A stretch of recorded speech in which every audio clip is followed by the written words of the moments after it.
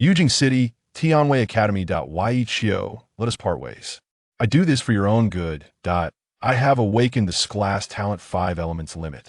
We now exist in 2 different realms. If we continue down this path, I fear others may turn against you. After school, Yichio was summoned to a secluded corner by his girlfriend, Nangong Shui, who presented her decision to break up. Yichio remained composed, a serene smile gracing his face, seemingly unfazed by the outcome, merely nodding lightly. Thank you. Even at this moment, you still think of me. Rest assured, even after our separation, we shall remain good friends. Should you ever need my assistance, I will exert my utmost efforts to help you. Nangong Shui's voice was imbued with sincerity.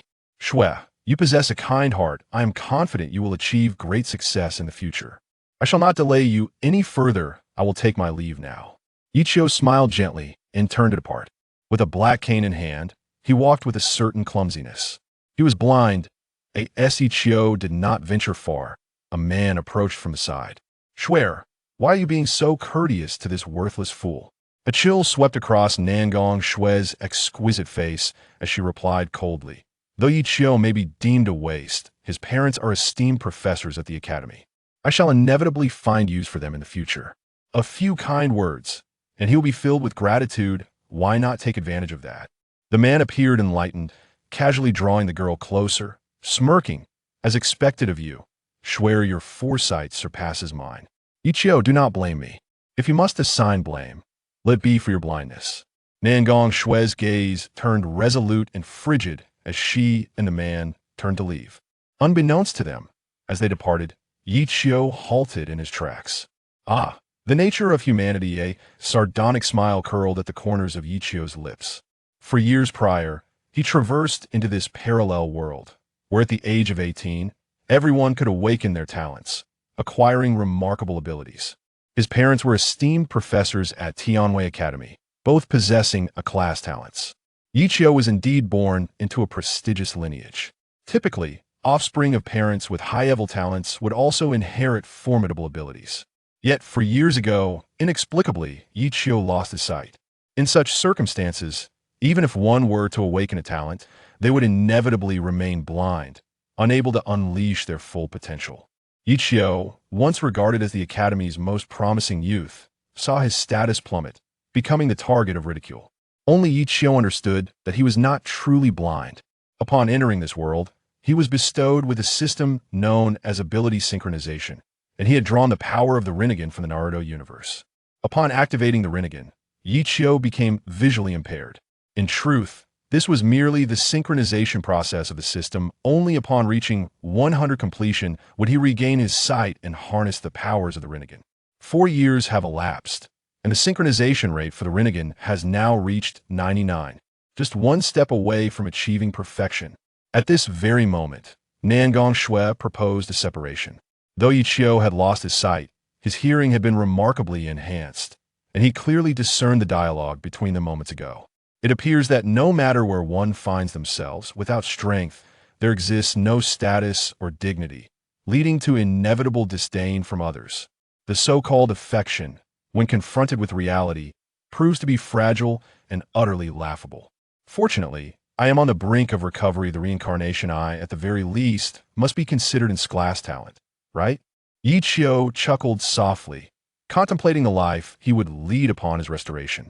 Suddenly, a beam of white light descended from the heavens, enveloping his being. Simultaneously, a chilling mechanical voice reverberated across every corner of the world. Ding!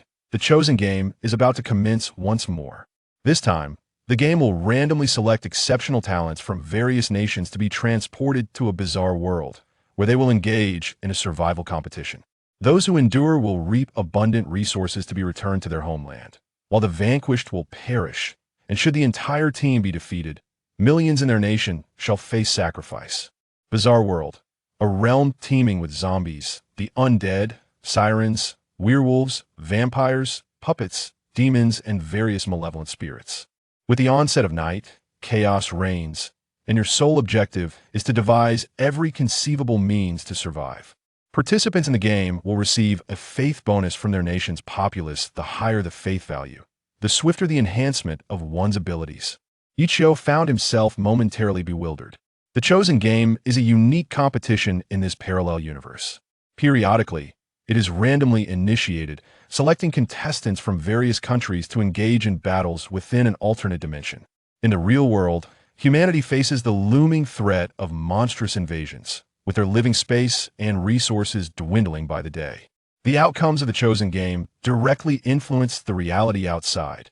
No one knows the origins of the Chosen Game. However, it is indisputable that every survivor who returns from the game is hailed as a hero in their nation, attaining a revered status and formidable power that others can only aspire to. Damn it, I was just about to achieve enlightenment and regain my sight to live as a normal person, and now you drag me into this competition? Before Yichio could voice his grievances, his figure abruptly vanished from the spot. Before him lay an abyss of darkness, spinning and swirling. After an indeterminate period, the turmoil gradually subsided. As Ichio's consciousness began to return, he was first struck by an overwhelming chill. The air was cold and damp, shrouded in darkness, with visibility reduced to mere inches. In the distance, piercing cries echoed, the source of which remained a mystery. Simultaneously, as the Chosen Game commenced, every individual's mobile device or television screen illuminated with peculiar visuals. Look, the Chosen Game has begun anew. This time, it's a bizarre world. How terrifying, it's also lifeless. I dread zombies and the like they devour without leaving behind a trace. Behold, our contestant from the Great Xia has already been transported to the Chosen Space. Through the live broadcast, everyone beheld that there were 3 contestants from the Great Xia, 2 men and 1 woman. Isn't that Nangong Shui, the newly appointed campus belle of Tianwei Academy? She has just awakened her 5 elements limit, an S-class talent capable of wielding the powers of the 5 elements. And there's Du Ruofeng, who also possesses S-class talent, the spirit of beasts, enabling him to transform into various ferocious creatures, exhibiting formidable survival and combat abilities. This is fantastic. Our Great Xia is assured victory. With 2 S-class talents, a rarity indeed. Even if we do not secure first place, a spot in the top 3 or 5 is within reach. Just as the audience reveled in their excitement, someone finally took notice of Yichio's presence. Wait a minute, why is there a blind person among them? Chapter 2, The Weakest Talent? In a bizarre world, at the camp of the Great Xia Kingdom, 3 figures stood, 2 men and a woman. The woman, dressed in garments as white as snow, with cascading black hair and a face that could only be described as ethereal, was none other than Nangong Shui, who had just recently proposed a breakup. The second man, named Du Ruofeng, was also a young prodigy from the Celestial Academy and the new love interest of Nangong Shui. To the outside world, they were a match made in heaven. As for the last figure, cloaked in black satin and appearing rather unremarkable, he leaned on a blind cane. I recognized him. It was Yichio. Once lauded as one of the most promising young talents, he had inexplicably lost his sight 4 years ago. Since then, he had descended into despair, and now, having reached the age of 18, he had yet to awaken any talent. My heavens! How unfortunate to have a useless person enter the Chosen Space. An uproar erupted on the internet. The populace of the Great Xia, once filled with ambition, suddenly felt deflated, akin to frostbitten eggplants. However, they soon discovered an even more shocking revelation. Wait, why does our Great Xia team consist of only 3 individuals? Other nations have at least a dozen, if not more, chosen ones. Should our entire team perish, millions in our country would lose their lives, and moreover, 1 member is a blind man devoid of combat ability. This is utterly unfair. Countless citizens of Great Xia emitted cries of indignation. Yet, the only response was the chilling winds of the bizarre world. Meanwhile, Nangong Shui also took note of Yichio's presence and tentatively spoke up. Yichio? Though his sight had yet to be restored, Yichio recognized Nangong Shui's voice all too well and immediately replied, Shui? Upon hearing his voice, Nangong Shui's expression softened, and she couldn't help but gasp in surprise. It really is you. Du Ruofeng, overhearing this, furrowed his brow in irritation. What is going on? Even a waste like you can enter the Chosen Space? Isn't this just increasing our difficulties? Although he could not see. Yichio instantly recognized Du Ruofeng's voice as that of the man who had been whispering to Nangong Shui. A slight smirk crept onto his lips. Ah, how fate plays its hand, bringing the 3 of us together in this strange world. Just as he pondered this, a cold, electronic voice resonated throughout the bizarre world. The chosen competition has officially commenced. The first round of tasks, the 7 Nights of Demonic Encounters. Task description: the entire bizarre world is shrouded in fog and darkness. Each nightfall, countless bizarre creatures will invade the camps of various nations. Survive for 7 nights, and the nations that endure will advance to the second round.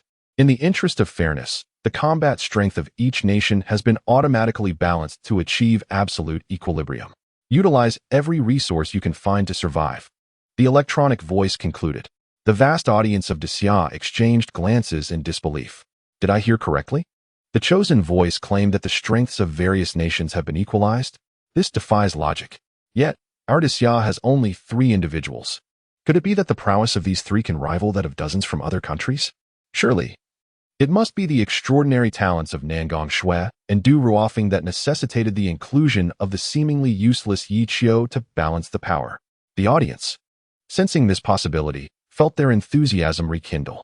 Go, Nangong Shui and Du Ruofeng. You shall undoubtedly be the heroes of Disya. As for Yichio, well, surviving is enough. Better to live than to die in vain. We express our sympathy for his blindness, yet the chosen game concerns the fate of the world. And one must sacrifice the self for the greater good.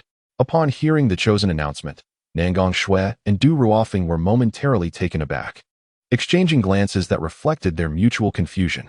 Are we truly that formidable? Nangong Shui furrowed her delicate brows, hesitant to concur. Though they possessed advanced talents, they were but newly awakened novices, and other nations undoubtedly had their own elite entering the chosen realm. Xiao Shui, there is no need for false humility. Talents like ours are destined to stand above the rest. It is only natural to find ourselves atop the world, Du Ruofeng remarked with a proud smile. Turning to Yichio with a condescending tone, you should count yourself fortunate to be on our team. This way, you might still achieve a hollow victory. Stay close and do not stray. Since you cannot be of aid, do try not to be a hindrance. Yichio remained silent, suddenly clutching his eyes in agony. Emitting a muffled cry of pain, the system's notification echoed in his ears. Congratulations, host. The synchronization progress of the Reincarnation Eye has reached 100, officially unlocking it. Reincarnation Eye, talent level, talent type, special, mastery level, 10, unlocked skills, 6 paths of avatars, shared vision, Eye of Insight. In the next moment, the black satin covering Yichio's eyes fell away. When he opened his eyes again, a shimmering light flickered within, adorned with concentric black patterns. Indeed, the Reincarnation Eye. This was the manifestation of a talent awakening. This seemingly useless individual had awakened a talent? At such a moment, look at his eyes. It appears his talent is related to vision, likely the weakest among the special types, an eye talent. Noticing Yichio's transformation, Nangong Shui and Du Ruofeng simultaneously furrowed their brows. The types of talents are myriad and can generally be categorized into 3 main classes: elemental, transformational, and special. Elemental talents involve the manipulation of various elemental forces, such as storm control, fiery constitution, and oceanic power. Transformational talents enable one to undergo extraordinary changes, such as the beast spirit talent, which allows transformation into various wild beasts. The realm of the special type encompasses a vast array, chaotic and disorderly. For instance, the level of sonic wave explosions may sound formidable, yet their actual combat effectiveness is rather feeble. This is due to the fact that both elemental and transformative talents can manifest damage in the most direct manner. In contrast, the majority of special type talents are rather superfluous. Yichio, can you see? Nangong Shui stepped forward, waving her hand before Yichio's eyes. Yes, Yichio admitted without reservation. Nodding his head, does your talent possess any unique abilities? At present, I have yet to notice anything special. I have merely regained my sight. The Eye of Spirit talent is notoriously regarded as a worthless gift. The mere restoration of your sight is a stroke of extraordinary luck. Yet it does not alter the fact that you are ineffectual. Du Ruofeng scoffed from the side. No sooner had he spoken than an arrow suddenly shot from the distance, aimed directly at Yichio. Chapter 3, The Avatar of Heaven. Almost immediately, Du Ruofeng detected the trajectory of the cold arrow. His beast spirit talent endowed him with vision akin to that of an eagle, hearing comparable to a wolf, the speed of a leopard, and the strength of a bear. If he wished, he could effortlessly intercept the arrow with a mere extension of his hand. However, Du Ruofeng refrained from doing so. He stood still, allowing the arrow to whiz past, coldly observing the scene. Yichio perish. Then Schwer will wholly belong to me. Du Ruofeng's lips curled into a slight smirk. As the arrow was on the verge of piercing Yichio's heart, Yichio suddenly moved. He bent slightly, narrowly evading the lethal strike. Yichio, your reflexes are astonishing. Du Ruofeng exclaimed, eyes wide with disbelief. Yichio forced a smile and shook his head. Not really. I simply have keen hearing. I heard the sound of a bowstring being drawn and instinctively dodged. Is that truly the case? Du Ruofeng's brow furrowed, his gaze fixed intently upon Yichio. Enough. This is not the time for such matters. Something is approaching. Nangong Shui interjected, her vigilance directed towards their surroundings. With a graceful flourish of her hand, she radiated a brilliant array of 5 colors, embodying the distinct powers of gold, wood, water, fire, and earth. Level talent, the 5 elements limit. Xiao Shui. I shall take the offensive. You cover my rear. Du Ruofeng howled to the heavens, his physique rapidly expanding, for sprouting, transforming in an instant into a colossal wolf. Pouncing toward the direction from which the arrow had come. Before long, he returned, grasping a skeletal remains in his jaws. Pah. Merely a low-level skeletal archer. I expected something more formidable. Du Ruofeng remarked with disdain, reverting to his human form. Congratulations on defeating a level 3 skeletal archer. The team has gained 30 experience points and acquired 3 bones as loot. A cascade of white light descended from above, enveloping the trio, resulting in an enhancement of their attributes and levels. It appears that our experience points are shared among the team, regardless of who vanquishes the peculiar monsters. Each participant receives the corresponding experience. As for the items, they will be deposited into the killer's spatial pocket. Nangong Shui immediately began her analysis. After defeating the skeletal archer, Du Ruofeng, brimming with excitement, declared, Ha! I expected the so-called chosen competition in this bizarre world to be far more daunting. It's nothing more than a training dummy we face in the real world. I am already at level 5. Here, I can stride with confidence. Ruofeng. Do not be overly complacent. After all, this is our first time participating in the chosen competition, and there are many aspects we do not comprehend. It is prudent to exercise caution, Nangong Shui advised thoughtfully. All right, you are correct. Our foremost priority now is to collaborate effectively, gather resources, and establish a camp. We must endure for 7 nights, and we cannot predict what dangers lie ahead.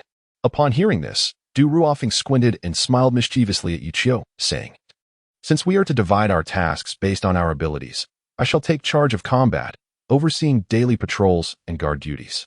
As for Xiaoxue, being a girl, she should not be burdened with the dirty and laborious tasks. It seems the arduous work falls to you, Yichio. Although you cannot see, I have faith that your hearing and determination surpass those of an ordinary person, do I not? Du Ruofeng wore a knowing smile, clearly intending to challenge Yichio. Every detail was noted by Yichio, who remained composed and nodded subtly. You are correct. I cannot hinder the team. As a person of limited capability, contributing even a small effort for my country and its people gives my life value. Without further words, Yichio stepped forward, arms outstretched, silently channeling the power of his Rinnegan. The first ability he awakened was that of the Deva Path among the 6 paths. The Deva Path possesses the power to manipulate gravity at will. Universal pull. With a quiet command from Yichio, all nearby wood, stone, and other basic resources were drawn toward him as if compelled by an unseen force. Soon, a stone dwelling was erected. Witnessing this spectacle, the external audience was taken aback. What is happening? When did Yichio acquire such abilities? Nangong Shui, equally intrigued, approached to inquire. Yichio, is this your innate power? Yes. It seems I can manipulate objects within my field of vision. Yichio confirmed with a nod. Du Ruofeng, however, scoffed derisively. Manipulating objects? What kind of talent is that? Haha. It's utterly laughable. Picking up trash is still picking up trash. Why be so euphemistic? In the end, it amounts to having no combat capability whatsoever. I have done my utmost. Yichio sighed, choosing not to retort. It is disheartening to endure such mockery. Du Ruofeng furrowed his brow. His intention was to provoke Yichio, seizing the opportunity to teach him a lesson. However, to his utter astonishment, Yichio remained unexpectedly gentle, enduring such humiliation with grace. A worthless individual is indeed devoid of any backbone. Frustrated and unable to vent his anger, Du Ruofeng transformed into a hawk. Xiaoxue, I will scout the surrounding environment. You stay here and do not wander. With that, he spread his wings and ascended into the sky, vanishing from sight. Within the camp of Daxia, only Yichio and Nangong Shui remained. Yichio resembled a relentless machine, swiftly constructing another stone dwelling, despite not showcasing any combat prowess. Even Niangong Shui had to concede that Yichio played an indispensable role. In the early stages, construction formed the foundation of survival. Without Yichio's abilities, their manual labor would not only exhaust their strength but also squander considerable time. Yichio, I appreciate your hard work. I need to enter for some cultivation. It's rather inconvenient for a man and a woman to be alone in one room, so I must trouble you to keep watch outside. Niangong Shui felt a twinge of displeasure, yet her faade remained one of feigned gentleness and a polite smile. All right, Yichio nodded. Once the young woman entered the stone dwelling, his expression turned stern. In truth, the power of the heavenly Tao he possessed was far beyond this. Yet, before this couple, he chose to remain low-key and conceal his strength. As the old adage goes, a common man is innocent, but possessing a jade may invite calamity. Given the perilous uncertainties of this strange world, caution was paramount. After confirming that Niangong Shui had settled down, Yichio opened his eyes, attempting to activate the abilities of the heavenly Tao. With a flash of white light, a figure materialized before him.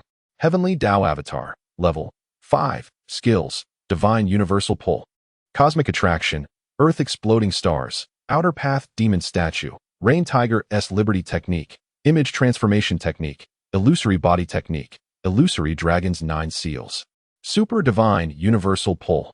Description: an incarnation bearing part of the Rinnegan's abilities. Its body has undergone special modifications, endowing it with formidable combat strength and astonishing attack methods. Capable of sharing vision with the main body. Gazing at the doppelganger that mirrored his appearance, Yichio felt a surge of exhilaration. At last, I am no longer a waste. However, he quickly calmed himself. Given their identical appearances, it would be easy to expose him. He had no desire to become a target. After a moment of contemplation, he commanded the heavenly Tao avatar to don a black robe, its features obscured beneath the dark hood. This is my trump card. It must remain concealed until the critical moment. Yichio issued a directive, sending the heavenly Tao avatar to explore while he remained in the camp, awaiting Du Ruofeng's return. Chapter 4. The Onslaught of the Undead. Before long, Du Ruofeng, transformed into a majestic eagle, returned to the camp. Upon witnessing the fortifications that had been erected, he could not help but squint his eyes in disdain. You pitiful fool, you possess a modicum of utility, but do not revel in it too much. Such abilities are hardly impressive. With a cold huff, Du Ruofeng strode into the stone hut to rest, leaving Yichio to stand solitary outside as a guard. This scene stirred considerable reaction from the outside world. Even if Yichio was deemed a failure, such treatment seemed excessively cruel. How could he be denied even a private chamber? Was it not inhumane? In these dire times, should they still exhibit such maternal mercy? If their group were to be annihilated, millions in their homeland would face sacrifice. Weakness is a sin, a mark of incompetence. If Yichio truly harbored ambition, he ought not to hinder their progress, for this matter pertains to the rise and fall of their nation. Some considered this differential treatment to be overly harsh. However, the majority believed that the weak should possess the awareness of their limitations, offering no sympathy for Yichio. The rationale was simple. They remained oblivious to the existence of the heavenly Tao avatar. After activating the Reincarnation Eye, Yichio simultaneously acquired the ability to distort perception, altering the live broadcast to ensure that to the outside world, he still appeared as the most talentless of failures. When alone, Yichio concentrated his thoughts and quickly sensed the location of the heavenly Tao avatar. At that moment, the avatar had ventured 10 miles outward, encountering several relatively weak and bizarre creatures, all of which were effortlessly dispatched. Congratulations, host. The heavenly Tao avatar has slain a level 3 aberration, skeleton warrior, earning 30 experience points and 3 bones. Congratulations, host. The heavenly Tao avatar has slain a level 5 aberration, vampire, earning 50 experience points and a pair of fangs. Congratulations, host. The heavenly Tao avatar has slain a level 1 aberration, sandworm, earning 10 experience points. After vanquishing countless bizarre creatures, a beam of white light descended, elevating the avatar's level to 6. Concurrently, Yichio's main body also ascended to level 6, his 6 senses becoming increasingly acute. Each gesture and movement exuded an aura of strength. It appeared that merely by the actions of the avatar, the main body could also accrue experience. In the cycle of reincarnation, they thrived together and faltered together. At present, having unlocked the heavenly Tao avatar, its power was sufficient to crush aberrations of the same realm, comparable to a chosen one of extraordinary talent. If he were to awaken the 6 paths avatars simultaneously, it would be tantamount to unleashing 6 formidable warriors. Including the main body, that would amount to 7 top-tier powerhouses. Just the thought of it sent a thrill through Yichio, who was poised to continue directing the Heavenly Dao Avatar in its eradication of bizarre creatures. At that moment, a voice resonated throughout the bizarre world. The first night is approaching. This night will herald the assault of the first-level aberration on various nations' camps. Countries that successfully vanquish the threat will receive resource rewards, with the potential for double delivery based on their rankings. Information: Lich Lord, level 8, quality, commander level, description: a knight riding a skeletal warhorse, adorned with the helm of dominion and wielding a chilling longsword. Possesses the power to command the undead. It is said that he was once a prince of a certain kingdom, and wherever he treads, a calamity of the undead follows. Heralding doom. As the ominous sound echoed, a portal materialized at the periphery of every nation's camp. In the next moment, a towering figure clad in armor emerged from the portal, exuding an aura of chilling coldness. Wherever he passed, the land lay barren, and all life withered. Upon the arrival of the undead knight, he raised his long sword, and with a gentle sweep, countless undead clawed their way from the soil, emitting piercing wails as they launched an assault on the camps of various nations. A glance revealed their numbers to be no less than several hundred. Is it truly here so soon? Du Ruofeng and Nangong Shui, upon receiving the news, promptly exited the stone dwelling, immediately witnessing the throng of undead creatures charging forth. By heavens, so many! Nangong Shui gasped in astonishment. What does their number matter? Before us, they are merely experience points. Du Ruofeng retorted with fierce determination, activating his innate talent to transform into a colossal bear, leading the charge. Brother Feng, I shall aid you. Nangong Shui responded swiftly, unleashing her elemental abilities to transform the surrounding terrain into a marsh, ensnaring the weaker undead, effectively curtailing the majority of their assault. The audience from the Great Xia erupted in cheers, marveling at the display of talent. Truly a remarkable ability. Such widespread impact rivals even that of the contestants from the Lighthouse Kingdom. Thank goodness for Nangong Shui. Du Ruofeng was not to be outdone. His beast spirit talent excelled in individual combat, relentlessly clawing at the foes before him. As for Yichio, it was better left unmentioned. Survival was his only concern. All eyes were upon Du Ruofeng and Nangong Shui as they valiantly resisted the onslaught of the undead, while Yichio remained curled up at the rear, taking no action whatsoever. Consequently, he faced their scorn. In the face of such peril, even if your abilities are lacking, at least muster some effort, they thought. Yet Yichio's demeanor suggested a complete disregard for the battle, akin to surrendering. Let him be. After all, he is blind and cannot change much. As long as he does not hinder us, it suffices. Many sighed, placing their hopes solely on the dynamic duo of Feng and Shui. In a mere 10 minutes, they had vanquished the majority of the undead, achieving remarkable success. Ha ha ha, what undead calamity! It is but a trifle. Du Ruofeng laughed maniacally, transforming into a great wolf and charging towards the Lich Lord. Meanwhile, Nangong Shui stood at a distance, continually shifting elements to launch ranged attacks and impose restrictions. Together, they combined physical prowess and magical might, unleashing 2 distinct, yet complementary forces that utterly suppressed the undead's advance. Soon, the Lich Lord emitted a mournful wail, his form dissipating into azure smoke, vanishing into the ether. A notification chimed. Congratulations to the Great Xia for being the first to slay the Lich Lord, earning 1,000 points, and significantly advancing the nation's chip technology. As the announcement resonated, a beam of white light descended from the heavens, enveloping the research institute located in the capital city of Longqing. How enlightening! At last, the issue that has plagued us for so long has been resolved. From this moment forth, we shall no longer be beholden to others. Several professors exclaimed with fervor, tears of joy brimming in their eyes. The news swiftly spread across the nation, igniting fervent cheers among the populace. Remarkable! Nangong Shui and Du Ruofeng are truly our heroes. With their presence, the Great Xia is undeniably formidable. In this heavenly selection competition, victory is ours for the taking. The Lich Lord is but a trifling adversary, Du Ruofeng smirked coldly. With that, he turned and imperiously gestured towards the battlefield, addressing Yichio without a hint of courtesy. Yichio, you are to clear the battlefield. Be meticulous. These are valuable materials, and should they be damaged, you shall bear the consequences. His tone was condescending, treating Yichio as a mere servant, issuing commands with casual authority. Listening to Du Ruofeng's disparagement, Yichio remained silent, a bitter smile curling within his heart. Just wait.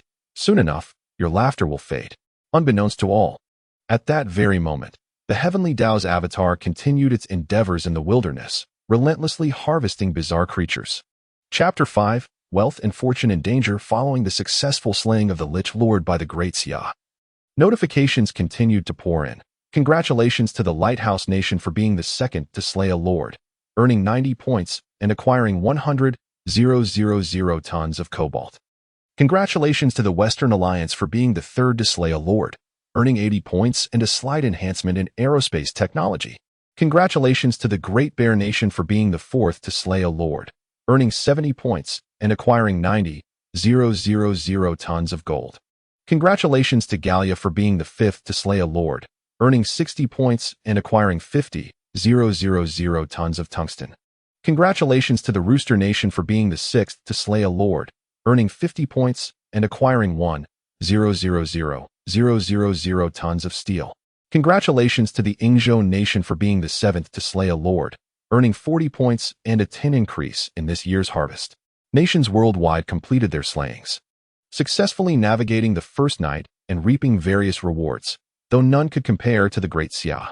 The monumental breakthrough in chip technology was applicable across numerous high-tech fields. Its benefits beyond quantification. Most importantly, it liberated them from the technological constraints imposed by the Lighthouse Nation, allowing for a path of independent research and development. This was undoubtedly a revitalizing tonic, invigorating the spirits of every citizen of the Great Xia. Yet, with joy comes sorrow. Some weaker nations failed to secure kills, resulting in the deaths of contestants and the erasure of millions from history, reduced to mere dust. At this moment, the entire world has come to a profound realization. The chosen game is no jest. One must survive at all costs and by any means necessary. I refuse to meet the fate of those small nations, erased without a trace. How infuriating that the Great Xia ranks first, even above my esteemed Lighthouse Nation. I, from Ingzhou, am indignant. Yet, do not celebrate too prematurely. You have but 3 contestants, and there are still 6 nights ahead. Let us see how you endure. The online discourse is incessant, particularly between Ingzhou and Nambang. These two diminutive nations, geographically close to the Great Xia and historically subjugated by it, harbor a profound resentment towards their formidable neighbor. With the advent of this new era, both nations have sought refuge in the embrace of the Lighthouse Nation, acknowledging it as their protector, displaying a rather distasteful demeanor. First night concluded, current points ranking: first, Great Xia; second, Lighthouse Nation; third, Western Alliance; fourth, Great Mao; fifth, Gallia. Remaining nations, 179, a chilling voice echoed, signaling the official conclusion of the first night. In this eerie world, beneath a dim sky, a glimmer of dawn began to emerge. Daylight approaching, lasting for 6 hours. During this time, all dark and bizarre creatures will be weakened by 50. Please cherish this moment. After the daylight concludes, the second night will commence. Upon hearing the announcement of the chosen game, Du Ruofing was immediately filled with excitement. Splendid! Now it is our turn to shine. Following last night's defense, his confidence swelled to its zenith, and he was eager to venture forth to hunt the bizarre creatures and gain experience. Indeed, seizing this opportunity is of utmost importance. Nangong Shui nodded in agreement. Yichio, I, and Xiao Xue will go out to hunt. You stay behind to prepare our provisions. Do you understand? After all, your combat prowess is lacking, and during the competition, experience will be distributed evenly. You would be merely reaping benefits without effort. However, we all strive for the Great Xia.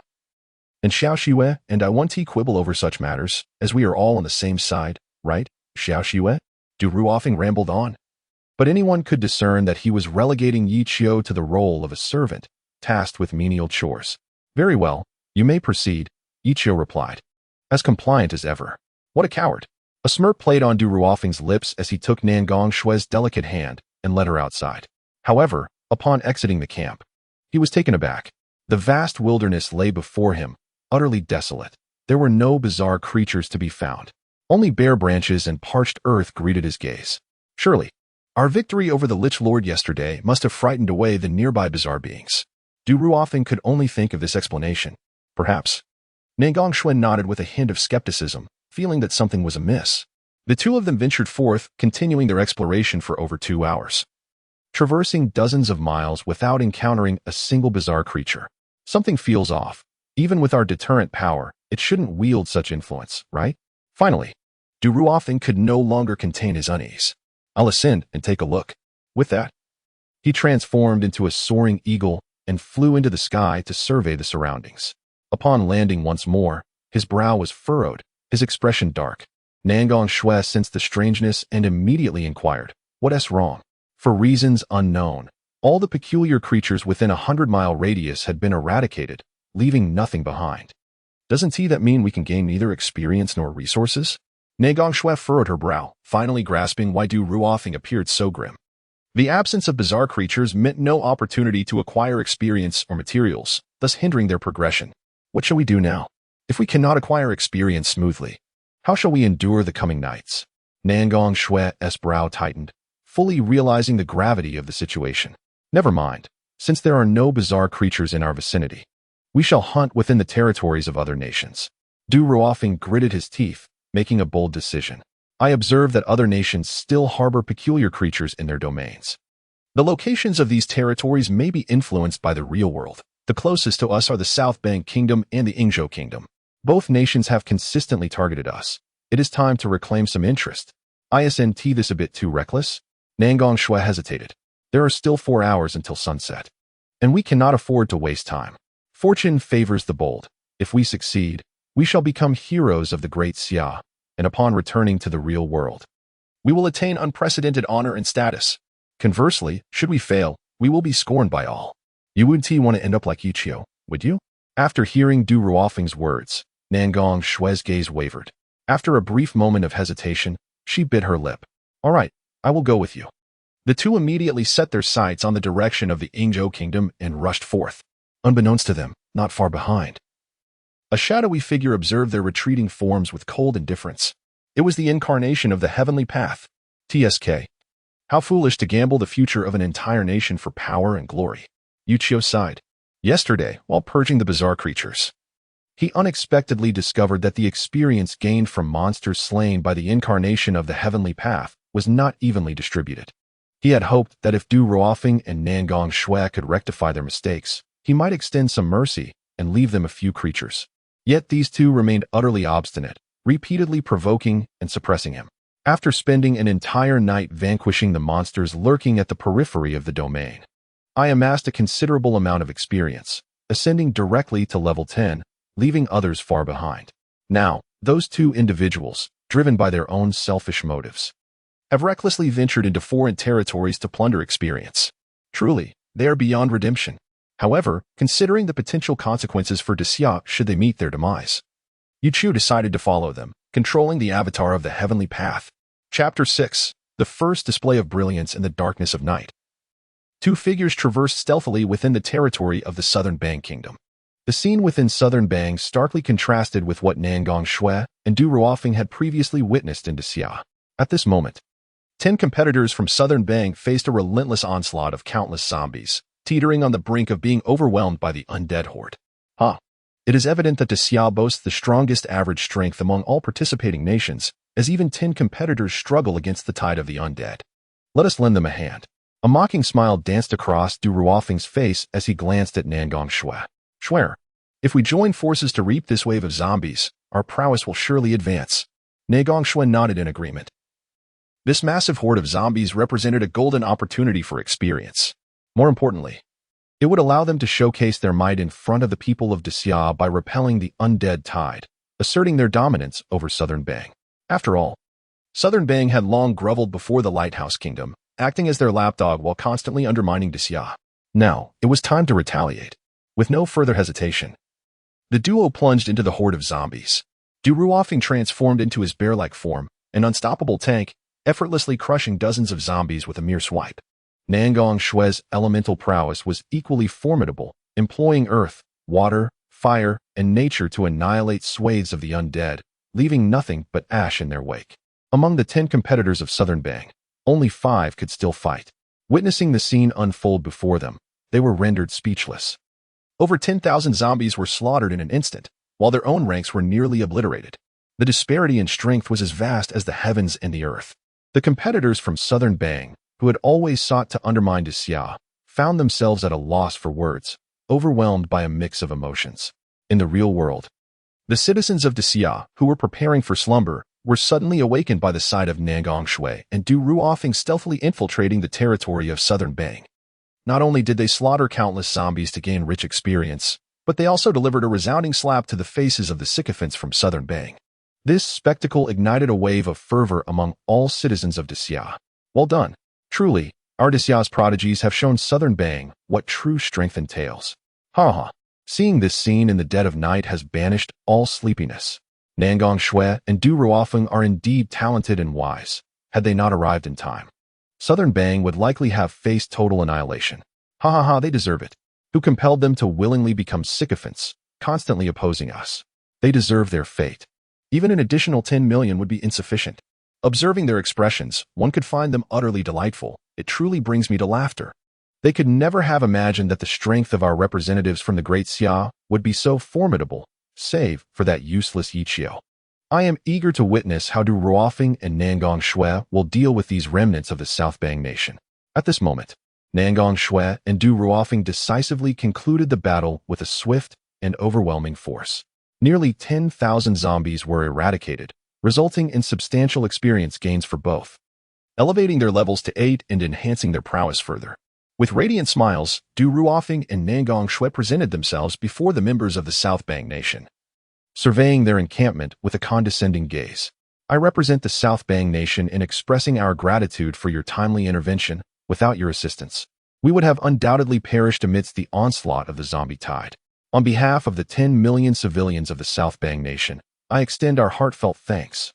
Even the typically arrogant representatives of the South Bang Nation were compelled to bow their heads in humility. It was not merely the intervention of the Great Xia representatives that saved their lives, but rather the sheer strength they exhibited. In this brutal game of destiny, power is paramount. To survive without the requisite strength is to rely on appeasing others, a skill the South Bang Nation has always excelled at. Nangong Shui was acutely aware of their intentions, regarding the individuals from the South Bang Nation with an air of superiority. At that moment, the 10 participants, some injured and others deceased, adopted a posture of utter submission, resigned to fate.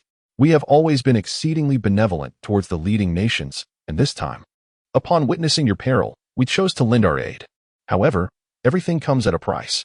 We have saved your lives and those of millions in the South Bang Nation. Should you not express your gratitude in some manner? Upon hearing these words, the South Bang Nation representatives suddenly grasped the implication. They sought to exploit the situation.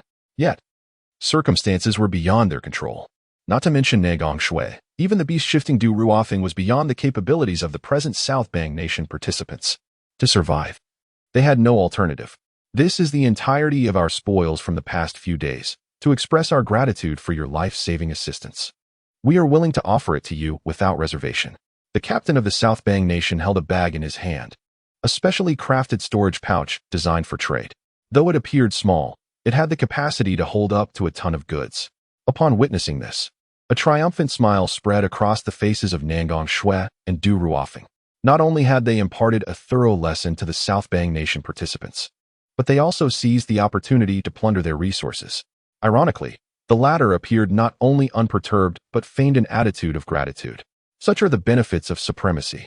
Meanwhile, in the Great Xia, countless individuals, deep in slumber, were abruptly awakened by the resounding cheer that echoed through the air. Upon their inaugural entry into foreign lands, the competitors from the Great Xia Kingdom exhibited remarkable prowess, compelling their adversaries to submit and surrender their acquired resources with utmost reverence. This spectacle stirred the hearts of the citizens, igniting a fervor within them. It is crucial to acknowledge that this is merely the beginning. With the extraordinary talents and potential of Nangong Shui and Du Ruofeng, their future prospects are undoubtedly boundless. With a smile, Nangong Shui reached out to accept the storage bag. Suddenly, a terrifying and chilling roar reverberated throughout the heavens and the earth, deafening in its intensity. The crowd turned in astonishment to behold a colossal, super-mutated zombie, amalgamated from countless others, charging madly towards them, the ground beneath its feet unable to withstand its immense weight, sinking under its bulk. The captain of the South Bang Kingdom turned pale as a ghost, exclaiming in terror, "Oh no! It's the Butcher Zombie, a super monster among zombies." Chapter 7. The Mutated Butcher. Information. Butcher Zombie. Level. 15. Quality, mutated. Description: as the second-in-command of the Zombie Legion, the Butcher stands as a formidable presence. Possessing exceptionally high attack power coupled with a notably low intelligence, this particular specimen is distinctly unique. The Butcher Zombie ranks among the most fearsome entities within the realm of the undead. Its enormous, corpulent form can withstand the majority of attacks, boasting a rugged exterior and substantial flesh.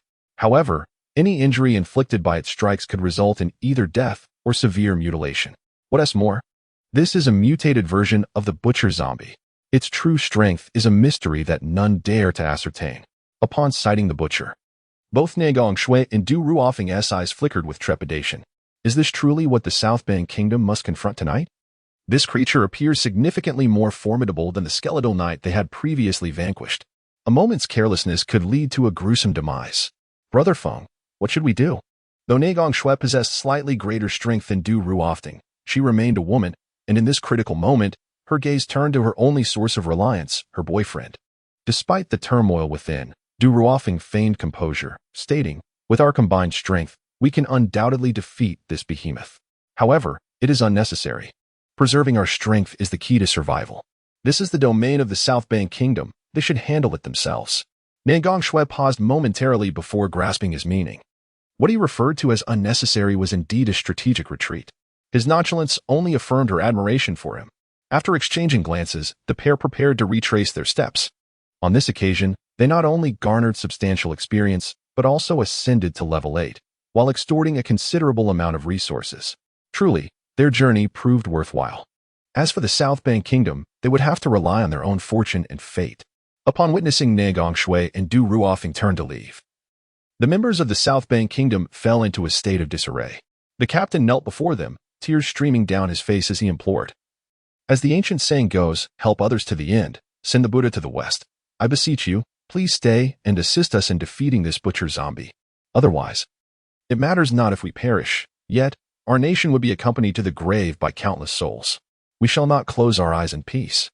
This sentiment profoundly resonates with every individual in the tangible world. The authentic visage of humanity is often revealed in its entirety only when death encroaches. The 10 contestants from the Southern Bamboo Kingdom have suffered grievous losses, rendering their quest for ultimate victory nearly impossible. Nevertheless, they choose to cling to life rather than allow countless fellow citizens to be obliterated because of them. The populace of the Southern Bamboo Kingdom, witnessing this scene, has abandoned their grievances regarding the contestants' inadequacies and the humiliation brought upon by the contestants of the Great Xia Kingdom. Even the billions of citizens from the Great Xia Kingdom now find themselves enveloped in silence. Yet, reality is merciless. This game signifies not only the honor and survival of their respective nations, but also the immediate interests of every individual involved. Moreover, Ne Gongshui and Du Ruofeng have already rescued them once, bearing no obligation to risk their lives for others. Do not heed them. These individuals are akin to mud that cannot be molded, and it is unnecessary to take such risks. They have already performed admirably. The Butcher Zombie, with its tough hide and robust flesh, must have exacted a considerable toll for the two prodigies to defeat it. They are now utterly exhausted, should they encounter danger. The cost would outweigh the benefits. Indeed, it is prudent to depart. Each must manage their affairs, for sustainable development is the true path. You have already proven your worth. It is wise to know when to retreat. Ne Gongshui wore a grim expression, her eyes glinting with fierce determination. Brother Feng, let us depart, and pay them no mind. Du Ruofeng nodded in agreement. Just as they prepared to withdraw, the ground beneath them quaked violently. Upon turning, they beheld the Butcher Zombie charging towards them, delivering a punch that shattered the earth, creating a massive crater. Caught off guard, Du Ruofeng and Ne Gongshui lost their footing and tumbled into the abyss. All of this was observed by Yichio's avatar lurking in the shadows.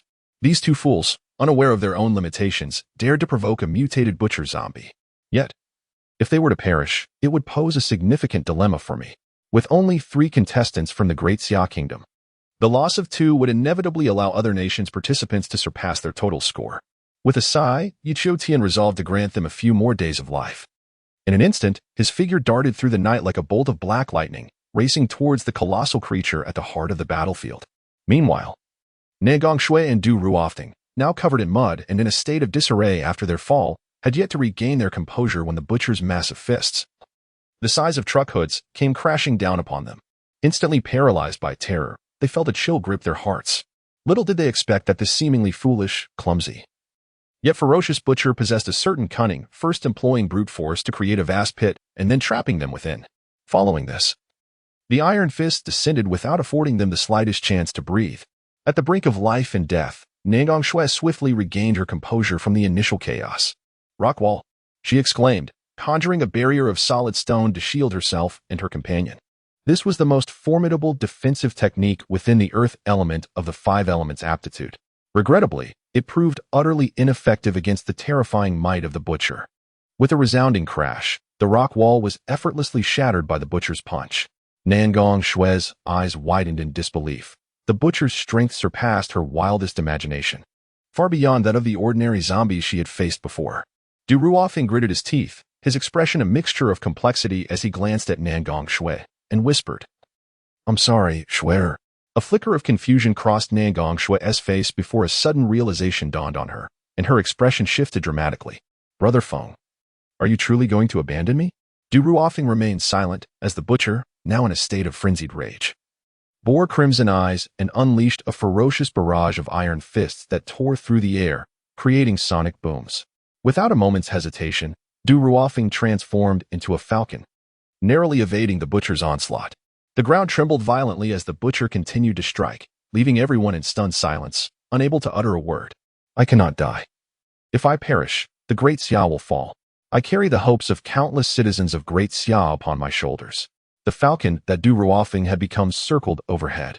Though the loss of Nangong Shui pained him deeply, he took solace in his own survival. As long as he lived, there remained a flicker of hope. At that moment, the hearts of countless individuals from both Great Xia and Nanbang finally found respite.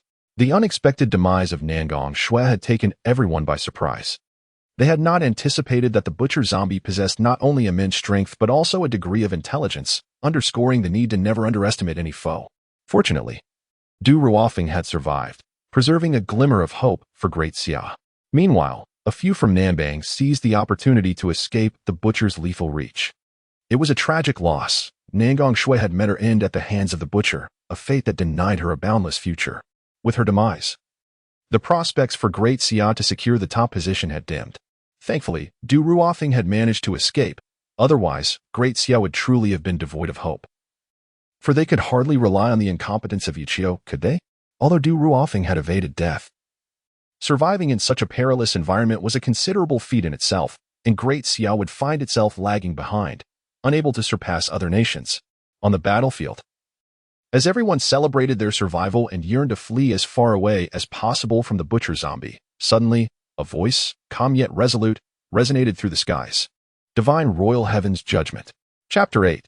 The Avatar of Heaven's Path crushes all. The crowd. Before they could ponder further, the colossal butcher zombie was unexpectedly propelled away by an unmatched force. Bang!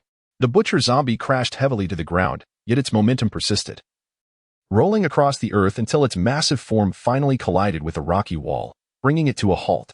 The ground bore a gaping chasm, several meters deep, carved by the butcher zombie's body, a sight both shocking and awe-inspiring. The heartbeats of all present momentarily ceased. What extraordinary force could possibly have repelled a creature as colossal as the butcher zombie, several hundred meters away? Surely, this could not be a mere dream. The eyes of every observer were filled with terror and disbelief. Suspended in the air, Du Ruofeng was equally astonished, transforming into human form to keenly observe the unfolding events. Goodness, did you see that? The butcher zombie was hurled back hundreds of meters. What kind of power could achieve such a feat? It was unfathomable. The existence of such terrifying strength left him incredulous. The butcher, a being akin to a god of death, appeared no more than a mere puppet in the presence of this unknown force. The voice that had just resonated seemed to belong to someone from the Great Xia Kingdom. Could it be the fourth contestant? That would be astonishing. Stop dreaming. The rules of the chosen game are quite clear. There are only 3 contestants from the Great Xia Kingdom. This individual cannot possibly be one of ours, perhaps a native of this alternate realm. If that is the case, we must ally with him. With such power, wouldn't he dominate this strange space? As everyone stood in stunned silence, marveling at the might of the voice's owner, 2 figures gradually became discernible within the vast pit. It was Nangong Shui. She was alive. Du Ruofeng, having awakened the spirit of beasts, possessed keen vision and immediately recognized her amidst the rubble. The second figure, shrouded in a black cloak, remained obscured. Even Du Ruofeng's eagle-like sight could not discern their features. Ne Gongshui was alive. She had survived. What a blessing from the heavens. Just moments ago, he had feared she had been obliterated by the butcher zombie. Had a mysterious, powerful entity rescued her? At such a critical moment, only someone of immense strength could have intervened. This was fantastic. It appeared that this enigmatic powerhouse was aligned with the great Xia kingdom. If only they could win his favor and forge an alliance. In the tumultuous reality of the outside world, filled with joy and sorrow, the participants in the chosen game's alternate space remained oblivious to it all. Yet, in this moment, their sentiments were united. The sudden emergence of a mysterious figure, possessing unimaginable strength, had effortlessly neutralized the butcher zombie's assault and sent it flying. In the nascent stages of the chosen game, such a formidable presence was akin to a deity for the novice contestants from various nations. At this moment, standing beside the avatar of Yichio Tian, Ne Gongshui still felt an overwhelming sense of disbelief. The individual beside her, with an awe-inspiring display of power, had saved her life. Though she could not discern the person's visage, a sense of familiarity lingered in her mind, the name just out of reach, yet tantalizingly close. Especially just now. This enigmatic powerhouse made a sudden appearance, effortlessly neutralizing all the attacks of the butcher zombie with a mere flick of the wrist, ultimately sending the butcher zombie staggering back. Yichio, that worthless individual, could never possess such formidable strength. Thank you for saving my life. May I know your name? Ne Gongshui revealed her signature smile, radiant and captivating. However, regrettably, for Yichio, who was already well acquainted with her character, such charm held no effect whatsoever. Observing the mysterious powerhouse's indifference towards her, Ne Gongshui's expression faltered slightly. She held an unwavering confidence in her beauty, and until now, no man had ever maintained composure under her tender advances. Yet the individual before her remained an enigma.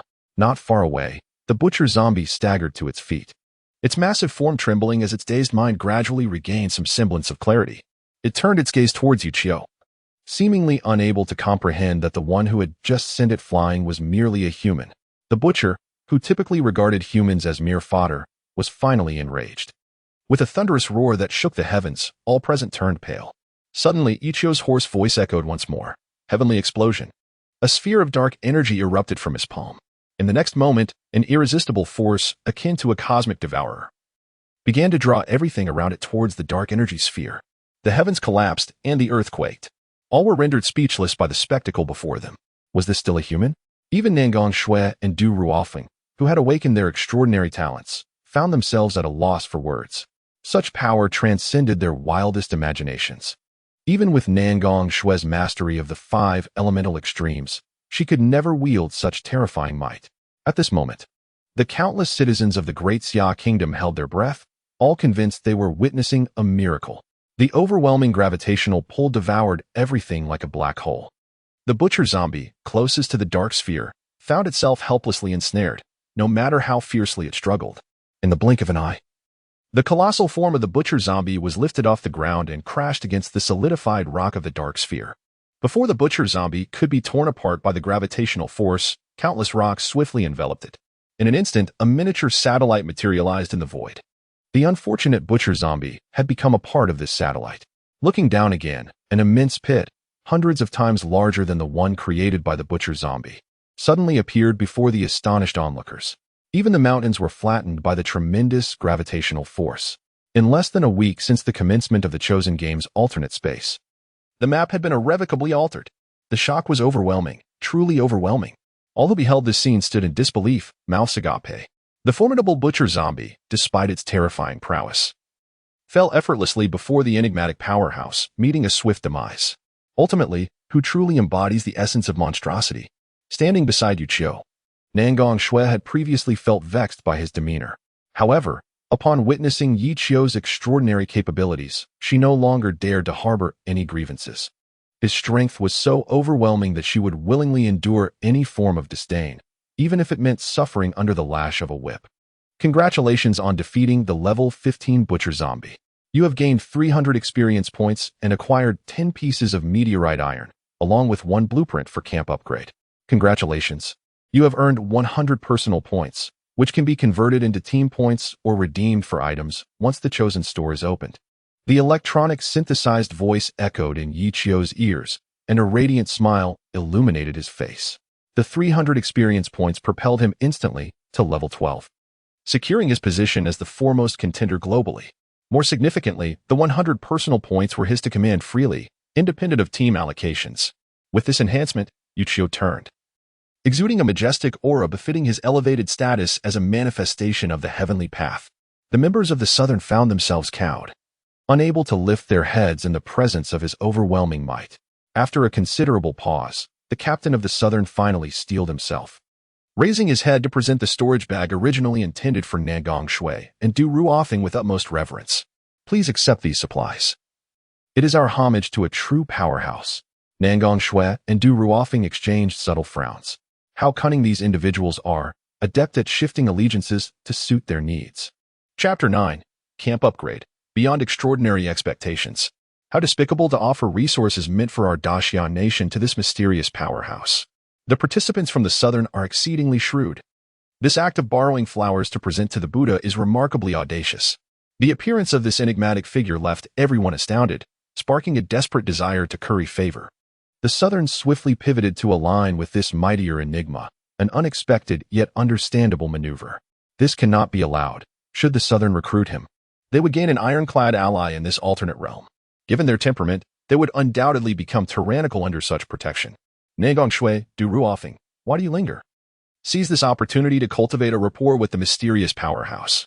At the very least, you should demonstrate your sincerity, especially since he saved Nangong Shui's life. There is no shame in that. It is little wonder that everyone sought to ingratiate themselves. Yichio's manifestation of the heavenly path was so fearsome that it instilled profound respect in all who beheld it. Yet, to everyone's astonishment, after casually accepting the storage bag presented by the captain of the Southern, Yichio vanished into the night without a backward glance, leaving the onlookers speechless, their minds grappling with the unexpected departure. Schwer, this place is no longer suitable for our stay. Let us return.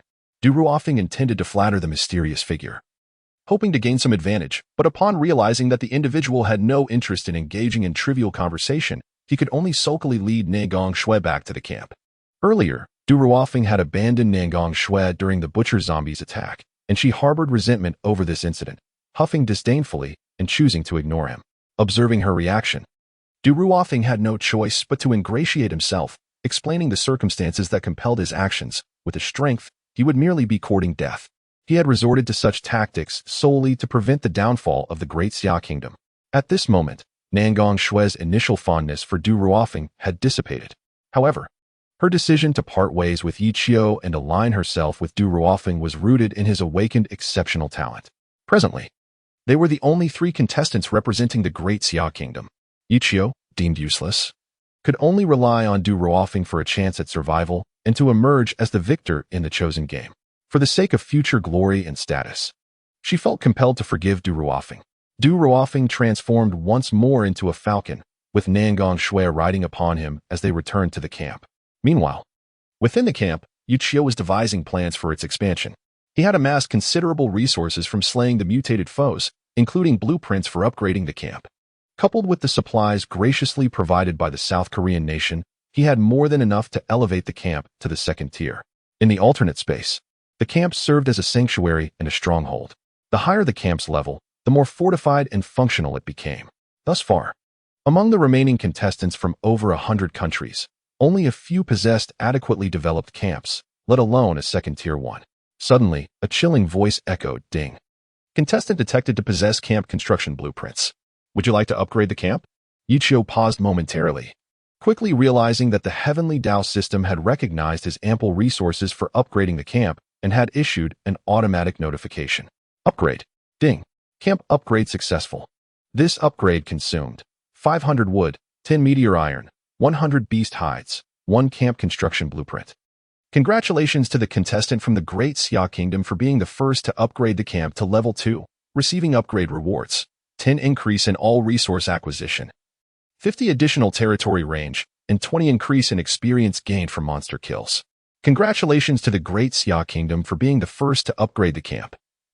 National fortune increased by 100, fishery yield increased by 10, quality water resources increased by 10, natural disaster risk reduced by 5, spiritual energy concentration increased by 10, and the lifespan of each citizen of the Great Xia Kingdom extended by 1 year. The final announcement was broadcasted directly to all contestants in the real world by the system governing the chosen game. Instantly, the news ignited a frenzy across the globe. Wow, this is incredible. They actually upgraded the camp to level 2? Who would have believed that the rewards for upgrading the camp could be so extravagant? Unfortunately, we can never gather all the necessary resources for an upgrade. Surviving is already a significant achievement. What the heck? Those guys from the Great Xia Kingdom have managed to upgrade their camp? We have yet to resolve the peculiar creatures of the second wave. It's infuriating indeed. We yearn to upgrade our camp, yet we have not even managed to construct it. What manner of monstrosities are the participants from the Great Xia Kingdom? Not only have they withstood the onslaught of the dark, bizarre creatures, but they have also managed to upgrade their camp. This is utterly unforgivable.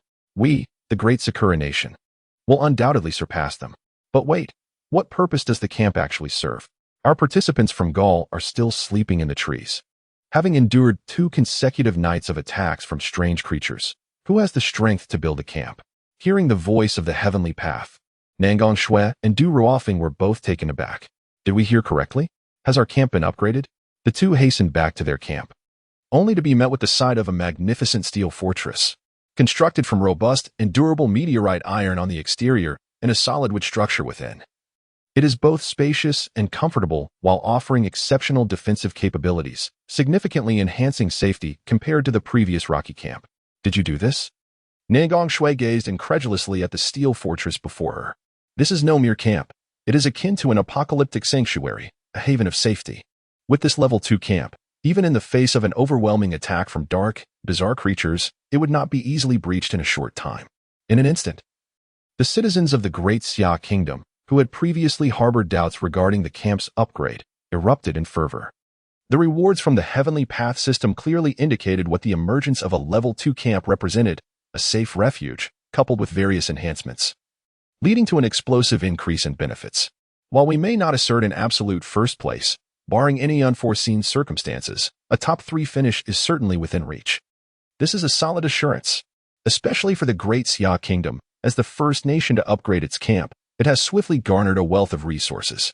In fact, even the lifespan of each individual has been extended by a year. This is the tangible benefit. Countless witnesses have observed the livestock giving birth to twins and triplets with remarkable frequency.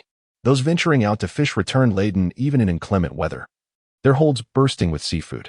Even more astonishingly, those suffering from terminal illnesses on the brink of death have sprung back to life, rising from their sickbeds to demand to watch the live broadcast of the chosen games competition, cheering on the participants from the Great Xia Kingdom.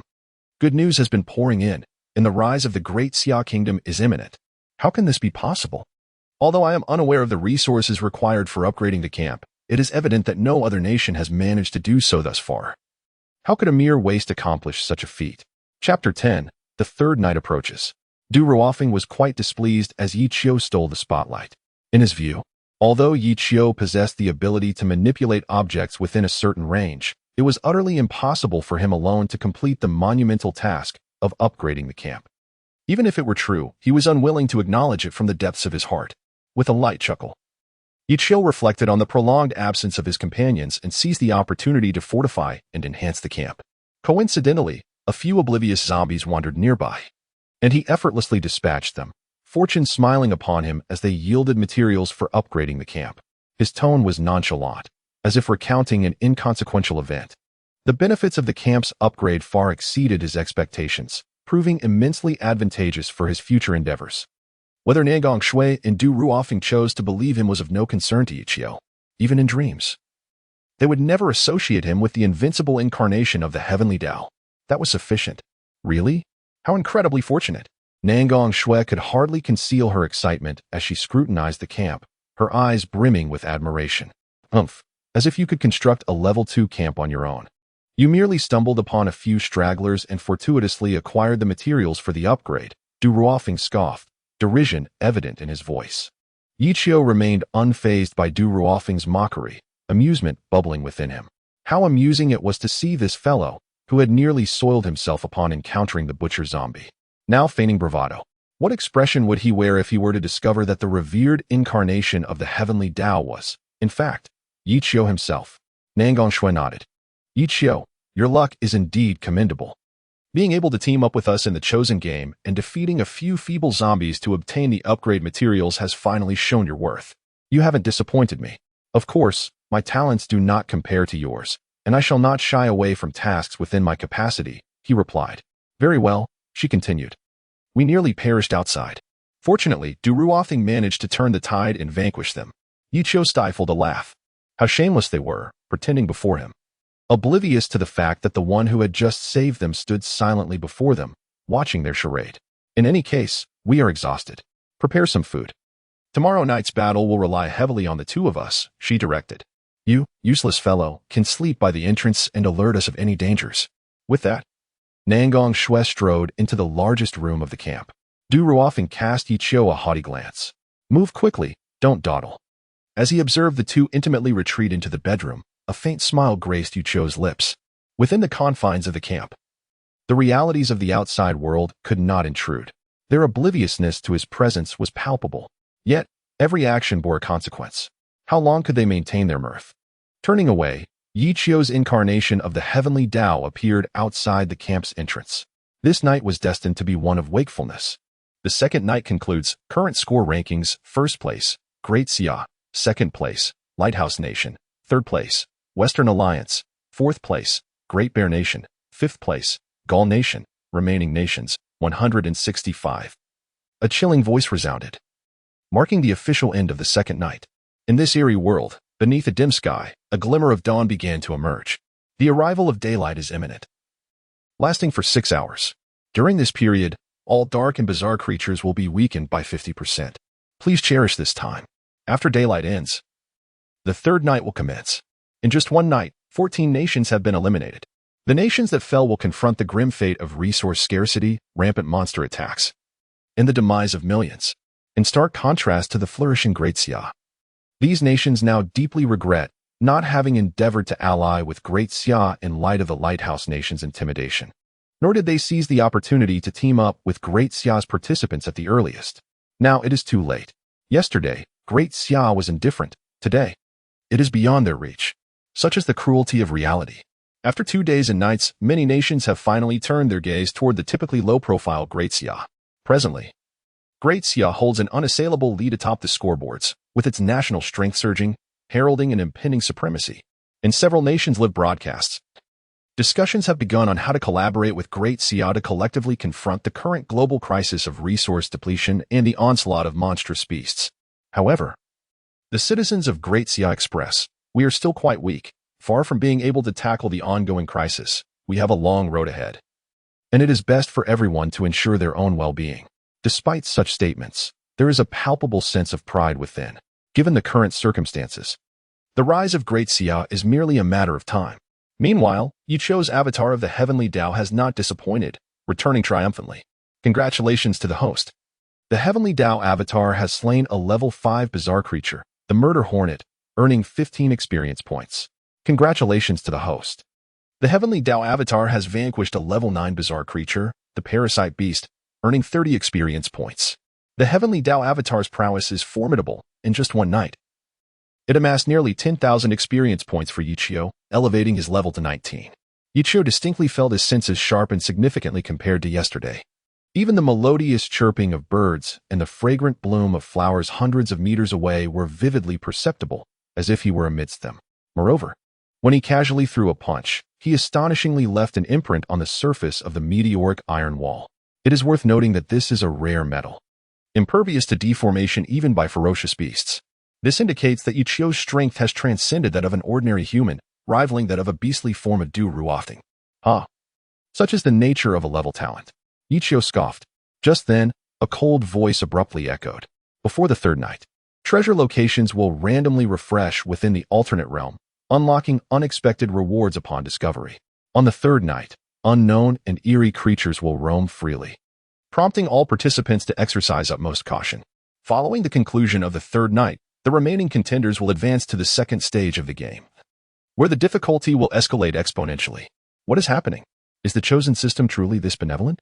The treasures undoubtedly contain numerous valuable items. One might take a chance, transforming a bicycle into a motorcycle. Goodness, the bizarre creatures on the third night will be even more terrifying. Are we to survive this ordeal?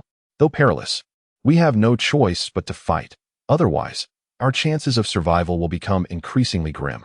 Moreover, the treasures are certain to enhance our team's strength, granting us a modicum of assurance against the nocturnal monstrosities. Chapter 11. The Celestial Rankings, the mysterious pain. Just as participants from various nations were engulfed in anxiety, the system's notification chime resounded once more. Due to a competitor being the first to reach level 15 or higher, the Celestial level rankings will now be unveiled. The top 10 participants who first reach level 20 will be rewarded with a glory chest, categorized by quality levels: bronze, black iron, silver, gold, diamond, and destiny chest. Celestial level rankings. First place, Pain, level 19. Second place, Nangong Shui, level 13. Third place, Du Ruofeng, level 13. Third place, Beirut, level 12. Fourth place, Jingchuan Liu, level 12. Fifth place, Lin Yuna, level 12. Goodness, who possesses such prowess to achieve level 19 so swiftly? Is this even human? Does anyone know which faction this esteemed Pain belongs to? Please enlighten us. How can this be possible? I am only at level 6. And that is after an entire sleepless night hunting eerie creatures, barely scraping by to reach this level. Even a participant with exceptional innate talent could not feasibly ascend to level 19 within merely 2 days, could they? I must lodge a complaint. Someone must be cheating. As a proud awakened being of level talent, I am still struggling to reach level 10, let alone level 15. To progress to the next level, one must defeat nearly 100 monsters of level 5 or above. This is utterly implausible. I concur. Even the 2-level talent participants from the Great Xian Nation barely reached level 13 after slaying numerous zombies in the territory of the Southern Bamboo Nation last night, leaving them a staggering 6 levels behind the first place. Is this reasonable? The celestial system should not produce such discrepancies.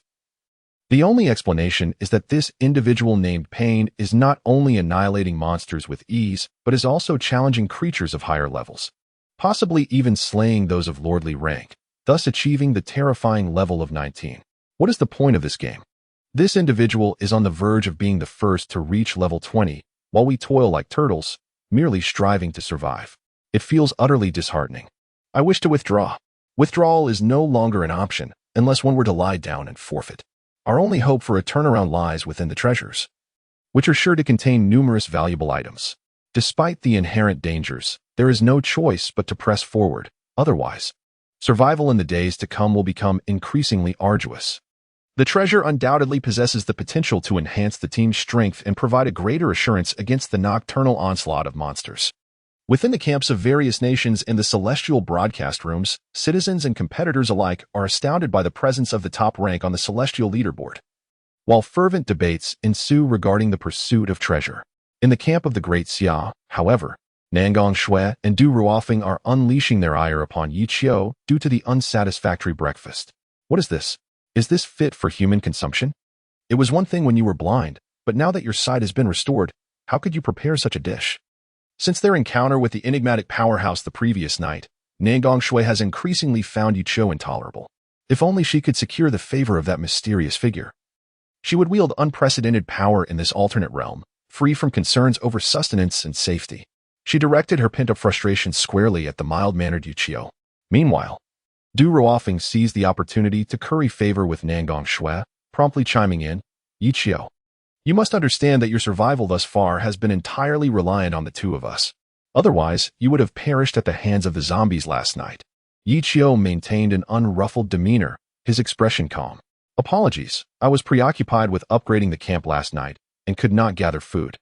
I shall endeavor to improve our meals today. We have decided to venture out in search of treasure today. Should we succeed, it will substantially bolster our strength, providing us with greater confidence in the night's battles. You will remain here to guard the camp.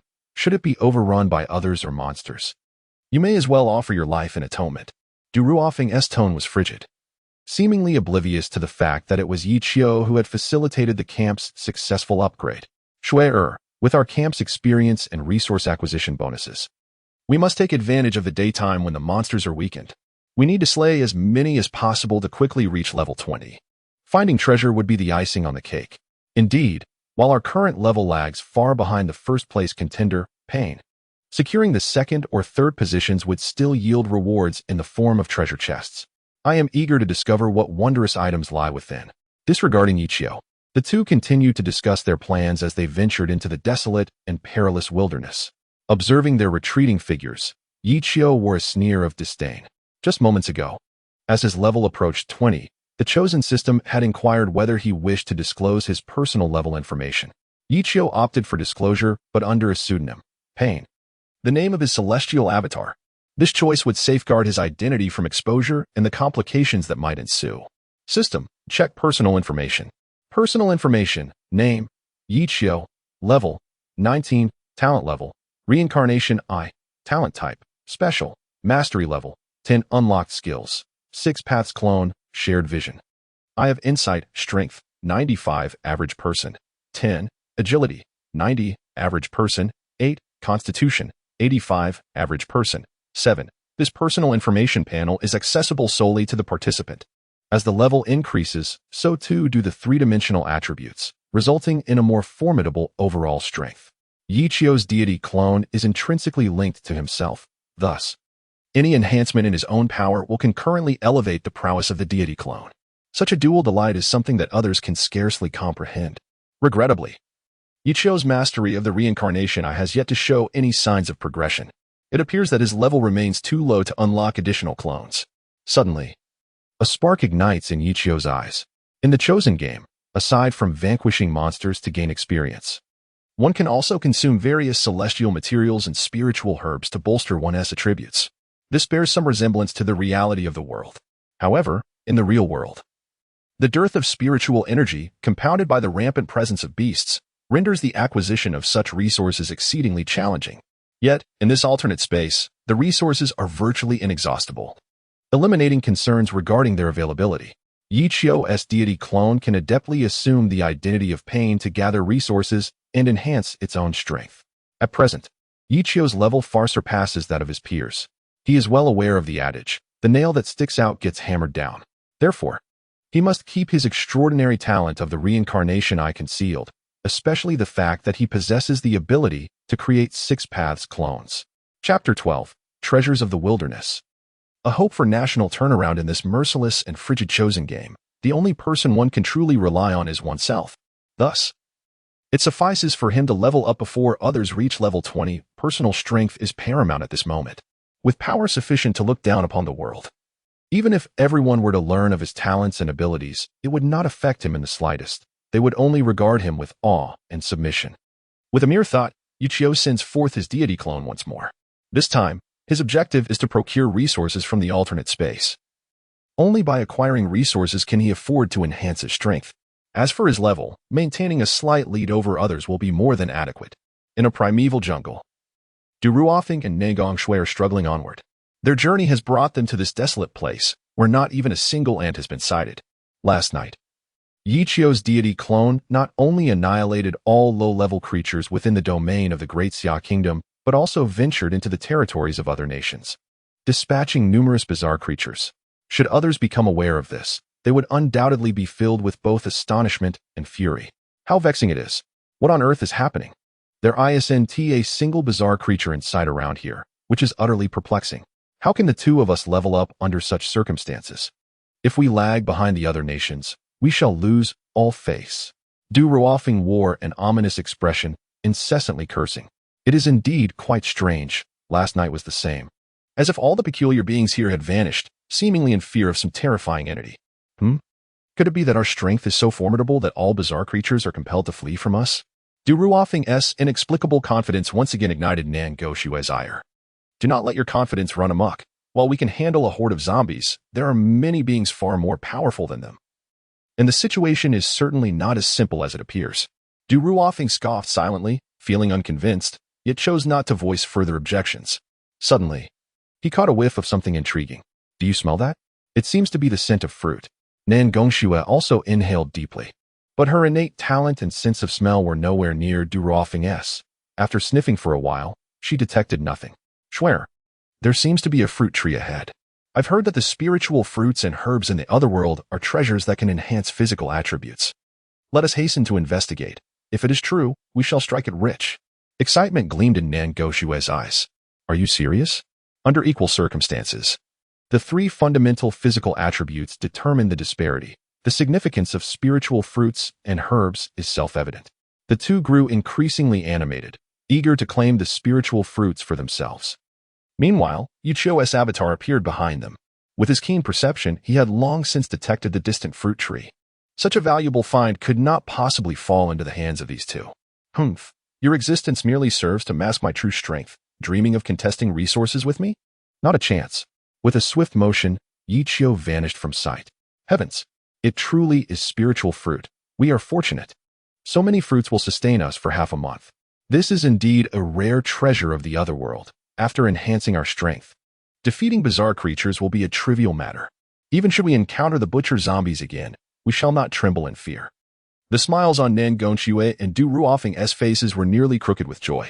In the live broadcast room of the Great Xia Nation, the viewers erupted with excitement upon witnessing this scene. Du Ruofeng is truly a prodigy of our Great Xia Nation. His talent is astounding. The enhancement brought by such an abundance of spiritual fruits will undoubtedly be immense. Now the Knight's battle is assured. Moreover, having absorbed the essence of the spiritual fruits, the two contestants from the Great Xia Nation will hold an overwhelming advantage against their peers, easily overpowering those dim-witted individuals from the Lighthouse Nation. At that moment, a sudden aura of danger emerged. Yichio, poised to unleash the myriad celestial summons from afar, immediately halted his actions, narrowing his eyes and revealing a playful smile. Good heavens, it turns out that the true treasure lies beneath. At this moment, Du Ruofeng, frantically stuffing spirit fruits into his pockets, sensed a faint whiff of danger. Danger. Retreat. Nan Gongxue, lacking Du Ruofeng's acute perception, was momentarily oblivious to his pale countenance. Without hesitation, Du Ruofeng transformed into a leopard, swiftly hoisting Nan Gongxue onto his back and darting away from beneath the spirit fruit tree. Just as they escaped, the entire spirit fruit tree suddenly uprooted itself, and a colossal black tortoise surged from the depths, voraciously devouring the entire tree. At that instant, red warning lights flickered in the live streams of participants worldwide, the atmosphere growing palpably tense. Warning, warning! Contestants from the Great Xia Nation have inadvertently awakened the legendary creature, Black Tortoise, triggering a rampage of bizarre creatures. In the alternate space, all bizarre creatures experience a 100 increase in combat power, a 100 rise in experience, a 100 boost in numbers, and a 100 escalation in mutation chances. The rampage will cease only when the Black Tortoise is slain or returns to hibernation. Contestants, proceed with caution. Instantly, cries of despair erupted among the contestants in the alternate space. Damn it! Our 10 contestants from Gaul encountered a rampaging creature right out of the gate, surrounded by a horde of ghouls. Is there any justice left? It infuriates me. The warriors of the Ingzhou Empire were besieged by 3 commanding-level foes, and within a mere 10 minutes, formidable talents met their demise. Is this not an utter travesty?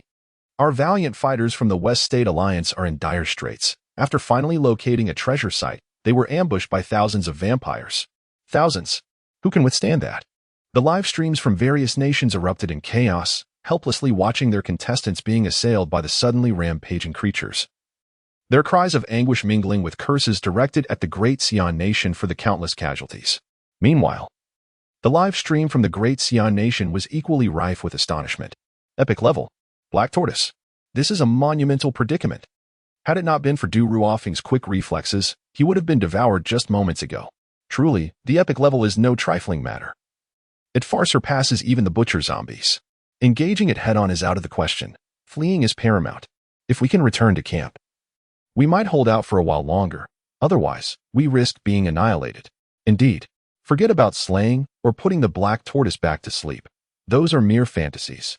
Surviving is our utmost priority. The awakening of an epic-level creature triggered by merely harvesting spirit fruits, alongside the rampage of bizarre entities, proved to be more ferocious than the butcher zombies of the night. This chosen game is indeed merciless. Amidst the chaos, the Black Tortoise let out a deep, thunderous roar, seemingly incensed for failing to consume Du Ruofeng and Nan Gongxue. Chapter 13. Slaying the epic-level Black Tortoise. Hold on tight.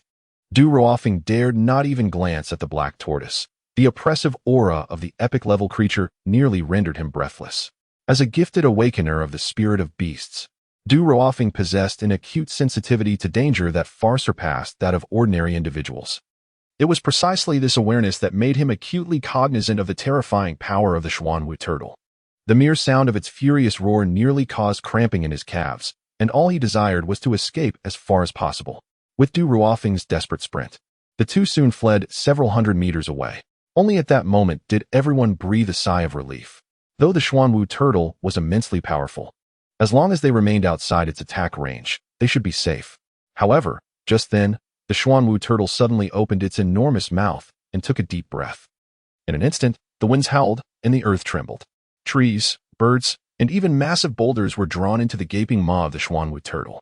In the midst of his frantic escape, Du Ruofing suddenly felt an inexplicable lightness, as if he were lifted off the ground, being drawn into the air. Nangong Shui, filled with terror, clutched the leopard-formed Du Ruofing tightly, her face pale as she cried out, "Brother Feng, think of something. At this rate, we shall become the Xuanwu turtle's breakfast." Unable to leverage his strength in midair, the leopard-formed Du Ruofing was left with no choice but to transform into a falcon, exerting every ounce of his might to escape the clutches of the Xuanwu turtle's vast jaws. Yet, all was in vain. Even a millennium-old tree, capable of being embraced by 10 men, could be uprooted and consumed by the Xuanwu turtle, let alone the mere beast form of Du Ruofing. In her moment of despair, Nangong Shui unleashed all her mastery over the 5 elemental forces. However formidable her methods may have been, they were as ineffective as an ant attempting to shake a tree in the presence of the epic Xuanwu turtle. As the distance between them and the Xuanwu turtle diminished, the billions of viewers from the Great Xi'an Nation watching the live broadcast closed their eyes in despair. Suddenly, a familiar voice resonated. "Divine Realm Heavenly Strike." Bang! Du Ruofing and Nangong Shui gazed in astonishment as the Xuanwu turtle was forcefully pushed back several steps by an overwhelming power, its colossal head jerking backward, nearly wrenching its neck. It was a mysterious powerhouse, the very one who had saved them the previous night. Overwhelmed with joy, Nangong Shui stammered in excitement. Du Ruofing also felt relieved, taking advantage of the Xuanwu turtle's momentary retreat to gently touch down and steady himself. At that moment, in the Great Xia live broadcast room, the audience witnessed the two narrowly escape, releasing a collective sigh of relief. Cold sweat drenched everyone's backs, as they felt as if they themselves had narrowly avoided death. Roar! As a sovereign being, the Xuanwu turtle, accustomed to its unchecked dominance, had never before endured such indignity. Mere humans, in its presence, were but insignificant ants, daring to resist? Yichio stood upon a slab of blue stone, his expression indifferent, though his visage remained concealed beneath a cloak, rendering him unrecognizable to others. At that moment, Yichio suddenly smiled, as the information regarding the Xuanwu turtle materialized before his eyes.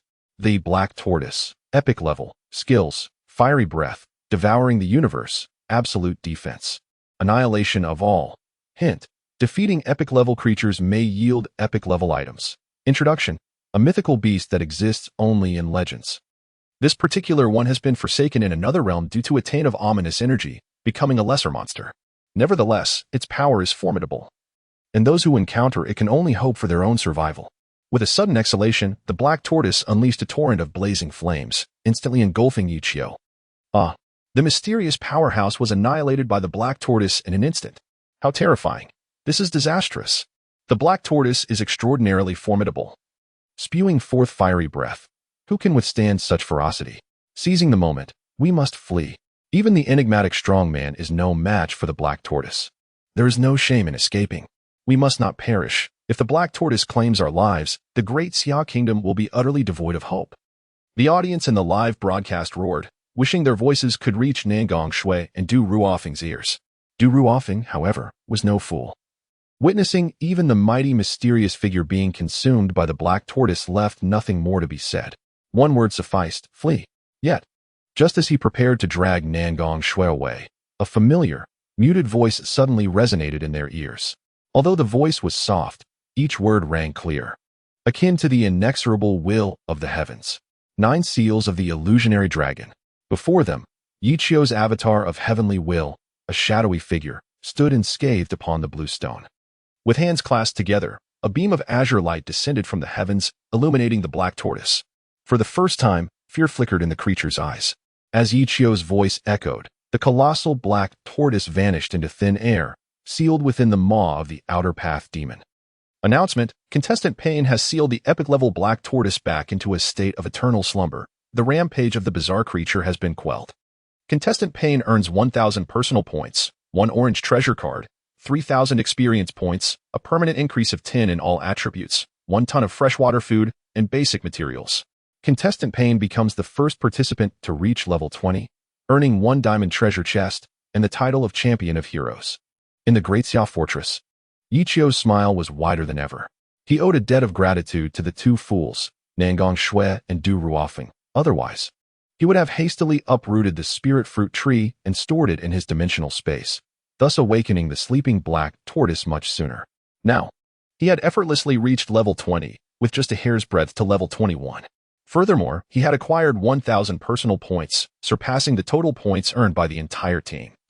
In addition to the 100 points from defeating the butcher zombie, his storage space also contained an orange treasure card and a diamond treasure chest. He eagerly anticipated what treasures might emerge from within.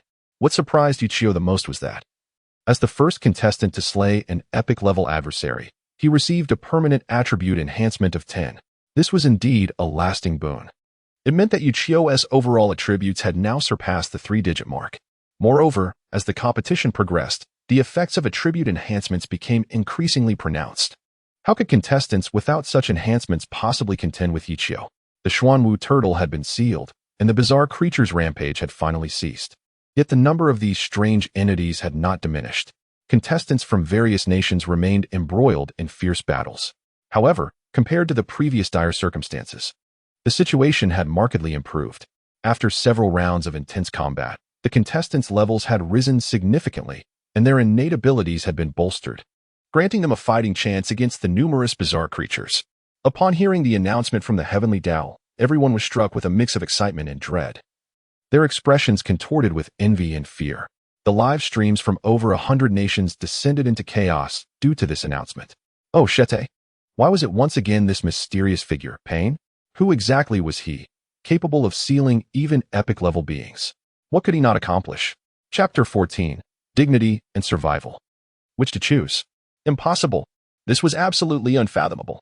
At the current stage, no contestant from any nation could possibly contend with this Pain. He was undoubtedly a cheat. Or perhaps a pawn of the chosen system, deliberately manipulating the contestant's psyche to elevate the challenge. I concur. From the intelligence gathered from various nations, there was no contestant named Pain. Otherwise, he would have been exposed long ago. Such a formidable individual would be the talk of the world. Who would conceal their true identity? Regardless, the crisis had finally been averted, which nearly led to the annihilation of contestants worldwide. It must be said, Pain was indeed a bit abnormal. Having received such generous rewards, if not for some trickery by the chosen system, he would soon be invincible. Amidst the suspicions regarding Pain's strength and identity, only Nangong Shui and Du Ruofeng held no doubts. For, at that moment, the contestant named Pain stood right before them. It turned out that the mysterious powerhouse was Pain.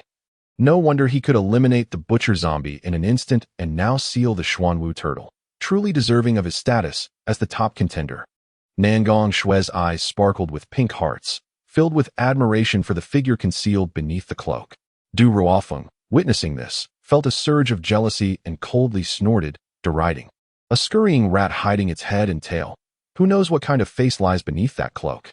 Perhaps it resembles an ugly toad. Nangong Shui shot him a glare and retorted, "Dare you say Pain is a toad? If he were to hear you, how do you think he would deal with you?" Du Ruofeng's face turned ashen. He was self-aware enough to recognize that in comparison to Pain, he was not even in the same league. In the event that one angers the other, a single move, the celestial starburst, would swiftly bury him on the spot. What are you still hesitating for? He has saved us twice. We must express our gratitude. If we could also draw him to our side, that would be even better. However, it remains a mystery to which nation's faction he belongs. Nangong Shui tugged at Du Ruofeng, leading him toward Yichio, despite Du Ruofeng's reluctance. With the eyes of the entire Great Xia Kingdom upon them, he dared not provoke public ire. "Thank you, Lord Pain, for your life-saving grace. You saved me once in the territory of South Bank Kingdom, and this is the second time. May I inquire which country you represent as a contestant?" Yichio paused, having just been counting his gains. Suddenly hearing Nangong Shui's voice, he replied with a hint of displeasure, "Mind your own business. Your abilities are lacking. Yet you persist in seeking the limelight, causing quite a bit of trouble. Next time, luck may not be on your side. The smile on Nangong Shue's face instantly froze. Du Ruofing gritted his teeth in resentment, but dared not speak out, given the formidable power of the other. He could only mutter under his breath. It's merely a slight edge in strength. What else with the arrogance? With my talent and potential, I will surpass you sooner or later. And then you'll be unrecognizable. What did you say? Yichio, whose strength had surged, possessed keen hearing, and he certainly caught Du Ruofing's mutterings. You seem to be dissatisfied? Du Ruofing was taken aback. No, esteemed one, you misunderstand. I was merely rambling. Please don't take it to heart. Yichio, uninterested in his explanations, was untroubled by the prospect of revealing his true identity, especially since even the chosen system had identified his Taoist avatar as a special contestant. Having endured enough of the duo's airs, he decided to take this opportunity to exact a bit of interest. A slight smirk graced his lips as he pointed coldly at Du Ruofing. You, with your loose tongue, I command you to slap yourself 100 times. And it must be loud. Otherwise, I shall cast you into the vampire's lair, where you will find it impossible to live or die. What? Du Ruofing exclaimed in shock. Do not go too far. After all, I am an awakened talent of a high level. Yichio scoffed dismissively. A high-level talent is nothing but a trifling matter before me. With a casual punch, he obliterated a serrated beast that attempted to ambush him. The creature bursting into a mist of blood. The sheer force of this display left Du Ruofing in stunned silence. And he could scarcely fathom what such a blow would do to him. What? Or do you wish for a more direct resolution? Nangong Shui urged quickly, Brother Feng. Even the lowliest of creatures cling to life. Moreover, you were in the wrong first. Act swiftly, or else with gritted teeth. Du Ruofing's fear ultimately overcame the remaining vestiges of his arrogance as he raised his hand and delivered a resounding slap to his own face. Instantly, half of his face turned crimson.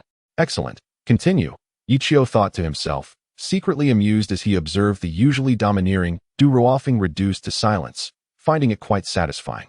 He pointed at Nangong Shui and said, And you, give my legs a massage and knead my shoulders. Me? Nangong Shui responded, astonished, pointing to herself. What's wrong? Is there an issue? Yichio emanated a fierce aura, causing Nangong Shui to shake her head in rapid denial. No, I'll do it right now. With that, she hurriedly began to apply her massage techniques. Quite nice, but apply a bit more pressure, he instructed. Nangong Shui offered a flattering smile, her delicate hands becoming rather audacious. Pain, if you wish, I could massage you every day. How about that? Ugh, where do you think you're touching, you wretched girl? Yichio kicked away the overly familiar Nangong Shui. Before he truly understood the nature of her character, he had harbored deep affection for her. Had she previously attempted to seduce him with such methods, he would have likely fallen for her charms. However, now that he recognized her true self, he could only feel revulsion.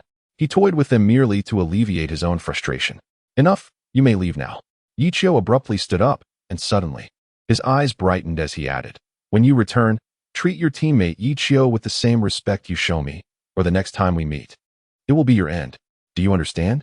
Nangong Shui and Du Ruofing looked on in disbelief. Did Yichio actually know pain? But was Yichio considered a failure? How could he possibly be acquainted with such a formidable powerhouse as Pain? Yet, faced with the imposing presence of Pain, they dared not hesitate, nor ask further questions, hastily nodding in agreement. By the time they looked up again, Yichio had vanished from sight. On their way back, Nangong Shui and Du Ruofing were utterly perplexed. Pain's might was undeniably evident, reigning as the top on the leaderboard, single-handedly vanquishing the Lord-level butcher zombies, effortlessly sealing epic-level threats with a mere flick of his hand. It was unfathomable that such a transcendent figure would require them to treat Yichio with the same reverence and obedience. The reasons behind this were beyond their comprehension, no matter how hard they pondered. Chapter 15. Passing the buck. I refused to bear the blame, however. The good news was that Pain seemed to harbor no overt malice towards them, even assisting them on multiple occasions. As long as they adhered to his guidance, perhaps they could curry favor with him and have a reliable ally in the future. With Pain's assistance, dominating the chosen game would surely be a piece of cake. As for whether Pain was a mysterious contestant from a certain nation or a product of the chosen system, did it truly matter? They bore the weight of the entire Great Xi'an nation's fate. Of course, this was merely the superficial reason. More importantly, they could not only survive but also gain immense power and unparalleled glory. Once they returned to the real world, they would be revered as omnipotent deities. For the sake of this goal, what did a little pride matter? The utilization of points is contingent upon the activation of the Chosen One system store. Thus, I shall first open the treasure chest to see what unexpected delights await. Yichio sat upon his bed, retrieving the diamond treasure chest rewarded by the Chosen One system from his storage space. Whether I shall attain overnight wealth hinges entirely upon this moment. I would willingly exchange a decade of lifespan from Nangong Shui and Du Ruofeng, that insipid pair, for a golden legend. As the chest gradually opened, a radiant golden light instantly filled the entirety of the base. Could it truly be a golden legend? Has the transaction succeeded? With a heart brimming with anticipation, Yichio gazed into the chest. Ding! Congratulations, host, for opening the diamond treasure chest and obtaining a talent enhancement gem X1. Talent enhancement gem quality, unknown, attribute, used to enhance personal talents, with a chance to directly elevate talent levels. When using a high-level talent, there is a slight probability of increasing mastery. What is this? A gem that can directly enhance mastery of high-level talents? Yichio found himself momentarily dumbfounded. Despite his arduous efforts, he had been unable to discover a method to improve his talent mastery. Who would have thought that opening a treasure chest would provide the solution? However, it all depends on luck. After all, the enhancement is merely a small chance, not a guarantee. May I ask, do you wish to use the talent enhancement gem? I firmly believe I shall succeed. Use it. As soon as the words left his lips, a holy radiance emanated from Yichio, illuminating the entire base. Should others behold this spectacle, they would undoubtedly exclaim, "Wife, come quickly and witness the divine." Congratulations, you have successfully increased your talent mastery by 5. Current talent mastery is 15. Splendid. Yichio clenched his fists in triumph. At this rate, reaching 20 should enable the summoning of a second avatar. When that time comes, my strength's growth rate will exceed twofold. Now, let me peruse the treasure card for any remarkable items. After all, this is an epic drop, and it should not disappoint. Just as he was about to unveil the treasure card, he suddenly heard a commotion outside the door. Yichio recognized it was Nangong Shui and Du Ruofeng returning. With a resounding bang, Du Ruofeng forcefully slammed the door shut, his countenance darkened and filled with suppressed frustration. It was the first time in his life he had endured such humiliation, and he found himself utterly powerless.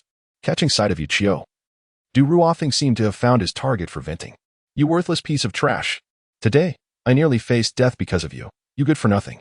If it weren't for you, I wouldn't have been humiliated by that scoundrel Pain. I wish I could slap you into oblivion." Yichio was rendered speechless.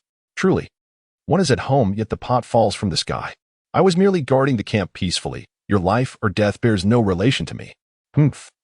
And you still wear that innocent expression. Do you not comprehend the reason? The other participating teams, at their weakest, can contend with level 5 anomalous creatures, alleviating some pressure for their core members. And you? Aside from establishing a camp, what else can be accomplished? There is no combat capability whatsoever, merely a hindrance. After tonight, if we fail to reach level 20 and secure the ranking rewards, you shall bear the blame. Du Ruofeng's agitation grew as he disregarded Pei-En's words entirely. Yet Yichio remained unperturbed, nodding solemnly. You speak the truth. Your strengths far exceed mine, and the disparity between your talents and my meager abilities is vast. Were it not for the selection of this game, which balanced power by including me, any individual with combat aptitude would surely fare better in this situation. Initially, Nangong Shui harbored some trepidation towards Pei-En, being cautious around Yichio. However, observing Yichio's seemingly submissive demeanor made her unable to resist becoming acerbic. You possess a modicum of self-awareness. How's the dinner you prepared coming along? If it remains as inedible as before, do not blame me for my lack of courtesy. Kindness invites exploitation, and noble steeds are often ridden, particularly when confronted with the likes of Nangong Shui and Du Ruofeng, who were both duplicitous. The torment they endured during the day made them wish to impose 100-fold suffering upon Yichio. Without justification, weakness is a cardinal sin. A talentless awakener stands before those of formidable capabilities, rendered as insignificant as a speck of dust. Yichio's demeanor mirrored that of mere dust, rendering him utterly unremarkable in the eyes of Nangong Shui and Du Ruofeng, who could not fathom associating him with the formidable and tyrannical Pei-En. Dinner had long been prepared. Please wait a moment. Yichio smiled as he turned to finalize the meal. In that fleeting moment, his smile vanished, replaced by a cold smirk. You dismiss my words, do you? Allow me to introduce you to the taste of despair. Before long, a table laden with exquisite dishes was presented. Steamed sturgeon, braised pork knuckle, and beef stew with potatoes. gazing at the sumptuous spread. Ne Gongshui and Du Ruofing were left astounded.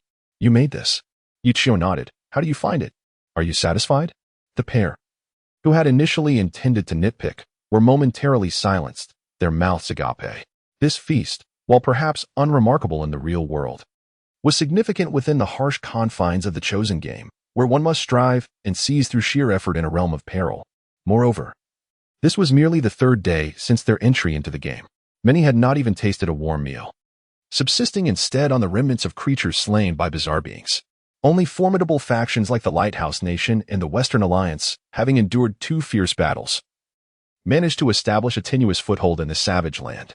Yet, even they had merely resolved their basic needs, the prospect of indulging in lavish fare remained a distant dream. Nangong Shui, incredulous, gaped in disbelief, drool escaping the corners of her mouth. But from where did you acquire these ingredients? I have not encountered any wild boars or sturgeons in the vicinity. In response to the skepticism of the two, Yichio had already devised a clever retort. Chapter 16. The Third Night. An unknown danger approaches. This is the food reserve personally awarded by the chosen game system during my last upgrade of the camp. Today, as you both have narrowly escaped death, I have prepared a sumptuous dinner to reward you both for your arduous efforts. At this, even the sharp-tongued and venomous Du Ruofing found herself at a loss for words. The two exchanged glances and finally picked up their chopsticks, devouring the meal voraciously. Yichio smiled, indifferent to their actions. His heart was filled with disdain as he observed their usual haughty demeanor, now reduced to that of a pair of famished beggars. As they savored the food, unfortunately, the live broadcast could not capture the scene within the camp. Otherwise, the world would surely be astonished to witness the so-called golden couple in such a state. After the whirlwind of consumption, the table lay in disarray. After downing an entire bottle of purified water, Du Ruofing let out a satisfied burp. In comparison to other camps, food and drinking water were exceedingly precious resources. Yet they squandered them without a care. From this perspective, Nangong Shui and Du Ruofing were hardly fit to be the ultimate victors of the game. Had it not been for Yichio's repeated interventions, they would have long since perished. It was laughable that the citizens of the great Xia kingdom regarded them as paragons, placing their hopes upon them. Soon, you shall witness what true strength entails. Yichio turned away, dismissive of the feast. He required only a modest intake of food each day, unlike them, who indulged extravagantly. His actions were solely for the purpose of his plan that night. As Yichio departed, Nangong Shui and Du Ruofing retrieved the dozen or so spirit fruits from their pockets. It wouldn't be right for us to eat them all without sharing even one with Yichio, considering he willingly shared his system-awarded food with us. Wouldn't we be too selfish? Nangong Shui hesitated, the spirit fruit in her hand emanating an enticing fragrance. Where? You are too soft-hearted. Can these spirit fruits even compare to that food? One spirit fruit can permanently enhance all attributes by 3 points. We have only a handful here. And you want to give some to that useless waste? We nearly risked our lives to obtain these. Du Ruofing's disdain for Yichio was palpable. Nangong Shui, contemplating, then chuckled awkwardly. Indeed, we have fought fiercely for our lives, while he merely rests in the camp, sharing experience points to level up.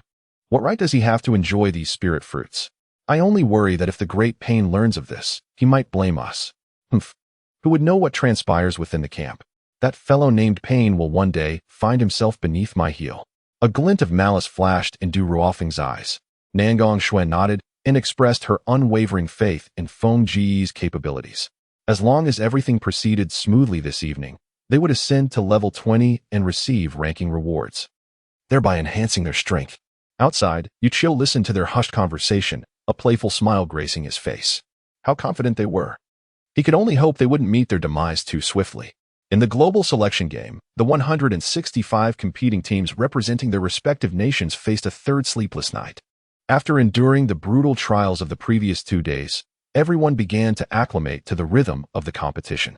In essence, this game tested participants' overall strength, teamwork, and willpower through relentless waves of bizarre creature attacks. Those lacking in skill had already been eliminated by the ferocious onslaught of strange beings emerging from all directions during the first 2 nights. Their demise also affected the nations they represented. The sudden collective deaths of millions, along with the accompanying challenges faced in the real world, made it clear to all that this was not merely a game. It was a real test concerning the survival and fate of every individual and nation. Each participant steeled themselves, determined to survive the upcoming trials and strive for the utmost benefit for their respective countries. Nations that had tasted success grew increasingly vigilant regarding the progression of the competition. Until the arrival of the third night, the top 10 on the leaderboard remained relatively unchanged. Current score rankings: first, Dacia; second, Lighthouse Nation; third, Western Alliance; fourth, Great Mao Nation; fifth, Gaul Nation. Current remaining nations: 165. Dacia continued to lead the globe, with Lighthouse Nation closely following. The Western Alliance and Great Mao Nation were equally determined, vowing to annihilate all the bizarre creatures that would emerge on the third night. Anticipation filled the air regarding who would secure the rankings from 2nd to 10th. After all, those in the top 10 who reached level 20 would be rewarded with special chests and personal score bonuses. Pain, with his indisputable strength, firmly held the top position, prompting everyone to focus their gaze on the second place. The higher the rank, the more substantial the rewards. It was a disgrace that the Yingzhou Empire failed to even break into the top 10 if they could not appear on the leaderboard after tonight. The 10 participants might as well resort to self-harm. Good heavens! Our warriors from Lighthouse Nation have grown increasingly formidable after several fierce battles. If they continue to maintain this momentum, they will soon surpass Dacia. However, that fellow Pain is exceptionally formidable. Surpassing him seems nothing short of a dream. Although Dacia only had 2 participants, their strength far exceeded our expectations. We must exert ourselves further. Our nation requires our strength. Hooray! Have you noticed? Although the 2 contestants from the Great Xia managed to safely navigate the crisis of the bizarre creatures rampaging during the day, their experience remained stagnant. Our opportunity has arrived. Cheers for Gallia. Contestants from various nations are filled with fighting spirit, and the live stream is inundated with encouraging comments.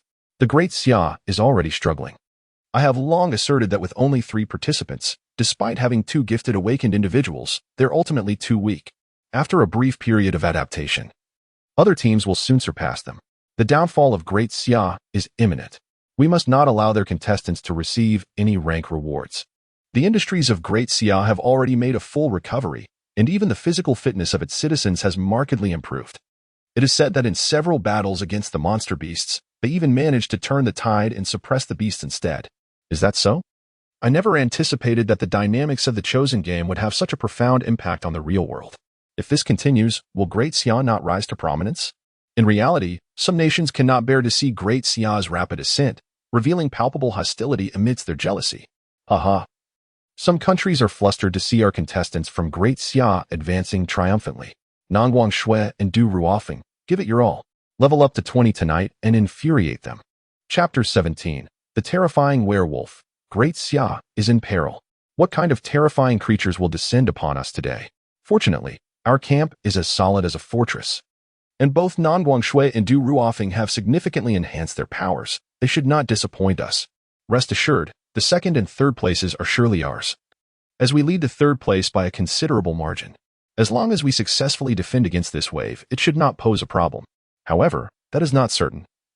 During the day, we encountered the Xuanwu turtle. Although we ultimately escaped, it delayed our progress in hunting the bizarre creatures for upgrades. Take a good look. The Lighthouse Kingdom's Beirut has already caught up. Only then did everyone notice that on the leaderboard of the Chosen game, Beirut, now in 4th place, has also reached level 13, closing the gap to just 2 levels behind Nangguang Shui. This caused concern among all. The Lighthouse Kingdom has always been unfriendly toward Great Xia, constantly provoking them. If their contestants surpass us in level, will they not be soaring high in triumph? At that moment, Nangguang Shui and Du Ruofeng appeared outside the camp's main gate. They abandoned the cautious strategy of holding the base and opted for a direct confrontation against the bizarre creatures. Their courage captivated everyone. Yet, only Yichio could not help but frown. These 2 fools have become intoxicated by their desire to win. Do they truly wish to contend for 2nd and 3rd place? Have they not realized that the bizarre creatures of the 2nd night have significantly increased in strength compared to those of the 1st night? It is only logical that the monsters of the 3rd night will be even more formidable, raising the difficulty substantially. Nangguang Shui and Du Ruofeng seem to have overestimated their capabilities. Is it merely a handful of spirit fruits that has led them to such hubris? Yichio silently grumbled to himself, but in order to not disrupt his plans, he followed the 2 out of the base. Oh, isn't that the useless Yichio? It's been ages since we last saw him. He seems to have changed even in demeanor, almost unrecognizable. What is he doing out here? Surely he doesn't intend to fight? Please, I beg you, wouldn't it be better to stay quietly in the base? Why risk exposing himself to danger? What assistance can a talentless awakened individual provide? It would be sufficient if he simply refrained from hindering us.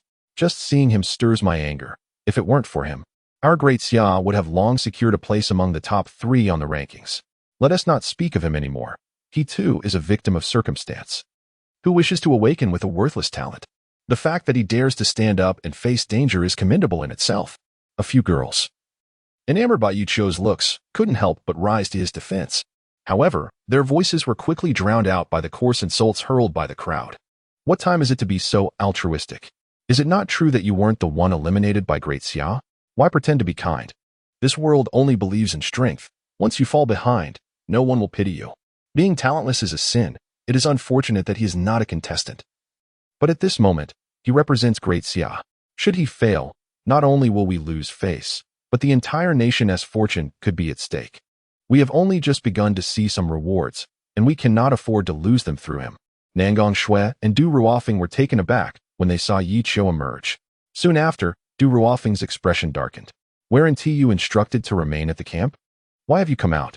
Is there no sense of discipline left? Nangong Shui, also growing impatient, pointed at Yichio and said, Yichio, do you not understand your own limitations? It is perilous out here. Do you think we have the leisure to look after you? Her concern was not for Yichio's safety, but for the potential loss of a contestant, which would cost them points. Yichio shared a similar sentiment. The humiliation inflicted by these two was unbearable. Death would be preferable. Yet, his strength had not yet reached a level where he could challenge global competitors alone. And the leaderboard was crucial. These two could not perish just yet. Yichio's emergence served a dual purpose. On one hand, he aimed to control the avatar of the heavenly path to secretly protect Du Ruofeng and Nangong Shui. On the other, he wished to ascertain how much his own strength had improved. In recent days, the avatar of the heavenly path had vanquished numerous monsters, reaching the top rank at level 20. Additionally, having just unlocked a skill from a treasure card, Yichio was eager to see what kind of performance he could deliver in battle. Treasure skill. Randomly unlock a corresponding ability of a talent. Congratulations. You have activated the treasure card and obtained the ability of the Reincarnation Eye. Infinite Tsukuyomi. Infinite Tsukuyomi. Forcefully pull enemies into a dream realm, where any damage inflicted on them within the dream will reflect in reality. This effect applies to all beings whose strength does not exceed 3 times one's own. The greater the disparity in strength, the more pronounced the effect. Yichio revealed a faint smile, standing with his hands clasped behind his back, responding nonchalantly to the accusations leveled against him. Although my awakened talent may be rather lackluster, it possesses some utility in battle and might just prove beneficial to you all. Help us? Huh. That is utterly laughable, especially coming from you. Du Ruofeng unabashedly expressed disdain, admonishing, get lost, don't hinder my performance. Nangong Shui, with a feigned smile, interjected, since Yichio wishes to contribute, let him stay, but he must exercise caution. The monsters we face are formidable, and he should know his limits. With his understanding of her intentions, Yichio quickly discerned Nangong Shui's ulterior motives. Ever since the trio entered the chosen game, both Nangong Shui and Du Ruofeng had faced repeated setbacks. Had it not been for Yichio's divine avatar, Pain, coming to their rescue, they would have perished numerous times. Their standing on the level leaderboard would have been jeopardized as well, while they were oblivious to the realities of the outside world. Everything within the chosen game was laid bare for the audience through live streaming. The facade of their exceptional personas was at risk of collapse. By contrasting Yichio's apparent ineptitude against the monsters, their strengths would become glaringly apparent. In essence, it was mere theatrics. Nangong Shui's cunning scheme had not escaped Du Ruofeng's notice either. True to their nature, the two exchanged furtive smirks, anticipating Yichio's blunders, hoping he would survive the encounter. With a shared glance, they communicated their intentions. Yichio, aware of their scheming, pretended to remain oblivious. At that moment, a chilling howl pierced the darkness of the night. They have arrived. Du Ruofeng transformed into a bear-like figure, rising to his full height and unleashing a fierce roar. Nangong Shui raised her hands, summoning the powers of the 5 elements, exuding an imposing presence. Well done. Fearless in the face of danger, truly the pride of heaven. Let us vanquish this pack of werewolves. She rallied, for the glory of Great Xia, our countless compatriots stand as your unwavering support. The first place belongs to us. Meanwhile, Yichio, observing the spectacle, thought, Could you move aside a bit? You're obstructing my view of the goddess. Du Ruofing was undeniably impressive, exuding a vigorous masculinity. And the two of them embodied the perfect match of talent and beauty. With a rousing spirit, they surged forth, reaching level 20, as long as they returned alive. They would be hailed as heroes. Amidst the fervent cheers of millions in the live broadcast, werewolves cloaked in black fur emerged into view. 1, 2, 10, 100. 1,000. A wave of shock rippled through the crowd. The air thickened, plunging Great Xia into an eerie silence. Heartbeats thundered in their ears. Dread and despair enveloping every soul. Yet, Yichio wore a subtle smile, the corners of his lips curving into an elegant arc. Chapter 18. The Majesty of the Sovereign. The Wolf King's first foray into battle. Wolf Elite. Level 10. Quality. Elite. Description. Possessing a robust physique capable of rending steel, coupled with wisdom and agility.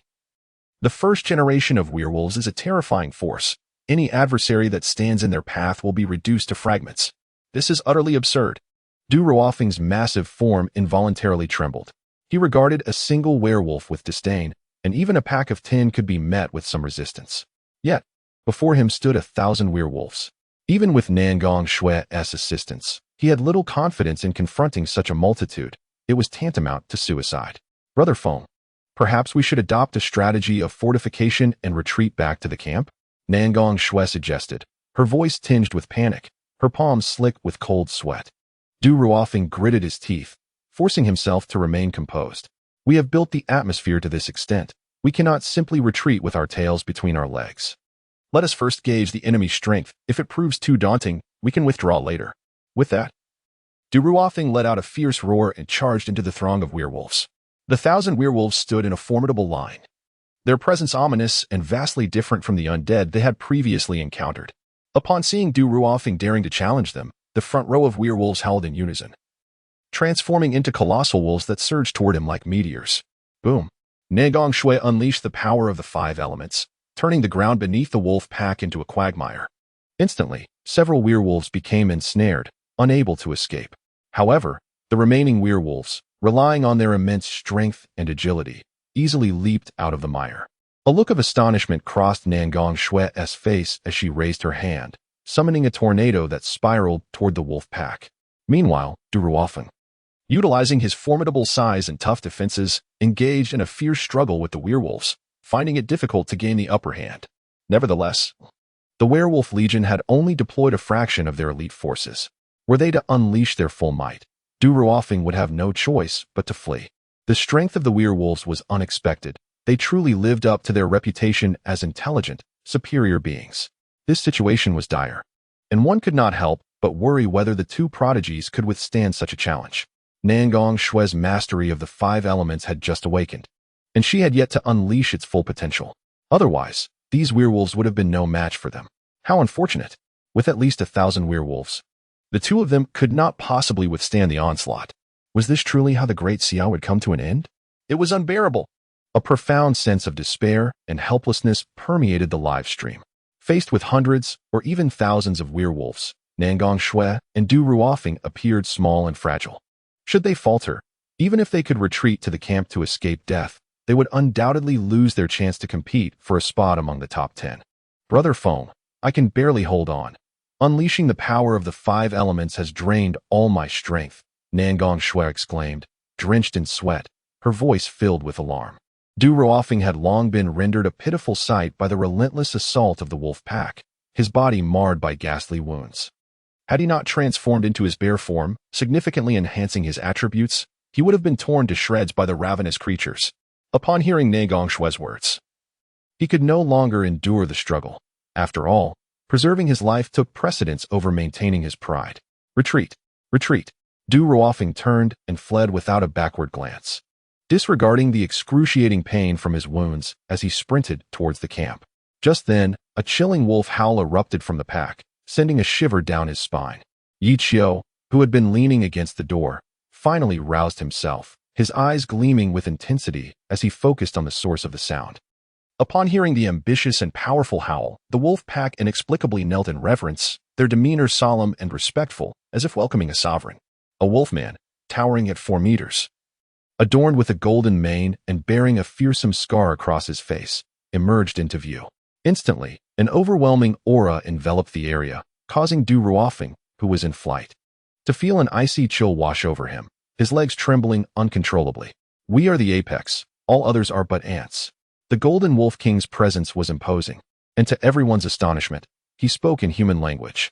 In the blink of an eye, the Wolf King vanished, leaving behind only an afterimage. His speed was unfathomable. Ants tremble in fear. Upon hearing this voice, Du Ruofeng's spirit shattered. He dared to lift his gaze, only to find the Wolf King had inexplicably appeared before him. You. Terror gripped Du Ruofeng's face, his legs quaking helplessly. As an awakened beast spirit, he acutely sensed the terrifying pressure emanating from the Golden Wolf King. A being of an entirely different caliber. He felt as if death loomed just inches away, as though a specter had seized his throat, rendering him breathless. Witnessing Du Ruofeng's utter paralysis from fear, Nangong Shui summoned the last vestiges of her strength, channeling the power of the 5 elements into a fiery arrow aimed at the Wolf King. Oomph! The Wolf King exhaled disdainfully, not even glancing in her direction as he effortlessly swatted the flame arrow aside. Du Ruofeng and Nangong Shui exchanged incredulous glances. It was known that the fiery arrows of the 5 elements could easily pierce and slay level 10 zombies, yet the Wolf King had dismissed it with such nonchalance. This was unfathomably terrifying. Humans, perish. The Wolf King swung his paw, the sharp claws glinting with a deadly chill, poised to sever Du Ruofeng's head in an instant. But suddenly, a look of astonishment crossed the Wolf King's usually indifferent face. His strike had missed. Upon closer inspection, Du Ruofeng was nowhere to be found. The Wolf King scanned the surroundings, finally identifying the true culprit behind the disturbance. Yichio effortlessly lifted the bewildered and limp Du Ruofeng with his right hand, his expression calm as if he had been motionless throughout the entire ordeal. How could this be? How could a mere human possess such swiftness? The Wolf King gazed at Yichio in disbelief, unable to fathom how he had managed to rescue Du Ruofeng from his grasp in an instant. Yet, apart from the Wolf King, everyone else had witnessed the entire scene with clarity. This left the onlookers even more perplexed as to why the Wolf King seemed dazed, merely watching Yichio whisk Du Ruofeng away. In that fleeting moment, Yichio had sensed Du Ruofeng's impending demise and activated the infinite Tsukuyomi with his reincarnation eye, ensnaring the Wolf King within a dream. To the Wolf King, it felt like only a heartbeat had passed, but to the multitude present, as well as the millions watching the live broadcast, Yichio's leisurely stride to the Wolf King, followed by the swift lifting of Du Ruofeng and his return to the camp's entrance, took a full minute. During this interval, the Wolf King stood frozen, like a blind man, entirely unresponsive to Yichio's actions. The sight left everyone in stunned silence, their minds racing with disbelief. Incredible. Is this even possible? Had the Wolf King lost his wits, or was he simply letting Yichio take Du Ruofeng? Chapter 19. Words become deeds. Infinite Tsukuyomi. Had I lost my sight, or had the Wolf King? Yichio strolled past, effortlessly lifting Du Ruofeng, while the Wolf King merely watched. Good heavens! Had I not seen it with my own eyes, I would have deemed it unbelievable. The once ferocious Wolf King appeared almost adorably foolish. If other nations were to witness this, they might think we in the Great Xia had hired actors. Yet, the performance seemed far too contrived. Not only did the viewers question the authenticity of this confrontation, but even Nangong Shui present at the scene, along with the werewolf army, wore expressions of utter confusion. What kind of maneuver is this? Am I to act oblivious to your performance? Although the Wolf King was baffled, he was a creature of considerable intellect. And after a brief moment of contemplation, he quickly grasped the situation. An illusion? How intriguing. With this understanding, the Wolf King shook off his confusion, his muscles rippling with explosive power. You can only use this trick on me once. As long as I remain vigilant, you cannot sway my consciousness. The Wolf King, feeling mocked, erupted in fury, his form flickering as he appeared before Yichio in an instant. Kneel. Yichio cast his gaze downward, not even bothering to look at the Wolf King. Bang! To the astonishment of all present, the Wolf King suddenly buckled, kneeling before Yichio. Everyone, including the werewolves, was left dumbfounded. The formidable leader of the werewolves, a being of overwhelming talent, had knelt before a supposed weakling? Was this even rational? Or was the Wolf King truly just an actor? The populace of Great Xia erupted in fervor, although the likelihood is minimal. The notion that the formidable Wolf King would fear the seemingly insignificant Yichio is utterly implausible. The only conceivable explanation lies not in the Wolf King's trepidation towards Yichio himself, but rather towards the enigmatic figure lurking behind him. The fierce and ruthless Wolf King, known for its unparalleled strength, found itself kneeling before a frail young human. At this moment, the minds of all onlookers faltered, unable to comprehend the unfolding events.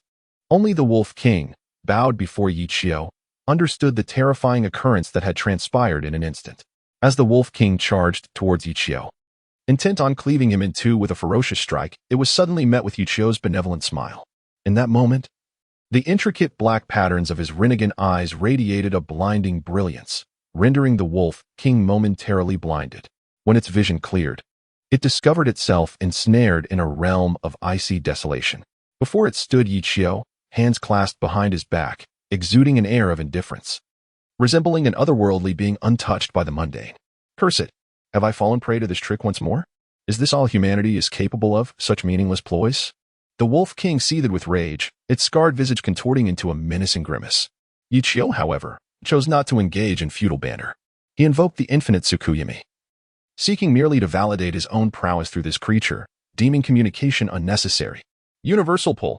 Yichio extended his hand, and the Wolf King's body was irresistibly drawn towards him. Despite exerting all its strength, the Wolf King found itself unable to halt its advance, the terror etched across its face intensifying. With a resounding impact, as the Wolf King drew near, Yichio unleashed a mighty punch.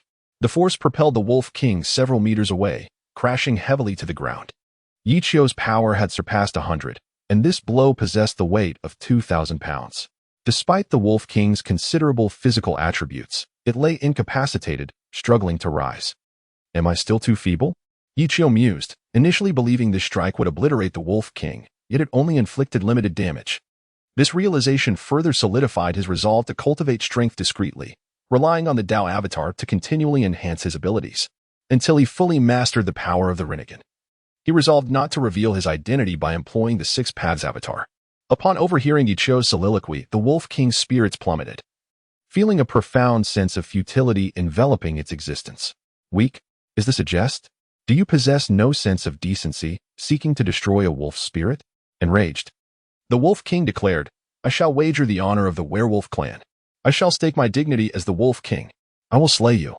With reckless abandon, the Wolf King charged towards Yichio. Earth Explosion Star.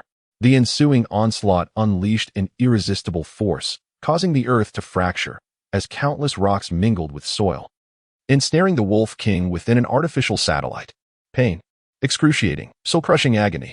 Its bones shattered, and its entrails were compressed into an indescribable amalgamation. The Wolf King knelt before Yichio, stripped of its prior arrogance. In the boundless dreamscape of infinite Tsukuyomi, everything astonishingly mirrored its true essence. It was buried beneath several tons of earth and rock, unable to breathe or move, as its life force was gradually siphoned away.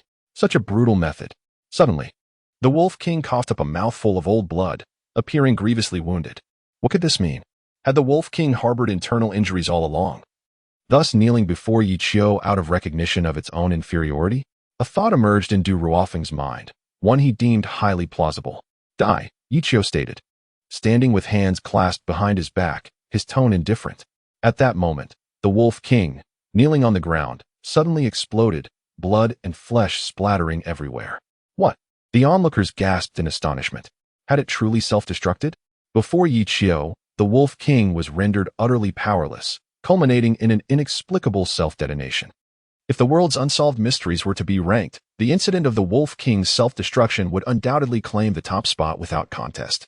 Nearly 1,000 werewolves stood frozen, bewildered, and gradually their expressions morphed into a complex mixture of emotions, their gazes towards Yichio now filled with trepidation. To suggest that the Wolf King was merely an actor would be utterly absurd. The werewolf clan held itself in high esteem, dismissing all other races, viewing humans merely as prey to be hunted at will. How could they possibly show leniency? As for fearing an enemy's self-destruction, that was even less conceivable. The Wolf King had ruled the werewolf clan for a century. There had only been slain Wolf Kings, never a defeated one. With the honor of the werewolf clan and the dignity of the Wolf King at stake, how could they ever concede defeat to an adversary? The only conceivable explanation was that Yichio was a formidable being, one even the Wolf King could not hope to defeat. Beneath the seemingly harmless exterior lay a terrifying cruelty, capable of slaying the Wolf King without lifting a finger. To the werewolves, such an existence resembled a deity. No matter how valiant they might be, when faced with a being so beyond their reach, all that remained was to bow in submission. As the first werewolf turned to flee, a thunderous sound erupted, and the once mighty werewolf army, almost 1,000 strong, scattered in an instant. Witnessing this, Du Ruofing was momentarily taken aback, but then, as if struck by a revelation, he shouted, "The Wolf King had a pre-existing ailment, succumbing to his injuries and dying suddenly. The werewolf army, bereft of their leader, has disbanded in panic. We have triumphed." The crowd suddenly understood. Just as he had surmised, although the Wolf King was powerful, he was not invincible in this alternate realm. He must have sustained injuries prior. In his battle against Du Ruofing, those old wounds had flared up, leaving him powerless to prevent Yichio's rescue. Truly, the heavens favor our great Xia.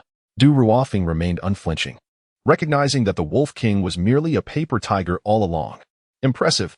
In the grand realm of the great Xia, two extraordinary individuals demonstrated their formidable prowess. Undeterred by adversaries who overshadowed them in strength, they drew their swords with unwavering resolve. Ultimately, their combined assault inflicted upon the mighty Wolf King a resurgence of old wounds, leading to its untimely demise. This exemplifies true professionalism.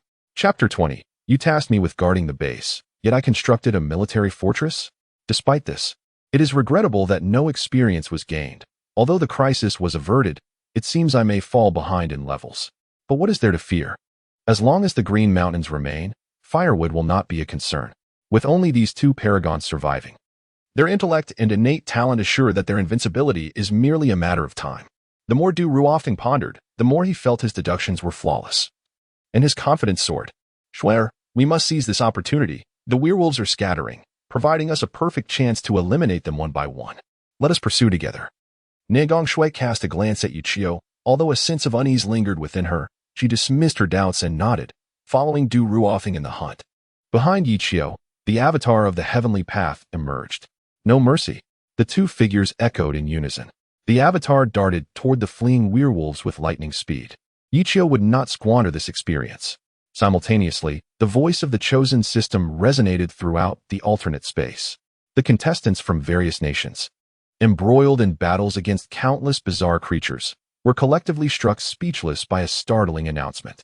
Congratulations to the Lighthouse Nation for achieving the second kill of a lord, earning 150 points and acquiring 1 million tons of oil.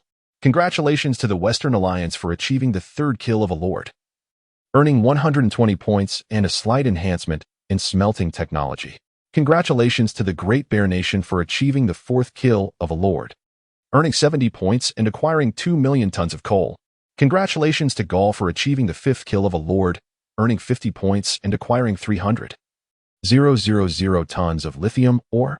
Congratulations to the Chicken Nation for achieving the sixth kill of a lord, earning 50 points and acquiring 900,000 tons of titanium. Congratulations to the Oceanic Nation for achieving the seventh kill of a lord, earning 40 points and a 10 increase in this year's fishery yield. Lastly, congratulations to the Great Xia for slaying the first tyrant-level creature, earning 2,000 points and facilitating a qualitative leap in the nation's nuclear fusion technology. The identity of the first contestant to kill a tyrant-level creature is confidential, accompanied by a wealth of resource rewards, with 10 contestants having reached level 20. The trading platform of the chosen game is now open, along with the global chat channel. What on earth does a tyrant-level creature look like? Has anyone ever seen one? We, Watfa, had to sacrifice at least one teammate to slay a single lord-level creature. Who could it be that has vanquished such a formidable foe? One we had never even heard of? Has the Great Xia Nation truly ascended to such heights? It is utterly inconceivable. Within just 3 short days, they have left us far behind. How extraordinarily formidable must those 3 contestants be? As the global chat channel opened, numerous contestants from various nations expressed their astonishment. However, the most astonished of all were the citizens of the Great Xia. What is happening? Could this be a mistake? When did we eliminate the tyrant-level foe? Need it even be asked? It was, of course, the Wolf King. Although the Wolf King succumbed to old wounds, it was the battle with the contestants from the Great Xia that triggered this demise, and thus, the bounty for his head rightfully belongs to our participants. This outcome is only reasonable.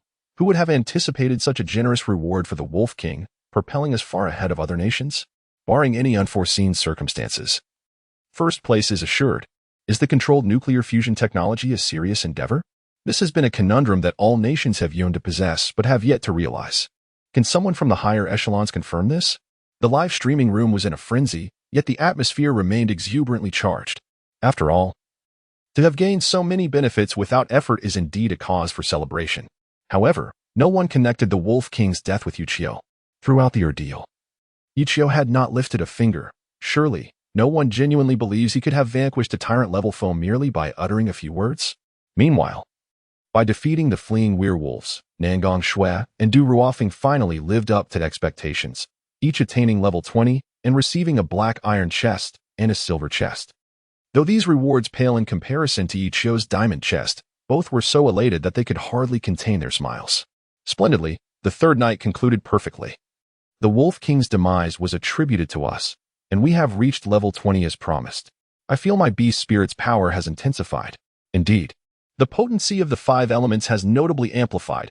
I had not anticipated the benefits of leveling up to be so pronounced. With flushed faces, Du Ruofeng and Nangong Shui radiated excitement, and even the viewers of the live stream found themselves swept up in the exhilaration. The crowd rejoiced at their performance, harboring high hopes, yet completely overlooked Yichio's presence. Little did they know, the very Yichio they disregarded had, at that moment, employed his Taoist avatar to eradicate the fleeing werewolf forces, accruing an immense amount of experience and achieving an unparalleled level 25. Furthermore, due to the defeat of the Wolf King, Yichio reaped a plethora of resource rewards: 10 tons of high-quality rare metals, intermediate urban defense technology, 10 tons of premium food and water resources, a Tyrant-exclusive shield, which grants immunity to 1 fatal attack, and a Tyrant-exclusive treasure chest, which randomly yields a special item reward. Reclining on his bed, Yichio gleefully tallied his spoils, grinning from ear to ear. While others risked their lives and endured countless hardships to obtain such exceptional rewards, he effortlessly gathered them all while lounging in bed. This is the advantage of possessing extraordinary talent. No, more accurately, it is the benefit of having a system enhancement. Initially, he could have attributed the points for defeating the Wolf King to his Taoist avatar, Pain, but upon reflection, he realized his own points had already amassed to a staggering 500, more than sufficient for his needs. If Great Xia could not secure points during the third night, they would undoubtedly be surpassed by other nations. With Yichio present, the position of the Great Xia Kingdom at the top of the leaderboard remains unassailable. This is not merely a matter of pride. It is crucial for laying the groundwork for Yichio's future stewardship of the competition. Opening the Tyrant's treasure chest, Yichio's expression remained calm. After several days of training, he had grown somewhat indifferent to the act of opening treasure chests. Ding! Congratulations. You have acquired basic resource detection technology. Resource detection technology? What purpose does this serve? Yichio furrowed his brow as a device resembling a tablet appeared in his storage space, looking rather ordinary. He tentatively pressed the detection button. Instantly, the tablet screen displayed 5 bright spots in different colors, accompanied by respective information. 10 tons of black gold, or detected 100 kilometers away. White resource, 12 tons of diamond, or detected 70 kilometers away. Green resource, 5 tons of meteorite iron detected 300 kilometers away.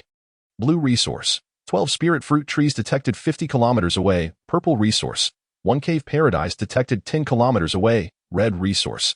Chapter 21. A tycoon emerges on the trading platform. What? Resources can be detected from 300 kilometers away. Is this even possible? Yichio was astounded. However, despite having discerned the locations of these resources, he lacked the means to extract them. Wait. Yichio's eyes suddenly lit up. If memory served him correctly, among the rewards for defeating the Wolf King, there was a reward for intermediate city defense construction technology. Thus, once he established the city defense technology, the corresponding extraction technology would surely follow. A bold idea formed in Yichio's mind. Perhaps he could carve out a new civilization uniquely his own in this space regarded as a battlefield. If successful, it would undoubtedly be a miracle beyond imagination. Ding. Would you like to upgrade city defense technology? Yichio nodded. Upgrade. Congratulations. You have successfully upgraded the camp city defense technology, consuming 2 tons of rare metal. The current city defense technology is at level 1. For the next upgrade, advanced city defense technology and several rare precious metals will be required. Whoosh. In the next moment, the camp of the Great Xia Kingdom was enveloped in a kaleidoscopic glow. The entire camp evolved at a visible pace. The camp, which resembled a castle, expanded into a formidable fortress with 10-meter-high outer walls in an instant, constructed from rare metals. Its safety was assured. Even the ultimate beings in the realm of giants could not breach its defenses. Fully automated artillery covered a 5-kilometer radius around the base fortress. With automated warning devices, radar monitoring systems, and semi-automatic weapon ammunition loading systems, the metal storm capable of firing 10,000 rounds per second could shred non-grade anomalous creatures in an instant. Most astonishingly, the base was equipped with a fully automated production line for weaponry. As long as sufficient resources were available, even the apocalypse tank could be manufactured. The mere thought of a forthcoming deluge of steel sweeping across this land fills Yichio with fervor. At that moment, Du Ruofing and Nangong Shui fortuitously returned to the camp, only to be momentarily petrified by the scene before them. Is this truly our camp? Surely, we must be mistaken. Yet, what accounts for this nearly 10-meter-high wall of pure titanium alloy? The viewers in the Daxiao livestream are equally astonished by the spectacle before them. How could it be that in just a few hours, the camp has transformed into a modern military stronghold? Ding ding, welcome back. As the crowd stands in bewilderment, Yichio's smiling visage materializes on the LCD screen of the main gate. Du Ruofing feels parched, his initial exhilaration replaced by shock and insatiable curiosity. Yichio, what on earth are you up to? Please do not tell me you have upgraded the camp again. Oh, I merely enhanced the camp's defensive technology a tad, he replies. Come inside, and you shall see. In the next instant, the heavy, formidable gate slowly swings open. Du Ruofing and Nangong Shui exchange glances, unable to stifle their astonishment. Is this what you call a slight enhancement? It appears utterly transformed. They wander through the camp as if they were Lu Lao Lao entering the Grandview Garden, pausing frequently to take in the marvels around them. Meanwhile, within the Daxiao livestream, some viewers are so excited that they nearly bite their tongues. My heavens! What am I witnessing? That is a fully automated early warning system. Even the slightest disturbance within a 20-kilometer radius cannot escape its detection. Coupled with a holographic radar, it can observe enemy deployments clearly from dozens of kilometers away. Wait a moment, could that possibly be an automated weapon production line? What on earth is Yichio planning? Is he intending to establish an armory? Goodness! A metal storm capable of firing 10,000 rounds per second has been set up? One must understand that such weapons are immensely powerful, far surpassing the Gatling gun that spews blue flames, yet due to excessive ammunition consumption, they have been phased out by various nations. I never anticipated witnessing one here. A few discerning individuals meticulously explain the configurations within the base, and the crowd gradually comprehends the extent of its opulence. Yichio, I never expected this seemingly useless fellow to possess such talent in camp construction. However, where did you procure the resources for such an endeavor? Nangong Shui inquires, her face a mask of confusion. As far as she knows, the combined camps of over 100 participating nations cannot hold a candle to the luxury of Daxiao's camp. Though Du Ruofing is taken aback, he maintains an air of arrogance. You didn't happen to exchange team points for resources through the trading platform, did you? If that is the case, I shall not let you off easily. Yichio raises an eyebrow and chuckles. Absolutely not. You can verify the team points. Not a single one has been lost. In reality, the resources required to enhance the camp's technology are surprisingly easy to acquire. Do not forget that my innate ability allows me to manipulate all objects within a certain range, including rare metals. With a slight extraction, I can easily gather enough. Yichio casually fabricated a reason, confident that with the knowledge level of Du Ruofing and Nangong Shui, they would not harbor any doubts. Indeed, Du Ruofing merely snorted, ceasing further inquiries. After all, possessing a modernized base is a commendable advantage, the very foundation for survival in this alien realm. Nangong Shui also refrained from further comment. Having garnered considerable rewards today, she was disinclined to quarrel with Yichio over trivial matters. Yichio, I never anticipated you to value your life so dearly. Although your strength confines you to the camp, you are willing to expend every effort to fortify it for the sake of survival. I am weary, as is customary. You shall remain at the base to keep watch while we retire for the night. With that, Nangong Shui turned and entered the base's rest area. Yichio paid no heed to her sardonic demeanor, for he had more pressing concerns to attend to. At this moment, within the global chat channel, participants from various nations were fervently discussing. Our beacon nation, Beirut, has successfully reached level 20 and obtained a golden treasure chest, unveiling an airdrop supply crate containing a full ton of food and fresh water. How enviable. Our participants from the land of the rising sun have also successfully repelled the attacks of bizarre creatures, vanquishing a Lord-level three-headed dog from the wasteland, earning substantial rewards and securing a position within the top 10 of the leaderboard. Why haven't any participants from the Great Xia joined the chat? How did they manage to defeat a tyrant-level adversary today and garner such bountiful rewards, maintaining their stronghold at the top of the leaderboard? Surely, they need not conceal their accomplishments. What is so impressive about it? The game has only just begun. We will surpass them in due time. Our nation shall never concede defeat to them. By the way, in comparison to the overwhelmingly powerful Great Xia, which nation does the enigmatic invincible powerhouse, Pain, hail from? Previously, when the World Channel was inactive, everyone speculated. Surely now he can reveal himself. Chapter 22. Who is the master of harvesting? In an instant, the topic of conversation shifted from the strengths of their respective nations to the figure of Pain. At that moment, an advertisement suddenly appeared on the global trading platform. I am offering various resources for sale at low prices, including food, water sources, rare metals, and weaponry. Transactions can be made using points or through barter. The trading platform had only recently opened, and the number of transactions was minimal, so this advertisement immediately captured everyone's attention. What? Can such a precious resource as rare metals actually be sold? At this point, we have not even glimpsed ordinary metals. We can only collect basic materials dropped by bizarre creatures. Who is this formidable individual? Simultaneously, the high-ranking officials of the Great Xia gathered in a conference room. Just moments ago, the research department had reported unprecedented success in our controllable nuclear fusion experiments. And it would not be long before these advancements could be deployed within our combat units. An elderly man, his hair is stark white and clad in military attire, spoke with a tremor in his voice, his expression brimming with fervor as he gazed at the assembly. This is a dream that has eluded our generations. Who would have imagined that we would experience such a breakthrough in the span of a single day? It truly surpasses my wildest expectations. The crowd shared in his excitement, each individual understanding the profound implications of controllable nuclear fusion technology. If the recent advancements in lithography had shattered the long-standing technological monopoly imposed by foreign powers over our great nation, then controllable nuclear fusion would serve as a formidable iron fist, toppling the lofty egos of those self-proclaimed superpowers. In the near future, our nation would achieve a paradigm shift, reclaiming agency and redefining roles. All of this could be credited to the three contestants from the chosen game, or rather, more accurately, to two of them. The individual named Yichio had already been confirmed as an exceedingly ordinary talent awakener, possessing minimal strength and essentially being a superfluous presence, except for his role in establishing the camp. A subordinate adjusted his glasses, a hint of disdain curling at the corners of his mouth. Nonetheless, in this alternate realm, peril lurked at every turn. Merely striving to survive constituted a contribution to our great nation. I decree that the families of the three contestants receive the highest honors, treated with the respect due to heroes, including that of Yichio, the elderly man added, not neglecting to mention him. Although others in the room were skeptical, they nodded in agreement.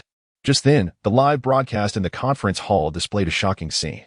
A flurry of comments flooding the screen as the audience seemingly uncovered something extraordinary, creating an uproar. What had transpired?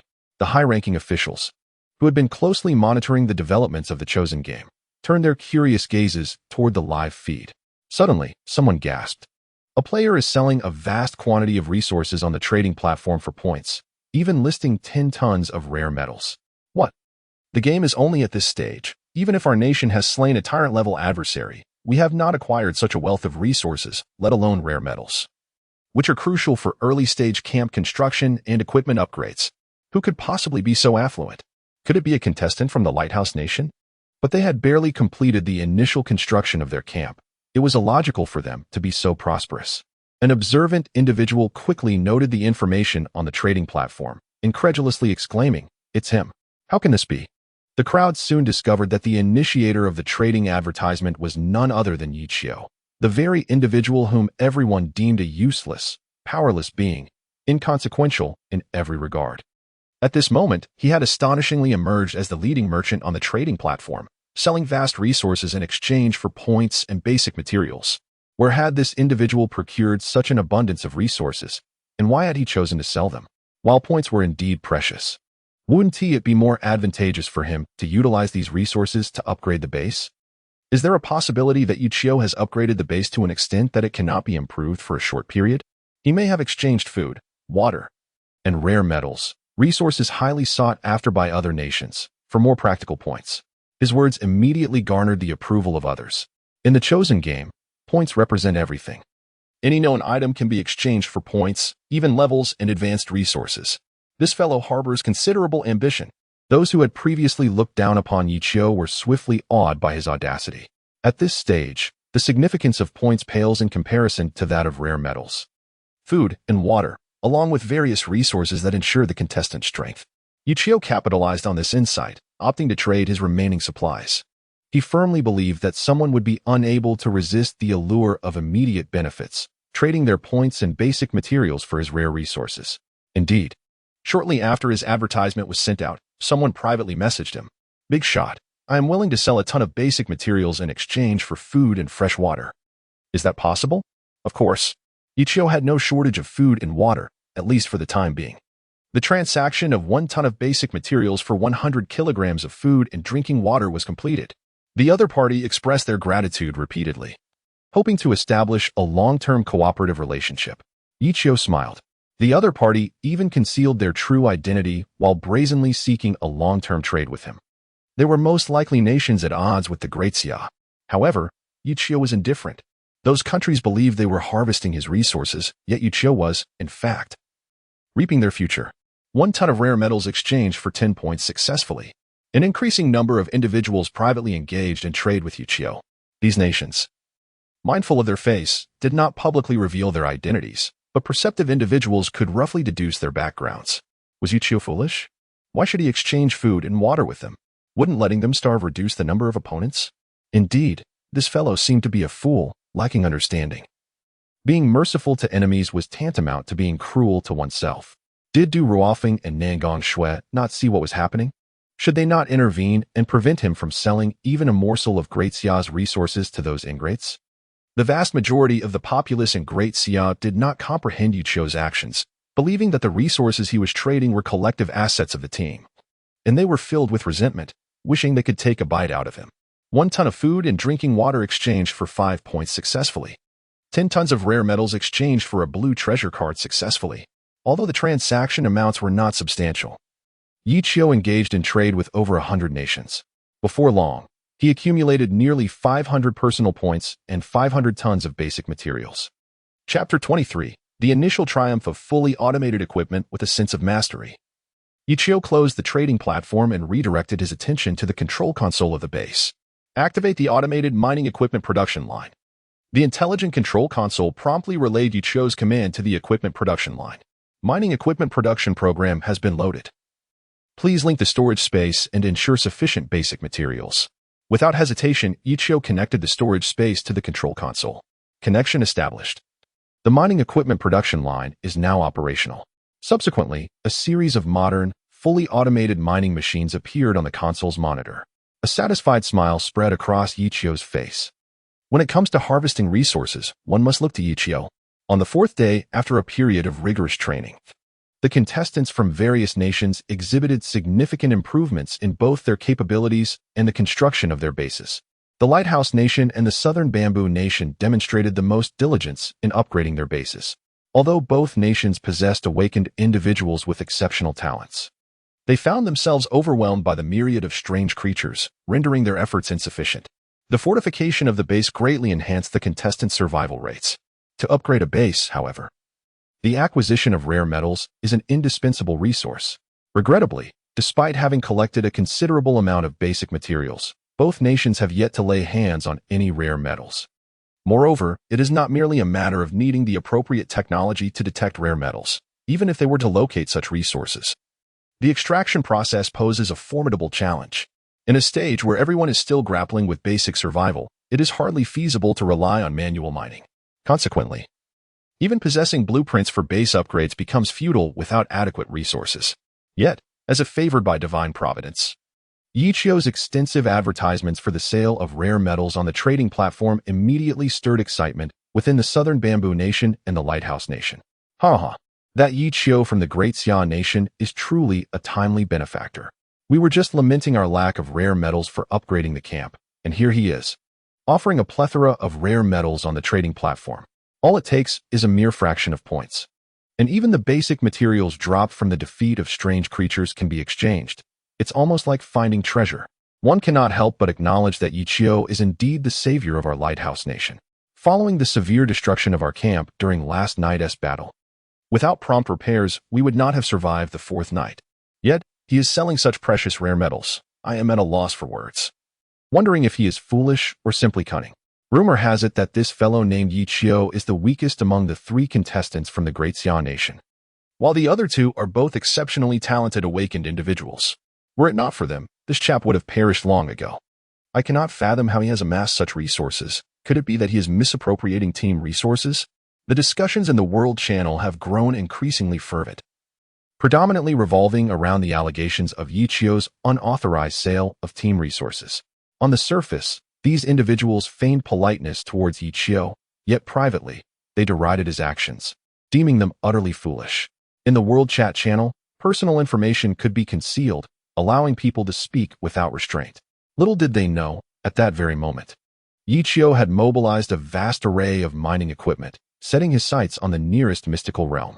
Through remote monitoring, he discerned that the so-called mystical realm was nothing more than a wilderness overgrown with weeds and strewn with rocks. Was this a mistake? This hardly resembled a mystical realm. Yichio furrowed his brow, contemplating whether to commence the excavation. After all, the operation of mining equipment necessitated the consumption of fundamental resources to function properly. Although he had procured nearly all the basic materials collected from over 100 nations through the trading platform, amassing almost 500 tons, it would only sustain the automated operation of his large-scale mining equipment for a week. If there was no mystical realm beneath the surface, it would be a sheer waste of resources. However, should he discover a mystical realm underground, classified as a red resource on the map, it undoubtedly promised unimaginable returns. After a moment of hesitation, Yichio resolved to begin the excavation. He believed that the resource detection technology derived from the treasure card would not be a subpar product. After all, who would willingly expend energy and risk their life to defeat such foes otherwise? Nevertheless, Yichio would not place all his hopes solely on this location. He left one excavation device behind, while the rest of the equipment and vehicles proceeded to a meteorite mine located 300 kilometers from the base. Although this rare metal was merely classified as blue quality, it was essential for upgrading camps and manufacturing infrastructure in the early stages. Many nations yearned for such rare metals, yet they could only be acquired through the defeat of special entities. However, with a complete set of automated mining equipment at his disposal, Yichio would certainly not overlook these scarce resources. Extracting a full 5 tons of meteorite iron and listing it on the trading platform would undoubtedly be a lucrative endeavor. Yichio continuously adjusted the orientation through the remote control system. However, he soon encountered an obstacle. A gang of subterranean goblins showed a keen interest in the vehicles transporting the mining equipment, leaping onto the transport trucks, with some goblins incessantly banging their bone clubs. This infuriated Yichio. These were costly mining devices, and if damaged by this gang of greenskin monstrosities, his plan for resource monopolization would be in jeopardy. This was intolerable. Yichio decided to dispatch a clone to deal with these bothersome creatures. Just then, Nangong Shui and Du Ruofeng unexpectedly burst through the door. Upon seeing the footage on the monitoring screen, they were left dumbfounded. Yichio, what on earth are you doing? Where did you find these massive devices? So many goblins. The subterranean creatures, though lacking in strength, are abundant in number, providing a commendable source of experience for leveling up. Both individuals fixated intently on the surveillance screen. They held little interest in the large machinery, yet the multitude of goblins before them appeared as bountiful experience packages. They firmly believed that with their innate talent, continuous leveling would inevitably enhance their power, rendering any creature in this world no match for them. This peculiar confidence mirrored the mindset of competitors from other nations. However, Yichio understood the importance of never underestimating one's adversaries. The Celestial Game had gathered the elite from over 200 nations on Blue Star not merely for the purpose of leveling up and acquiring gear. Every endeavor carries its own cost, a truth Yichio steadfastly believed in. As one progresses to the later stages, the formidable nature of bizarre creatures becomes increasingly terrifying, with the potential emergence of entities capable of obliterating an entire planet. This is undoubtedly possible. Therefore, Yichio refrained from seeking immediate gains, instead opting for long-term strategies from the outset. At this moment, Nan Gongxue and Du Ruofeng's focus was solely on the vast horde of goblins, which presented an opportunity to exploit. Yichio contemplated briefly before suggesting, there is still some time before nightfall. Why not eliminate this group of goblins and aim to return to base before darkness descends? I will ensure the camp remains secure during this period. Chapter 24. Discovered by the Lighthouse Nation. Nan Gongxue and Du Ruofeng exchanged glances, both feeling a sense of eagerness. If they could level up before nightfall, their strength would undoubtedly see considerable enhancement. Especially considering the adversaries were merely weak goblins, this was akin to a golden opportunity for accruing experience. You finally proposed a commendable idea, but do not think I am unaware of your true intention. You wish to level up as well. Which is why you want us to slay the goblins, Du Ruofeng remarked, wearing a smug expression as if he had discerned Yichio's hidden thoughts. Nan Gongxue showed no restraint in her disdain, retorting, what if it is for leveling up? With your limited talent, what difference does it make? Ultimately, tonight's battle will depend on me and Brother Feng. Yichio, of course, did not dispute this. Instead, he raised both hands in agreement. You two are the hopes of our great Xia. My only desire is for you to swiftly enhance your strength to surpass the others. After all, your current experience is only marginally ahead of Beirut and the others trailing behind you. Anyone could potentially surpass you at any moment. And everyone in our nation is keenly watching your progress. You surely do not wish to disappoint them, do you? Yichio's words struck a chord with both of them. Ever since being selected as contestants in the Celestial game, Nan Gongxue and Du Ruofeng had taken immense pride in their talents, particularly upon learning that defeating foes could yield rewards benefiting Great Xia. Their hearts swelled with joy and even more so, with pride. It is imaginable that those who are familiar, or even unfamiliar, with the two individuals at this moment regard them with reverence, wishing to enshrine them as deities. In such a critical time, the two must remain vigilant and not fall behind others. Let us dispense with trivialities. Who, pray tell, in this chosen game could surpass us? On the leaderboard, only a certain fellow named Pain manages to maintain a distant lead, thanks to his underhanded exploits. However, he will soon witness what true genius entails. Du Ruofeng, filled with fervor, yearns to charge into the goblin horde and wreak havoc. You guard the base well. This minor task should pose no challenge for you. A mere waste of space, they said before preparing to depart. Yet, Yichio handed two communication devices to them. This was the fundamental configuration following the enhancement of the base's defensive technology, with a communication range extending over 1,000 kilometers, facilitating contact among team members. Take this with you. Reach out if any situation arises, Yichio smiled. Du Ruofeng, however, was dismissive. This contraption holds little value for us, rather. It may serve as a lifeline for you. They begrudgingly accepted it, though they could not guarantee their ability to rescue him, as they would not be returning in the short term. Yichio's smile widened. Had he not been concerned that these two fools might inadvertently perish outside and jeopardize the ranking of the Great Xia, he would not have bestowed the communication devices upon them. No matter, your safe return is what matters. I can guide you through the communicator and keep in touch. The two ignored Yichio and exited the base. Du Ruofeng transformed into a colossal falcon, carrying Nan Gongxue upon his back as they soared into the sky. Yichio remained at the control panel, fixated on the two red dots advancing toward the goblin encampment. Indeed, the communication devices of Nan Gongxue and Du Ruofeng were equipped with a positioning system, allowing Yichio to monitor their movements at any time. Meanwhile, within the confines of the Lighthouse Nation's base, a group of individuals gathered around a rudimentary workstation, fixated on a black and white screen, exclaiming in excitement, "Oh my goodness, Rod! You truly are a genius! I could just pin you against the wall and plant a kiss on you. How did you conceive the brilliant concept of drone reconnaissance?" On the screen, though the image was not very clear, one could still barely discern the surrounding environment. This was the masterpiece of Rod, the mechanical prodigy of the Lighthouse Nation.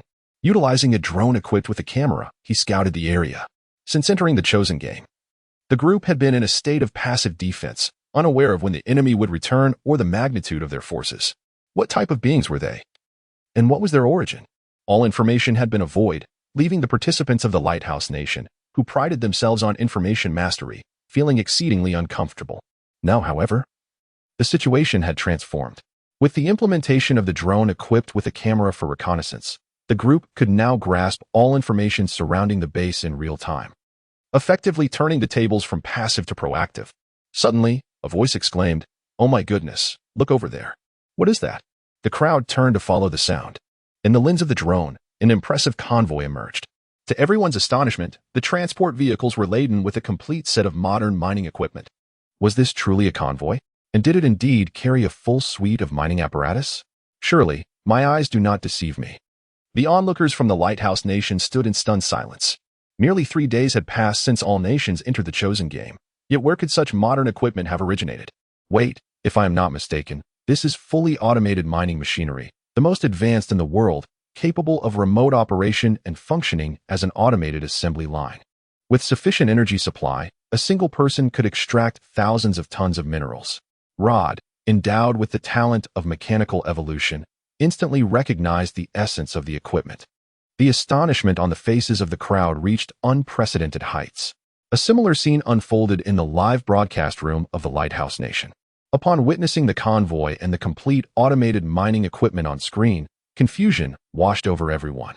In this remote wilderness, how could a transport convoy have materialized seemingly out of thin air, carrying a full suite of automated mining machinery? Who could be so formidable? It was evident that this convoy was not something any participating nation could possess. Even participants from the Lighthouse Nation, endowed with mechanical evolution talents, were merely at the beginning stages. They could not even manufacture a transport vehicle, let alone automated mining equipment. Indeed, this must be the gear of extraterrestrial colonizers, extracting rare minerals in this resource-rich alien space. While this notion may seem far-fetched, it was the most readily accepted explanation among the masses. Rod, find a way to get closer and see if anyone is following this convoy, commanded Barut, the captain, his eyes shimmering with excitement. Rod quickly discerned his intent. Captain, you cannot possibly be considering taking on this convoy, can you? Haha, of course. This is a divine gift, a convoy less than 100 kilometers away, and more importantly, it carries a full set of mining equipment. Just imagine the wealth such high-grade goods could bring in this resource-abundant alien space.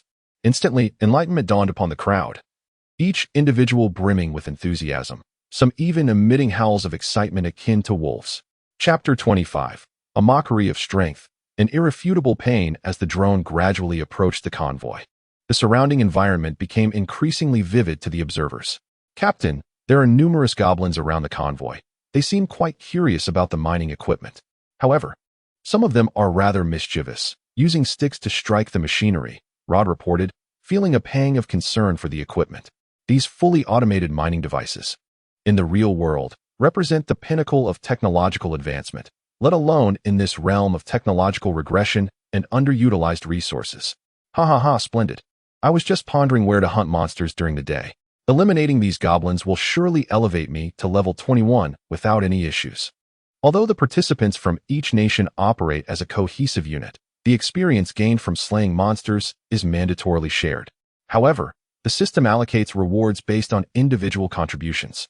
This means that those who demonstrate greater strength and make significant contributions in battle will secure more experience. Conversely, if someone remains idle, they will still receive some experience, albeit significantly less than those actively engaged in combat. As the captain of the Lighthouse Nation, Beirut possesses immense strength, unparalleled bravery, and a spirit of adventure. His philosophy is simple: the greater the risk, the greater the reward. As long as death is not a certainty, every endeavor is worth pursuing. The group voiced no objections, swiftly organizing themselves to set off towards their destination. While the technological prowess of other nations may not rival that of the Lighthouse Nation, it was only a matter of time before they discovered the convoy. After all, no one wishes to see a hard-earned prize slip away. Is this the place? I found it. Indeed, there are numerous goblins. Du Ruofeng's voice brimmed with excitement. These goblins are merely level 11, yet their sheer numbers promise substantial rewards. Brother Foam, let us commence the battle. I am eager to test how much my strength has improved after reaching level 20. Without hesitation, Nangong Shui raised her hand and unleashed a blizzard spell. Instantly, the temperature plummeted and the atmosphere shifted dramatically. Within a kilometer radius, the landscape transformed into a winter wonderland. The goblins, who typically dwell in the depths of the earth, could not withstand such frigid conditions. Dozens were instantly frozen. Roar! Du Ruofeng morphed into a cheetah, darting across the battlefield, where the goblins posed no threat, leaving a trail of fallen bodies in his wake. Yet, although the goblins were individually weak, their collective spirit was formidable. When confronted by a powerful foe, they charged fearlessly towards Du Ruofeng and Nangong Shui, swinging their bone clubs and emitting beastly roars. Du Ruofeng sneered, "Come on, all of you shall meet your demise." A flicker of cold ruthlessness crossed Nangong Shui's stunning visage. What a mindless bunch of fools. Knowing they cannot win, they still choose to throw their lives away. They deserve to become my stepping stones. As her words fell, the blizzard intensified, engulfing the scene. Wave after wave of goblins fell, yet countless more surged forth to attack. Gradually, Du Ruofeng sensed something amiss. Though he had slain hundreds of goblins and was on the brink of reaching level 21, his stamina was nearing its limit. Yet, the goblins continued to emerge in greater numbers, showing no signs of retreat. Win, brother, although my blizzard possesses tremendous power, it also depletes my stamina significantly. I can only sustain it for a maximum of 2 minutes. As Nan Goshue's words fell, a goblin lunged towards her. With a swift motion, an ice arrow pierced through the goblin's skull, yet Nan Gongshue was still startled. Unbeknownst to her, the goblin had breached the confines of the blizzard, posing a direct threat to her. Du Ruofeng gazed into the distance and discovered a cave not far away, from which countless goblins emerged, brandishing bone clubs and emitting peculiar cries as if summoning reinforcements. Clearly, a goblin army lurked nearby. This was untenable. We must retreat and devise a new strategy. Du Ruofeng leaped back to Nan Gongshue's side, ready to flee. At that moment, several figures appeared at the edge of the battlefield. Just then, the coarse and somewhat mocking voice of Beirut rang out. The awakened talents of the Great Xia are hardly impressive, are they? Unable to even deal with weak goblins. They dare to proclaim themselves the chosen ones of the game? Ha ha ha, participants from the Great Xia, it would be wise to retreat to your base and hide like turtles. It is truly embarrassing. Let us demonstrate the strength of our lighthouse nation. Brothers, charge forth, eliminate the goblins, and seize the transport vehicle.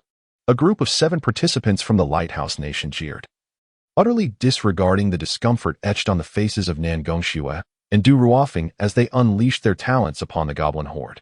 In an instant, the tide of battle shifted. The 7 participants from the lighthouse nation descended like tigers, exuding an overwhelming ferocity, especially their leader, Beirut, who stood alone against 100. Exhibiting strength akin to a demigod, seemingly invincible. The Lighthouse Nation boasts 5 awakened talents of remarkable caliber. Is this a jest? Du Ruofeng's complexion turned ashen, his voice trembling with a mix of reluctance and profound fear. Even Nan Goshue's face paled, rendered at a loss. All along, they had believed that the reason Great Xia had only 3 participants was that their abilities far surpassed those of competitors from other nations. After their formidable display in the territory of the Southern Stick Nation, this belief had only solidified. However, upon witnessing the participants from the Lighthouse Nation today, they realized the truth was far more complex.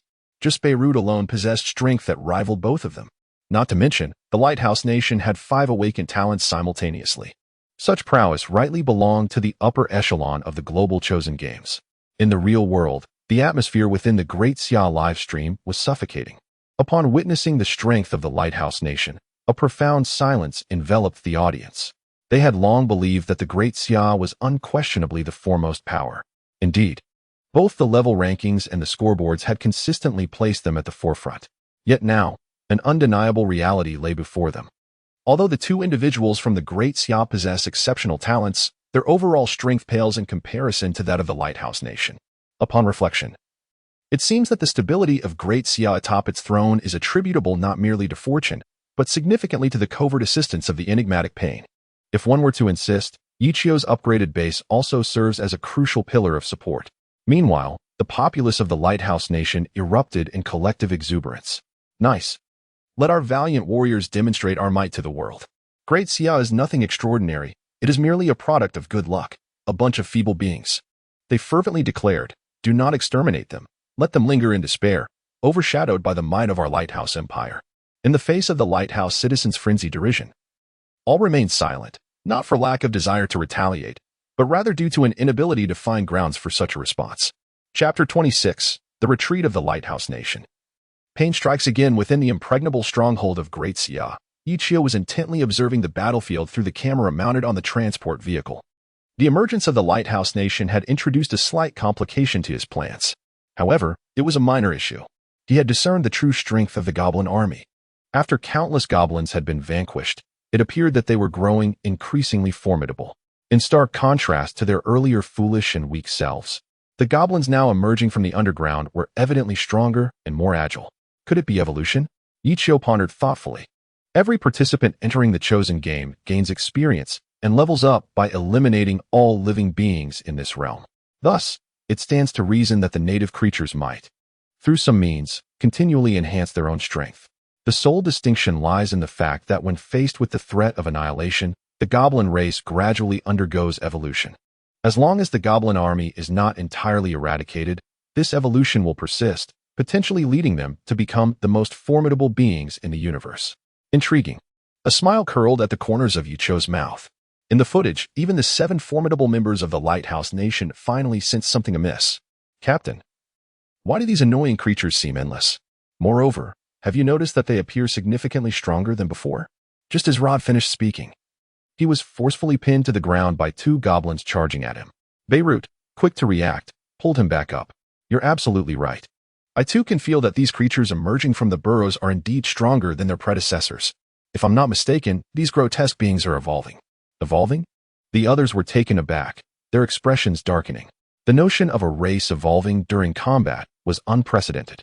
If we do not eliminate them all at once, they will continue to evolve until they ultimately vanquish us. Oh, damn. This is utterly terrifying. Who could have imagined that such a seemingly feeble goblin would possess such an extraordinary mechanism of evolution?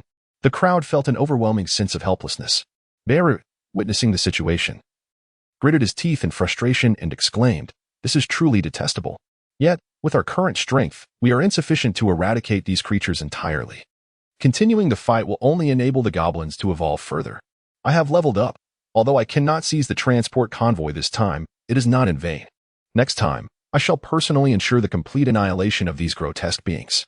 Though Rod was preoccupied with the modern mining equipment, he was far more apprehensive about the goblins emerging from all directions. Moreover, the day was waning, and a fierce battle awaited them under the cover of night.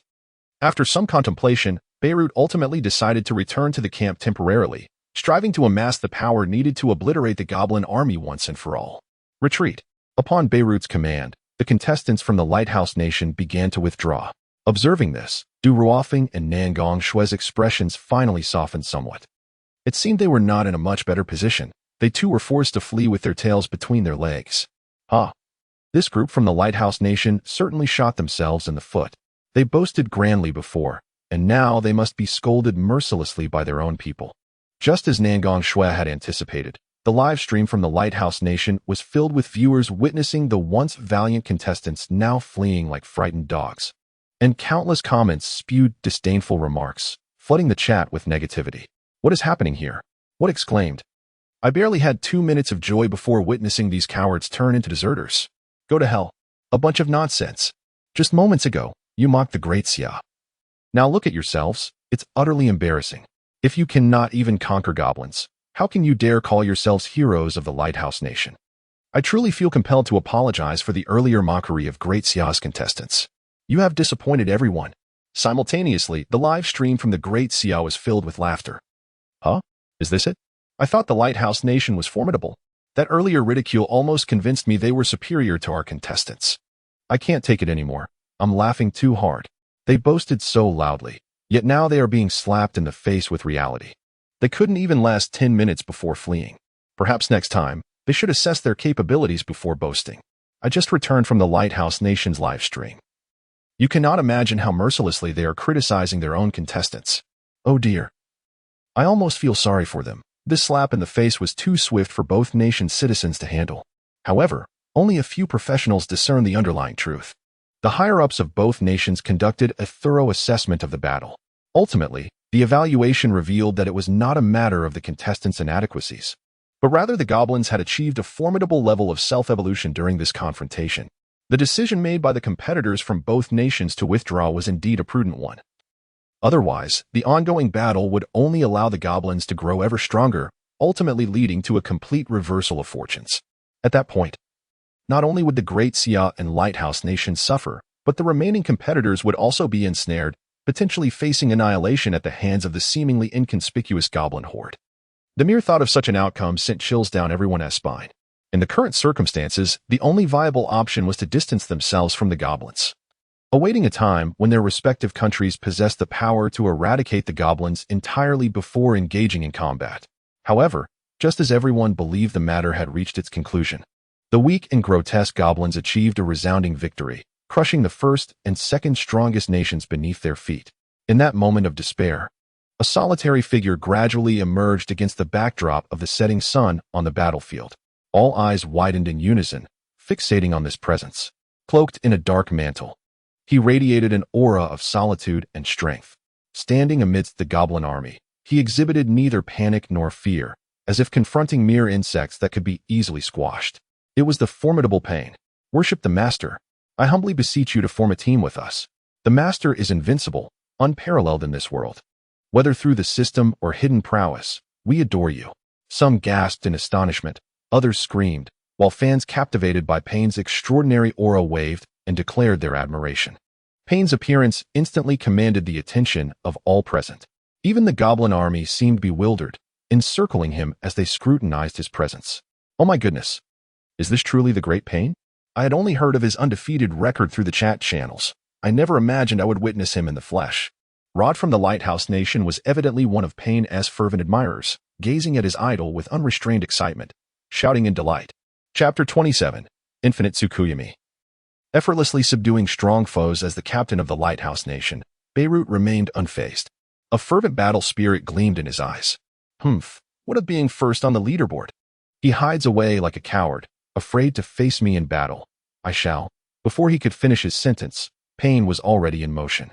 He slowly ascended from the ground, arms raised as if conducting some arcane ritual. What a charade! Duru Ofting, who had previously been humiliated by Pain, let out a derisive snort. In the next moment, Pain's eyes flew open. The unique black and red patterns of his Rinnegan stood out vividly under the moonlight. Infinite Tsukuyomi. In an instant, the once pristine full moon transformed into a blood-red orb. On the battlefield, the vast goblin army appeared to be robbed of their very souls. Their eyes vacant and silent, their weapons clattering to the ground. What is this technique? So cool. All witnesses to this spectacle felt a surge of awe within their hearts. Yet, this was not the end. The goblin army, ensnared in the illusion conjured by Pain, experienced what felt like centuries passing in mere seconds. Throughout the passage of time, a singular figure has consistently guided them from frailty to strength, from ignorance to civilization, ultimately establishing a grand empire of goblins. This figure, draped in a black cloak, is none other than Pain. His image has become the spiritual totem of the goblin army, their sovereign of faith, revered as a deity. As Pain's voice resonated, the infinite Tsukuyomi was dispelled. Everything returned to its original state, and the countless goblins gradually opened their eyes. From initial bewilderment to astonishment, they ultimately transformed into a state of devout reverence. In unison, the seemingly endless ranks of goblins suddenly knelt before Pain. Their bodies bowed low to the ground in a profound act of worship. Their demeanor radiated a deep sense of awe and veneration towards him. This unexpected scene left all present wide-eyed and incredulous, utterly astounded. Was this mere sorcery, or the allure of charisma? No one could decipher the truth. They were left with nothing but a profound sense of shock and admiration. Witness, if you will, how without bloodshed the power of the mind prevails. This is the essence of our great Xia Kingdom strategy, a lesson for you foreign folk to learn. Pain, the mighty leader, deserves to be recognized. It was indeed astounding how with mere gestures he commanded the allegiance of the formidable goblin army. At this moment, I, who often speak boastfully, found myself at a loss for words to express the sheer magnitude of my awe. Meanwhile, Yichio, observing the scene, wore a satisfied expression. Upon realizing the goblin's capacity for self-evolution and infinite growth, he dispatched the avatar of heavenly Tao, Pain, to the battlefield. Yichio did not seek to annihilate the goblin army. His ambitions were far more expansive. The extraction equipment operating in the wilderness would inevitably attract the attention of other races. He intended to utilize the goblins as guardians for his mining endeavors. The infinite Tsukuyomi indeed did not disappoint him. The goblins, entranced by the illusion, regarded Pain as a divine entity, maintaining unwavering loyalty and humility. Any command issued by Pain would be executed by the goblin army without hesitation. This power, akin to mental hypnosis, fundamentally stemmed from the abilities of the Rinnegan. Yichio merely harnessed the infinite Tsukuyomi to its utmost potential. Suspended in midair, Pain emanated an aura of mystery. With a voice both somber and detached, he issued his first command to the goblin army. escort the transport convoy, and ensure that the mining equipment remains unharmed by other races. As his words resonated, countless goblins promptly formed 2 lines, standing vigilant on either side of the convoy. In the control room of the base, as Yichio reignited the convoy, the grand procession advanced once more, with the goblin army solemnly marching alongside, wielding bone clubs. Those who witnessed this spectacle exchanged astonished glances. It turns out that this team belongs to the esteemed Pain. No wonder he took matters into his own hands. How audacious of us to covet his assets. We can only hope that he does not hold us in contempt. The participants from the Lighthouse Nation appeared visibly apprehensive, and although Beirut feigned defiance, witnessing Pain's miraculous suppression of the goblin horde compelled him to concede. To think we could only stand by and watch as an entire convoy of modern mining equipment was whisked away. It is truly disheartening. Yet, what can be done? After all, we are dealing with the formidable Pain, who has even tamed a goblin army. Who would dare to seize from him? The top-ranked individual, the enigmatic Pain, indeed lives up to his reputation, and my curiosity regarding his true identity grows ever stronger. In the streaming room of the Lighthouse Nation, some lamented with sighs, while others remained entranced by the earlier spectacle. Suddenly, the voice of the chosen system resonated. Warning. The peculiar creatures will commence their assault on the national camps in 5 minutes. All must prepare accordingly. The intensity of this wave of peculiar creatures will be significantly heightened compared to prior encounters, and correspondingly, the experience and items gained from their defeat will also increase. Nations that successfully repel this assault and achieve kills will receive substantial rewards, and participants will be granted a modest boost to their base attributes. As soon as these words echoed, everyone was jolted back to reality. Damn it. In our awe, we lost track of time. Only 5 minutes remain before the camp faces an onslaught from these creatures. We must return to the camp quickly. If we delay, the base could be lost, and what good would it be to continue? Alas, while the Lighthouse Nation is relatively close, for our 2 compatriots from the Great Xia, returning to the camp is not so simple. This spells disaster. The citizens of both nations, finally coming to their senses, were like ants on a hot pan, frantic and agitated. If the camp were to be destroyed, it would mean starting anew. Would the peculiar creatures grant them such an opportunity? Beirut shouted in fury and was the first to dash back to the camp, with the others following suit. 5 minutes is a fleeting span. Yet the Lighthouse Nation's camp appears sturdy enough to hold for a while. Meanwhile, Nangong Shui and Du Ruofing looked exceedingly grim. They would need at least 15 minutes to reach the base. Could it withstand the assault of the peculiar creatures? It is worth noting that even the chosen system recognizes the difficulty of this challenge. At this point, it is too late for any words of comfort. Du Ruofing transformed into a swift falcon, urgently carrying Nangong Shui back to the base. In the streaming room, all eyes were fixed in anticipation, hoping the base would endure until their arrival. Yet, none believed that Yichio could withstand even a moment against the impending assault of the peculiar creatures. Unbeknownst to them, the base was already surrounded by a multitude of necromancers. Chapter 28. The earth-shattering star reappears. Returning to the perspective of the Great Xia base. Despite the formidable protection of 10-meter-high copper walls, the relentless, seemingly endless horde of necromancers outside instilled a chilling sense of dread. Even more disheartening was the realization that ordinary bullets were utterly ineffective against these dark sorcerers, who could erode the outer defenses of the base with their myriad arcane spells. At the current pace, it would take no more than 10 minutes for the necromancer army to breach the perimeter and surge directly into the heart of the base. The secondary base, painstakingly established by the Xia dynasty, would soon be reduced to mere dust, vanishing without a trace. Without the sanctuary of the base, while the Xia dynasty might not be immediately vanquished, it would undoubtedly lag behind other nations, unable to reclaim its former glory. Witnessing this grim scene, some had covered their eyes, unable to bear the live broadcast. Suddenly, a voice cried out in surprise, Yichio. What was he doing out there? Was he intending to fight? Everyone looked up to see Yichio casually standing atop the base's wall, gazing down at the tide of necromancers below with an air of nonchalance. What was this fool thinking? Why was he waiting inside the base for Nangong Shui and Du Ruofing's return? Instead, he stood there, trying to look impressive. The thoughts of the inept were always difficult to fathom. Who knew what delusions he harbored? Perhaps believing he could fend off the undead army single-handedly? A wave of laughter erupted among the crowd. Only a handful of young women, captivated by Yichio's striking appearance, sighed inwardly. Such a handsome young man was a rarity. Yet it was unfortunate that he possessed a talent deemed worthless. At that moment, the communicator suddenly chimed. It was Nangong Shui and Du Ruofing. Yichio, What's the situation over there? Have you spotted any strange creatures? Yes, indeed. There are quite a few, roughly estimated at least 20,000 necromancers, along with a high necromancer. Yichio replied with a smile. Negong Shui's face turned pale, uncertain of how to respond. Du Ruofing, displeased, shouted, "What are you doing? Use the city defense weapons. Why do you appear so indifferent? Let me be clear. If you cannot even defend the base, I want you out of the team to fend for yourself." At this, Yichio let out a quiet, disdainful laugh. This guy was as foolish as ever. How had he ended up with such a dim-witted teammate? One who could only rage ineffectually, devoid of any strategic thought, fighting independently? That was not impossible, as long as they did not regret their decisions.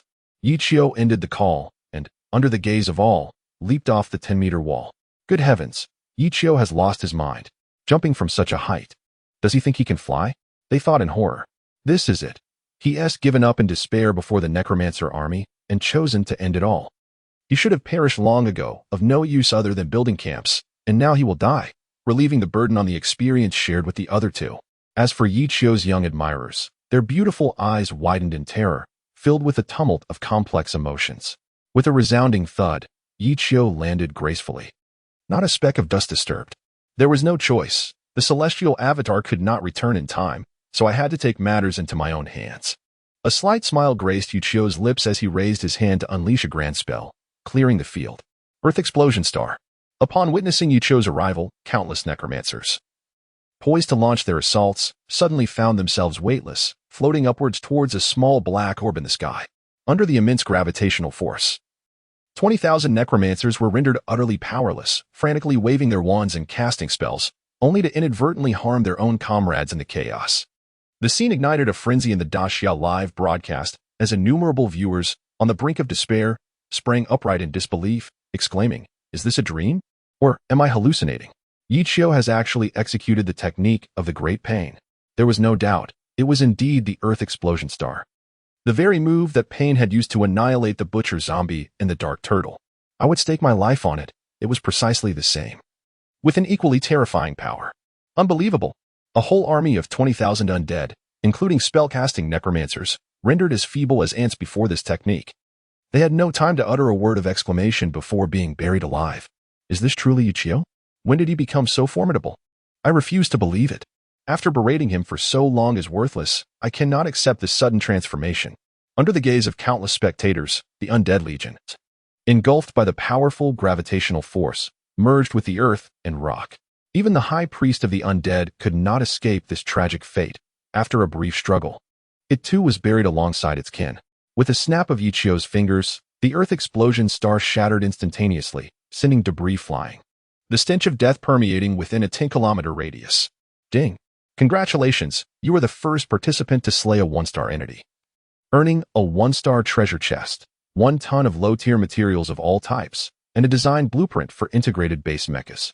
Ding.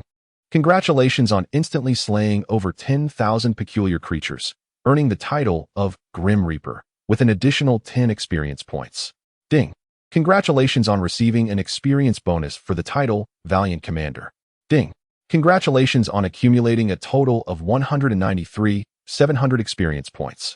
Announcement. Participant Yichio has become the first slayer of a 1-star entity.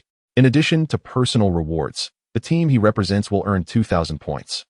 And the nation he represents will receive a century of national fortune, with a 30 increase in identified mineral resources. The notification from the chosen system struck like a thunderclap in everyone's minds. Participants from various nations wore expressions of disbelief, questioning the authenticity and accuracy of this announcement. Yichio is the sole participant among the 3 competitors from the Great Xia Kingdom who possesses a seemingly worthless talent awakening. Aside from remaining at the base to oversee construction, he is widely regarded as utterly ineffectual. This is a universally accepted truth. Despite his ostentatious spending on the trading platform, others feign politeness towards him while privately ridiculing and deriding him. No one believes that such a perceived failure could achieve anything significant in the impending battles. However, an unexpected announcement suddenly emerges, declaring that Yichio single-handedly thwarted an assault from 20,000 necromancers and effortlessly vanquished the necromancer high priest, thereby becoming the first contestant to slay a 1-star enemy. Is this plausible? Can it be deemed credible? Equally incredulous are Negong Shui and Du Ruofing, who are racing back to the base. Upon hearing the announcement, both are momentarily rendered speechless. What on earth is happening, Brother Feng? What has Yichio done? Du Ruofeng's face darkens. The recent system notification left him astounded and in disbelief. Could Yichio truly have slain necromancers? Moreover, tens of thousands at once. How could that be possible? With his feeble ability to manipulate surrounding objects, he should logically have been annihilated by the horde of monsters. Driven by a sense of bewildering curiosity, the two hasten back to the camp. Upon arriving at the base entrance, they are struck dumb by the scene before them. The ground is littered with countless fragments of stone, intermingled with the remains of numerous necromancers. It appears that they were indeed obliterated in one fell swoop. Du Ruofeng, still incredulous, presses the doorbell at the base. Hello? Who is there? Speak. If you remain silent, you shall be treated as an enemy. Yichio feigns ignorance of Du Ruofeng, refusing to even activate the video call, and instead responds with a mocking retort. Yichio, you don't even recognize me anymore? Open your eyes wide and take a good look. I am Du Ruofeng. Hurry and open the door. Du Ruofeng suppresses his rising fury. Yet, all access to the base is under Yichio's control. He had anticipated his stay at the base would be uneventful, never imagining such a situation would arise. Nangong Shue's expression is equally grim. Yichio, stop pretending. You can't possibly not recognize our voices. Open the door quickly. There are still many strange creatures lurking outside. Ha ha ha. So it's Nangong Shui and Du Ruofeng. The two young prodigies have returned. How was your expedition to slay the goblins? Yichio does not directly open the door, but instead begins to tease the pair with a mocking tone.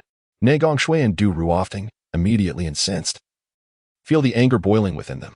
Despite slaying numerous goblins and gaining experience while under relentless pursuit, they had nearly been overwhelmed by the goblin horde, only to be further taunted by contestants from the Lighthouse Nation. Their frustration had reached a boiling point. Yet Yichio, ever the provocateur, deliberately broached the subject. Yichio, you must be intentional about this, right? You've known all along about the vast number of goblins there, as well as their potential for self-evolution. You're hoping to let us two perish while you benefit alone in the base, aren't you? Yichio let out a scoff. Oh, it was you who insisted on hunting goblins to level up, forbidding me from joining. Now, how can you turn the tables and claim I acted with malice? Or are you simply envious after witnessing my triumph in slaying a one-star goblin and reaping substantial rewards? The audacity of the two left Yichio astounded. Enough of this nonsense. Open the door. Du Ruofeng gritted his teeth. Yichio's words struck a chord with his thoughts. A useless individual had, through unknown means, slain the first one-star creature and received unimaginable rewards, which infuriated him. Now, publicly ridiculed by Yichio, who had always maintained a position of superiority, he found it intolerable. Du Ruofeng had already devised a plan for how to deal with Yichio. Meanwhile, Nangong Shui stood by, equally furious and indignant. She had never expected the usually submissive Yichio to achieve the first kill of a one-star creature and enjoy the exclusive rewards. Now, he had locked the base doors and was hurling insults.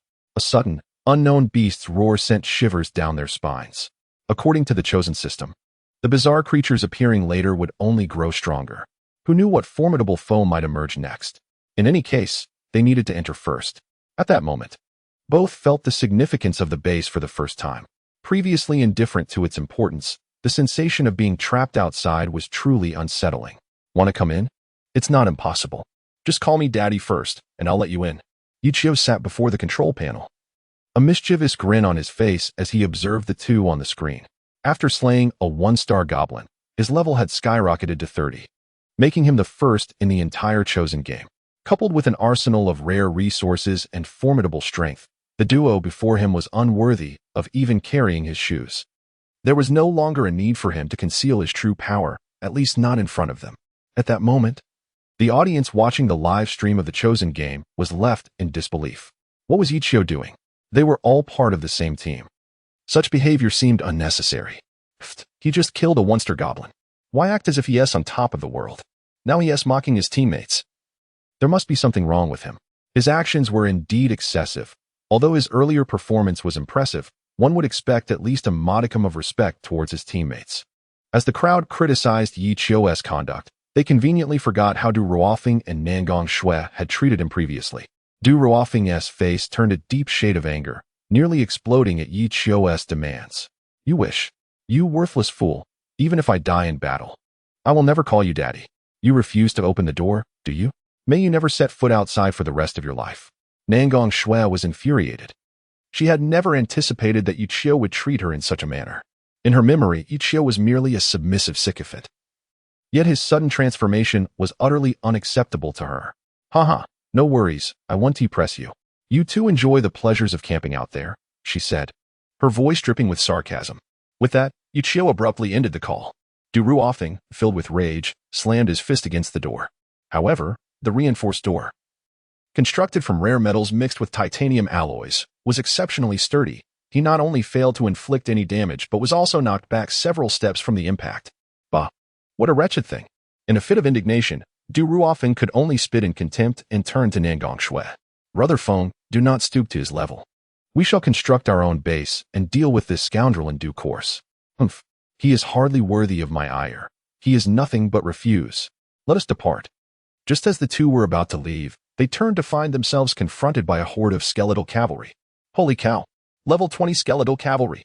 We must flee. Du Ruofeng's eyes widened in terror as he prepared to make his escape. However, before he could transform, one of the skeletal cavalry pierced his thigh with a lance, causing him excruciating pain. Brother Feng, Nangong Shui gasped in shock, instantly conjuring a wind shield for protection. Yet, more skeletal cavalry began to converge, closing in on the pair. Despair filled their eyes. Could this truly be their end? Were they really unable to escape from Yichio and the others? Despite their reluctance, it seemed that all of this was indeed reality. Chapter 30, Humiliation and Survival. At that moment, the Daxia live stream was in an uproar. Everyone directed their ire towards Yichio. Traitor, heartless, and ungrateful. To let his teammates face such peril without intervention. Does he even possess humanity? How could Daxia have such a player? While others banded together, offering mutual support, he treated his comrades, with whom he had shared life and death, in such a manner? I can hardly bear it. He remains indifferent while his teammates are in danger. Why doesn't he open the door? The crowd was in a frenzy, like ants on a hot stove, shouting and cursing in frustration. Yet, none of this affected Yichio, who remained unfazed, comfortably seated as if he were fishing. The humiliation and disdain he experienced were known only to him. He never expected others to comprehend or empathize with him, nor did he care for their opinions. Yichio possessed absolute confidence that even without these two, Daxia would stand tall at the pinnacle of the world, surpassing all realms. Moreover, from his understanding of Du Ruofeng, he knew that the self-preserving nature of the latter would lead him to do anything to survive.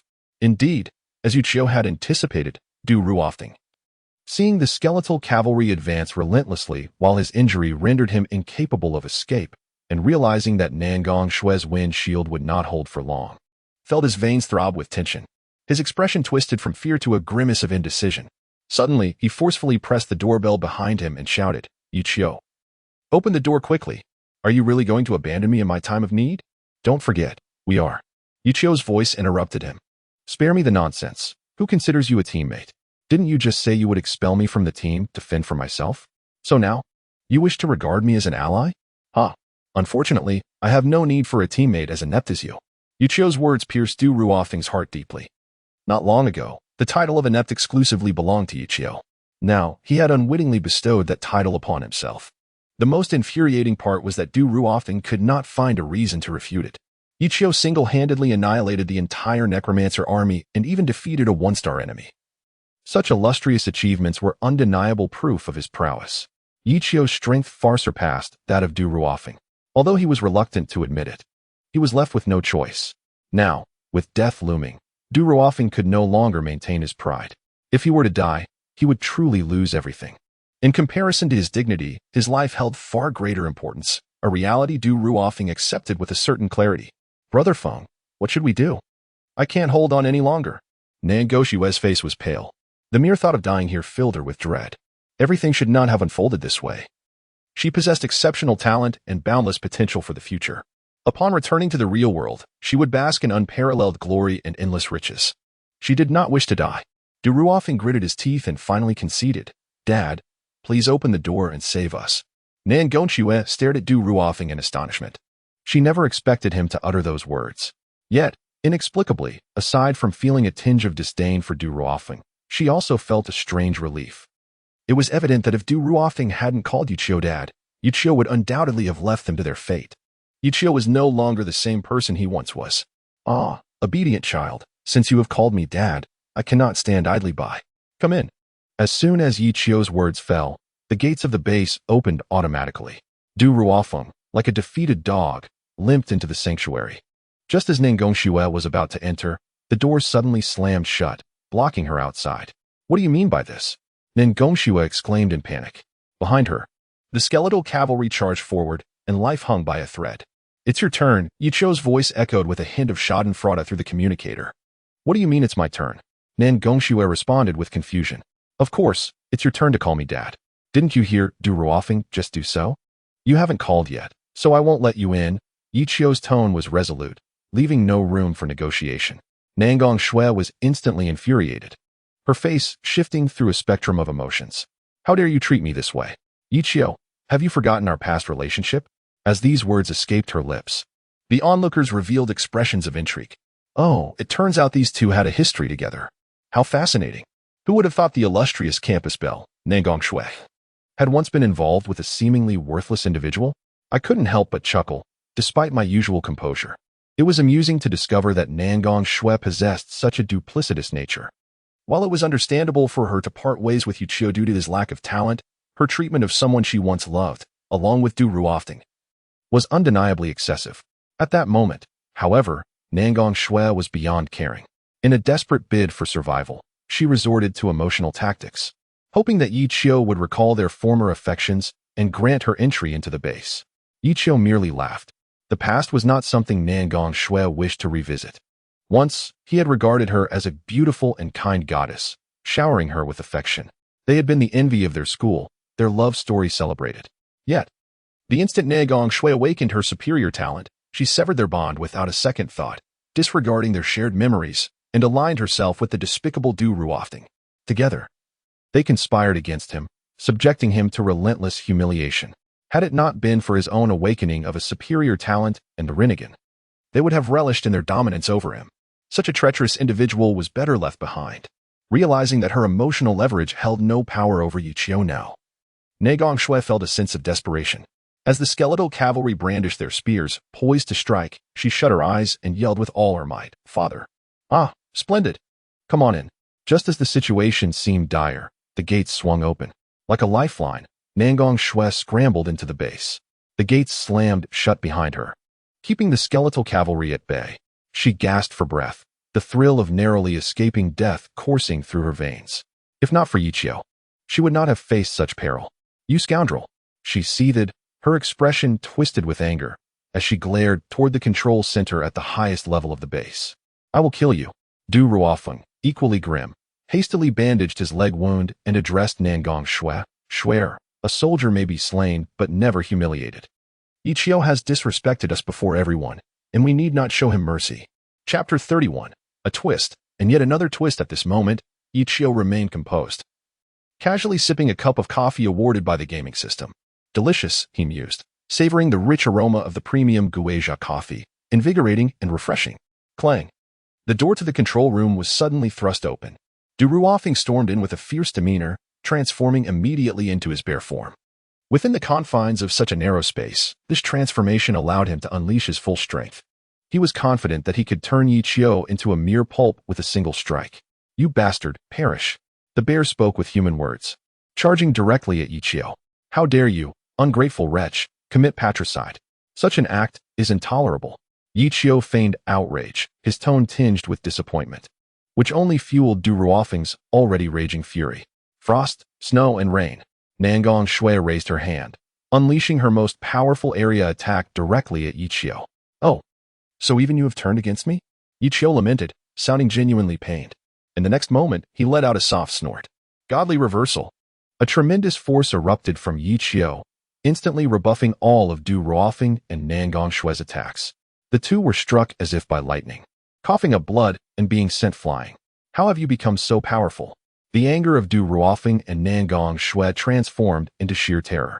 Yichio's displayed strength was far from that of a mere weakling. Just moments ago, they had doubted whether he could truly annihilate 20,000 undead sorcerers in an instant. Now, it was evident that he was formidable indeed. "What? Weren't you going to kill me? Go ahead." Yichio sneered, casting a disdainful glance at the two. "If you do not strike first, I shall." The intensity of Yichio's gaze sent chills down their spines. No longer did he embody the cowardice of the past. Instead, he exuded a chilling and tyrannical aura that was impossible to confront directly. "This is a misunderstanding. We merely sought to gauge your strength," Du Ruofing stammered, utterly at a loss for words. After all, the old you could never contend with so many undead sorcerers. "We needed to genuinely understand the capabilities of our teammate to ensure effective collaboration in future battles." "Oh, is that so? And what was the result of your little test?" Yichio leaned forward, a terrifying pressure enveloping the two. Nangong Shui shivered, unable to meet his gaze. "Indeed, you have grown stronger. Your power surpasses ours without a doubt." Du Ruofing hastily replied, fearful that any delay in his response might provoke Yichio's wrath. "Given that, I suppose I shall be the captain from now on, yes?" Yichio reclined back onto the sofa, even crossing his legs. Everything was now under his control. The fates of the two lay solely in his hands.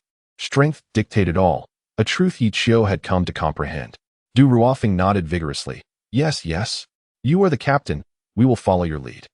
If you instruct us to head west, we would never dare venture east." Yichio nodded, then turned his gaze to the bewildered Nangong Shui. At this moment, Nangong Shui remained engulfed in the shock of recent events. Yichio's formidable prowess had rendered her mind utterly blank, as if frozen in a state of disbelief. Reflecting on her past folly of discarding Yichio, belittling him, and subjecting him to various humiliations made her wish she could vanish into the earth. Upon hearing Yichio's words, Nangong Shui lifted her head and took a deep breath. "I misjudged you. From now on, you shall be the leader. And we will obey you unconditionally. As long as you spare our lives, I am willing to comply with whatever you ask." She had resigned herself to her fate. At that moment, her only thought was the sheer fortune of survival. Considering her previous actions towards Yichio could warrant 100 deaths. Anything. Yichio revealed a peculiar smile. Du Ruofing's expression darkened, yet he maintained a sycophantic grin. "Captain, I will prepare the largest bedroom for you," he declared. When it came to flattery, Du Ruofing was unrivaled. Observing Yichio's meaningful expression, he mistakenly believed Yichio harbored intentions towards Nangong Shui and promptly displayed his understanding. "No need for the bedroom. Let us remain here," Yichio replied, a slight smirk playing on his lips. Here, both Du Ruofing and Nangong Shui were taken aback, surprised that Yichio was so audacious. "I shall excuse myself then," Du Ruofing said, turning to leave. Yet, Yichio suddenly added, "You need not retreat. Stay right here." "What? You want me to watch you two right in front of me? This is truly a cruel torment."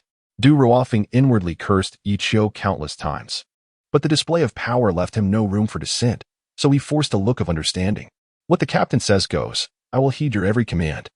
Du Ruofing obediently stood aside, bracing himself for the impending humiliation. Yichio tilted his chin towards Nangong Shui. "Why are you still dawdling? Do you need me to come over?" A complex expression flickered across Nangong Shui's face as she furtively glanced at Du Ruofing, who pretended not to notice, diverting his gaze elsewhere. Ultimately, Nangong Shui steeled herself. Everything was for the sake of survival. Observing Du Ruofing, who was nearly groveling before Yichio to save his life, she took a few steps forward, standing before Yichio, her demeanor a mix of indignation and humiliation. Just then, Yichio pulled a set of keys from his pocket and solemnly handed them to her. Feeling the weight in her palm, Nangong Shui looked up in astonishment, only to be met with Yichio's infuriating smirk. "These are the keys to the base's storage room. From today onward, you will be responsible for organizing the minerals we have collected. I intend to list these minerals on the trading platform by tomorrow. You must inventory them before dawn. Fail to do so, and you can forget about sleeping." With that, Yichio flicked his sleeve and strode out of the control room. Du Ruofing and Nangong Shui remained utterly stunned, their expressions a mixture of bewilderment and disbelief. The atmosphere had escalated to such an extent that Nangong Shui had closed her eyes in resignation, surrendering herself to the whims of Yichio. After all this commotion, was he merely intending to have her organize the minerals? Gazing at the long string of keys in her hand, Nangong Shui felt a profound anguish. This was more distressing than a death sentence. "Shui, do not be disheartened. Just being alive is a blessing. You should begin your work promptly. While I check on what else the captain requires," Du Ruofing remarked and departed without a backward glance. Nangong Shui seethed, her teeth clenched in frustration. "Du Ruofing, you scoundrel. Is it that you simply do not wish to assist me in inventorying the minerals? Are you even a man?" Clang. Inside the warehouse, the mountains of minerals left Nangong Shui speechless. Chapter 32, The Second Avatar. The path of Azura, the news of Yichio's defeat of a star-ranked opponent, swiftly circulated among all nations and their competitors. People could scarcely believe it was true. Much like how Du Ruofting and Nangong Shui initially struggled to fathom that Yichio could annihilate all the necromancers in a single blow. Yet the evidence lay starkly before them. The enigma surrounding Yichio had grown to rival that of the esteemed Pain, both shrouded in perplexity. Unbeknownst to them, Pain's true identity was none other than Yichio. Pain was merely a celestial avatar of his. As discussions erupted and the world marveled at the emergence of yet another unparalleled talent from the Great Xia, Yichio appeared on the trading platform, selling 10 tons each of iron tin, ore, gold, titanium alloy, and extraterrestrial meteorite iron. All these rare metals are refined products ready for immediate application across various fields. Rare metals are available for exchange only for points and basic materials, serious inquiries only. As the advertisement was released, everyone was left in stunned silence. What? 10 tons of rare metals, and they're processed? Is this for real? Surely, this must be a joke. My heavens. If it weren't for the fact that the speaker is Yichio, I would never believe that anyone could present such an abundance of resources at once. Rare metals are precisely what every base desperately needs. I would willingly trade 100 points for a ton of titanium alloy. Indeed. A powerhouse like Yichio casually offered 10 tons, while we could scarcely gather even 1 ton of rare metals. Such is the disparity. Yichio paid no heed to the murmurs of the crowd and directly listed the resources on the trading platform. As he had anticipated, the moment the rare metals were available, inquiries began to flood in. For these nations, points and basic materials held little practical value in the short term. Aside from affecting rankings, it was still premature for any substantial exchanges. Thus, they were more inclined to utilize their points and collected basic resources to acquire the more practical rare metals. The titanium alloy listed on the trading platform was purchased by a competitor from the Lighthouse Nation for 200 points. You have hung the celestial meteorite on the trading platform, which was acquired by the Southern Bamboo Nation for a price of 100 points. The trading interface incessantly pops up notifications. Yichio couldn't contain his laughter. In just half a day, he had amassed an impressive 2,000 points. Coupled with the 4,000 points he had previously acquired, he now possessed a total of 6,000 points. Truly a formidable figure. Sipping the coffee personally brewed by Nangong Shui, Yichio felt an illusion of reaching the pinnacle of life. However, this was merely the beginning. Du Ruofing cautiously stood beside him, somewhat perplexed, and inquired, "Captain, what do we need so many points for? Our Great Xia is already at the top of the leaderboard. It would be wiser to conserve these precious resources for future base upgrades rather than giving them to our competitors." "What do you know?" Yichio shot him a glance, regarding Du Ruofing with a look of incredulity. "This is called investment. My ambitions extend beyond merely securing first place. I aim to leverage the chosen system to establish a derivative domain belonging to Great Xia in this alternate space. I intend to make all nations bow in submission and unify the world." Du Ruofing was left utterly astonished. Even Nangong Shui beside him gaped in disbelief. "Captain, you can't be serious, can you?" They exchanged glances, silently shaking their heads. Yet, Yichio remained unfazed. At that moment, the voice of the chosen system echoed once more. "The first phase of the trials has concluded, and the point rankings among nations are as follows. First place, Great Xia, 3,200 points. Second place, Lighthouse Nation, 2,400 points. Third place, Big Bear Nation, 2,300 points. Fourth place, Eastern Island Nation, 2,000 points. Fifth place, Western Union, 1,900 points." The cold, mechanical voice of the chosen system continued. "Before the commencement of the second phase, the system will open the points mall. All participants can utilize their points to exchange for necessary supplies in the mall. Team points are shared among all members, while personal points can only be used by the individual. The contents of the second phase of the trials are as follows. 1. Over the next 4 days, strange creatures will engage in one-on-one duels with the participants to determine the victor. If a participant wins, the battle will conclude immediately. Otherwise, the base must send forth the next warrior to continue the fight until all participants are eliminated. Participants may choose to hide within the base to avoid combat, but will incur a deduction of 1,000 points. If the base is breached, they will be eliminated outright. 2. After defeating an opponent, participants will gain the right to establish a new domain. Once marked, it will become an exclusive territory, unlocking the summoning system and enabling the establishment of factions. A new battle is about to commence. Everyone, please prepare yourselves." As the announcement concluded, everyone was left in shock. This was it, the rhythm of our demise. One-on-one duels? Who possesses such strength? It is utterly unbearable to continue. Is the base we painstakingly established now rendered useless? We have only just upgraded to a level 2 base. For heaven's sake, the sole means we had to contend was through teamwork, and only after enhancing our capabilities could we have a chance to confront our adversaries head-on. Yet now, even this singular method has evaporated. It's absolutely absurd. The morale of nearly every participant has crumbled, save for Yichio. Within the Daxiao base at this moment, Du Ruofeng wore a troubled expression, while Nangong Shui appeared visibly anxious. Their concern stemmed from the fear that Yichio might compel them into combat. Typically, those in elevated positions resort to such tactics to preserve their strength.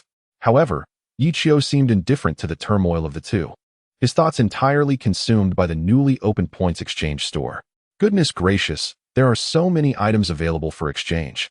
Yichio gazed in awe at the vast array of goods within the store. It was overwhelming. Medicines, food, drinking water, everything one could desire was present. Weapons, munitions, technological blueprints, and mechanical ascensions. There was nothing one could conceive that could not be found. Spiritual fruits, celestial herbs, mythical mounts, and extraordinary abilities. Each item dazzled Yichio's eyes. What was even more astonishing was the presence of enhancement stones for talents in the point store. Although each stone required 2,000 points, it was undoubtedly worth it for Yichio. Ha ha ha, can my reincarnation I finally be upgraded again? I eagerly anticipate the enhancement when I activate my second avatar. While others can only engage in one-on-one battles, I can face 3 opponents with ease. How exhilarating. Chapter 33. A shock to all at this juncture.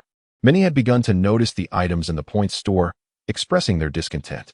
Previously, nations had expended significant points to acquire resources from Yichio. Now, they suddenly realized they had been foolish. They had been duped and were unwittingly counting someone else's money. Compared to the items in the store, those rare metals seemed trivial. Moreover, with the current combat mode being one-on-one, the sturdiness of the base was of little consequence. The 1,000-point penalty was unbearable for anyone. Damn Yichio. I had thought him a fool for selling us rare resources, yet it turns out we were the true fools. We are on the first layer while he is in the stratosphere. This is a crushing intellectual defeat, simply infuriating. Yichio of Daxia, we shall remember you. And you will eventually pay for your deceit. The trading area was filled with angry curses and lamentations. Meanwhile, Yichio was busily exchanging points obtained from various players to procure the items of his choosing. Congratulations, you have acquired a spirit stone, consuming 2,000 points. In an instant, Yichio held a gem radiating an extraordinary luster. Du Ruofeng and Nangong Shui were left speechless. What is this? A spirit stone from the point store? I recall it costs 2,000 points. Yichio actually exchanged for it directly? How many points has he quietly accumulated? With a flicker of thought, Yichio merged with the spirit stone, which transformed into a streak of radiant light. Ding! Congratulations to the host for enhancing their control over the reincarnation Eye by 20 points. Successfully unlocking the second clone, Azura Path clone, level 31. Unlocked skills, Throat Lock, Monster Arm Rocket, Monster Fire Arrow, 5-Finger Missile, excellent. Yichio promptly summoned the Azura Path clone.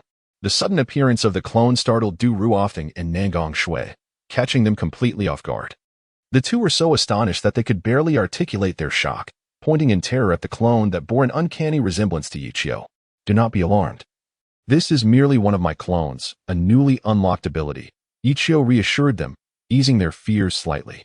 Du Ruofeng now regarded Yichio's current prowess with even greater trepidation. If they had previously bowed their heads out of necessity, they were now thoroughly intimidated. One Yichio was already capable of single-handedly defeating a one-star opponent, not to mention the existence of a clone. Captain, is this clone as powerful as you are? Du Ruofeng cautiously inquired, fearful of inciting Yichio's ire. Yichio smirked slightly. It should be comparable, but we will only know for sure through experience. You will engage in combat with my Azura Path clone. Du Ruofeng nearly collapsed in terror. He inwardly cursed his own curiosity, realizing he was about to face the consequences of his words. Fighting Yichio's clone, would he even survive?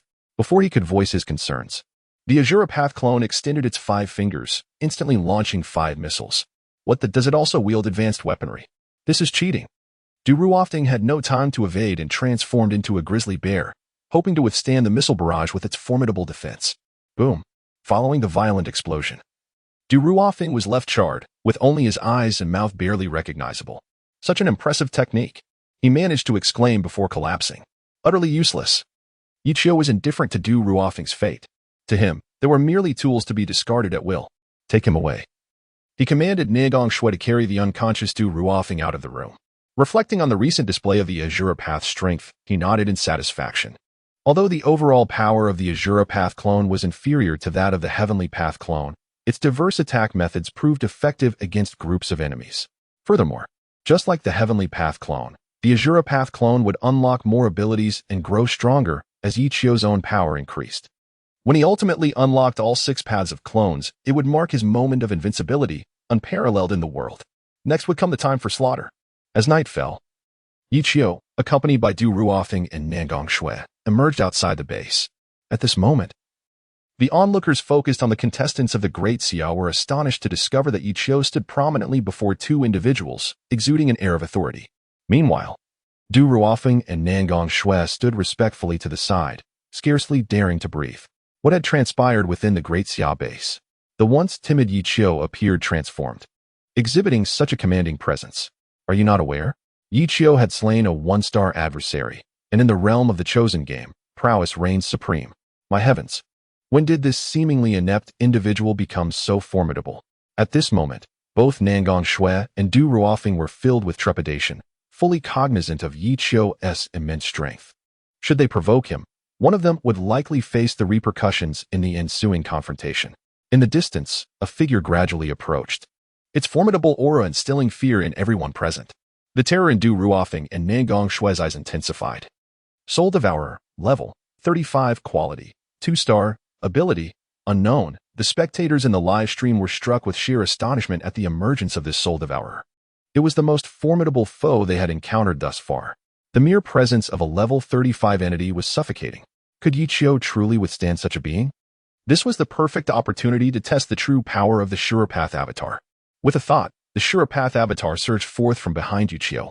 With a swift motion, it unleashed a fierce attack, striking the Soul Devourer squarely in the face. Roar! The Soul Devourer howled in pain, and as the dust settled, its visage was left utterly disfigured, eyes hanging out in a ghastly manner. Everyone stood in stunned silence. What was this technique? A rocket attack? Surely, I must be mistaken. But wait, that is not the crux of the matter. The true question is, how could there be an identical figure to Yichio appearing before them? It must be a newly unlocked ability of his. After all, did he not previously vanquish the army of undead sorcerers with a similar move, the Earth Explosion Star? Regardless, as long as victory is assured, that is all that matters. The crowd continued to gaze with eager anticipation at the livestream. After successfully landing a blow, the Shurepath avatar charged toward the Soul Devourer. One hand shot out, firmly grasping the creature's throat. A chokehold. Subsequently, the other hand transformed into a barrage of missiles, striking the Soul Devourer squarely in the face. Such close-range assault, coupled with the previous injuries sustained by the Soul Devourer, resulted in a catastrophic explosion of its head. The Shurepath avatar nonchalantly discarded the lifeless body of the Soul Devourer, as if it were a trivial task. At this moment, the voice of the chosen system suddenly resonated. Chapter 34, Hidden Malice. Congratulations to the contestant Yichio from the Great Xia Kingdom for successfully slaying the first 2-star Soul Devourer on the 4th night. The Great Xia Kingdom has received a fortune of 100, and advancements in long-range missile interception technology and space expansion technology have both been enhanced by 10 years. What the heck? Yichio, that guy, is once again the first to slay a 2-star creature? Is there no room left for others? Damn. How does he consistently claim the top spot while growing ever stronger? Is there any justice or equity left? Could it be possible that Yichio's remarkable strength is entirely due to the points I contributed? The crowd fell silent.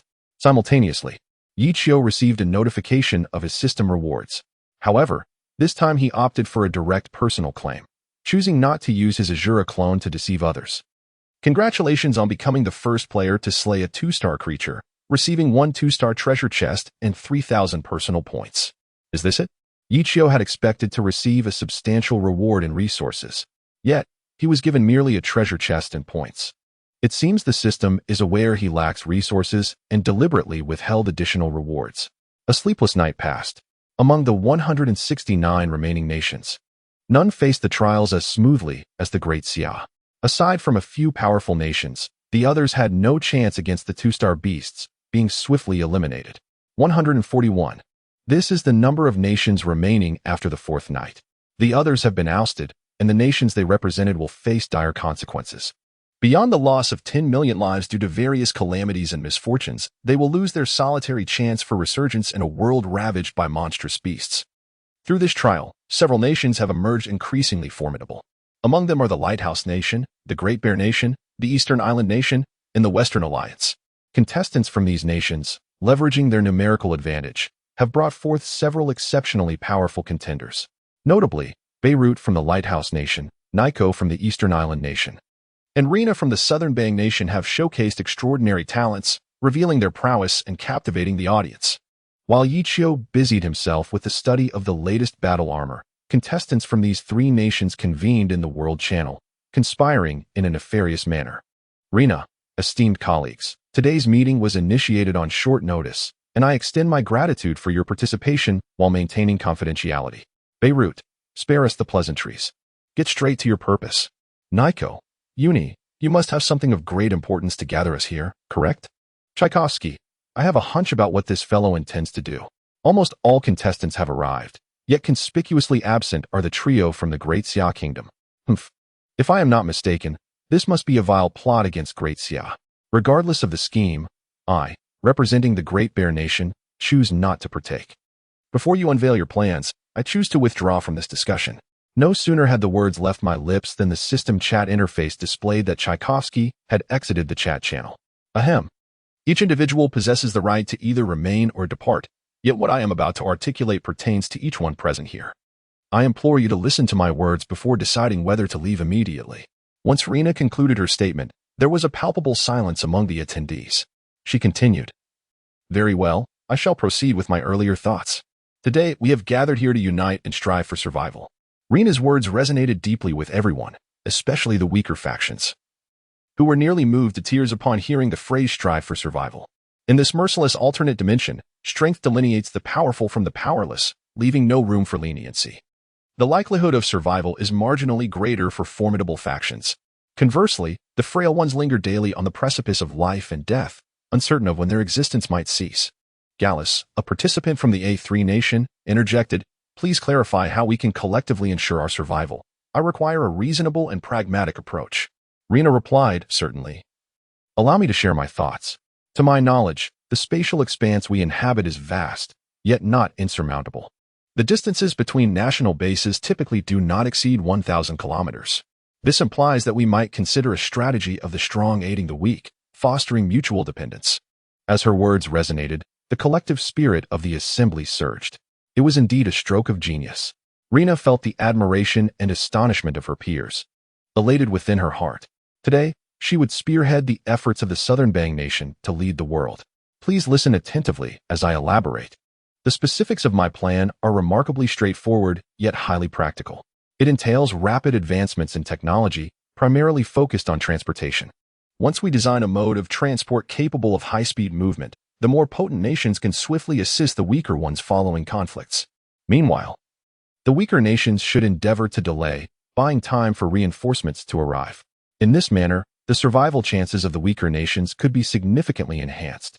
After all, the chosen game does not prohibit other nations from engaging in battles on behalf of others.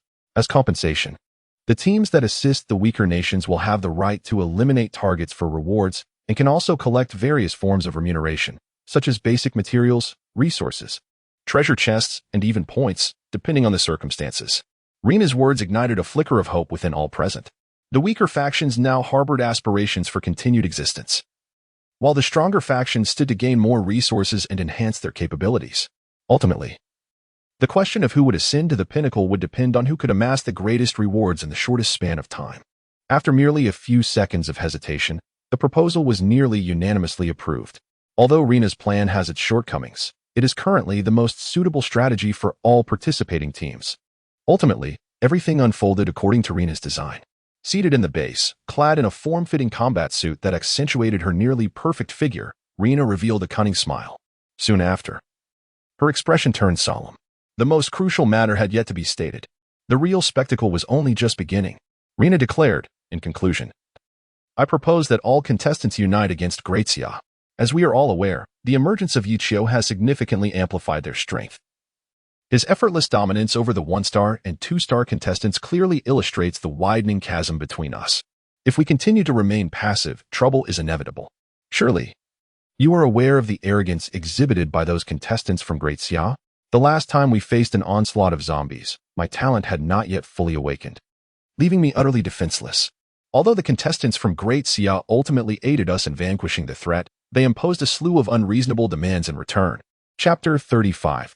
Hidden agendas. Upon Rina's utterance, the expressions of those present varied greatly. Many had heard of South Bang Nation's recent tribulations. Had it not been for the timely intervention of the enigmatic figure Pain, South Bang Nation would have faced elimination. It was from that moment onward that South Bang Nation resolved to designate Great Xia as a hostile target, with Rina emerging as its leading figure. As the current captain of South Bang Nation, she harbored deep-seated animosity towards both Nan Gongxiue and Du Ruofting. Of course, the one named Yichio was not far behind in her disdain. Through the sale of substantial quantities of rare metals, they manipulated the accumulation of points, resulting in the current situation where the point exchange market had opened, yet few possessed sufficient points to procure worthwhile items. While it is true that transactions are based on mutual consent and transparency, those who suffer losses seldom share this perspective. They only blame their opponents for their cunning and greed. Therefore, my proposal is to collectively suppress the development of Great Xia's contestants, narrowing the gap in our strengths, and ultimately eliminating them from the competition. Excitement sparkled in Rina's eyes. Beirut was the first to stand up, exclaiming, "I agree. I've long been displeased with them. Last time, they were merely lucky to escape. Otherwise, how could they have ranked ahead of us?" The ever-arrogant representatives from Lighthouse Nation also voiced their agreement. As long as contestants from Great Xia remained, Lighthouse Nation would never dare to dream of claiming the true first place. Naturally, the representatives from East Ing had no objections either, although Nico, enamored by Yichio's striking appearance, had long harbored a crush. She now represented the entirety of East Ing and could not afford to be swayed by personal feelings or indecision. The remaining contestants from smaller nations, witnessing the unanimous approval from these larger powers, dared not voice any dissent. After all, their survival in the days to come would entirely depend on these formidable teams. Miss Rina, since you have mentioned this, you must already possess a concrete plan. Please, do not hesitate to share it. We shall lend our utmost support. Rod's intellect is not to be underestimated. One can discern from Rina's efficient demeanor that she has long been strategizing. To be candid with you all, I indeed have a commendable scheme. As she spoke, Rina produced a card from her ample bosom. The onlookers, witnessing this through the video chat, nearly suffered a nosebleed. This is an item I acquired from the points mall for the expenditure of 500 points, known as the attack delay card. The sole function of this card is to postpone the timing of an attack, applicable to any team. The crowd appeared perplexed, their gaze unwavering from Rina's prominent assets. What purpose does delaying the attack serve? Is it merely to allow for additional preparation time? Beirut dismissed it nonchalantly, expecting a more formidable tactic from Rina. To her surprise, it was merely this. Rina smiled and began to elucidate. I do not intend to use it for myself, but rather against the Great Xia Kingdom. Instantly, the others wore expressions of enlightened confusion, save for Rod, whose eyes sparkled as if a realization dawned upon him. This evening marks the 5th night, and the level is anticipated to escalate to 3 stars. The benefits accrued from slaying a 2-star opponent were already considerable. Thus, one can only imagine the bounties associated with the first kill of a 3-star foe. By deploying this delay card against the Great Xia, we can secure the 3-star first kill reward. It was at this moment that comprehension dawned upon the group, and they erupted into applause. Truly, Miss Rina is remarkable, exhibiting both wisdom and grace. Exquisite. With this strategy, the Great Xia will no longer be able to claim first kill rewards, thus hindering their rapid advancement in strength. This is indeed a splendid method to stifle the Great Xia. However, the cost of the delay card is exorbitant, even if crafted. Our small team could not bear the expense. Rina, standing tall with a hint of pride, declared, there is no need for concern. I shall personally bear the cost of the delay card. However, as compensation, the 3-star challenge from the Great Xia will be addressed by my South Bang Kingdom. Everyone was taken aback, only to soon grasp her intentions. It appears Rina's cunning plan was to exploit the delay card, leaving the Great Xia participants in uncertainty as to when they would strike, forcing them to wait in vain. Meanwhile, Rina could seize the opportunity to ambush them. thereby enhancing her own strength while leaving the Great Xia with nothing, a perfect dual advantage. Rina's meticulous cunning has once again elevated the group's perception of her. They had previously regarded her as merely ornamental, yet she proved to be exceptionally astute. Although Beirut felt some reluctance at allowing Rina to claim the 3 stars, the strategy was hers, and he felt it inappropriate to openly seize it from her. Thus, he resigned himself to acceptance. Alas, in the end, the greatest victors remain Rina and her South Bank Kingdom participants, truly shrewd. Beirut, with a somber expression, had shut down the chat channel, clearly in a foul mood. However, Rod approached him with a mischievous grin, saying, "Boss, have you ever heard the ancient saying from the Great Xia? The mantis stalks the cicada, unaware of the oriole behind." Beirut slapped Rod on the head in irritation, retorting, "If I were cultured, would I be entangled in this underworld?" Rod, forced to smile, continued. "Although the Southern Kingdom has experienced a rise in strength, do you really believe they can snatch the 3-star from the Great Xia? What's your meaning?" Beirut's interest was piqued. While he was not entirely clear about Yichio's prowess, the latter's ability to consistently defend the Great Xia base indicated a formidable strength, certainly superior to that of Nagong Shui and Du Ruofting. The team led by Rina was required to eliminate the invading 3-star in a very short time, while also rushing to intercept the Great Xia. There appeared to be no guarantee in terms of time or stamina. It seemed there was an opportunity to exploit. Beirut's excitement surged. During the chat earlier, Rina had projected herself as a leader, seemingly positioning herself as the ruler of the world, which greatly displeased Beirut. In reality, the Southern Kingdom was merely a puppet of the Lighthouse Nation, an underdog. How dare they assume the role of a master? Beirut, despite suppressing his anger, found it increasingly intolerable. However, upon hearing Rod's words, a light bulb went off in his mind. "You mean, once we take care of our business, we can rush in to seize the spoils? If we time it perfectly, we can entirely capitalize on the conflict between the Great Xia and the Southern Kingdom, thereby showcasing the might of our Lighthouse Nation." Chapter 36, A Bitter Loss of First Blood, The Rise of the Newcomer. At this moment, Yichio was preoccupied with developing the latest model of battle armor. With 2 avatars at his disposal, his combat prowess was undeniably formidable. Yet, these avatars were also living beings, flesh and blood. If they were injured, they would be unable to fight for a time, and should they perish, Yichio would irrevocably lose one of them. Such consequences were unacceptable to him. Thus, utilizing the blueprint for a mech obtained from a 1-star treasure chest, he crafted a new type of armor with exceptional defensive capabilities. Gazing at his avatars, clad in striking black armor, the Heavenly Tao avatar and the Shura avatar, Yichio couldn't help but smile with satisfaction. Excellent. Even when facing powerful adversaries, I won't be severely injured or killed. He glanced at the time. It was already evening. It was time to prepare for battle. He pondered how much stronger the 3-star would be compared to the 2-star, but regardless, he was determined to secure the first blood reward. With confidence, Yichio stepped out of the control room.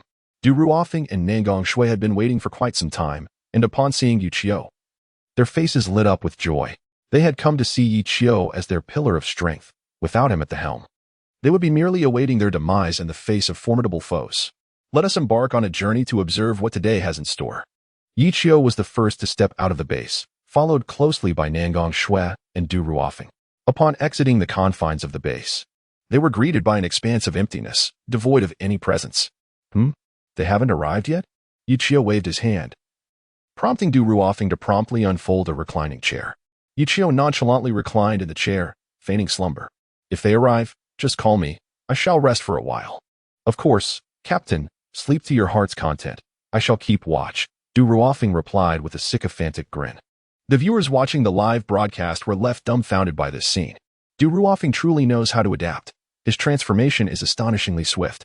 Meanwhile, contestants from various nations had already engaged in a direct confrontation with the Samsung team.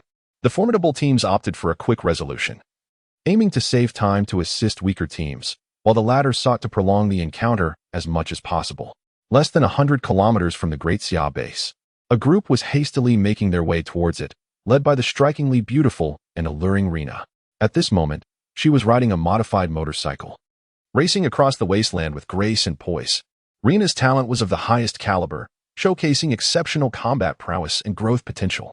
Just moments ago, she had achieved a decisive kill against Samsung, marking her first kill, and was now heading to intercept Great Xia as per her plan. The thought of the great Xia contestants learning of the stolen first kill, including those who had passed through her own base, made Rena's lips curl into a slight smirk. How you once treated us shall be repaid 100-fold. The motorcycle sped along at a staggering 500 kilometers per hour, soon revealing the massive figure in the distance. Announcement: Contestant Rena becomes the first to kill a member of Samsung, earning the title of Female Hero and 2,000 personal points. The Southern Bang Nation receives a national fortune bonus of 150, an increase of 50 in spiritual energy concentration, and a 10 rise in the chance of national talent awakening. Rena's personal rewards may be concealed at her discretion. Suddenly, Yichio, who had been in a deep slumber, jolted awake. He had not anticipated that someone could achieve a kill against Samsung so swiftly. The first kill that rightfully belonged to him had slipped away. Rena? Yichio recalled the girl from the Southern Bang Nation, who appeared so pitiful yet possessed a devilish figure and angelic face. Interesting. Well, securing a first kill indicates some level of skill. I shan't dwell on it. No matter how strong your potential is, it cannot surpass my rate of growth. Yichio turned over to resume his slumber. Goodness, he is still sleeping? The first kill has been snatched away, and he remains utterly unfazed? This individual is remarkably composed. This is the first time Great Xia's first kill has been taken from them. How can he endure this? While others rise, Yichio has chosen to remain idle. Truly unreliable. A useless person remains useless. Despite any increase in strength, without ambition, he will inevitably become a stepping stone for others. Great Xia is in peril. Du Ruofeng and Nangong Shui exchanged puzzled glances, both astonished that someone could eliminate a formidable 3-star opponent in such a brief span of time. It must be said, this Rena possesses remarkable abilities. However, this also implies that the Great Xia will miss out on the first kill reward. Yet, their captain Yichio appeared utterly unfazed by the situation. This could spell trouble. As far as I know, the girl named Rena is a rising star from the Southern Bang Nation, brimming with talent and currently holding the captaincy. If she continues to flourish unimpeded, she will inevitably become your rival. Du Ruofeng's warning was not born out of concern for Yichio, but rather a fear that Yichio's negligence might lead to his and Nangong Shui's downfall as well. Yichio, hardly lifting his eyelids, lazily retorted, "Aren't you and Nangong Shui also immensely talented? In the end, won't you still call me father?" Du Ruofeng was momentarily at a loss for words. Yichio truly had a knack for bringing up irrelevant matters, dredging up old grievances for no reason. However, Nangong Shui's attention was not on such trivialities. Her curiosity was intensifying. Logically, attackers would typically appear early, eager to dismantle Great Xia's base and eliminate everyone within. Yet today, their presence was conspicuously absent. Could it be? Is someone unwell today? Just as Yichio and Nangong Shui were about to speak, they suddenly sensed a chilling murderous intent emanating from Yichio, prompting Nangong Shui to quickly amend her words. "Captain, I sense something amiss. I just checked the world chat channel and discovered some anomalies." "Oh? What anomalies?" Yichio finally lifted his eyelids, directing his gaze towards Nangong Shui. "I found that the teams that successfully completed the defense today have multiplied several times compared to the previous nights. This means that the number of surviving teams has increased, with only 2 weak teams eliminated. The others, despite taking a bit longer, have navigated this crisis unscathed. We are dealing with a 3-star threat here. Don't you find it strange that previously weak teams have suddenly gained strength? Is that reasonable?" Yichio sprang to his feet, realizing he had indeed underestimated the situation. He had presumed that even if exceptional talents like Rena occasionally surfaced among contestants from other nations, they would pose no threat. However, it now appeared that something was amiss. Chapter 37. Rena's Hidden Card. The rebirth of fusion monsters. A fierce glint flickered in Yichio's eyes. So, they have formed alliances, have they? The scene of the 6 nations annihilating Qin from years past replayed in his mind. Yet the outcome remained unchanged. Strength dictates everything. With a wave of his hand, his Azura clone materialized behind him. He turned to Du Ruofeng and Nangong Shui, saying, "Wait here, I shall return shortly." Du Ruofeng's face fell, resembling a withered melon, nearly collapsing to the ground. "Captain, where are you going? If they attack, who among us, me or Nangong Shui, will engage first?" Nangong Shui cast him a sidelong glance, her expression rife with disdain. Who would have thought that the once-spirited Du Ruofeng would turn out to be such a fool? Had she known, she would never have broken up with Yichio. Do you still not understand? There is no coming back. Nangong Shui had already gleaned something from Yichio's countenance. What? Not coming back? That's splendid. Du Ruofeng's face instantly lit up with joy. What nonsense! Nangong Shui silently scoffed. This fellow had truly become a complete failure. Yichio retrieved a tablet from his hand and tapped a few buttons, causing images from within a 100-kilometer radius of the base to appear on the screen. Upon magnification, he clearly spotted the figures of Rina and the others, who were currently engaged in a fierce battle with a colossal beast. This was precisely the 3-star fusion monster that should have appeared at the Daxia base. Upon witnessing this, everyone was filled with both anger and resentment. Who would have imagined that the contestants from Nanbang would act so unscrupulously, ambushing the 3-star beings of other nations? In this manner, not only did Nanbang secure the first kill reward, but they also snatched what rightfully belonged to Daxia. This was utterly outrageous. We had previously extended our help to them. And this is how they repay us? Such actions are unforgivable. The contestants from Nanbang dared to brazenly assassinate Daxia as participants, their intentions malevolent and deserving of retribution. Let us not say anything more. Since they are shameless, we shall not grant them any mercy. Humph, since you dare to set your sights on me, I shall ensure you regret it for a lifetime. Do you truly think Yichio is easy to provoke? No sooner had he spoken than Yichio had already exited the base, pressing a button on a remote control. A car resembling a Bugatti Chiron emerged from the base's warehouse, autonomously gliding to his side. Yichio opened the door and climbed inside, flooring the accelerator. The vehicle emitted a roar akin to that of a wild beast. It had been specially modified by Yichio, capable of reaching a top speed of 700 kilometers per hour, with its chassis engineered for stability even on the most rugged terrains. With a thunderous screech, the tires sparked against the ground before the car shot off into the night, vanishing into the darkness. "Wow, how cool!" exclaimed onlookers. Where did Yichio procure such a car? It resembles a Bugatti Chiron. In the real world, it must be worth tens of millions, right? Are you blind? This far surpasses a Bugatti Chiron. Its acceleration is remarkable, and it has low road requirements. Remember, we are in a resource-scarce otherworld where many can only walk to get by. This is nothing short of miraculous. The value of this vehicle cannot be quantified by mere money. Even hundreds of millions, or even billions, pale in comparison to the worth of this car. Yichio aimed to drive this vehicle to thwart Nanbang's ambitions. And if successful, the rewards could generate trillions in value for Daxia. Amidst a mixture of envy and anticipation, the car driven by Yichio drew ever closer to the battlefield where Rina and the others fought. "Captain, this beast's strength is significantly greater than those we previously defeated. My comrades can barely hold on." A participant from the southern Stick Nation, with a furrowed brow, cast a flying dagger, his body marred by multiple wounds, his spirit entirely diminished.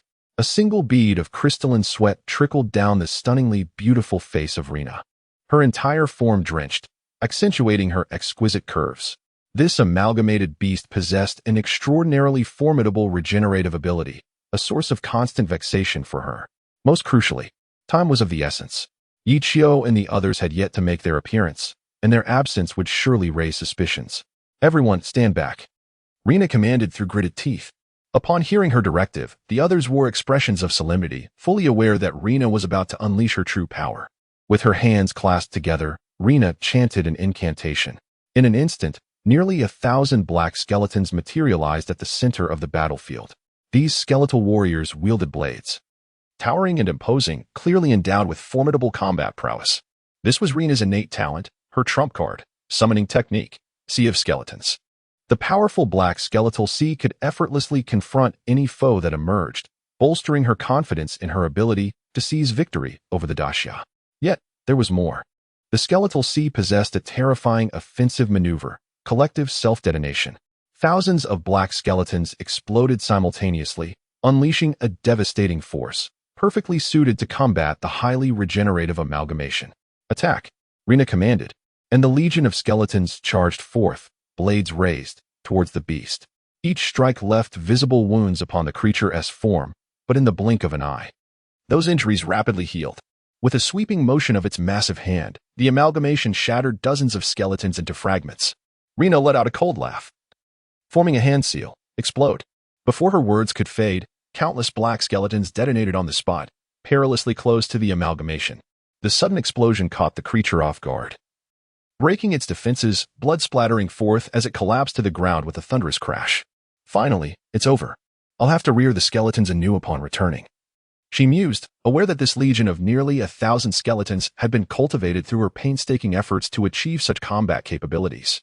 Yet, every sacrifice was worthwhile. The rewards for a 3-star achievement were immensely generous. Even if it wasn't a first kill, it would suffice for her to nurture more skeletons, forging an even more fearsome skeletal navy. Strange, why haven't I received the rewards yet? Just as Rena pondered this, a chilling scream pierced the air. A male team member was ensnared by a long, sinuous tentacle, lifted high into the air. His heart-wrenching wails echoed as his body contorted under the tentacle's grasp. How could this happen? A flicker of dread crossed Rena's eyes. With a resounding crash, blood splattered across everyone present, staining their faces. In the horrified gaze of the Southern Stick Nation members, that unfortunate team member was mercilessly crushed by the tentacle. They turned to face the source of the tentacle, only to discover, to their shock, that it was none other than the amalgamation itself. Moreover, the fusion creature appeared not only unscathed but seemingly more powerful. Despair enveloped the faces of everyone present. Chapter 38. A Desperate Strike. Fusion Monster. Level 40. Quality 3-star. Second stage Requiem form. Ability unknown. Is this truly the 3-star form in its second stage Requiem? Rena's pupils trembled, her voice quavering. The enemy's strength far exceeded her expectations. This was beyond her capacity to confront. Flee! Rena cried out hoarsely. The others snapped back to reality, hastily mounting their motorcycles in a frantic attempt to escape. Swoosh! 2 tendrils shot forth with lightning speed, piercing 2 contestants. The remaining participants, witnessing this horror, felt their hearts shatter, disregarding their fallen comrades as they slammed the gas pedal in panic. At that moment, Rena suddenly sensed that her body was ensnared by some unseen force. Almost immediately, she felt weightless, lifted high into the air. Rena nearly fainted. She had been ensnared by the fusion creature's tentacles, having lost her ability to summon the skeletal sea. Her fate was all but sealed. Just as she resigned herself to inevitable doom, a piercing voice rang out. Oh, is that not the enchanting Rena? What seems to be the trouble? The imposing figure of Beirut emerged before the crowd. Haha, Captain, perhaps it's time we showcase the gallantry expected of gentlemen. One of the team members wore a lewd grin. Beirut laughed heartily. So, exquisite beauty, do you require our assistance? Or do you rather enjoy this predicament? If that's the case, we could simply stand aside and watch your performance. Rena's eyes blazed with fury. She realized the Lighthouse Nation had come prepared, employing a strategy akin to the mantis stalking its prey. Regrettably, despite her deep-seated animosity towards these individuals, her inability to resist forced her to bow her head. Beirut, we had an agreement. You cannot abandon me in my time of need. Oh, while there is indeed an agreement, you seem to have misunderstood one crucial detail. Who is the master here? If you require our assistance, you must ask for it. Brothers, do you think her tone now resembles that of someone pleading for mercy? Laughter erupted from the members of the Lighthouse Nation. The few from the Southern Bang Nation could only watch helplessly, knowing full well that only Rena possessed formidable strength. Collectively, the others were no match for Beirut. Beirut, you scoundrel! Rena's beautiful eyes reddened with anger. Even in death, she would never beg for mercy from others. Seeing Rena's unyielding spirit, Beirut recognized that the time for jesting was drawing to a close. To truly turn against her would be detrimental. A fitting reprimand to make her acknowledge who the true leader was would suffice. Ha! The magnificent Rena, you are hardly a bore. We were merely having a bit of fun with you. Brothers, let's slay this beast. With a collective roar, the crowd surged forward, each unleashing their unique abilities, rendering the fusion monster utterly defenseless. Seizing the opportunity, Rena broke free from the grasp of the tentacles and leaped down. Only then did her comrades from the South Bamboo Nation approach to check if she was injured. Observing this group of self-proclaimed real men who quaked in fear, Rena felt an overwhelming sense of disappointment. Taking a deep breath, she turned resolutely towards the fusion monster. The others, witnessing her boldness, assumed she was still dazed from the earlier fright. Captain, this way. You're heading in the wrong direction. The base is this way. Rena, without looking back, retorted. You all can go back. I refuse to return without claiming the first kill of this second stage fusion. I want Beirut to see that I am a woman, but also an awakened one. Her declaration left the others feeling a deep sense of shame. With a graceful leap, Rena cast a minor summoning spell, conjuring a throng of dwarves to charge at the fusion monster. Just then, a sudden change occurred. The fusion monster, previously incapacitated, erupted into a frenzied roar. Everyone halted. watching in awe as visible whirlwinds began to form, rapidly intensifying into several tornadoes. Goodness, this creature can wield magic. The tornadoes grew in strength. If they didn't flee, they would be swept away. Captain, what should we do? The members of the Lighthouse Nation looked to Beirut for guidance. Before he could respond, they witnessed Rena directing her legion of dwarves through the storm towards the fusion monster. That foolish woman, utterly reckless. Beirut cursed under his breath. In the blink of an eye, the tornadoes surged towards them. Everyone turned to flee, but the overwhelming pull of the storm ensnared them all. I don't want to die. Help me. Panic spread as individuals realized their abilities were rendered useless within the tempest. Even Beirut, strong as he was, could only brace himself against the storm's wrath, relying on his ironclad muscles to withstand the onslaught. Amidst the chaos, astonished gazes fell upon Rena. She had deftly navigated through the tornado, closing in on the fusion monster. Kill it. Your survival depends on this. The very same members from the Lighthouse Nation who had mocked Rena now placed all their hopes upon her. How ironic. Meanwhile, millions of viewers watching the live broadcast at home held their breaths in anxious anticipation. If Rena could defeat the fusion monster, all would be well. However, if she failed, the consequences would be dire. The elimination of both the South Bamboo Nation and the Lighthouse Nation could trigger a catastrophic chain reaction, leading to the downfall of many weaker teams. It was no exaggeration to say that this battle held the fates of billions in its balance. In Rena's hand, an unknown dagger had appeared, its blade glinting ominously, tinged with the scent of blood. This was a poison dagger. If it struck a vital point, even a creature with the resilience of a second-tier blade would face certain death. A throng of dwarves forged ahead, succumbing to the relentless assaults of the amalgamated monster's tendrils. Rena's gaze fixated on the creature's colossal head. Just one strike. One strike would suffice. The fate of the battle hinged on this singular moment. 20 meters. 10 meters. 3 meters. As Rena drew closer to the monstrous entity, the heartbeat of every onlooker slowed in tandem with the diminishing distance. 1 meter. Rena leapt. The dagger aimed directly at the monster's forehead. The collective heartbeat of the crowd halted. The scene unfolded as if in slow motion. Beirut's mouth fell agape in disbelief.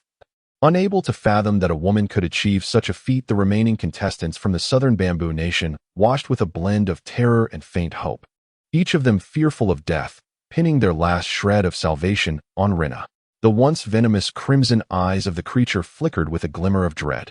Chapter 39. The unveiling of a new type of battle armor shocks the world. The dagger approached the monster's head, so close that Rena could almost discern the trembling hairs on its grotesque form.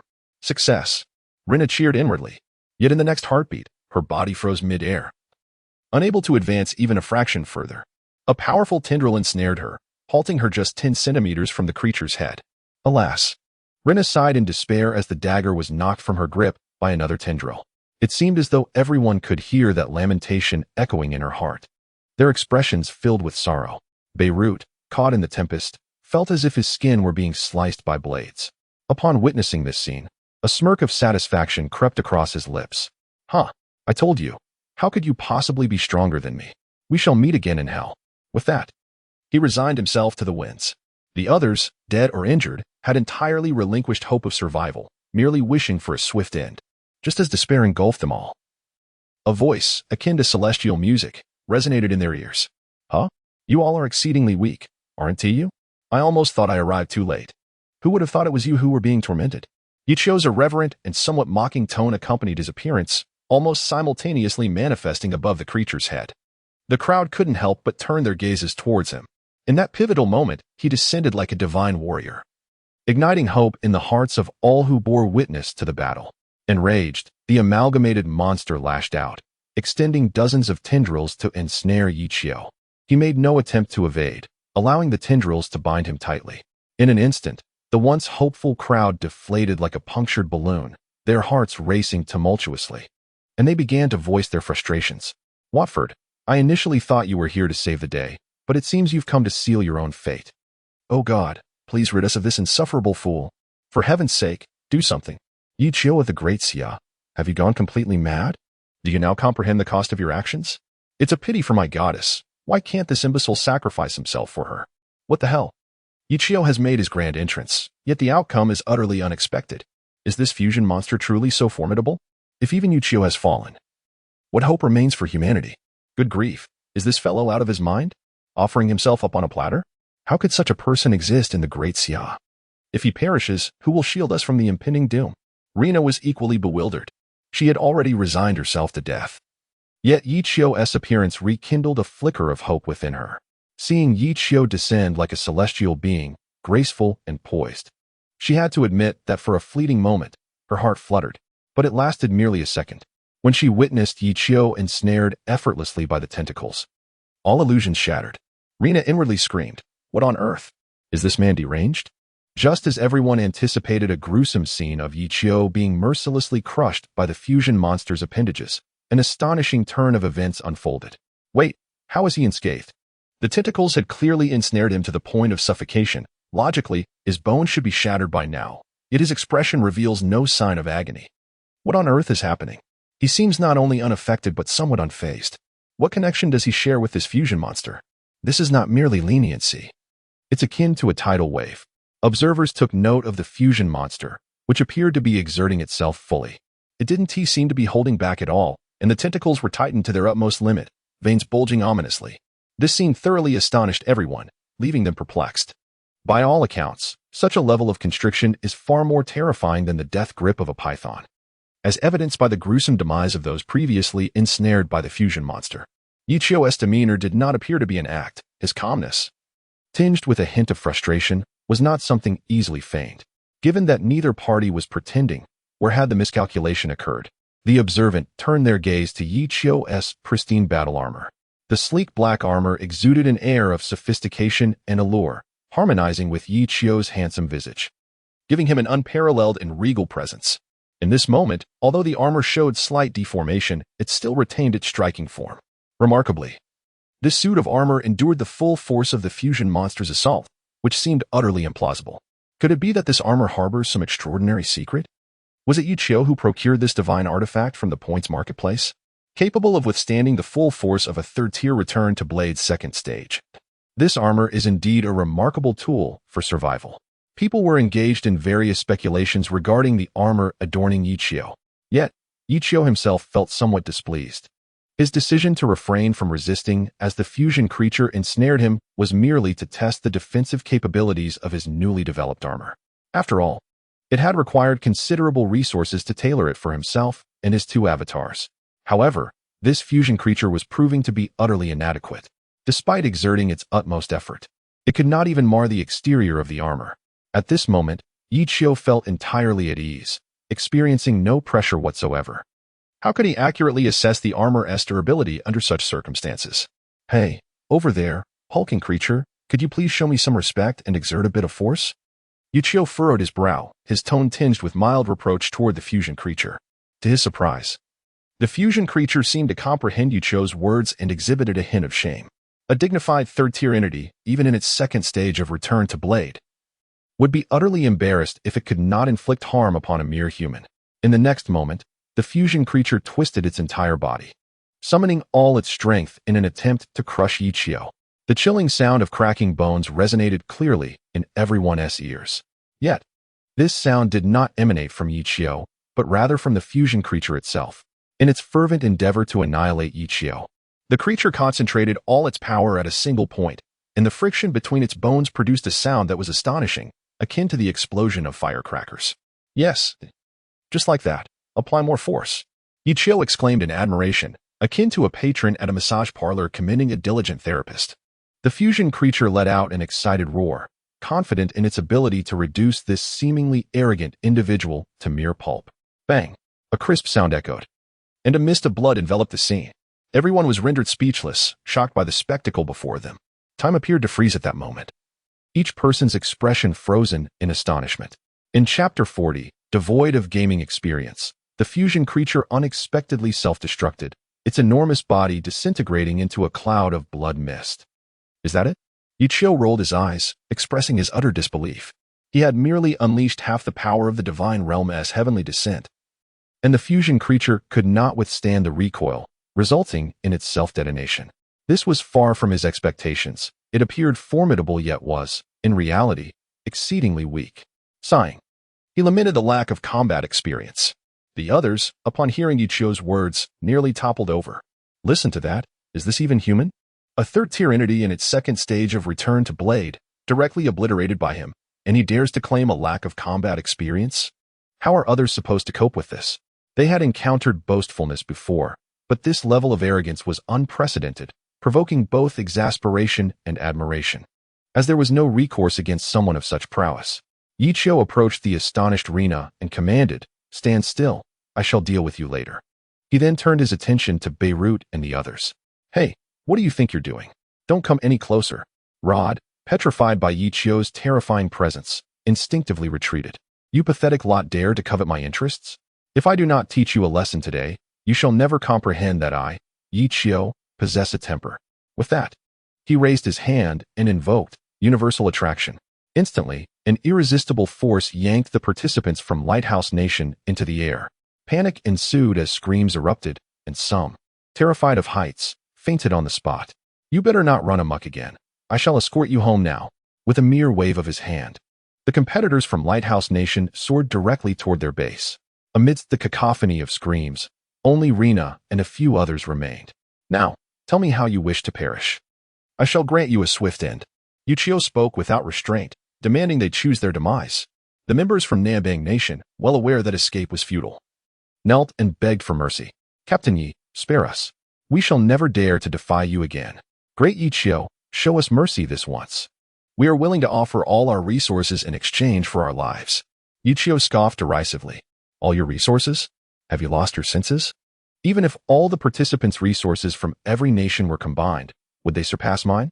The group fell silent, for Yichio's assertion rang true. Collectively, their resources would scarcely suffice for his needs. If anyone embodied abundance, it was undeniably Yichio. At that moment, the usually silent Rina spoke up. "You may kill or maim me as you please. I shall not beg for mercy." Yichio smirked, gesturing toward the kneeling individuals. "You possess spirit, but what of them? Do you not care for their lives?" A flicker of hesitation crossed Rina's beautiful eyes. "What exactly do you mean? I present you with two choices. Either we all perish together, or you swear loyalty to me, and I shall spare the others." Rina's expression shifted dramatically. "What? You would have me as your subordinate?" Yichio lifted his chin, pointing at one of the members from Naming Nation. "You may interpret it as such. My patience is limited. I shall count to 3, and if you do not comply, I will eliminate everyone here. 1, 2. Just as Yichio was about to reach 3, Rina interjected, "Wait. I agree." She could face death graciously, but the thought of her companions being slaughtered because of her was utterly unacceptable. Even in death, she could not betray her comrades. A wise choice.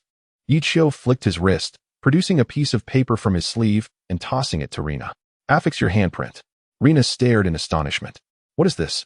"It is a master-servant contract." Yichio revealed a radiant smile and explained, "As long as you leave your fingerprint here, you will, in the truest sense, become my servant, bound to obey my every command. Should you defy me, your soul shall suffer divine retribution, rendering your existence more unbearable than death." Rina's beautiful eyes trembled with a mix of shock and anger. "How cruel you are." Yet, Yichio remained unfazed. "Thank you for the compliment. Now please sign." "I am quite busy." With a resentful heart, Rina bit her finger until it bled and pressed it onto the contract. Ding! The master-servant contract is now in effect. The master holds absolute control over the servant, who must not defy any command. Failure to comply will result in excruciating torment of the heart and soul. The voice of the system echoed in both Rina and Yichio's minds. Upon hearing this declaration, Rina felt utterly deceived. From this day forth, her life would likely be worse than that of a mere pig or dog. Despair filled her eyes. Meanwhile, Yichio secretly chuckled to himself. Not only had he achieved his first kill of the 3-star, second-tier returning blade, but he had also acquired a remarkably talented beauty. Quite a bargain, indeed. He quickly checked the game rewards. "Congratulations on your first kill of the 3-star, second-tier returning blade. You have received a reward of 3,000 points and a spirit stone that enhances talent. Notification: contestant Yichio has become the first to slay the 3-star, second-tier returning blade. The Great Xia will receive a national fortune of 500, an increase of 20 in territorial area, and a 10-year advancement in long-range mushroom bomb technology." "Am I dreaming?" Yichio exclaimed. "Our nation's territory has increased by 20? Does this mean I will no longer have to squeeze into a 20-square-meter apartment?" "Upstairs." "Your thoughts are too fanciful," a voice retorted. "The area is fixed. How could it possibly increase by 20 unless neighboring countries shrink? Haha, this reward is rather perfunctory, isn't it? It's akin to saying nothing at all, leaving us joyfully disappointed. Wait a moment, everyone. Have you considered that the long-range missile technology rewarded by the chosen system is the assurance of our territorial expansion? A hush fell over the crowd.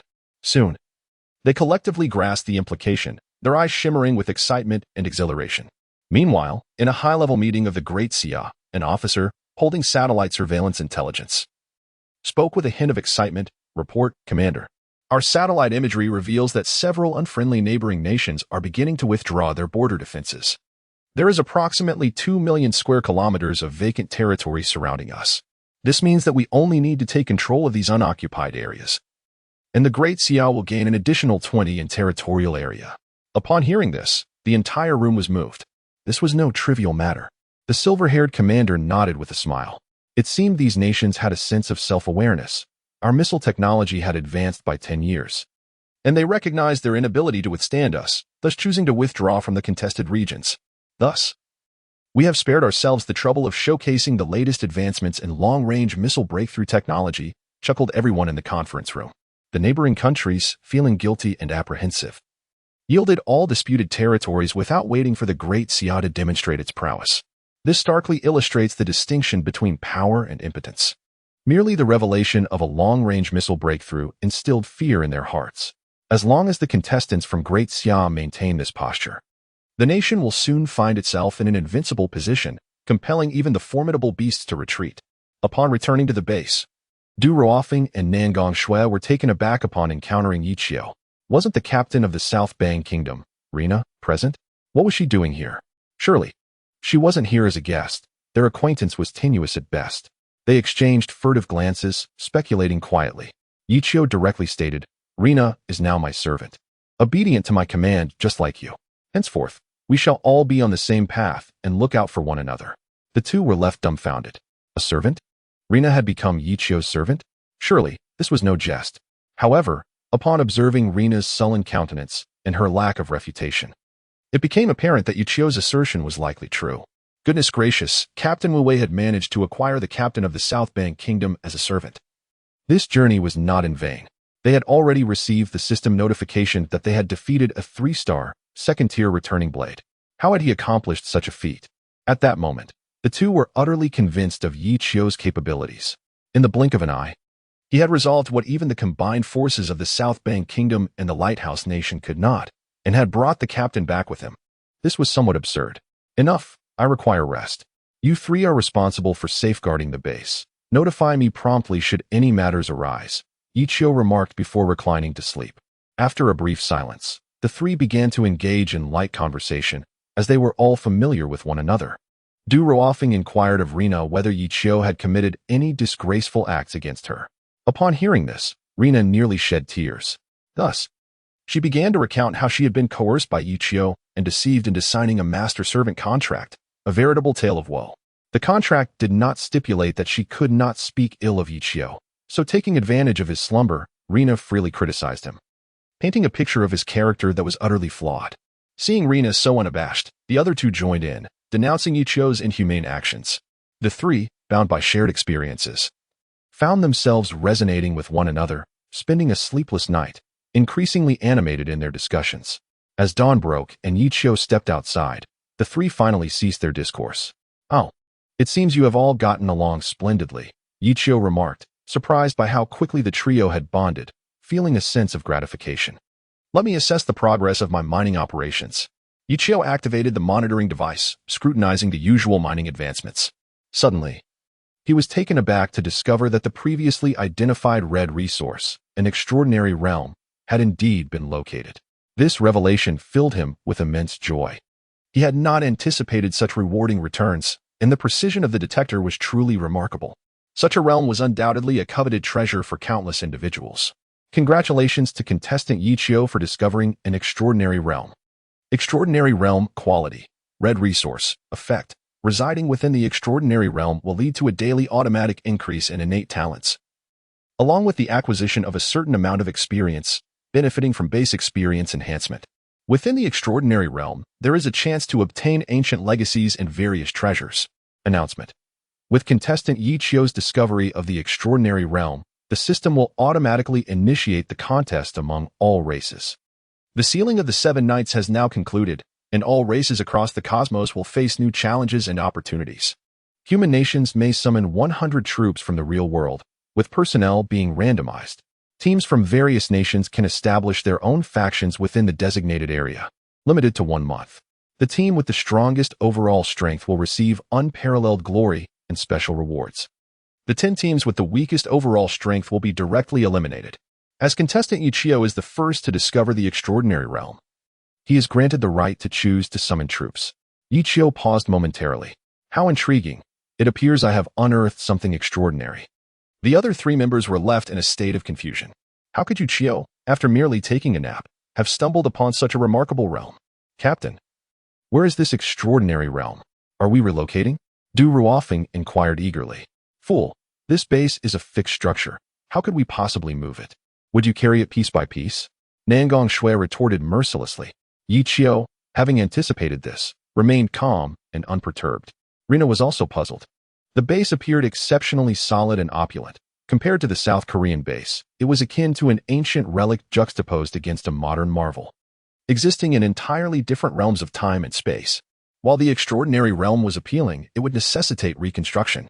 Presently, it seemed wiser to remain within this Tier 3 base. Are we not relocating, then? Du Ruofeng expressed considerable interest in the extraordinary realm. His awakened talent was that of the beast spirit. And with the enhancement from the extraordinary realm, his power would escalate rapidly. Of course we shall relocate, Yichio declared. The enhancement of talents and the stable increase in experience is an exceptional opportunity. Why would we not seize it? Nangong Shui frowned. Captain, are you suggesting we abandon this base? Yet Yichio shook his head. No, I intend to retain the base as well. This left the 3 of them utterly bewildered. He wanted to keep the base and obtain the extraordinary realm, but how could such a vast structure possibly be transported? Do not worry. I have commenced my research on the integration technology of the base. Just grant me a bit more time, and I shall enable the base to ascend, akin to a spacecraft soaring directly into a realm of celestial bliss. What? The trio gasped in astonishment. What unfathomable technology could transform an entire base into a mobile vessel, capable of reverting back upon reaching its designated destination? Is this not a fortress-like ship, poised for movement at any moment? However, such technological advancements would undoubtedly require an immense amount of resources, perhaps even exceedingly rare ones. Does Yichio truly possess such abundant resources to sustain this endeavor? The answer is affirmative. Yichio smiled, retrieving several items from his storage space. The 3 focused intently, only to discover that Yichio held a set of upgrade blueprints for the integrated spaceship, along with several energy stones radiating brilliant light. With the base upgrade blueprints, coupled with the energy stones I procured from the Triple Star treasure chest, capable of storing 100 million hertz of energy, alongside the plethora of rare minerals I have amassed, constructing a technological warship is entirely feasible. Yichio displayed a confident smile, gazing at the trio, who collectively inhaled sharply. Chapter 42. The thief coveting the celestial realm. After Yichio concluded his statement, he commenced devising a detailed upgrade plan.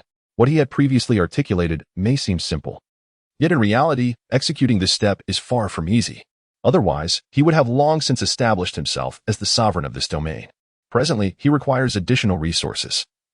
The inventory he possesses is woefully insufficient, and he must find ways to procure more from other sources. Meanwhile, competitors from other nations were left dumbfounded. The ominous 7 Knights of Onmyoji had vanished, yet something more formidable had arrived. Contestants from various countries must exert their utmost efforts to expand their teams within a month, or face immediate elimination. This is indeed a grave situation. However, the silver lining is that each nation can summon 100 partners. This significantly enhances the probability of survival. The only drawback is that the summoned teammates are selected randomly by the system, leaving no room for personal selection. Should they inadvertently receive some inept individuals, it would only exacerbate their plight. Except for Yichio, who enjoys the special privilege of handpicking his companions. In the Great Xia, many have become fervently enthusiastic. Countless individuals eagerly anticipate being chosen by Yichio to enter the alternate realm and showcase their talents. Moreover, the current Great Xia is in a position of advantage. Being selected guarantees a transformation into a hero. This is indeed a once-in-a-lifetime opportunity. I hope to be selected, as an awakened individual of exceptional talent. I am certain I can become a globally recognized superhero, aiding the great Xia in reaching the pinnacle. Humph, what does exceptional talent amount to? Nangong Shui and Du Ruofeng are also paragons among the exceptionally talented, yet they have faced peril numerous times. Were it not for Yichio, the great Xia would have already met its demise. Indeed, what the great Xia lacks at present is not martial prowess, but rather professionals of specialized expertise. The celestial game, which initially posed a crisis, has evidently shifted its focus towards the cultivation of potential. Should elites in the realms of technology, military strategy, or cunning join the ranks of great Xia, they would undoubtedly achieve resplendence once more under the leadership of Yichio. The populace, who once regarded Yichio with disdain, have gradually transformed their sentiments into admiration and respect. This transformation is inextricably linked to Yichio's remarkable performance in the alternate realm. The upper echelons of Great Xia convened an urgent meeting to deliberate on the selection of suitable candidates for entry into the alternate dimension, striving for greater advantage. The competitive team of Great Xia must not be eliminated at such a critical juncture. The announcement has already reverberated across the nation, igniting widespread excitement. Countless individuals have rushed to enlist, hoping to ascend to greatness. After all, those chosen would be lauded as heroes, their families enjoying special privileges. As long as they return alive, a wealth of glory and riches would await them. However, the criteria established by the ruling class of Great Xia are exceedingly stringent. The foremost requirement has disqualified the vast majority. Candidates must possess extensive combat experience, exhibit composure under pressure, and adhere to Yichio's commands.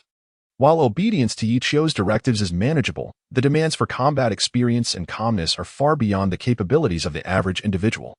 The leadership has also gleaned insights from Nan Gongshui and Du Ruofeng's experiences, realizing that the youth lack the acumen and expertise to navigate crises, leading to several near-catastrophic failures. Fortunately, with Yichio as their hidden strength, the consequences could have been dire. Many have been disqualified based on these criteria, their faces etched with disappointment. Yet, a considerable number possess the first requisite and have smoothly transitioned to the next selection phase. Concurrently, while Great Xia is preoccupied with selecting candidates for Yichio, the Lighthouse Nation is also industriously plotting. Following their previous defeat, when Yichio had dispatched their entire team back to base, injuring 3 and resulting in 1 fatality, Beirut vowed to ensure that Yichio would pay tenfold. Now, the opportunity has finally arisen. Rod's drone has located Yichio's hidden sanctuary. The young man is blissfully unaware that we have set our sights on his refuge. By the time he realizes it during his relocation, it will be too late. Beirut is brimming with pride, while others express their eager anticipation for revenge. Boss, do you think the kid might abandon his original Tier 3 base and relocate? Rod inquired with some trepidation. Beirut, unperturbed, replied, I believe he will not easily forsake that modern Tier 3 base. Even if he were to move to Sanctuary, we could seize his Tier 3 base. In any case, we shall not incur losses. Yet, Rod remained apprehensive. But what if he retaliates and declares war on us? The memory of Yichio's terrifying prowess remains fresh in my mind. Humph, perhaps I used to fear him, but now things have changed. Beirut confidently declared.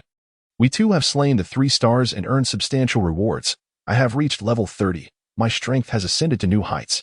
Moreover, tonight is the moment when warriors are summoned from the realm of reality at random. I firmly believe that the warriors summoned from my Lighthouse Nation will be immensely powerful. No matter how formidable Yichio of the Great Xia may be, he stands alone. Whereas we shall possess over 100 warriors. Merely spitting upon him would suffice to drown him. Why should we fear him? Rod then revealed a joyful smile. The average strength of the Lighthouse Nation ranks among the best in the world, which is a pivotal reason for its global dominance. Even a random summons will undoubtedly yield reinforcements far superior to those that Great Xia can muster. The time for vengeance has arrived. Obey my command, prepare your gear, and set forth towards the celestial abode. Once we seize it, none shall fear anyone anymore. With Beirut's roar, the group rekindled their fighting spirit and advanced towards the celestial abode that Yichio had unearthed. However, the Lighthouse Nation was not the sole contender for the celestial abode. Contestants from the Eastern Island Nation were also clandestinely preparing. As soon as their 100 reinforcements were in place, they would charge towards the Great Xia's celestial abode.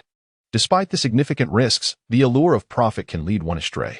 The unique experience bonuses and talent-enhancing auras of the celestial abode are undeniably captivating. Conversely, the contestants from the Third Nation adopted a more cautious approach.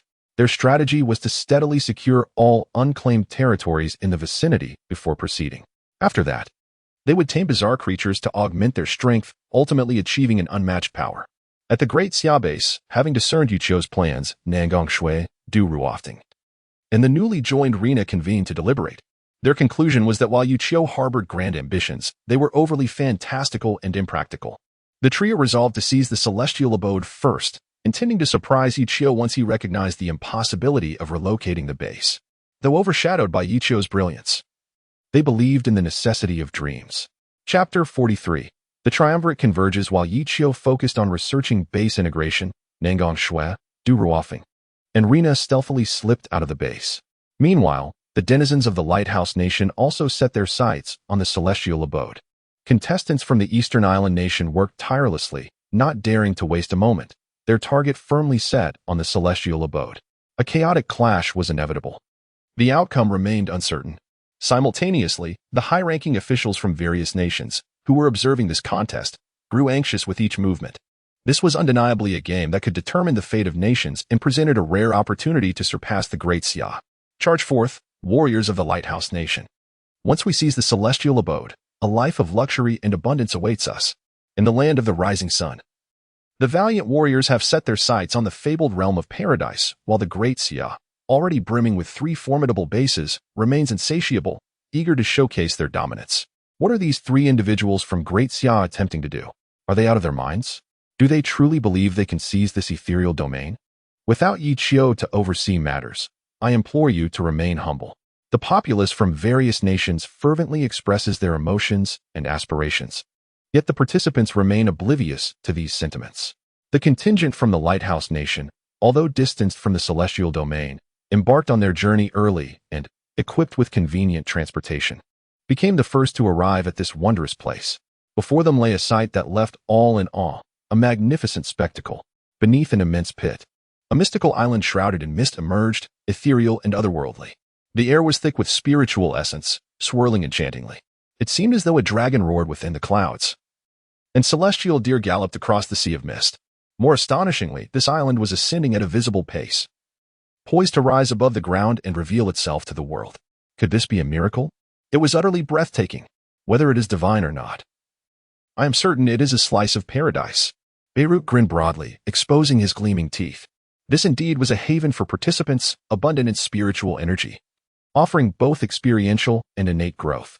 What else could it be but heaven? Brothers, this shall be our base. As long as we safeguard this treasure, the title of first place will be ours for the taking. Excitement flushed the faces of his companions. Even the usually composed Rod's eyes glistened with fervor as he gazed upon the mystical island.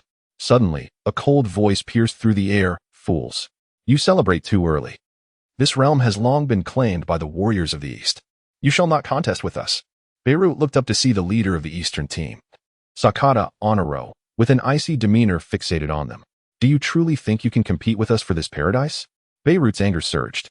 He had not anticipated that the Eastern participants, who had always been loyal, would betray him at such a crucial moment. The allure of the celestial domain was evidently irresistible. There is only one paradise. The first to seize it shall claim it. Why prolong the conversation? Beirut raised an eyebrow, provocatively challenging Sakata Honoro. Oh, so it's a race, is it? I have never feared anyone. Sakata Honoro matched his defiance. Both teams locked their gazes on the celestial realm, slowly rising on the horizon. The moment the paradise aligned with the ground was the signal to attack. Both factions had reached a silent agreement. They would spare no effort in their pursuit of this ethereal domain. With a clang, as the paradise reached the ground, both teams charged forth. Brothers, rush. The first to enter this realm and establish it as our base shall be rewarded with 500 pounds of food. Beirut let out a furious roar. Everyone summoned their spirit of Bushido, determined to seize the paradise. Whoever reaches it first shall be rewarded with 500 points. Sakata the demon wolf bellowed in a similarly menacing manner. The two teams surged towards the paradise as if driven mad. The nearest participant from the Lighthouse Nation was now less than 10 meters away. In the distance, Nangong Shui and her companions, standing upon the rocks, were grim expressions. These rascals had actually gained the upper hand. What should we do? Du Ruofing felt a pang of discontent, realizing that the strength of the two teams was beyond their trio's capacity to contend. Nangong Shui remained silent, her brow furrowed. Yet, Rena seemed to have anticipated this, sneering as she spoke. This works to our advantage. Let us watch the tiger fight from the mountain. Re-signing the base contract requires time, and we shall wait for the opportune moment to seize the paradise. Ever since she had been coerced and manipulated by Yichio into becoming his servant, she harbored a deep-seated resentment. She yearned to prove that she could shine brightly without relying on Yichio. Perhaps one day, she might even surpass him. The two nodded. This was the only course of action left to them. Meanwhile, the participant from the Lighthouse Nation, closest to the paradise, stumbled over a rock and nearly fell. An East Asian participant seized the opportunity and leaped ahead, entering the paradise first. Damn it! Seeing this, Beirut was infuriated, jumping up and down in rage. Sakata the Demon Wolf, however, laughed triumphantly. Quickly, initiate the base contract. The East Asian participant, with trembling hands and an exhilarated heart, shouted, sign the base contract. Once the base contract was signed, this paradise would belong to the East Asian participants. Due to the rules of the chosen game, members of the same race could not attack each other's bases, leaving the Lighthouse Nation with no option but to retreat. Ding. Signing base contract, please wait. Beirut gritted his teeth in frustration, helplessly watching the scene unfold. Meanwhile, Sakata the Demon Wolf could barely contain his laughter. Haha, this time we have triumphed. Sorry, but it seems you must return the way you came. You scoundrels. Don't expect us to assist you in the future, East Asians. The more Beirut thought about it, the angrier he became, his temples bulging. Ha ha ha, we appreciate your concern, but I believe we will no longer require your assistance. With this paradise, our East Asian team's strength will undoubtedly surpass all others, leaving you all to gaze up in envy. As he spoke, Sakata the Demon Wolf erupted into another fit of laughter. Just then, an unexpected upheaval occurred. The once tranquil paradise suddenly shook violently. From the mist of ethereal energy, a dragon emerged, roaring ferociously and instantly tearing the East Asian participant to shreds. My heavens, is that the legendary dragon? It's utterly terrifying. Flee swiftly. This paradise has already been claimed by the dragon of the abyss. Survival is paramount. A throng of individuals scattered in panic, resembling lost souls. Beirut and Sakata Kirowolf stood in stunned silence. Chapter 44. The Arrival of Reinforcements, Dragon of the Abyss, Quality, Legendary, Ability, Cloud Riding. Water Manipulation, Description, a mythical beast existing solely in ancient lore. Its power remains unknown.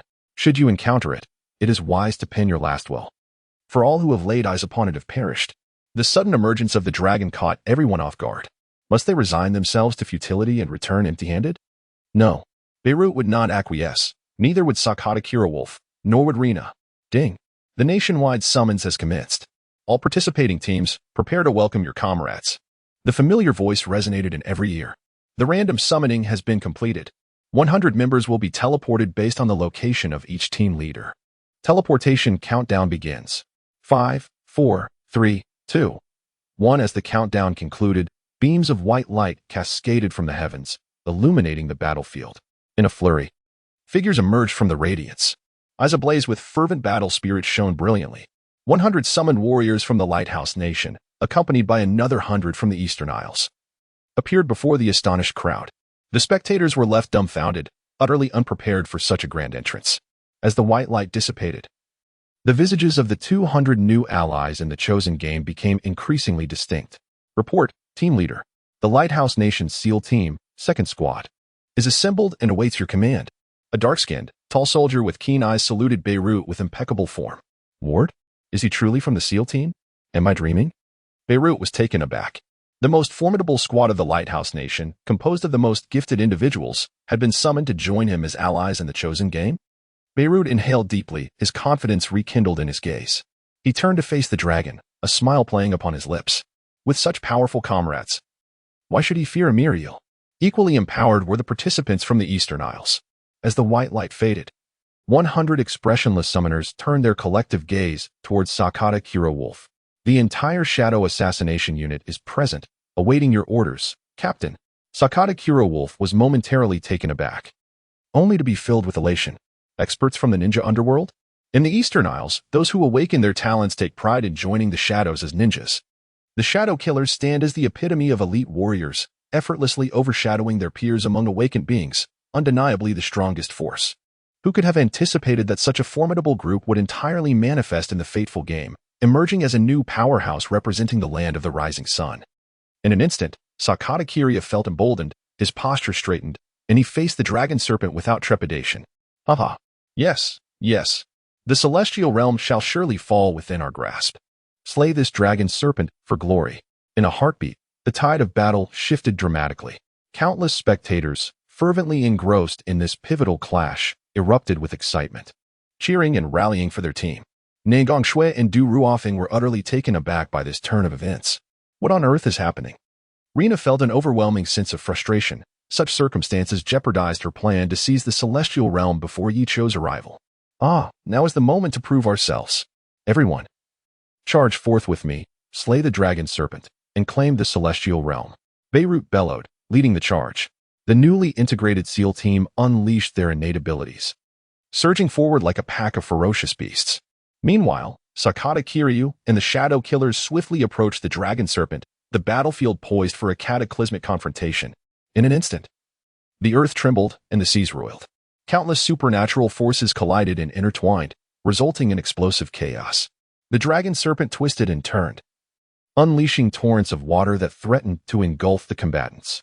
Fiery orbs of lightning illuminated the sky, encircling the dragon serpent. With a mournful wail, the dragon serpent succumbed to the relentless onslaught of over 200 participants, collapsing in a state of near defeat. Seizing the opportunity, Beirut dashed towards the celestial realm, eager to be the first to secure the base contract. Observing this, Sakata Kiryu cursed under his breath and raced towards the celestial realm with equal urgency. At that moment, a deafening clap of thunder resonated from the heavens. Instantly, the skies roared with thunder, lightning crackling incessantly. The extraordinary spectacle left everyone in stunned silence. Amidst the dark clouds, it seemed a colossal entity was slowly descending. The overwhelming pressure was suffocating. It was unimaginable what kind of astonishing presence would accompany the arrival of this terrifying behemoth. What in the world is that? It's enormous. Could it possibly be the father of the dragon serpent we just defeated? Rod's face turned pale with fear. Had it not been for the multitude of newcomers watching, he would have crumpled to the ground in terror. The oppressive aura was akin to that of an ancient deity descending, sending chills down one's spine. Sakata Kiryu was equally petrified, paralyzed with dread. Yet, Ne Gongshui and Du Ruofeng found the situation curious. This ominous, dark figure seemed oddly familiar. Where had they encountered it before? For the moment, they could not recall. Originally, the reinforcements from both nations arrived successively, vanquishing the dragon. The jubilant crowd, witnessing this scene, was simultaneously struck with shock and trepidation. A colossal entity had suddenly appeared in the firmament, instilling an overwhelming sense of pressure. It was likely the manifestation of an extraordinary force in the chosen game. Inexplicable and formidable beings often emerged, catching participants off guard. Clearly, this creature transcended any prior appearances, its sheer size sufficient to invoke shivers. As the monstrous figure gradually descended, revealing its true form through the mist, the hearts of all were raised to their throats. Under the immense weight of this formidable presence, not a soul dared to move or utter a word. The battlefield, populated by hundreds, was so silent that one could hear a pin drop.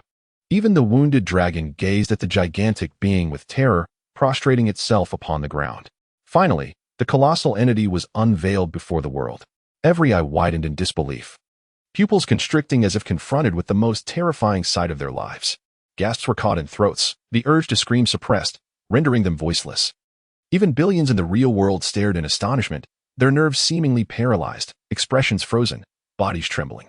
Chapter 45, The Secret of the Spaceship. What emerged before everyone was, astonishingly, a spaceship. With its sci-fi aesthetic, powerful engines, and manufacturing techniques surpassing contemporary technology, the vessel exuded an indomitable and unyielding aura. Could it be an alien invasion? But this was the realm of the chosen game. Would the game allow such an incursion? Alas, the apocalypse had arrived. Even a spacecraft had made its appearance. What could possibly follow? Would the aliens unleash a laser cannon, obliterating everyone in an instant? Perhaps one harbored a delusion of persecution. Maybe the aliens were friendly, here to thwart this cursed game and aid humanity in rebuilding its home against the monstrous threats. The populace engaged in bold speculation, a myriad of bizarre thoughts emerging. Yet, the individuals present were less inclined to indulge in such musings, fixated instead on the enigma of the spaceship's purpose. They were acutely aware that the emergence of such an imposing and technologically advanced vessel bore significant implications for their safety. Should the entity exhibit even the slightest hostility? Despite the presence of hundreds of strong individuals, each would be left with no choice but to flee for their lives, adhering to the principle of remaining still unless provoked. All chose to observe in silence. The oppressive atmosphere heightened the tension to its zenith. Beirut had even contemplated what his first words to the aliens should be. "Hello. Welcome to our world. If it pleases you, perhaps we could form an alliance?" All held their breath, eagerly awaiting any movement from the spaceship suspended in midair. Time passed slowly, second by second, enveloped in an eerie silence. The atmosphere was so still it was almost unsettling. Just as impatience began to creep into the crowd, a sharp click echoed as a door above the spaceship opened a crack. Everyone widened their eyes, scarcely daring to blink, fearful of missing a moment of the unfolding spectacle. Then, the door swung wide open. Not only those present, but also the billions watching the live broadcast held their breath in anticipation. Here it comes. Under the collective gaze of all, a figure emerged from the top of the spaceship. The fabled alien finally revealed its visage. The expressions of the crowd shifted from tension to terror, then to astonishment, gradually settling into a state of bewilderment. It was as if their minds had been momentarily frozen, blank and unresponsive. How could the so-called alien resemble a human so closely? And was that a hint of handsomeness? Could it be that aliens underwent cosmetic enhancements? Rena was the first to snap out of the stupor. At that moment, she felt as if she had been duped. No, more accurately, she had been deceived once again. For standing atop the spaceship was not an extraterrestrial being, but rather a mischievous smirk adorned on the face of Yichio. Indeed, it was this fellow who had played the crowd for fools. Yet, no one anticipated that Yichio would make his entrance in such a manner. Wait. Isn't that Yichio from the Great Xia? Had he been abducted by aliens? Beirut's mind briefly short-circuited, rendering him unable to regain his composure. Rod, somewhat speechless, remarked, "Captain, is it possible that he piloted this spaceship himself?" "Him? How could that be?" Rod sighed and fell silent. Meanwhile, Nangong Shui and Du Ruofing were so delighted they scarcely knew what to say, although they had not expected Yichio to appear in such a fashion. As long as he was cool, that was all that mattered. He had truly stunned everyone present. This ultra-advanced spaceship, the overwhelming sense of pressure, the formidable aura, it completely subdued the contestants from Lighthouse Nation and the land of the rising sun. Wait a moment. Why does this spaceship seem familiar? Nangong Shui's words jolted everyone from their reverie. A collective gasp filled the air. Wasn't this the third-level base of Great Xia? Rod, who had once covertly observed the Great Xia base via drone, stood agape, his shock palpable. If it was suggested that Yichio had purchased this spaceship from the points marketplace, everyone could accept that. After all, Yichio's points were a mystery, but undoubtedly considerable.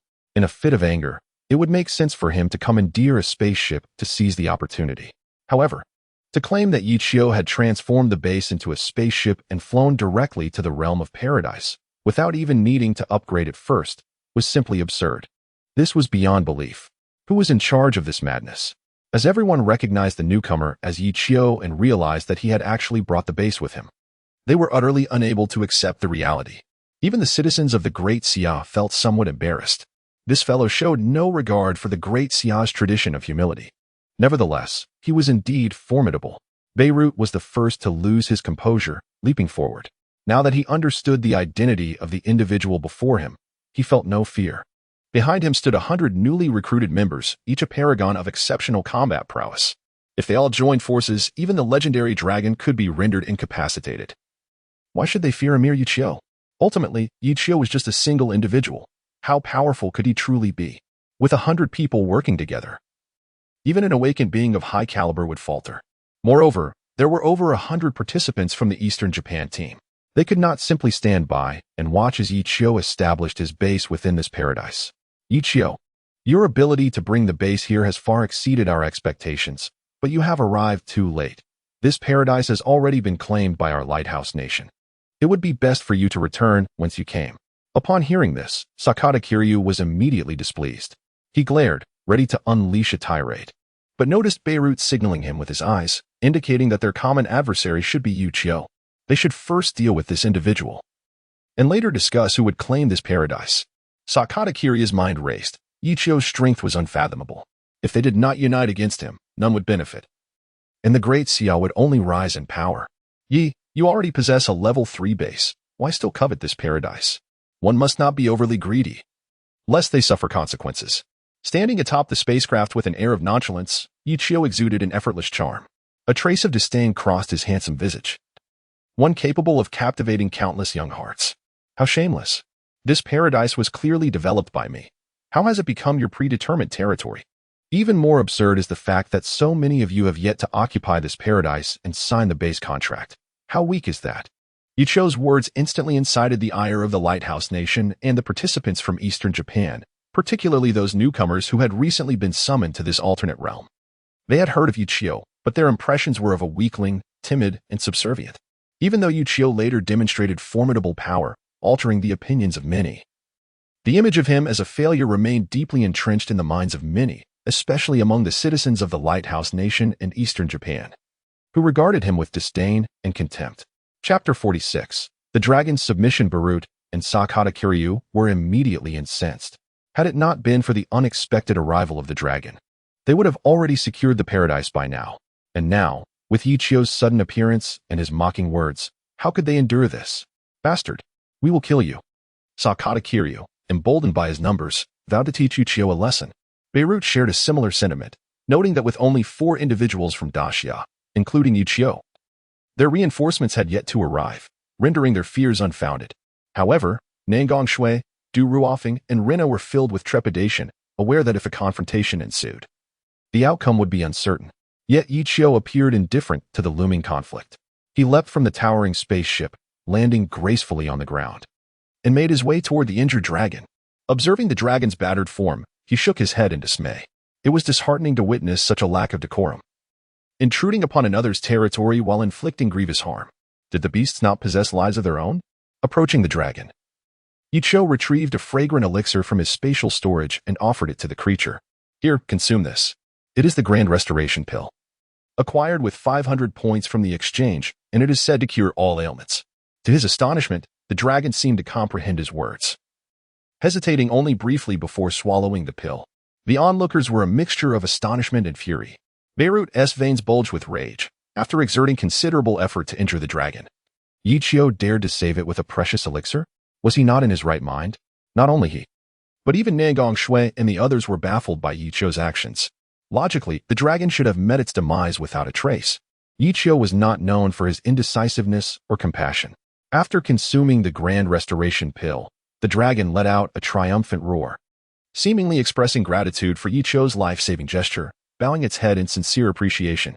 Moments later, the dragon soared into the sky, circling a few times before vanishing into the sea of clouds.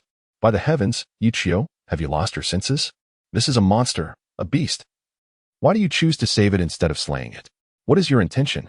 The chaos escalated, and with Beirut and Sakata Kiryu inciting further agitation, the crowd's fury towards Yichio reached a boiling point. Just then, a majestic dragon's roar echoed through the air.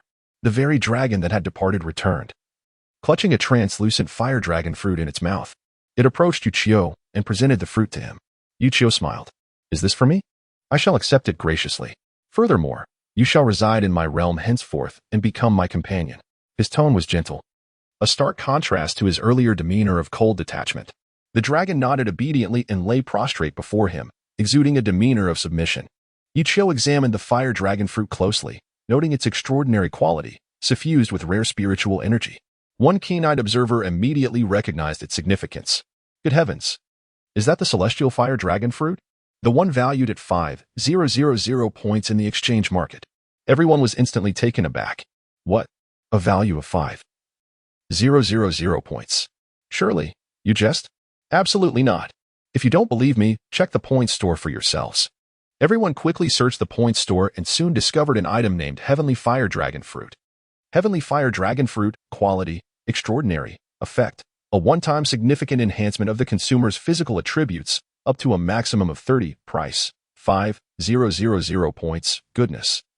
An enhancement of 30 attributes. How outrageous.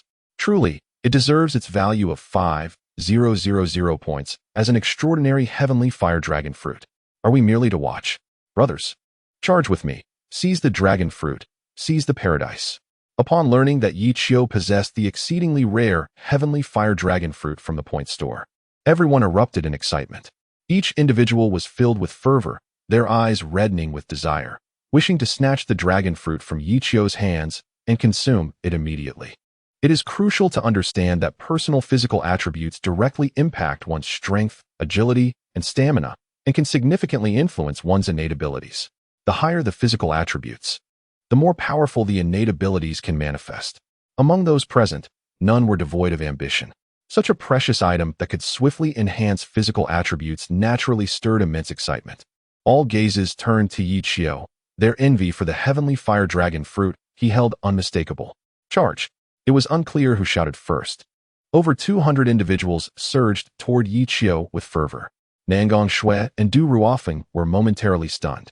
They were so frightened that they dared not speak, hastily retreating behind Rina. Yet, Rina did not share their fear. With a swift stride, she stepped in front of Yichio. "You ungrateful lot. How brazen you are. So, it has come to this." But Yichio merely smiled, gently patting Rina's shoulder. "It's fine. There's no need to teach these small fries a lesson. It's a trivial matter."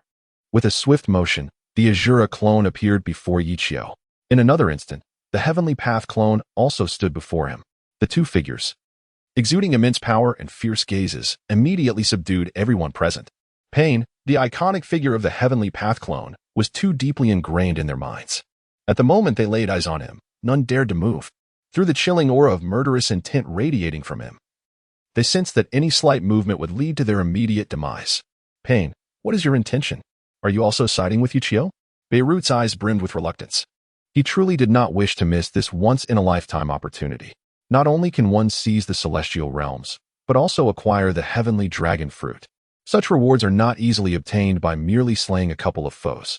Sakata the wolf was consumed with fury, yet in the presence of the formidable Pain, he remained compelled to swallow his anger. "Mr. Pain, might I request a moment of your time? This is a matter between Yichio and ourselves. While we are unaware of your affiliations, it is presumed that they bear no connection to the Great Xia, correct? I acknowledge your strength, yet we are numerous. Is it truly worth sacrificing so many allies for the sake of a single Yichio, thereby incurring countless adversaries?"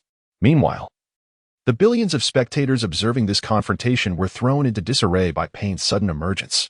It was unexpected that the long-absent Pain would reveal himself at such a moment. And even more astonishing was the fact that he appeared to be shielding Yichio. Chapter 47. Vanishing instantly. What connection exists between Yichio and the illustrious Pain? The crowd was rife with speculation. At this moment, the avatar of the Heavenly Path standing before Yichio finally spoke. "Leave at once and vanish from my sight, or face merciless retribution." His voice, as familiar as it was desolate, carried an unmatched authority and an air of disdain. No one doubted that Pain would show no mercy. All were convinced that they could not withstand his fearsome and invincible techniques. However, to their astonishment, Pain appeared impatient. He raised his hand slightly, and a black energy orb manifested above the heads of the gathered crowd. In an instant, the earth trembled and shook. Everyone's complexion shifted dramatically. This is the heavenly star of earth explosion. Could this be the technique of instant annihilation? Witnessing it firsthand was indeed terrifying. Without a moment's hesitation, the crowd hastily retreated, fearful that a moment's delay would result in being drawn into that black energy sphere, crushed into a pulp by countless rocks. The mere thought of such a horrific demise sent shivers down their spines. The crowd gradually withdrew, some begrudgingly, others with resignation, but most were driven by trepidation. No one wished for death. Only the living have the opportunity to fight another day, while the deceased possessed no chances left. They were no longer the impulsive youths driven by reckless passions. Even the tempestuous Beirut chose to discreetly lead the citizens of Lighthouse Nation back to their encampment. "Yichio, wait for me. This time, with Pain by my side, you shall not be so fortunate next time." After uttering these words of defiance, Sakata the wolf led the participants from Dongying Nation back to their base. Thus, this chaotic battle came to a conclusion.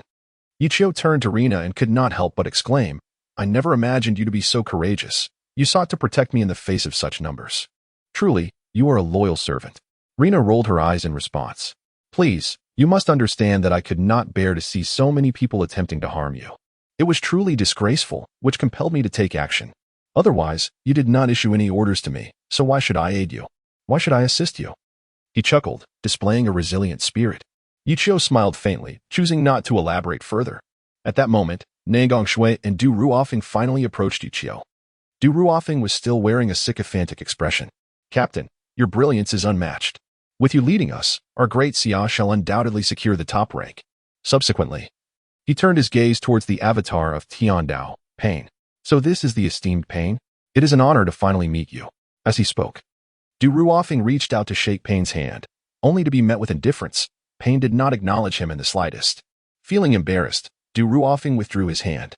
Meanwhile, Negong Shui was profoundly intrigued by this celestial abode. Is this to be our base? It appears quite splendid, with an air that carries a sweet fragrance, invigorating the spirit. Just standing at the entrance, I can feel my elemental perception sharpening. Upon hearing Negong Shui's words, Du Ruofing and Rina eagerly stepped into the celestial domain. Wow, this is real. I sense that my ability to summon a legion of skeletons is gradually enhancing. If we could reside here for a year or so, I could easily summon an army of tens of thousands of skeletal warriors. The two women chattered incessantly. Du Ruofing regarded them with disdain, mocking their naivety. In comparison, I am far more impressed by the captain's ability to transform the base into a spaceship, bringing it directly here. Did you not see the expressions of the participants from Lighthouse Nation and Eastern Japan? They were utterly astonished. This spectacle will surely be broadcast to the real world. One can only imagine the astonished faces of billions witnessing this scene.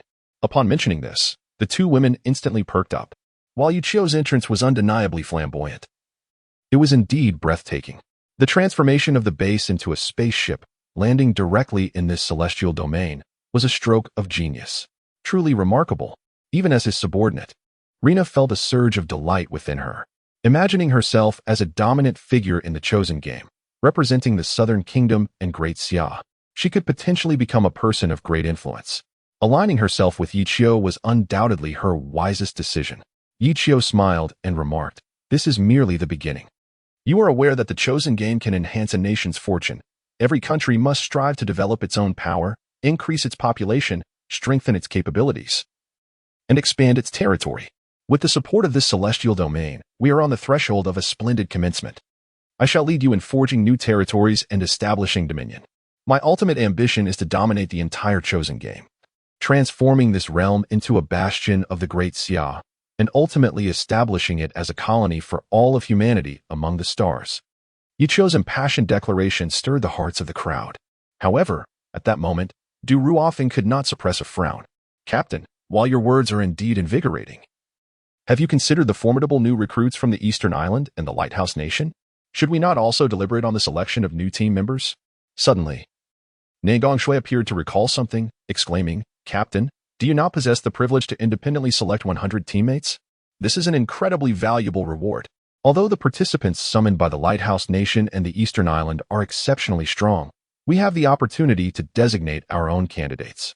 As long as we bring in the exceptionally talented individuals from the Great Xia, our strength will be no lesser than theirs." The two grew increasingly animated, envisioning the many unparalleled warriors of the Great Xia and the prodigious talents who might join their ranks. The throne of the Great Xia would become all the more secure. Meanwhile, the high-ranking officials and countless citizens of the Great Xia finally breathed a sigh of relief. They had long been anxious, witnessing Yichio's delay in selecting teammates while other competing nations had already recruited powerful allies, enhancing their strength. The potential for rivals to challenge, surpass, and overwhelm the Great Xia loomed ominously. "Oh dear, it's a good thing Negong Shui is sharp. She finally remembered that we have yet to select teammates. I was almost beside myself with worry, fearing that Yichio might have forgotten this critical matter. What does it mean to forget? He has clearly overlooked it. This fellow has undoubtedly noticed that other nations have recruited new allies, yet he remains silent on the matter. It seems entirely deliberate. Surely he wouldn't forget such a significant issue? What kind of mindset must he possess to overlook something so crucial?" Chapter 48. Teammates? Not necessary. Regardless, someone has finally recalled this matter. Let us commence the selection of teammates. The Great Xia is brimming with extraordinary talents. Our first-rate prodigies are prepared and await Yichio's call to join the chosen game, dedicating themselves wholeheartedly to the nation. Strength in numbers is a lesson born from the blood and tears of our ancestors. To truly triumph over those great nations, we must gather more teammates. In the livestream chat, comments flooded in, filled with ambition and hope. The Great Xia is abundant in talent and strong individuals. One can only wonder what fortunate souls will join the chosen game as representatives of the Great Xia. Just as everyone eagerly anticipated Yichio's announcement of the illustrious names of renowned warriors from the Great Xia, his next words left them all utterly astonished. Recruiting teammates? Why would I need to recruit teammates? Yichio scoffed, wearing a perplexed expression. In truth, he had long since devised a plan. The opportunity to recruit is limited to just 100 individuals, a rarity he had no intention of utilizing for summoning allies in the real world. It is not that there are no formidable individuals in the real world. On the contrary, the vast population of the Great Xia is brimming with talent. However, its development has been sluggish, thus rendering it constrained by other nations. If one were to meticulously select, not only could they identify 100 exceptional individuals, but even 1,000 or 10,000 extraordinary talents could be unearthed. Moreover, it is likely that the realities of this matter have long been acknowledged, and preparations have been made. The think tanks within the upper echelons are certainly not mere window dressing. They have probably already conducted several rounds of selection, identifying numerous powerhouses. As soon as Yichio makes a request, he could summon them into the chosen game at any moment. Yet, he holds these individuals in little regard, for he has superior alternatives. Just as he received the heavenly fire dragon fruit from the jaws of the legendary dragon, an inquiry interface emerged automatically from the chosen game. The legendary native primitive creature, the dragon, has developed an affinity for you and requests to be bound to you. Do you accept its fealty and wish to sign a contract? Initially taken aback, Yichio swiftly comprehended the implications.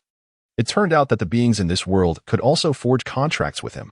Such contracts require the voluntary consent of both parties and must be established under fair and specific circumstances to be valid. Agreements forged under coercive threats would not affect the native creatures. Without a moment's hesitation, Yichio chose to accept the fealty contract. Immediately, the legendary dragon, now coiled at his feet, became his first battle companion. In their shared glory, they would rise. In adversity, they would fall together. Moreover, a battle companion acquired through a binding contract would occupy a summoning slot, but that was of little consequence. The question remains, which is more powerful? A legendary dragon or a human with awakened talents? The answer is undeniably clear. In terms of physical prowess and potential for growth, the dragon far surpasses humanity. More importantly, the contestants summoned will undoubtedly be formidable, possessing prestige and renown that ordinary individuals cannot rival. Upon entering this chosen game, would they truly heed his commands and willingly submit? That remains uncertain. Although Negong Shui and Du Ruofeng exude arrogance, they're ultimately young and, after encountering setbacks, may come to terms with reality. However, the same cannot be said for others. Once a contract is established with the dragon, it will be unwaveringly loyal, willing to perish without complaint. This is the most fitting ally and the finest aid. As for others, it is best to refrain. Too many chickens do not lay eggs. Too many people cause chaos. His principle is to prefer quality over quantity. These thoughts reside solely in Yichio's mind. Thus, when he uttered those words, everyone was perplexed, quickly transforming their confusion into anger. What? What did he say? Why summon allies? Is there even a need to ask? Surely he does not intend to recruit allies seriously. Does he? It seems his intention is clear. There is no need to summon allies any further. I concede he possesses some merit. Yet, is this not a touch too presumptuous? Other nations have summoned their own elite warriors, creating an insurmountable divide between them and us. Yet Yichio, who clearly possesses the privilege of independently selecting his teammates, chooses not to. Come on. Enough is enough. Everyone has awaited this moment for an indeterminate span of time. Many, fueled by fervor, have eagerly participated in various selections, with countless formidable individuals striving to seize the opportunity to be summoned. Yichio is utterly disregarding the humanity of others. The populace is rife with discontent, expressing profound dissatisfaction with Yichio's actions. It is crucial to recognize that this matter concerns not merely himself, but the entirety of the Great Xia. To speak bluntly, even as the captain, Yichio lacks the authority to act in such a manner. This is akin to treating the lives of billions of citizens and the fate of the Great Xia as a mere jest. It is fortunate that the current world cannot influence the chosen game, nor convey their ire to Yichio's ears. Otherwise, he would have been drowned by the cacophony of countless grievances and furious roars. At this moment, even the higher echelons of the Great Xia have convened, each brow furrowed in confusion, utterly perplexed by Yichio's intentions. The absence of powerful allies signifies a fragile influence, which in turn implies numerous limitations in future developments. If progress is continually hindered, The inevitable conclusion is that the great Xia shall be eliminated. Surviving the trials of the 7 Knights only to falter at this juncture is simply unacceptable. Yichio's recklessness is exasperating. Although he possesses remarkable talent in combat, he lacks an overarching vision. Can such a pivotal matter truly be decided by one individual? Indeed, he is ill-suited for the role of a team leader. Previously, confrontations were straightforward, but now the focus must shift towards the overall development of strength, a task that cannot be borne alone. Elder Gu, please devise a strategy. We have meticulously selected 100 powerful candidates, and Yichio's sudden maneuver at this critical moment has caught us completely off guard. Everyone wears expressions of despair. Their once favorable impressions of Yichio's ability to turn the tide dissipating into disappointment and confusion. Elder Gu remains silent, eyes closed in contemplation. After a considerable pause, he slightly opens his eyes.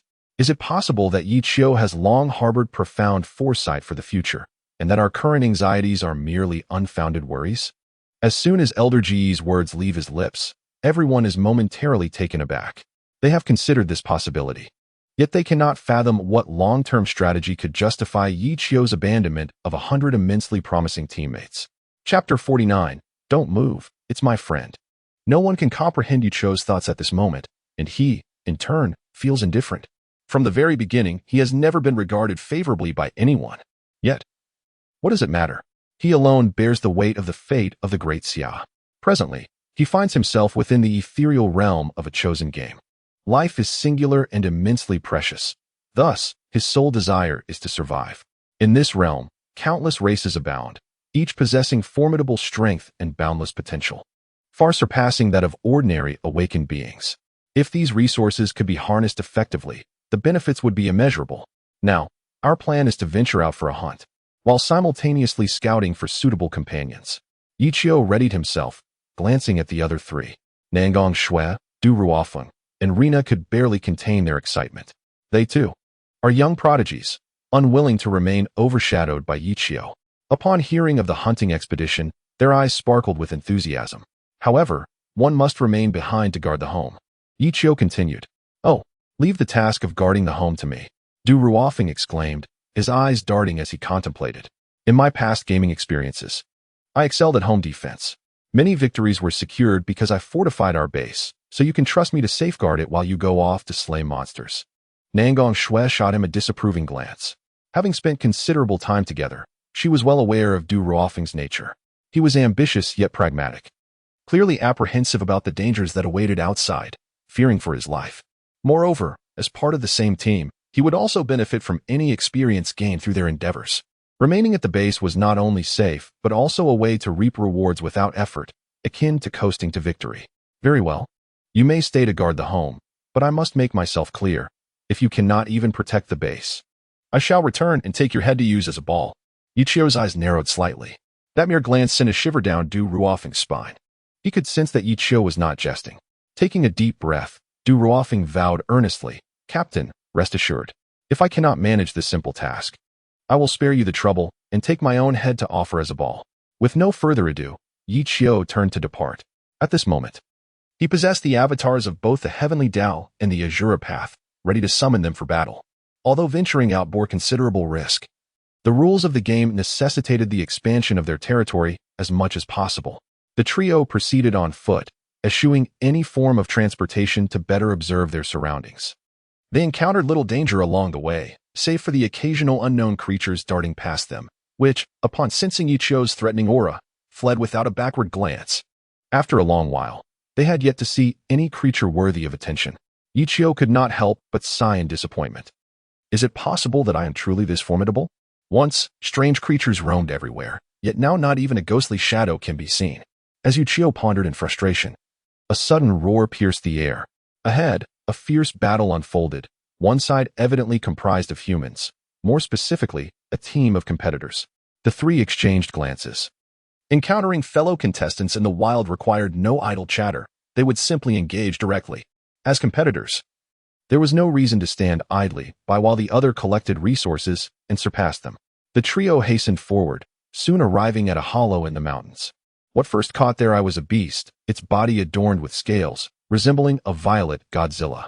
At that moment, It was encircled by a group of fully armed humans. Among them stood a robust and imposing figure, the captain of the Lighthouse Nation, Beirut. The battle had escalated to a fever pitch. Clearly a life-and-death struggle where it was a matter of either survival for one or demise for the other. Yichio's eyes narrowed as he observed the purple monster. In the next instant, information about the Godzilla-like creature materialized before him. Young Godzilla, level 40, quality, apocalypse, ability, death breath, super self-destruction. Remarkably, it truly was a Godzilla, albeit in its juvenile form. Yichio's eyes instantly sparkled with intrigue. He had long heard of the legendary creature. The adult Godzilla possessed world-destroying energy, even surpassing the mythical beasts of space-time. Should he manage to subdue it, it would become an immensely promising ally. Silently, Yichio scrutinized the chaotic battle, analyzing the situation. Although the young Godzilla was colossal, with tough skin and high defense, it struggled against the onslaught of over 100 gifted competitors, gradually succumbing to the tide. Beirut, witnessing this, felt a surge of excitement. If he could slay this juvenile Godzilla, he would be the first to vanquish a being of apocalyptic caliber. The Lighthouse Nation would have the opportunity to leap to the top of the leaderboard, reaping bountiful rewards and immense experience, everything within reach. Brothers, give it your all. Once we kill this Godzilla, we will revel in luxury, he urged. Draw its fire and keep it occupied. I shall unleash my ultimate move to finish it. The competitors from the Lighthouse Nation howled in fervor, exerting their powers to the utmost. The young Godzilla, despite its size, lacked combat experience and could find no means to counter the overwhelming assaults. In a moment of inattention, Beirut leaped high into the air, wielding a massive axe-like weapon, one of his abilities, weapon manifestation. This power would grow stronger alongside his personal level and physical attributes. In his peak state, he possessed the ability to conjure any weapon he had ever encountered, its potency rivaling that of ancient artifacts. Beirut, wielding a colossal axe, was poised to strike at the vulnerable spot of the juvenile Godzilla. Suddenly, a voice resounded with urgency. Step aside. This juvenile Godzilla is my friend. Do not harm him. Beirut found himself momentarily disoriented as a figure nimbly appeared before him. In an instant, he felt a lightness in his grip. The weapon he held had been forcibly disarmed by the newcomer. Only then did he recognize the intruder Pain. Fury ignited in Beirut's eyes. This was the second time Pain had thwarted his endeavors. Turning his gaze, he noticed that, besides Pain, Yichio, Nangong Shui, and Rina had also arrived.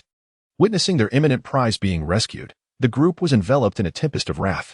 Chapter 50, subduing a minion simultaneously, the millions of citizens from the Lighthouse Nation, who were intently observing the fierce battle, recognized the arrival of Yichio and his comrades. They held unwavering confidence in the outcome of the confrontation. With the elite members of the SEAL team having joined the ranks of the Lighthouse Nation, their current strength undoubtedly positioned them among the top 3 of all participating nations. Given sufficient time for development, they were exceedingly confident in their capacity to contend for the first place. The Lighthouse Nation possessed this strength. The world-ending creature before them represented a remarkable opportunity for their resurgence. However, just as anticipation surged among the onlookers, eager to witness Beirut decapitate the juvenile Godzilla, Yichio arrived with competitors from the Great Xia, stirring chaos. The citizens of the Lighthouse Nation, known for their fiery tempers, could scarcely endure this interference. Previously, they had sought to seize the Cave of Destiny but were thwarted by Yichio's sudden intervention, ultimately forced to retreat to their base in disappointment. That had been tolerable, as it stemmed from their own attempts to exploit the situation, resulting in an unfruitful endeavor. Yet now, as many competitors from the Lighthouse Nation were engaged in combat within their territory, having been the first to discover the creature, Yichio's arrival to disrupt their efforts was intolerable. He even thwarted Beirut's fatal strike at a critical moment. This was sheer audacity. The collective ire of the crowd was directed towards Yichio and his companions. Had it not been for the escalating strength of the Great Xia, the Lighthouse Nation might have directly declared war, mindful that whenever individuals from Great Xia were present, they were consistently at a disadvantage. Such indignation was infuriating. Yet Yichio remained unfazed. What he desired, he would pursue with relentless determination. In this otherworldly realm, logic held little sway. Power was the sole currency of influence. He had engaged in such tactics before. What was there to fear? Moreover, it was the Lighthouse Nation that had once covertly sought to seize from him. Although he ultimately sent them flying, the memory still ignited a simmering rage within him. This time, it was only fitting to teach them a lesson. Damn it, Yichio. What on earth do you intend to do? Don't think for a moment that we are truly afraid of you. With so many of us against just 3 of you, what are your chances? Beirut bellowed fiercely, despite his lack of combat experience. The juvenile Godzilla possessed extraordinary physical attributes and remarkably rapid recovery capabilities. In mere moments, it returned to its peak condition, making it exceedingly difficult to defeat. At that moment, Beirut had entirely shifted his focus to Yichio. He felt that if Yichio did not pay a heavy price this time, he, as the captain, would lose all face. Yichio let out a cold chuckle. Who told you that we have only 3 people? He gestured toward the celestial clone behind Beirut and then glanced at the Azura clone. We are 5 against 100. What are your odds of victory? Yichio spoke with unwavering confidence, fully assured of his ability to conquer the more than 100 participants from Lighthouse Nation. One celestial clone could almost restrain the majority of the Lighthouse participants, and with the equally formidable Azura clone, his current strength far exceeded that of an ordinary contestant. Beirut, a figure of his caliber, would not intimidate him even if he faced 10 or 8 of them. Upon hearing Yichio's words, Beirut felt a wave of uncertainty wash over him. Indeed, while the opposing side had only 5 individuals, 3 of them were not even human. Setting aside Yichio's unfathomable power, just the presence of pain was enough to instill fear and despair in them. Although the strength of the Azura clone remained uncertain, its identical appearance to Yichio suggested that its power would be equally inscrutable. The realization that over 100 formidable individuals from Lighthouse Nation were surrounded by just 5 people was undeniably humiliating. An awkward silence enveloped the atmosphere. Beirut found himself caught in a dilemma, unsure whether to act or to refrain. The others awaited his command, their knowledge of pain and the Azura clone's capabilities limited. Having never witnessed their world-shattering abilities, they were unaware of the formidable opponents they were about to face. Yet Beirut was unwilling to wager the lives of everyone on this decisive battle. Yichio's lips curled into a smirk, ignoring the stunned Beirut.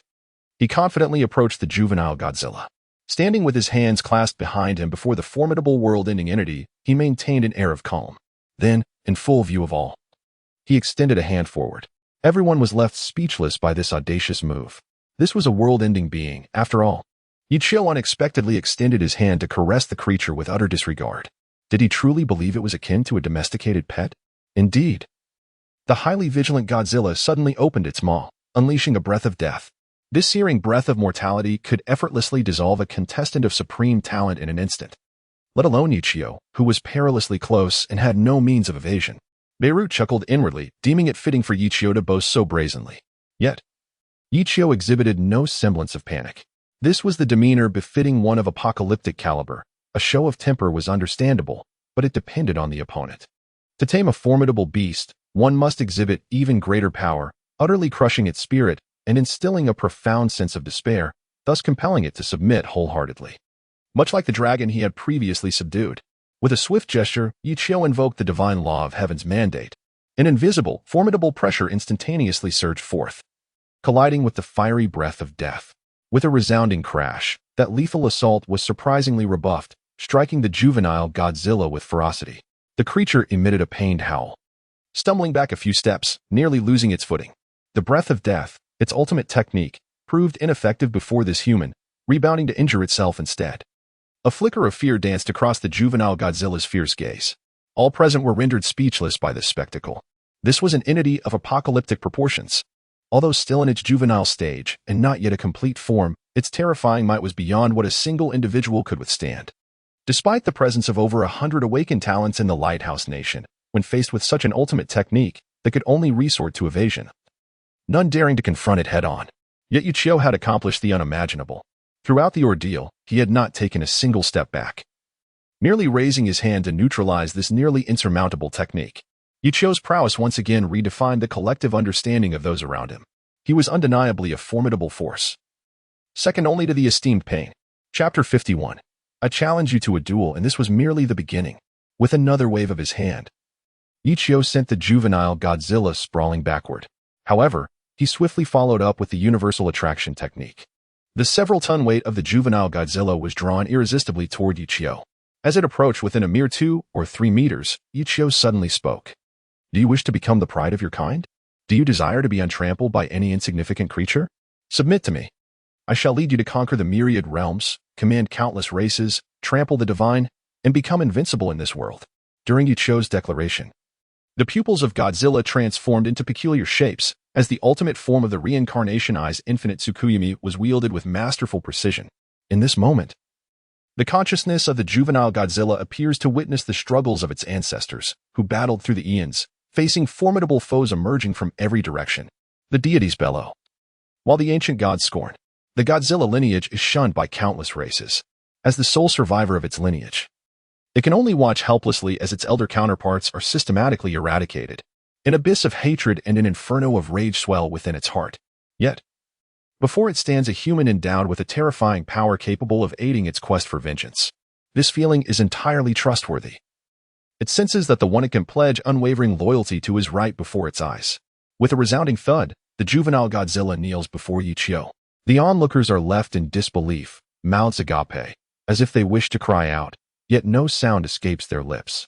It is utterly insane. A world destroyer kneeling before Yichio. The juvenile Godzilla expresses its loyalty and proposes a pact, with the sole request that Yichio lead it in its quest for retribution. Shall the pact be established?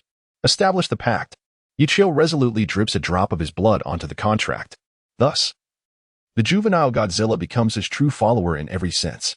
However, Yichio regards it merely as a powerful ally, not a pet or a simple subordinate. He requires Godzilla as much as the juvenile Godzilla needs him. Captain, was Yichio just signing a contract? Has he formed a bond of allegiance with the juvenile Godzilla? Who is actually subservient to whom? Fool, is it not evident? Clearly, it is Yichio's overwhelming power that has intimidated Godzilla, leading it to accept certain conditions and willingly become his combat companion. Beirut grumbled, visibly displeased. What was once his possession had now transformed into Yichio's combat pet. Igniting his ire. Having successfully subdued his first creature, Yichio felt immense satisfaction. This immensely promising Godzilla would become an invaluable ally in his future endeavors across alternate realms and the universe. Now, let us explore other areas for treasures. This is their territory, we should not overstay our welcome. A sly smile graced Yichio's lips, exuding an innocent charm. Instantly, the others twitched at the corners of their mouths. Are you aware this is someone else's domain? You didn't consider that when you were seizing the creature. Nan Gongxue and Rina beheld in astonishment as Yichio effortlessly brought the world destroyer under his command in mere moments, as if caught in a dream. They had not anticipated that, aside from slaying for experience and rewards, one could also subdue and recruit creatures as companions. Yet, one cannot entirely blame them, after all. Who could have anticipated that someone would possess such formidable strength to dominate? Acquiring such a powerful companion as a battle pet significantly elevates one's own prowess. The over 100 gifted individuals awakened in the Lighthouse Nation possess undeniable strength, yet they could merely manage to barely slay this juvenile Godzilla. To expect him to submit willingly is nothing short of a delusion. However, Yichio achieved this feat moreover. Judging by his demeanor, he seems intent on subjugating even more. Intending to recruit them as his subordinates and enforcers, a notion both audacious and amusing. It certainly appears to carry a certain prestige, eliciting laughter from the two women. To Beirut. Their radiant smiles felt like a silent mockery, further fueling the flames of his ire. Unable to contain himself, he bellowed at Yichio, who was about to turn away. Stop right there. I demand a duel. The moment his words escaped, astonishment blanketed the crowd. Rod, visibly alarmed, subtly tugged at Beirut's sleeve, whispering, Captain, have you lost your mind? Do you truly believe you can match Yichio in a duel? Beirut shot him a glare, resolute in his decision. I don't care. I will challenge him to a duel. Life and death are fated. Wealth and nobility are determined by heaven. If I do not release the pent-up frustration in my heart today, I shall no longer be called Beirut. While the crowd admired his courage, they simultaneously harbored concerns for his intelligence. Yichio had just demonstrated enough power to instill dread. To now leap forth and demand a personal duel. One could only wonder what thoughts occupied his mind. Yichio found himself at a loss for words. He had merely chanced upon an extraordinarily promising ally. What wrong had he committed? Nevertheless, Beirut was evidently consumed by rage, disregarding all else. Today, he was determined to engage Yichio in a life-and-death confrontation. Even if it cost him his life, he would not swallow his pride in silence. Observing the scene, Yichio reluctantly began to stretch his limbs. He neither sought trouble nor shied away from it. Ultimately, neither party was at fault. They were merely striving to survive. Yet, having been chosen to partake in the game of the chosen, one must adopt a self-serving perspective. Beirut's inability to endure such a blow is understandable. Yet his lack of flexibility necessitates some painful lessons to accept the harsh realities. Come on, you had better exert your utmost strength, otherwise. I fear you may not have the opportunity to unleash your abilities before meeting your demise. Yichio's words served as a potent stimulant. Beirut's eyes glowed crimson, akin to an enraged beast. Rest assured, I will exert every ounce of strength to ensure you experience both pain and despair. Beirut roared, as two weapons resembling long blades materialized in his hands. A battle for survival was imminent, poised to erupt at any moment. The citizens represented by both parties are filled with anticipation for this battle. Will it be the formidable captain of the lighthouse nation, Beirut, endowed with a tangible level of talent, who prevails? Or will the enigmatic and powerful Yichio, whose every gesture commands the annihilation of worlds, emerge victorious? Chapter 52. The Ruins Trial. Just as Yichio and Beirut prepared to engage in combat, the voice of the chosen system suddenly resonated. The third stage of the heavenly trial, the ancient ruins exploration, is about to commence. All participants must gather within 2 hours, as the system will collectively transport them to the ancient ruins. Any participant who fails to join will be randomly transported to various locations within the ruins. Participants must explore the unknown realms within the ancient ruins, where an endless treasure lies at the apex of the pyramid located at the center. The first participant to reach the highest level will receive a special reward. Warning: teams that fail to complete the designated tasks will face penalties. What an abrupt turn of events. Yichio was momentarily taken aback. Simultaneously, everyone around him began to panic. This chosen game truly does not adhere to conventional rules. What could this sudden initiation of the third stage of ruins exploration signify?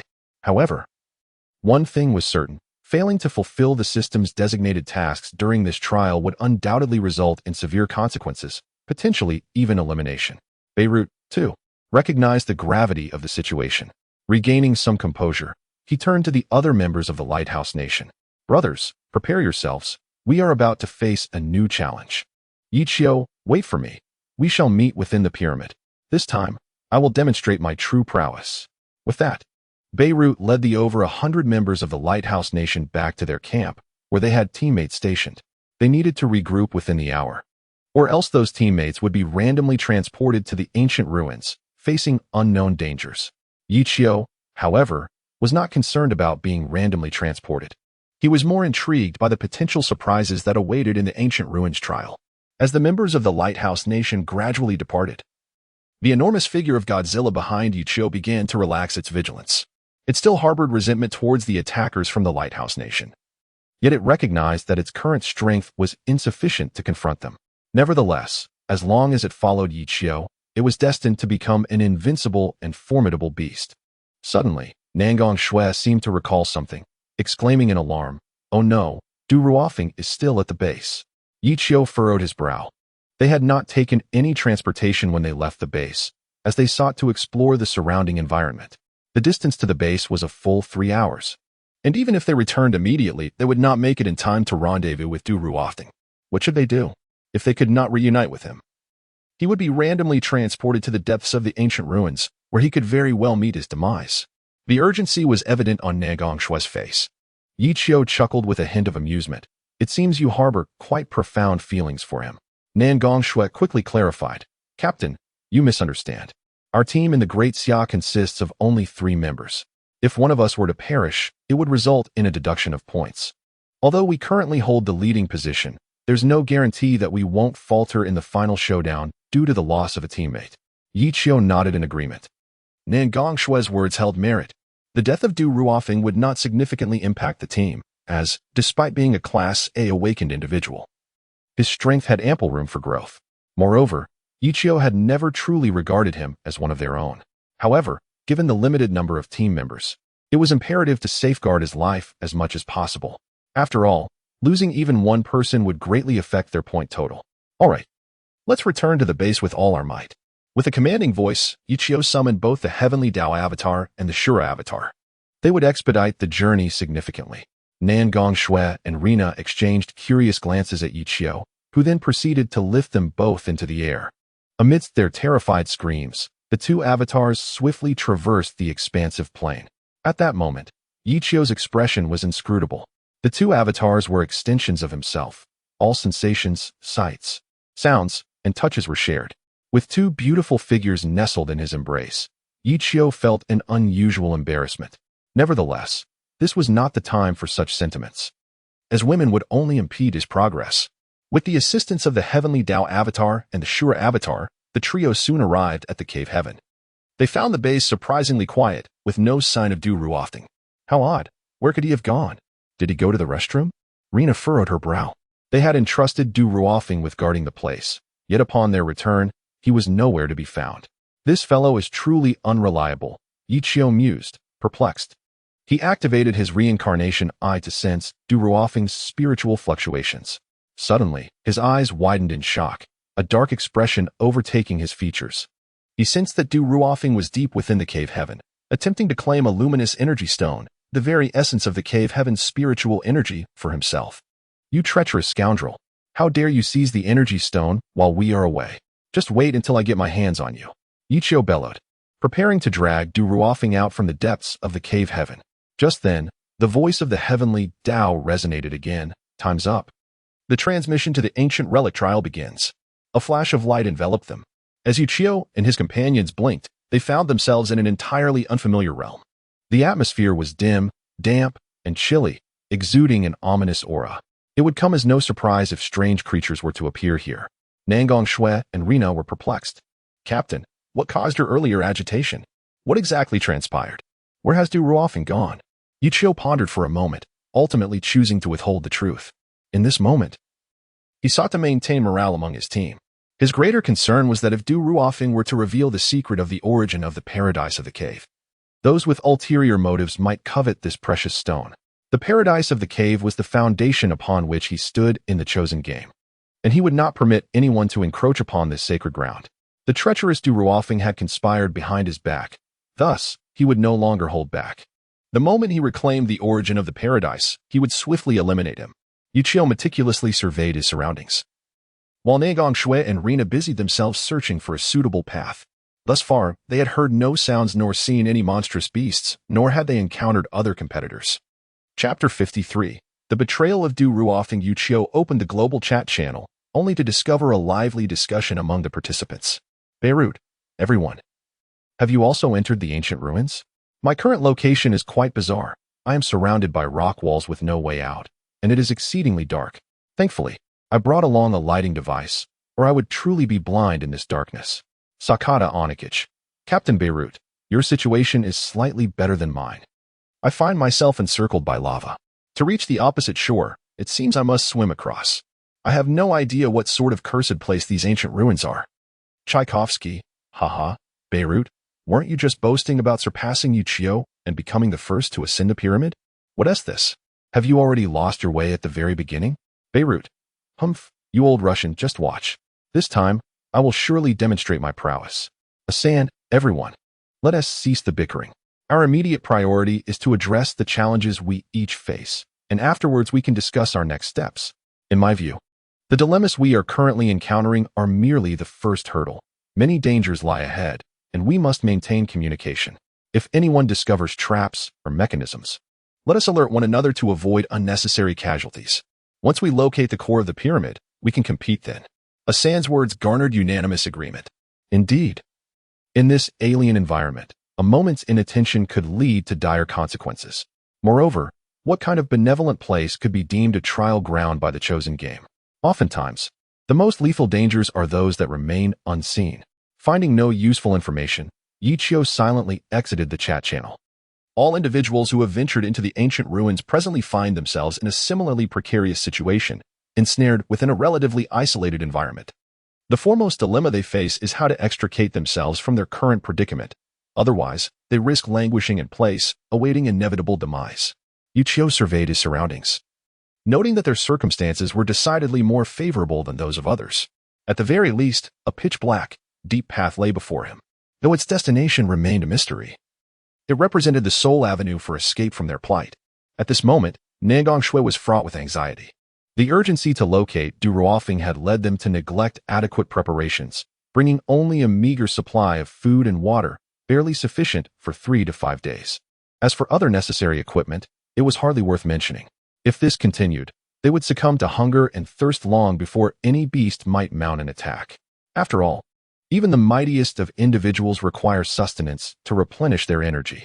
Perceiving Nangong Shue's troubled expression, Yichio understood her concerns. His storage space contained ample provisions, alleviating any worries about food. Yet, at that moment, he wished to refrain from excessive explanations. Time equates to life, and lingering here for even a moment longer heightens their peril. As you can see, there is but one path before us, regardless of what lies ahead. We have no alternative. However, do not fret excessively. With me here, we can confront any dangers that may arise. I shall lead the way. Simply follow my lead. Yichio took the initiative to step into the shadowy passage. Nangong Shui and Rina exchanged glances, their expressions a mixture of apprehension and resolve, and reluctantly followed Yichio. As the trio advanced, a faint scent of blood suddenly wafted towards them. Yichio raised his hand, signaling the others to halt. Nangong Shui and Rina, lacking Yichio's acute perceptiveness, found themselves puzzled by the sudden stop. Yichio summoned his avatar of the heavenly path without hesitation, sending it forth to scout the way ahead.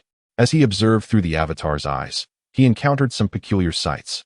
Less than a few hundred meters away lay a natural cave, within which were the skeletal remains of unknown beasts, their bones marked by signs of gnawing. Furthermore, all indications suggested that this had transpired within the last 2 days. What astounded Yichio even more was the faint white glow emanating from the skeletal remains, indicating they belonged to no ordinary beasts, but rather those of at least a 3-star caliber. Yet, despite such formidable strength, these creatures had ultimately met their end as prey for another. Who, he wondered, possessed such formidable power? Yichio felt a surge of anticipation at the prospect of encountering such an entity. Seeing no further anomalies ahead, he gestured for them to continue onward.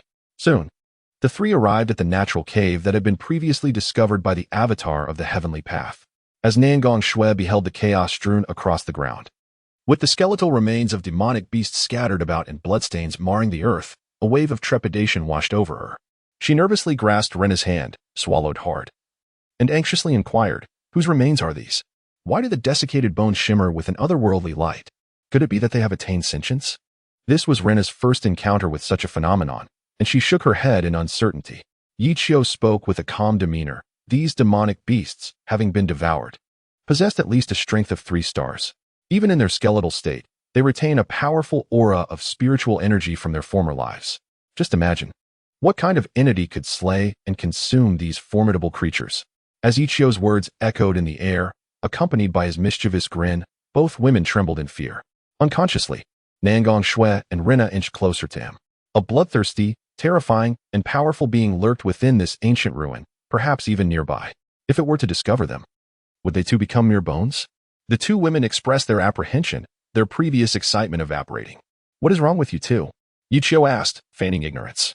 "Could it be that you are afraid?" "Ha. Who would have thought that such distinguished heroines could experience fear?" Nangong Shui pretended not to hear, while Rena's ire flared. With a raised brow, she retorted, "Who is afraid? Don't underestimate me just because you peer through the cracks in the door. Even if a creature capable of slaying 3-star beasts were to appear before me right now, Rina, would not flinch." "Ah, commendable spirit." Yichio was about to praise her for her indomitable courage when, in the next moment, an overwhelming, icy killing intent surged from a direction within the natural cavern. The oppressive aura and suffocating chill astonished even Yichio. What a formidable being! Rina turned back, bewildered. In an instant, she stood frozen in place, as a massive, robust insect claw pressed against her delicate neck. With the slightest exertion, her beautiful head could be severed from her body. Chapter 54.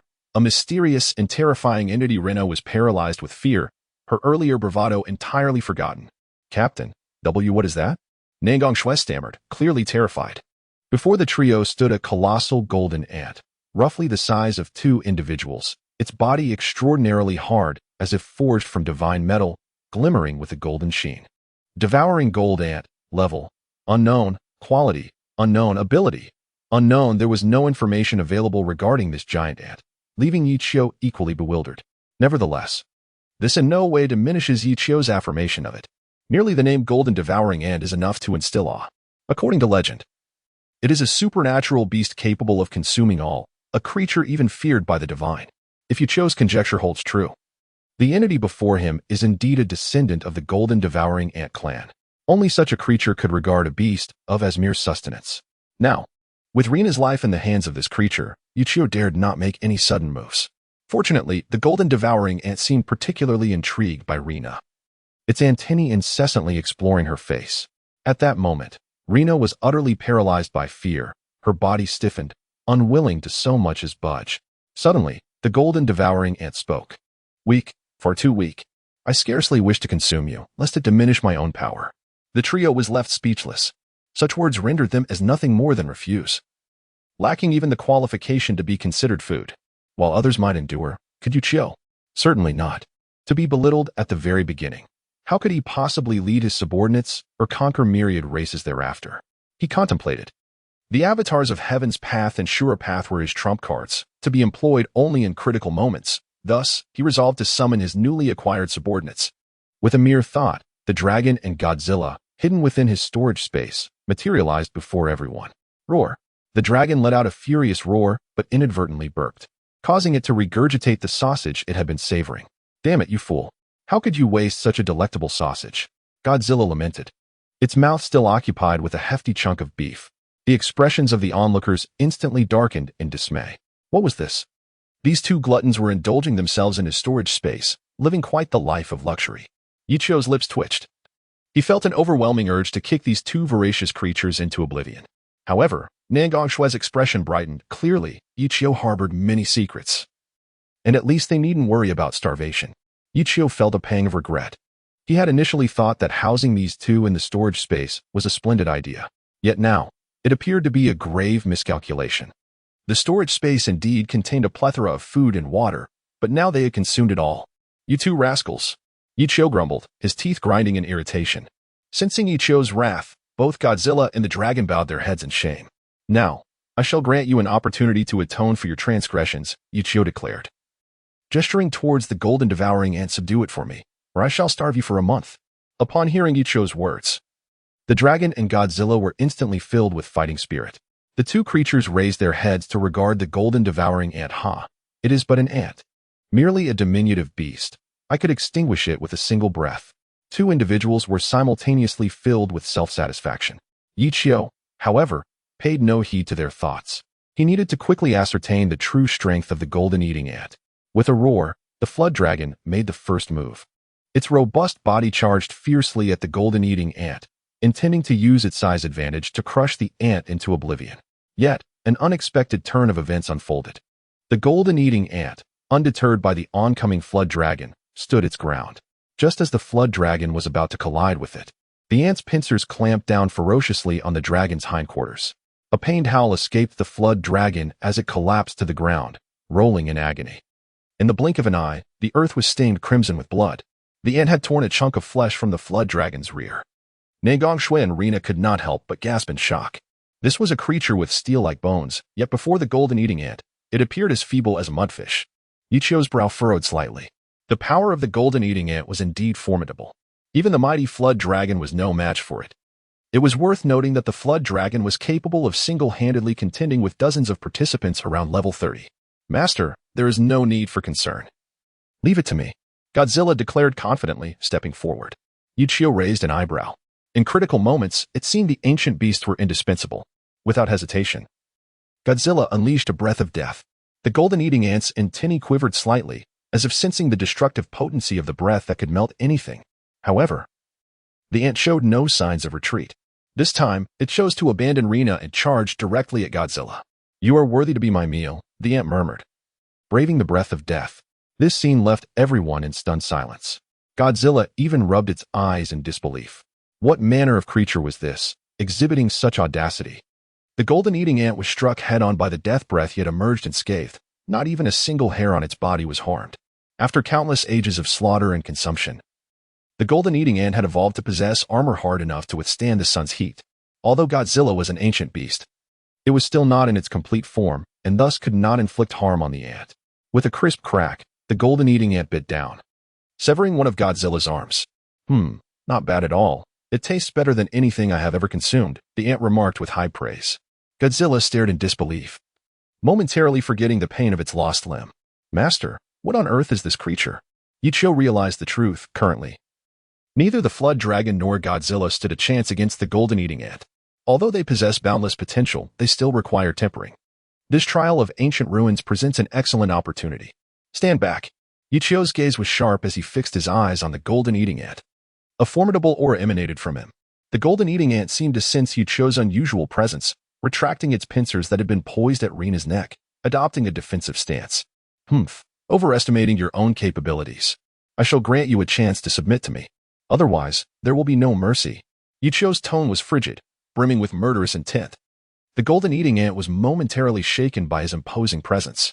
However, it quickly regained its composure, baring its fangs in a display of strength, threatening Yichio. Chapter 55, One Chi transforming into three clear ones. Ignorant of your own limitations. Yichio scoffed. In an instant, the massive golden figure of the golden eating ant surged forth, vanishing from sight. The others barely perceived its movement, only noticing a fleeting afterimage left on the ground. A testament to the ant's astonishing speed. Following this, the golden eating ant lunged forward, intending to rend Yichio in two with its unmatched biting force. At the same moment, Yichio moved as well. Yet, his speed was not swift. Rather, it exuded an air of grace and fluidity. In that fleeting moment, Yichio's palm met the forehead of the golden eating ant. The creature was taken aback. Yichio murmured, "Earth exploding star." Boom. A dark energy sphere instantly unleashed a powerful gravitational pull, lifting both the golden eating ant and itself into the air. Subsequently, countless rock walls surged forth from all directions, encasing the golden eating ant within the confines of the Earth exploding star. Have we succeeded? Relief washed over Rina and Nangong Shui, their faces breaking into smiles. Having been raised in luxury, although they were gifted awakeners, they still felt an innate fear when confronted by such a fierce and terrifying beast. Only Yichio possessed the strength and confidence to confront the golden eating ant head-on. A hint of disdain curled at the corners of Yichio's mouth. Is that all? He had expected the golden eating ant to be formidable, yet it ultimately succumbed to a single Earth-exploding star. Of course, this should not be attributed to the weakness of the golden eating ant. Rather, it was due to Yichio's tempering over the past few days, which had enhanced both his physical prowess and innate abilities. It could be said that Yichio was simply too strong. Thus far, no terrifying creature had emerged to truly instill fear in him. As Yichio pondered, he suddenly noticed a slight movement within the Earth-exploding star. Huh? Did you hear that sound? A flicker of fear crossed Rina's exquisite face. It seems to be coming from above. She pointed at the Earth-exploding star created by Yichio, her trembling hand revealing her profound terror. Yichio remained unfazed. No worries. The golden devourer ant has been mercilessly reduced to a pulp by my earth-shattering star. As soon as he spoke, a deafening explosion reverberated through the air. The earth-shattering star above suddenly shattered into fragments, revealing the gleaming black and gold head of the golden devourer ant. Its enormous, formidable pincers clashed with a resounding clang, sending tremors through the hearts of the three onlookers. Good heavens, it's still alive. This was the first time Yichio had encountered a creature capable of surviving such a devastating attack, leaving him utterly astonished. Nangong Shui and Rina were even more terrified, their souls nearly escaping their bodies as they covered their mouths, rendered speechless. They wished to flee, but their legs felt weak, and they could muster no strength. Were it not for Yichio's presence, they might have collapsed to the ground in fright. Roar. A mere human dares to think of slaying me. The golden devourer ant let out a bizarre laugh, and, in an instant, appeared before the trio. Is this all you can do? It began to mock Yichio. I shall grant you one more chance. If you cannot reveal some true abilities, you shall become my meal. Yichio sighed. This is the first time I have been mocked by a monster. Never mind, I shall stop pretending. I lay my cards on the table. With a gentle flourish of his hand, the avatars of the Celestial Path and the Azura Path appeared beside him simultaneously. What does it matter if there are more of you? You do not believe that a strategy of sheer numbers will work against me, do you? The golden devourer ant expressed disdain and contempt. While having many may not guarantee success, having few will certainly lead to loss. Yichio smiled. Moreover, the allies I have summoned are no ordinary humans. As he spoke, the avatars of the Celestial Path and the Azura Path simultaneously removed their cloaks, revealing their true forms. The two looked exactly like Yichio, as if they had been cast from the same mold. Not only were Nangong Shui and Rina left in shock, but even the golden devourer ant was taken aback. However, having encountered countless bizarre races, it was accustomed to seeing identical beings and did not dwell on it. 3 identical versions of you. I wonder if they taste the same? The golden devourer ant's serrated jaws twitched eagerly, seemingly unable to contain its appetite. Yichio couldn't help but twitch his lips at the sight. This creature certainly seems to be a glutton. I wonder if I can afford to sustain 3 such voracious eaters after subduing it. However, now is not the time for such thoughts. With a mental command, the Celestial Path and Azure Path avatars spread out, taking their positions. I apologize, but my time is limited. I cannot afford to cultivate our relationship slowly. It may hurt a bit momentarily, but it will be over soon. If you cannot bear it, just shout stop, as long as we sign the contract. We can still be good friends. The Golden Devourer ant paused, while Nangong Shui and Rina were left utterly bewildered, unable to comprehend what Yichio was saying. How did these words seem to echo the tender whispers of a lover? Nangong Shui never anticipated that Yichio possessed an understanding of romance. Yet his taste appeared somewhat extravagant. Instead of expressing sweet nothings to the 2 beautiful women present, he directed his affections toward the golden ant. A scene that was utterly grotesque. At that moment, however, Yichio was not preoccupied with such trivialities. What he was about to unleash was far more terrifying than mere words. He gently raised his hand, and simultaneously, his celestial and azura avatars mirrored his motion. Then, all 3 spoke in unison, supreme celestial convergence. Monstrous fire arrow, summoning the outer path demon statue. In an instant, the atmosphere within the natural cavern transformed dramatically. The celestial avatar forcefully repelled the impact against the rock wall. Almost immediately, 10 missiles struck the golden ant from various directions. Despite its body being as resilient as divine metal, the golden ant still felt pain from this pure energy assault, its exterior marked by clear, distinct wounds. Yet, this was merely the prelude. Yichio's ultimate attack had yet to be unleashed. Suddenly, an eerie cracking sound emanated from the ground. As Nangong Shui and Rina discerned the slowly rising shadow, they were left petrified. The outer path demon statue was the very shell that imprisoned the 10 tails. And the terror of the 10 tails was known to anyone with a modicum of knowledge. It was a horrific creature fused from 9 distinct beasts. Awaken. As the shell of the outer path demon statue began to shed, the true visage of the 10 tails emerged, revealing its grotesque form. In that moment, the entire world was left in astonishment. What in the world is that? Summoned directly from the depths of the earth by Yichio? Could it be the king of ghosts from the underworld? One could only wonder at the enormity of Yichio's capabilities.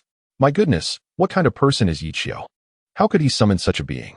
One could not help but feel overwhelmed by Yichio's extraordinary and bizarre displays of power, testing the limits of one's mental fortitude. Chapter 56. The self-cultivation of the intellectual. How many trump cards does Yichio truly possess? No one could ascertain. Yet, one thing was certain. The 10 tails before them was undeniably a formidable powerhouse. As the onlookers watched in awe, the 10 tails opened its gigantic maw, gathering a terrifying purple energy. Launching a tailed beast bomb directly toward the golden ant.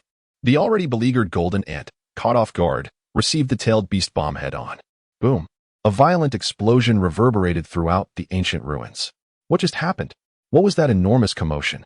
Barut, leading a cautious team, had been meticulously carving a passage, only for it to be obliterated by the tremendous tremor, burying several team members alive. Similarly startled were the teams from the Corn Nation, the Eastern Isles, and the Western Alliance. The tremors were so intense that many believed an earthquake had occurred. At this moment, the gold-eating ant, having consumed a tailed beast orb, was left disheveled and dazed. After a brief pause, it regained a semblance of clarity, only to realize the terrifying prowess of Yichio.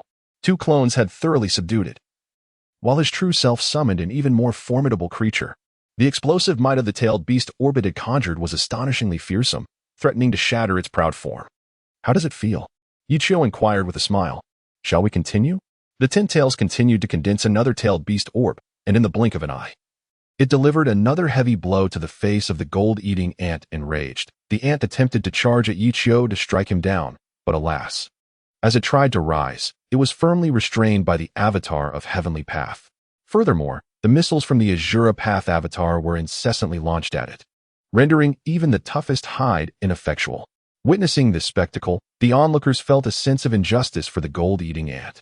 A distinguished warrior of the gold-eating ant clan, a being capable of instilling fear in deities, was now being mercilessly ground into the earth by Yichio.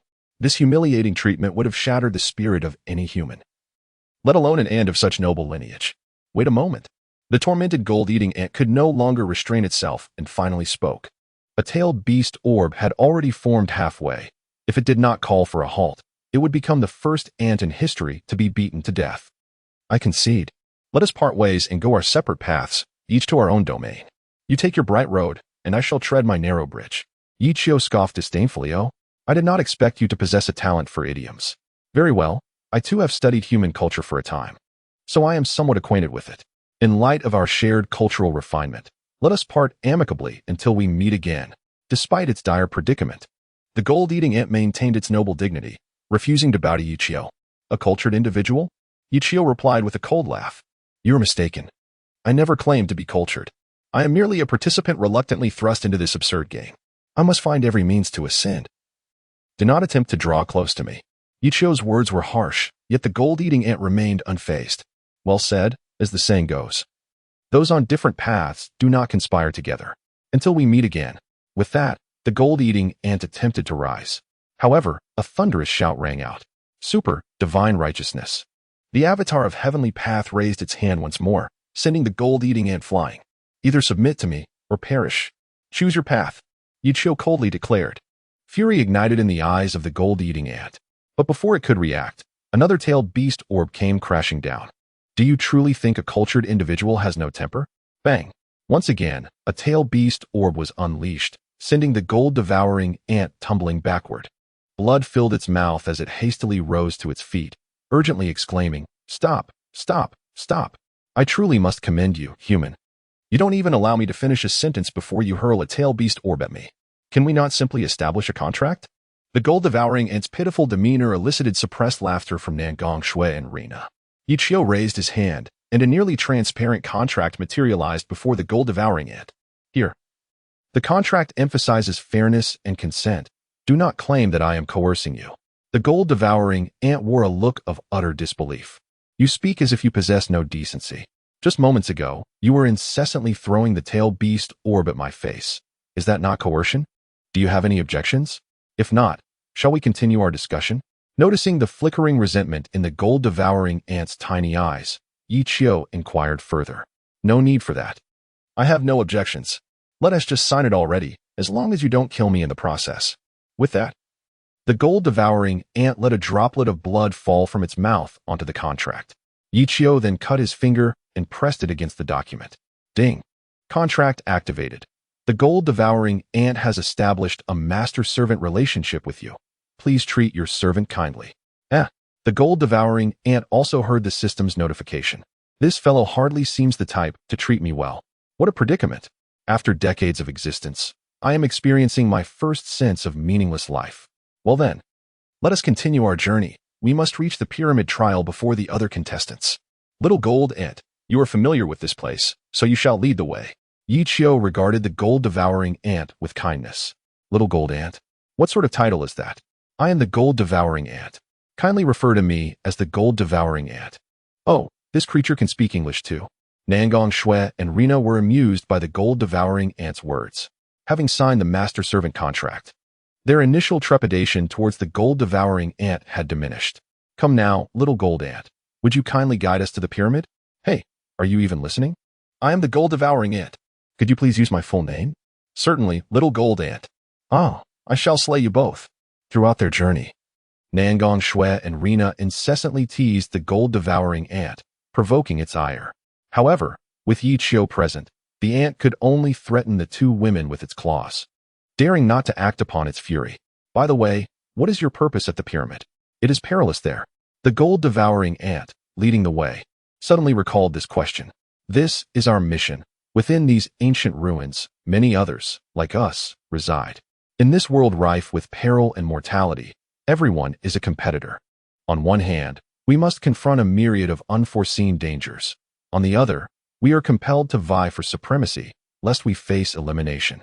Ultimately, regardless of the treacherous path that lies ahead, we must bravely navigate the labyrinthine challenges of the pyramid. Nangong Shui sighed deeply before resolutely regaining her composure. Nevertheless, we possess an unwavering confidence to triumph over all adversities and emerge as the surviving faction. Chapter 57. A narrow path of enmity. Yichio's lips twitched slightly. He pondered whether Nangong Shui's words were a deliberate attempt to garner the support of the populace in the real world, or if her confidence had been bolstered by his presence. However, she spoke a grain of truth. No matter the obstacles that may arise, they cannot thwart his determination. He would ultimately ascend to the pinnacle, gazing down upon all existence. Presently, the impediments before him were the other competitors and the lurking dangers within the pyramid. By the way, have you ventured into the core area? Are you acquainted with the secrets of the pyramid? Yichio inquired of the gold-eating ant. The creature smacked its lips, its expression tinged with complexity, as if ensnared in a disquieting memory. How should I put it? I have been there once, yet I would never wish to return, for it is fraught with peril. Oh? Yichio's interest was piqued. Even a creature like the gold-eating ant, which feasted on 3-star entities, found the place exceedingly dangerous. Was there some divine or demonic presence within the pyramid? Divine or demonic? Not quite. However, there are beings that are even more formidable, the gold-eating ant continued. Have you heard of a race known as the Blood Moon clan? They claim to be descendants of deities. Yet they specialize in draining the lifeblood of other races to enhance their own, thereby achieving evolution. These beings inhabit the interior of the pyramid, adhering to a strict hierarchy, with ranks such as Blood Demon General, Blood Moon King, Blood Moon Emperor, Blood Moon True God, and Blood Moon Celestial Sovereign. Last time, in my quest to hunt a 4-star entity, I inadvertently stumbled into the 6th layer of the pyramid and narrowly escaped being subdued by the Blood Moon Emperor. Upon hearing this, Nangong Shui and Rina could not help but gasp in astonishment. Was the Blood Moon clan truly so formidable? If the Blood Moon Emperor possessed the power to subdue the gold-eating ant, how terrifying must the Blood Moon True God and Celestial Sovereign be? All would soon be revealed. For in the span of their conversation, the gold-eating ant had guided them to the edge of a precipice. Below, an awe-inspiring pyramid loomed, towering approximately 2,000 meters. Its intricate structure seeming almost alien, reminiscent of a base constructed by extraterrestrial colonizers. Not far from the pyramid, a group of individuals was engaged in fierce combat with a formidable foe. Ah, truly, what a narrow path of enmity. Yichio had already recognized that the group below was none other than the contingent from the Lighthouse Nation, led by Beirut. To his surprise, they had arrived ahead of him, only to be obstructed by a 4-star creature outside the pyramid. Come, let us see what the fuss is about. Must everything be resolved through violence? Is peace not an option? With a determined leap, Yichio plunged from the cliff. The height was nearly 500 meters. Yet with his formidable attributes, this distance was trivial. He lightly tapped the ground with the tips of his toes, and then, like a swift swallow, he soared several meters, landing perfectly between the Lighthouse Nation and the 4-star creature. Nangong Shui and Rina stood in astonishment, while the citizens of the Great Xia, watching the live broadcast, were equally dazzled by Yichio's audacity. What a daring jump from such a height. If he were to fall, Great Xia would be the laughingstock of the world. When did you become so powerful? I had thought his prowess was merely a result of innate talent, but it seems his physical capabilities are equally remarkable. Truly, having Yichio is a blessing for our Great Xia. How blind I was to fail to see Yigo's hidden depths and his ability to endure humiliation. The crowd buzzed with conversation, the comments flooding in. Most were praises and apologies directed at Yichio, while a few maintained a skeptical stance, deeming him somewhat unreliable. Let us all put in our efforts and take down this creature. We shall be the first to reach the pinnacle of the pyramid. While directing the battle, an excited Beirut suddenly noticed an additional figure in the center of the fray. His speech halted abruptly. Staring wide-eyed, he recognized the newcomer with dismay. It's Yichio. This troublemaker is back. Beirut seethed between clenched teeth. Yichio, however, wore his signature smile and jested, "Oh, how can you refer to me as a troublemaker? That descriptor seems rather unkind. I suggest you learn a bit of culture from this friend beside me to enhance your own cultural refinement." As he spoke, he gestured toward the golden devouring ant, which proudly clicked its mandibles, showcasing its serrated jaws. You finally spoke a sentence worthy of a human. Indeed, I embody a blend of refinement, culture, and a penchant for destruction. But before the golden devouring ant could finish its boast, a massive iron hammer crashed down upon its head. Silence. An ant dares to call itself cultured. A warrior from the Lighthouse Nation, endowed with the berserker talent, charged directly at the golden devouring ant, swinging his colossal hammer with ferocity. The resounding clangs echoed as the hammer struck its target, creating a deafening din. Can I kill him? The golden ant cast an inquiring glance at Yichio. Do as you wish. After all, he is not a member of our team. Upon hearing Yichio's words, the golden ant instantly transformed, its aura surging dramatically. The participant from the Lighthouse Nation, witnessing this scene, involuntarily recoiled a few steps. What do you intend to do? There are over 100 of us here, and you are but a handful. Have you contemplated the consequences? The golden ant disregarded his threats, its figure shifting and appearing instantaneously before him. I shall tear you apart. It snorted coldly. The participant could barely comprehend how the golden ant had suddenly materialized before him, and he was instantly drenched in cold sweat. Blood, he shouted, manifesting a diamond shield to protect the man. Boom. The steel shield was swiftly shattered by the golden ant's bite, its massive serrated jaws thrashing back and forth, sending chills down the spines of onlookers. Damn it. The members of the Lighthouse Nation were left in a cold sweat from the golden ant's sheer-biting force. Is it truly that powerful? It is merely an ant, albeit a larger one. How could it so easily shatter the captain's manifested steel shield? This is an impenetrable defensive tool even 4-star beings cannot breach. Nevertheless, the steel shield did buy the participant a brief moment. Blood exerted all his strength to conjure a large net, which ensnared the 4-star being ant, with the assistance of others, hurled it towards the golden ant. The golden ant, obstructed by the suddenly appearing 4-star, erupted in rage, its fury palpable. Damn! Those who stand in my way shall perish. Chapter 58, The Lighthouse Nation Unworthy of Being Prey. Crack! The golden ant's indomitable mandibles effortlessly cleaved the 4-star being in two. What on earth is this monster? The members of the Lighthouse Nation instinctively shuddered. Even a being as formidable as the 4-star was crushed without resistance, akin to snapping the neck of a chick. Even the citizens of the Lighthouse Nation, watching the live broadcast, were left pale with fear. This was entirely beyond their imagination. Was this creature truly fighting alongside Yichio? The previously subdued flood dragon and Godzilla could be understood, but what of the golden ant? Surely Yichio did not possess a terrifying affinity for monstrous beings? What are you waiting for? Run!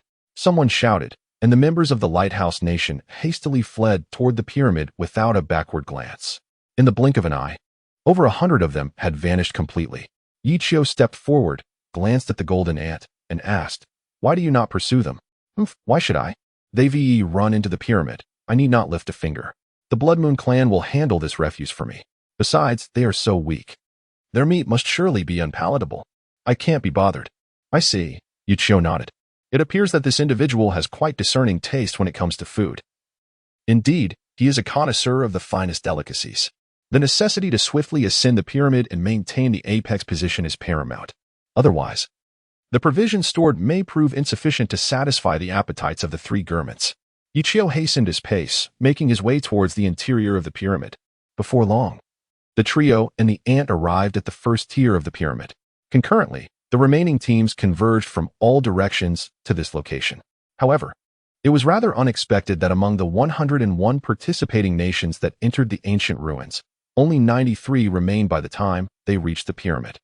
This implies that within the brief span of half a day from the ancient ruins to the pyramid, 8 international teams had met with complete annihilation.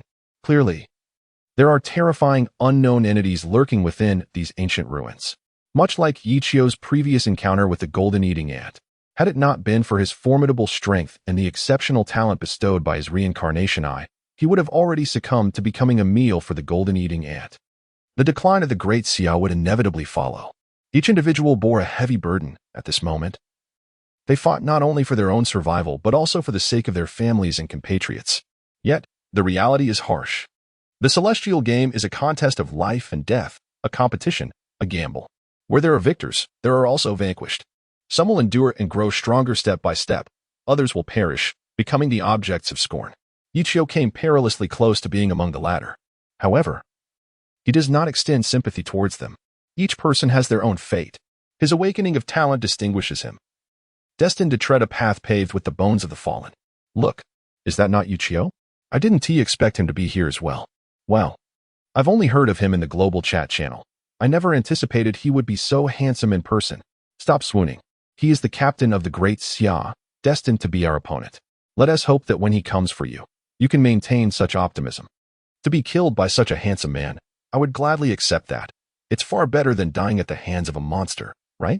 Hey, could you refrain from speaking such dismal words, especially in a place like this? I can't shake the feeling that it's eerily ominous here. Over 100 participating teams gradually entered the interior of the pyramid, resulting in a chaotic scene.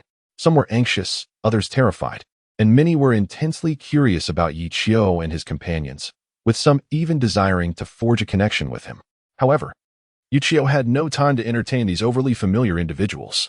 He was preoccupied with devising the next steps of his plan. As the saying goes, sharpening the axe does not delay the work of chopping wood. From the golden eating ant, it was already apparent that the Blood Moon clan guarded the pyramid. The higher one ascended, the more formidable the Blood Moon clan encountered. They are an unknown enemy that even the golden eating ants fear. Thus, one cannot recklessly charge in and meet their demise. Although Yichio had triumphed over and tamed the golden eating ant, it had taken all his strength and the summoning of his trump card, the Tin Tails, to achieve this. However, according to the analysis of the gold eating ants, the Blood Moon clan, starting from the Blood Moon Demon King, is fully capable of overpowering them. A fully evolved Blood Moon Demon King possesses strength equivalent to that of 2 gold-eating ants. Therefore, Yichio must proceed with utmost caution. Otherwise, even he faces the possibility of perishing within this pyramid. At this moment, numerous teams have already ventured deeper into the pyramid. According to the rules of the chosen game, the team that reaches the pinnacle of the pyramid first will be rewarded handsomely. Conversely, the final 10 participating nations will be directly eliminated, and their participants will face annihilation. In such circumstances, speed equates to survival.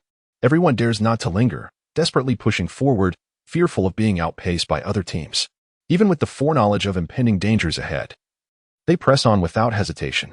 It can be said that the teams that have survived thus far are exceptionally courageous, willing to take risks and confront challenges. Of course, this determination may also stem from witnessing other teams being completely wiped out by monsters or directly erased by the system, which serves as a significant motivator. Captain, shall we not set off? Nangong Shui, observing the competing teams entering the pyramid one after another, felt a twinge of impatience. Do not rush. Let them clear the way for us and eliminate those minor enemies. We shall rest and then directly ascend to the 3rd level, Yichio replied nonchalantly. Seated atop a large azure stone. What? Are you hungry? He inquired. Nangong Shui's face flushed slightly as she hurriedly waved her hand. No, I'm not hungry. However, her words were barely out when her stomach protested with a loud growl. Half a day had passed since entering the pyramid, and the trio had not consumed a drop of water. Nangong Shui was particularly famished, feeling as though her stomach was pressed against her back.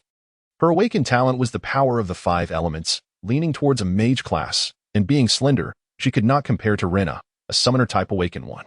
As for Yichio, his physical constitution far surpassed that of ordinary individuals. Even after 3 days without food, he felt little discomfort. Nevertheless, since they had agreed to conserve energy, it was essential to eat and drink sufficiently before engaging in battle. Both Nangong Shui and Rena had awakened to advanced talents, which would provide some assistance during combat. Especially Rena's talent for summoning a sea of skeletons, which could effectively restrain enemies, was incredibly valuable. Yichio rummaged through his storage space. The vast majority of food and water had been consumed by Godzilla and the Flood Dragon. Only about 2 kilograms of food and fresh water remained, barely sufficient to satiate their hunger.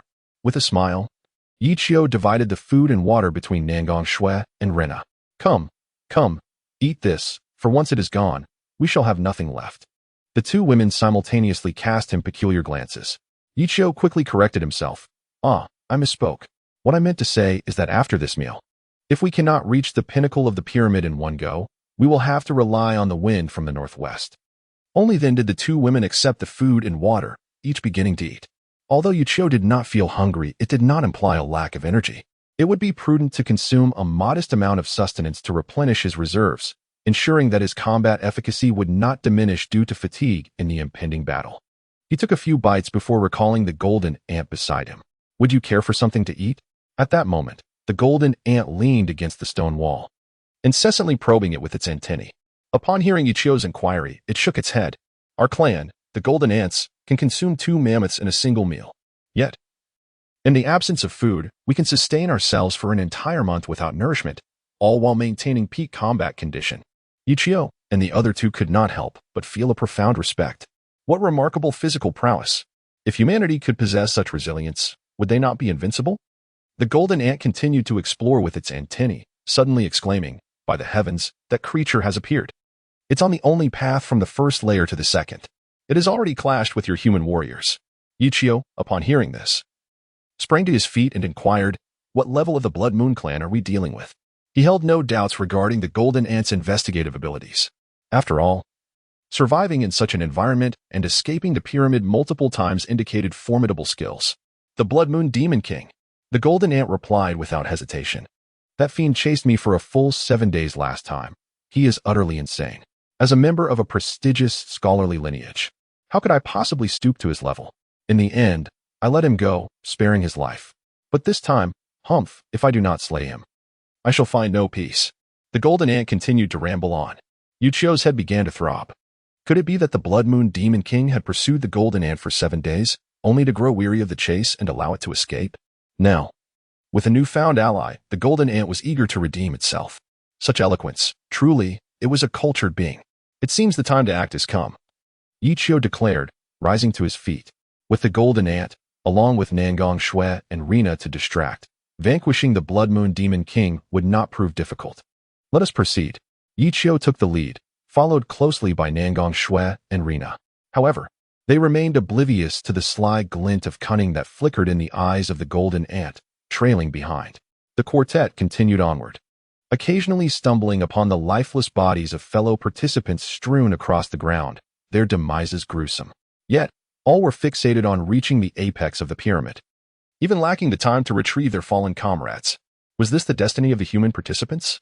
Rina, moved by the scene, felt a pang of sorrow. As a prodigy of the Southern Kingdom, she had never deigned to regard others since awakening her innate talents. However, now, within the chosen realm of the game, having first encountered bizarre creatures and the savagery of monstrous beasts, I found myself somewhat disheartened by Yichio's formidable prowess. This is their destiny, yet it is not mine. If one wishes to become my follower, one must not be overly sentimental. There is but one task you need to undertake, to trail in my footsteps and carve a path to invincibility. Yichio's words struck like a clarion call, awakening Rina from her reverie. She gazed vacantly at Yichio's retreating figure, a peculiar sensation stirring within her heart. It felt as though she had discovered a truly worthy goal for which to expend her utmost effort. Yes, I have made my decision. Let me behold the vistas that you, Yichio, can reveal to me. Until then, I shall entrust my life to you, unafraid of life or death. After silently resolving in her heart, Rina hastened to follow. The group paid no heed to the scattered corpses on the ground, making their way directly towards the passage leading to the first and second layers. Soon, faint sounds of battle echoed ahead. Chaotic energies clashed and intertwined within the first layer of the pyramid. The teams from the 93 participating nations of humanity were engaged in combat with an unprecedentedly formidable foe. Brother, do not fear. Charge alongside me. Today, let these monsters witness the strength of our united human race. A voice shouted amidst the turmoil. Ranged fighters, lend me your strength. I can barely hold on. The Blood Moon tribe is exceedingly tenacious, far more powerful than any creature I have encountered. Where is Lord Payan? It seems we must rely on ourselves. What is Yichio doing? Why is he absent in such a critical moment? If we cannot vanquish these foes, we will all perish together in the end. Cries of desperation, curses, and wails melded together, forming the prelude to battle. Countless individuals surged forward. Yet they could not breach the blockade of the Blood Moon Demon tribe. Even the team from the Lighthouse Nation, recognized as the next strongest after the Great Xia, found themselves at a loss. Everyone, you've worked hard. Yichio suddenly appeared behind them, smiling and waving a greeting. The fighters, engaged in a desperate struggle, were nearly driven to the brink of fury by his nonchalance. Why don't you come help? You're the strongest here aside from Lord Payan. Could you not adopt such an aloof demeanor? Someone gritted out, suppressing their anger. What? I can't hear you. Yichio feigned ignorance, striding directly toward the passage to the second layer. At that moment, the warriors of the Blood Moon tribe were entangled in a fierce melee with the human contestants, leaving no one to impede his progress. Seeing this, Nangong Shui and Rina could only follow closely behind Yichio, stepping in unison toward the passage. Yichio was unperturbed by the prospect of engaging with the Blood Moon tribe. The two sides were locked in a deadly confrontation, a struggle for survival that was unavoidable. However, at present, nearly 1,000 formidable competitors have come to engage the Blood Moon clan on the first level. Seizing this opportunity, Yichio boldly strides toward the second level in search of a means to ascend further. Thus, he saunters through the crowd with an air of nonchalance, reminiscent of a flower blooming amidst thorns, untouched by any. All can do is watch helplessly as Yichio glides past them. Yet they are ensnared in the throes of fierce battle. Otherwise, some would have undoubtedly struck him down without hesitation, for his demeanor is undeniably ostentatious. At that moment, however, the Blood Moon Demon King, seated upon the jade steps, took notice of Yichio. This was hardly surprising. While others fought valiantly for their lives, he meandered through the passageway as if on a leisurely stroll, a blatant display of disdain for their struggles. Chapter 60. The Impassioned Blood Moon Demon King. Hey, you cold-hearted wretch.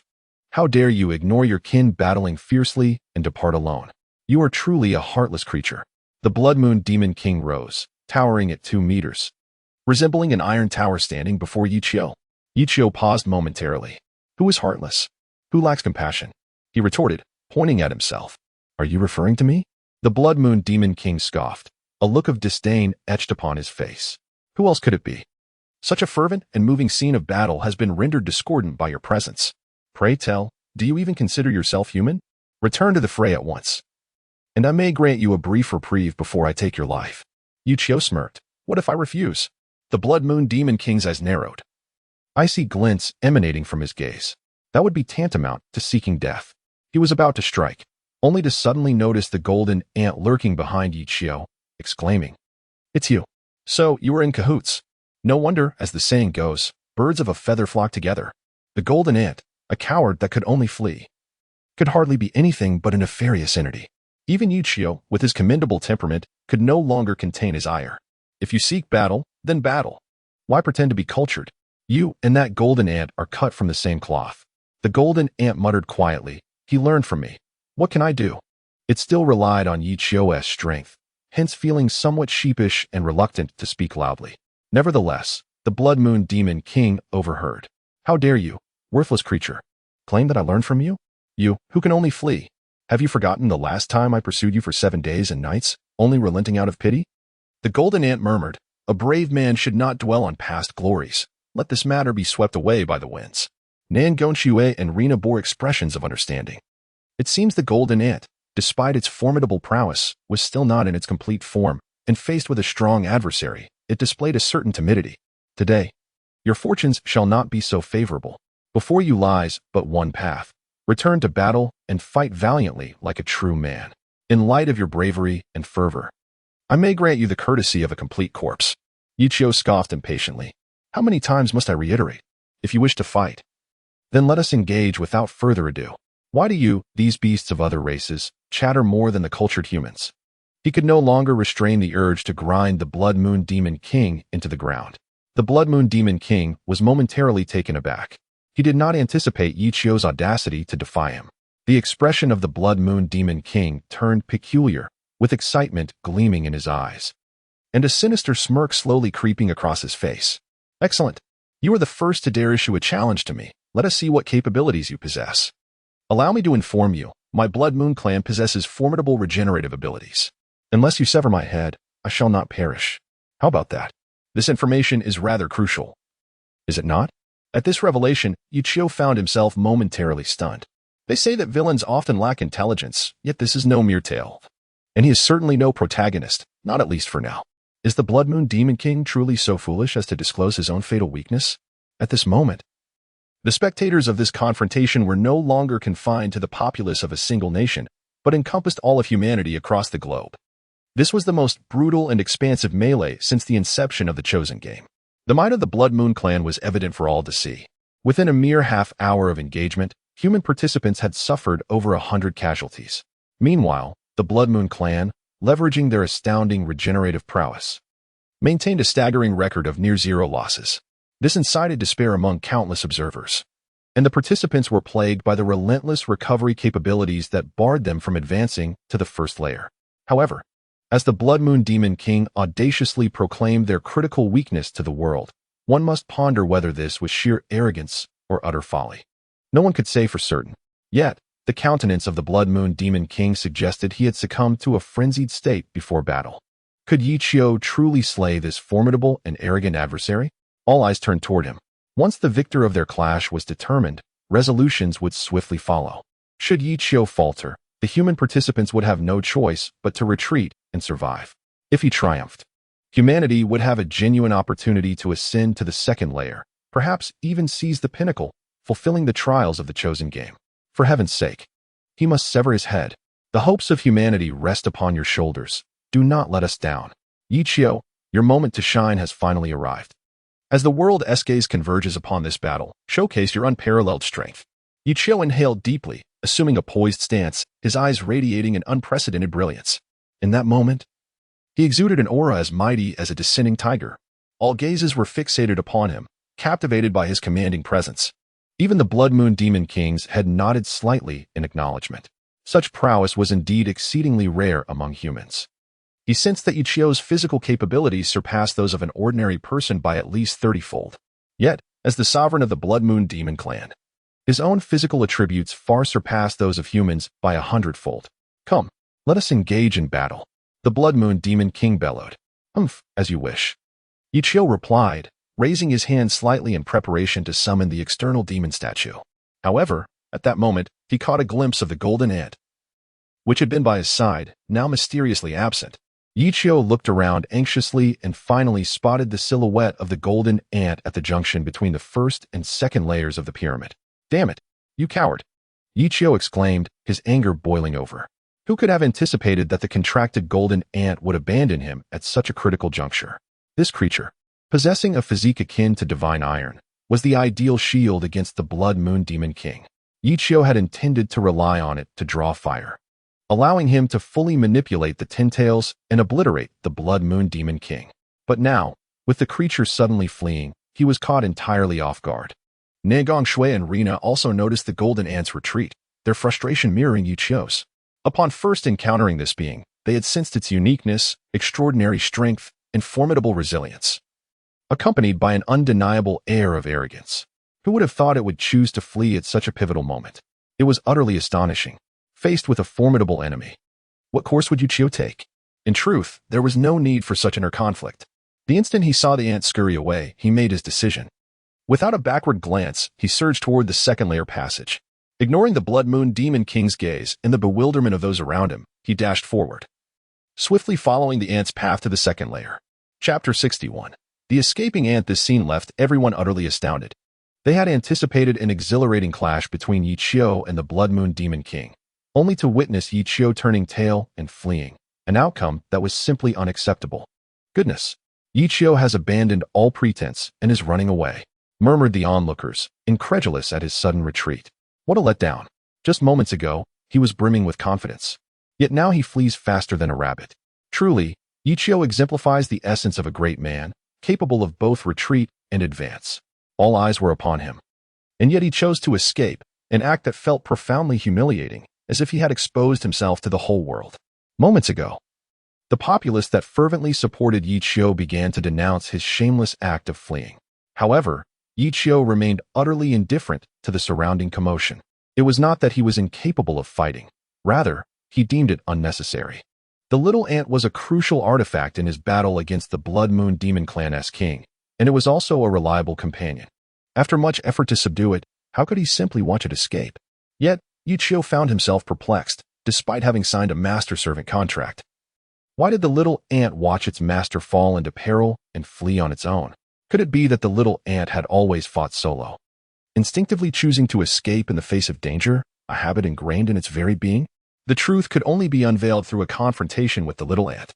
Should it choose betrayal, he would show no mercy in dealing with it.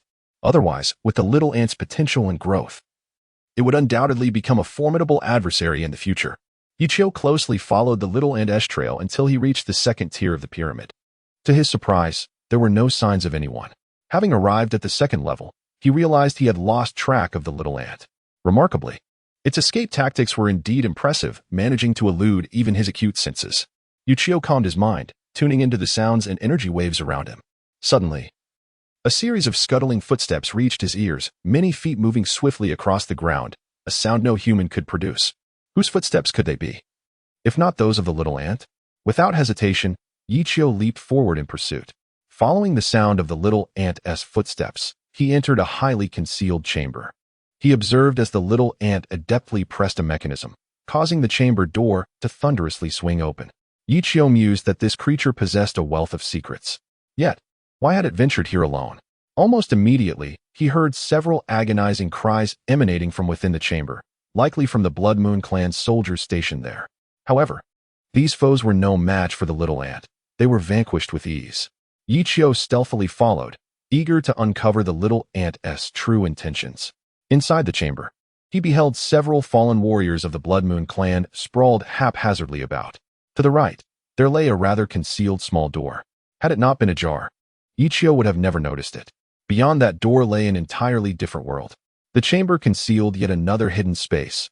What significant treasures could possibly be housed within? Could it be that the little ant's objective was this very place? Yichio continued to advance, and as he stepped through the doorway, he was enveloped by a dazzling array of colors. His eyes widened in astonishment. What an intense surge of energy, such a rich aura. This is the purest form of energy that Yichio has felt since entering the chosen game space, rivaling even the most sacred of realms. Upon closer inspection, he discovered that the source of the vibrant colors emanating from a smooth object was a 5-colored crystal being toyed with by a little ant. The little ant, completely immersed in joy, was oblivious to Yichio's stealthy approach. It reveled in its delight, its two antennae incessantly playing with the colorful crystal, murmuring to itself, "At last, I have you, my precious. I have yearned for you day and night, longing to hold you in my hands, and now my dream has finally come true. With you by my side, I fear not the Blood Moon clan, nor do I fear that scoundrel Yichio. Ha. Soon I shall make them all kneel at my feet." As it laughed heartily to itself, Yichio clenched his teeth in anger upon hearing its words. Truly, one should not judge by appearances. Who would have thought that this seemingly honest creature harbored such treachery? An idea sparked in Yichio's mind. He summoned his avatar of the heavenly path, and in an instant, they both unleashed the myriad celestial pull. Yichio had absolute confidence in this technique, especially since the little ant was caught off guard and would be unable to resist. Indeed, as the myriad celestial pull was activated, a powerful attraction swiftly drew the 5-colored crystal from the little ant's grasp. The little ant was taken aback, turning to find Yichio grinning mischievously at it. "Oh, it's you. How did you follow me?"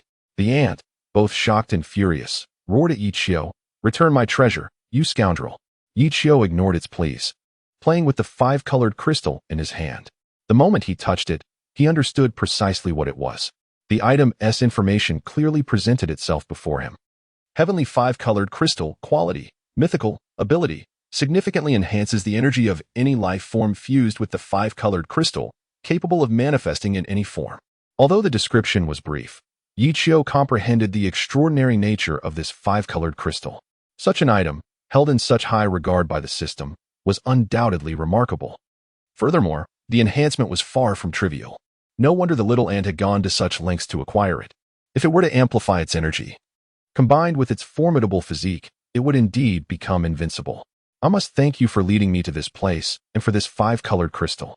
I was just lamenting my insufficient strength to confront the Demon Clan's king. Yichio smiled, and, in front of the little ant, fused with the 5-colored crystal, the little ant instantly panicked. Yet, bound by their master-servant agreement, it could not act against Yichio, lest it suffer the excruciating pain of soul tearing. However, this 5-colored crystal is of utmost importance. Stop right there. Just hand over the 5-colored crystal to me, and I shall be at your service for anything. Yichio disregarded the pleas of the little ant and proceeded to merge the crystal. Humph. You have entered into a master-servant agreement with me, whatever I command. You must obey. Do you still wish to negotiate terms? Ding.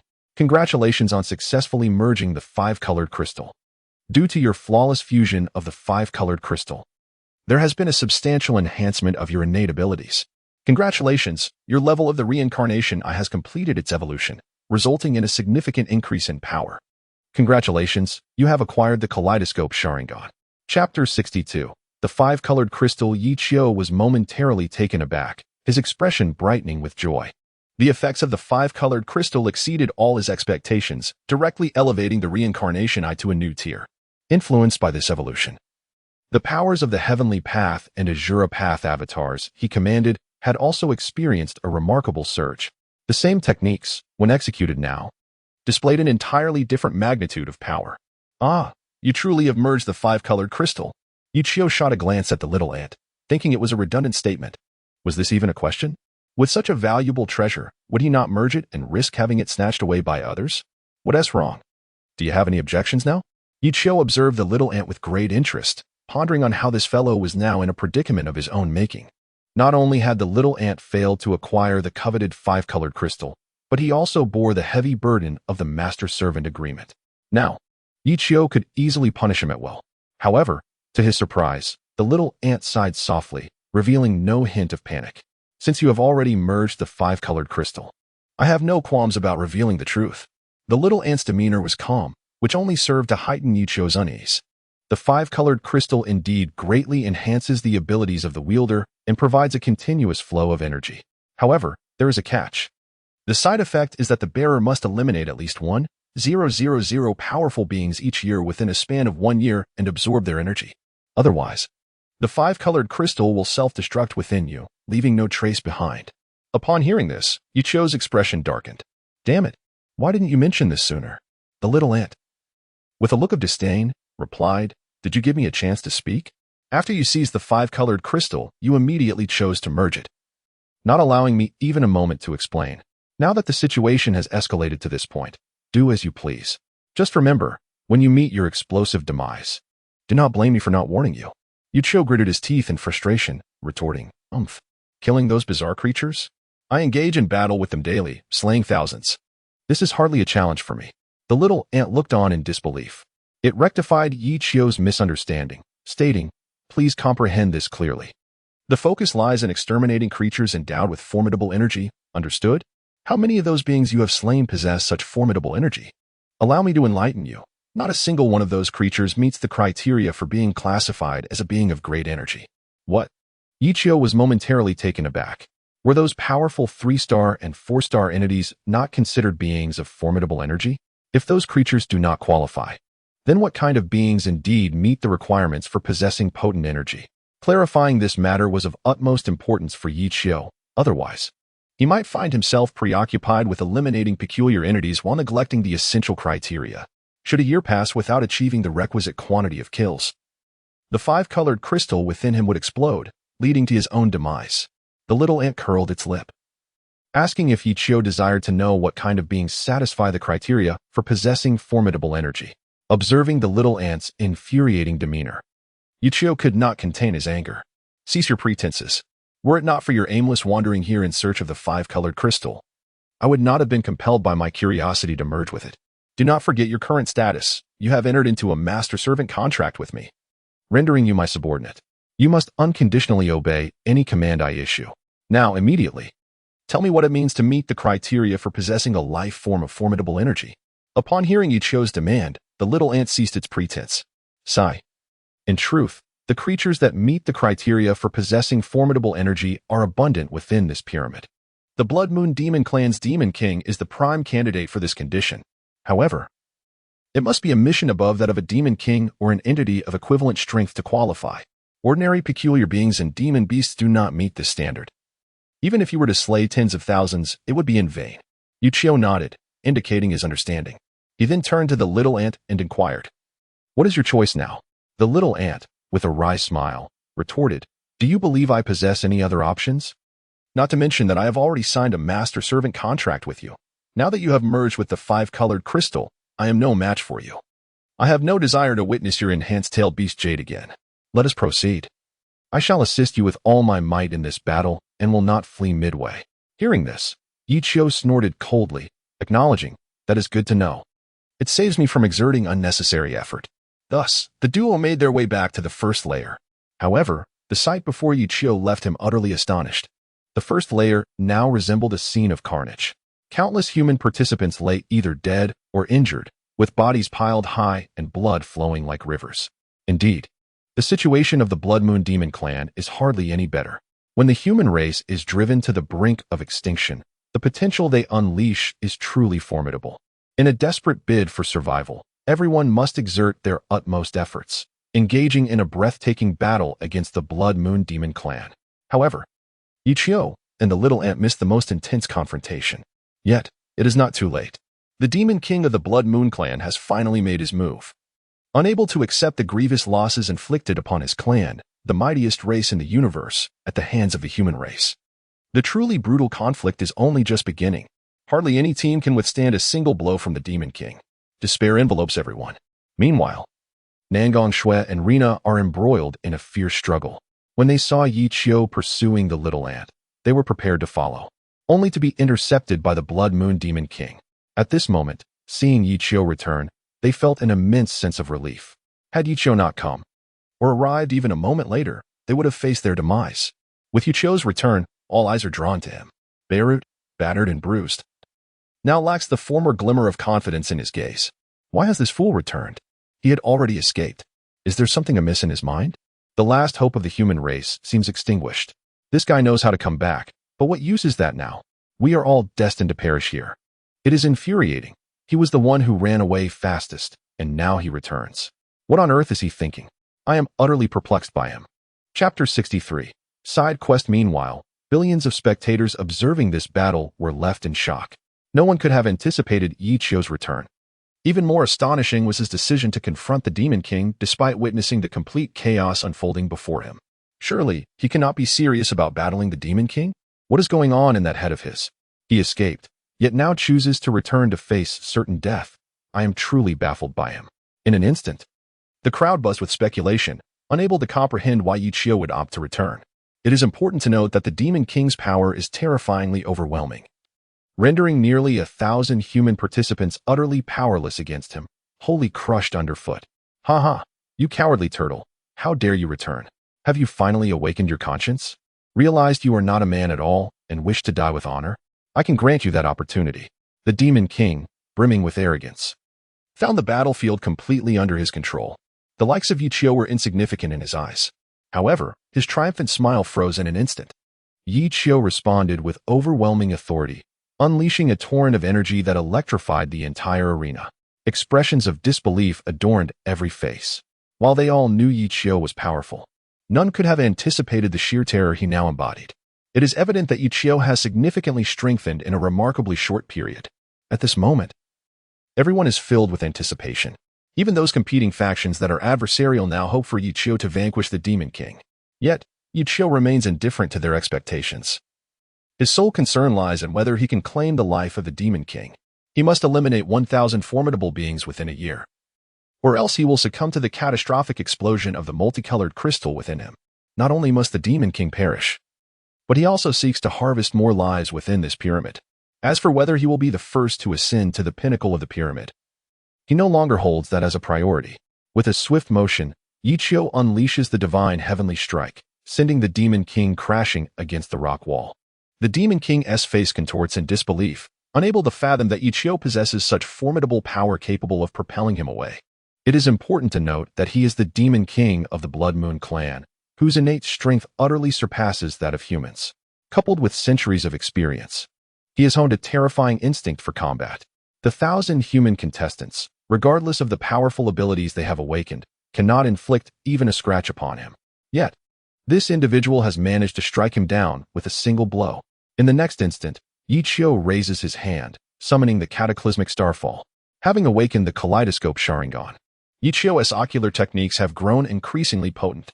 In the blink of an eye, an overwhelming force engulfs the Demon King, pinning him against the obsidian energy sphere. The very structure of the pyramid begins to tremble and fracture, the ground collapsing beneath them. Countless fragments of stone rain down upon the Demon King, entombing him in a suffocating embrace. Under the astonished gazes of the onlookers, the Demon King finds himself buried within the rocks, sealed away in a living tomb. This horrifying spectacle leaves many breathless. Numerous witnesses had previously experienced the might of Yichio's cataclysmic starfall, yet this enhanced version instills a near tremor of fear within them. Yichio raises his hand slightly and snaps his fingers. With a resounding bang, the cataclysmic starfall shatters instantaneously, akin to a miniature star meeting its demise. Debris flies in every direction, prompting all to take cover in frantic retreat. Amidst the chaos of crumbling stone, pieces of the Demon King's flesh scatter and separate. Congratulations! You have successfully slain the Demon King of the Blood Moon clan and earned 2,000 personal points. Congratulations on vanquishing a formidable adversary. The current progress of your 1,000-person slaughter stands at 11,000. An announcement declares that participant Yichio is the first to slay an alien Demon King, earning the title of Alien Slayer. This title grants a 50-point enhancement to physical attributes during battles against alien foes, and it can stack with other effects. Yichio has received a first kill reward for defeating the Demon King, the details of which he chooses to keep confidential. Congratulations are also in order for the human contestants who have successfully cleared the first level of the pyramid. Please continue your diligent efforts. The voice of the heavenly Tao resonated throughout the universe, clear for all to hear. Yichio truly defeated the Blood Moon clan's Demon King. The remaining members of the Blood Moon Demon tribe fled in disarray to the second level, not daring to linger for even a moment. Yichio's enhanced version of the Starburst technique was utterly formidable, instilling a sense of dread. Is it finally over? Am I not dreaming? The powerful and terrifying Demon King has been vanquished by Yichio? Had I not witnessed it with my own eyes? I would never have believed that the Demon King stood no chance against Yichio. In this moment, I sincerely thank Yichio. Had it not been for him, we would all be doomed. Yet, some harbor resentment towards Yichio. They seem to forget that he ascended to the second level, having no obligation to return and engage the Demon King. Indeed, Yichio did not dwell on such matters. His rewards this time surpassed any he had previously obtained, which is why he chose to keep them secret. Congratulations! You have received Demon King's treasure chest 100,000 experience points. A side quest from the Blood Moon clan, and a talent unlock stone 1. You have also gained a blessing from the Cave Paradise, a level 3 base enhancement. And your title level has increased to level 40, due to your accomplishment of the first kill of the Demon King. Your country will obtain the technology for curvature spaceships classified. Open the Demon King's treasure chest. Yichio expressed his satisfaction telepathically. Ding. Congratulations! You have received 1 drop of golden Pangu blood. Pangu bloodline, a unique bloodline possessed by the legendary figures of humanity's mythology. Those who possess the Pangu bloodline will wield the might to create worlds and be impervious to all forms of attack. Current collection progress, 100. Wow, Pangu bloodline. Yichio was momentarily taken aback. He had thought that the recently evolved Kaleidoscope Sharingan was already astonishing, but he never anticipated the existence of something as extraordinary as the Pangu bloodline. Such a reward must remain a closely guarded secret. Once he collects 100 drops of Pangu blood, he will truly be invincible. As for the talent unlock stone, its name alone reveals its purpose, to unlock latent abilities, maximizing one's potential. This is not difficult to comprehend. Indeed, this object is truly remarkable. It is essential to recognize that the ability to awaken one's innate talent is, for the most part, fixed and immutable, with only an exceedingly rare few managing to comprehend new profound skills after decades of relentless honing and exploration. Yet, Yichio merely needs to utilize the talent unlocking stone to directly acquire new abilities, which is astonishingly simple. However, what piqued Yichio's interest even more was that he unexpectedly received a side quest. This was an unprecedented occurrence since entering the Chosen Game. To Yichio's knowledge, no other competitors had received similar tasks, unless someone was deliberately concealing such information. Chapter 64. The heart-wrenching past of the Golden Ant. Check the task, Yichio instinctively uttered. Immediately, a voice resonated in his mind, audible only to him. Side quest, Secrets of the Blood Moon Clan. Please locate the laboratory on the 3rd floor within the next 24 hours and find a way to extract details regarding the cross-time plan from the high-ranking engineer of the laboratory. Quest reward. Completion of the task will yield 200,000 experience points and 1 evolution point. Quest failure penalty. A deduction of 100 points from all attributes. And the contestant's base and country will face a beastly invasion. What the hell? Yichio nearly spat out a mouthful of blood. This task is nothing short of a trap, right? Only a fool would accept such a quest. While the rewards are not insignificant, the difficulty is overwhelmingly high, and the penalties for failure are unbearable for Yichio. He resolved to treat this side quest as though it had never been bestowed upon him as a means of self-comfort. Just as he was about to dismiss the side quest description, the voice of the Chosen Game system echoed in his mind once more. Apologies. Once a side quest is acquired, whether the contestant is willing or not, it will be forcibly activated. Should the task fail within the time limit, the contestant will incur the corresponding penalties.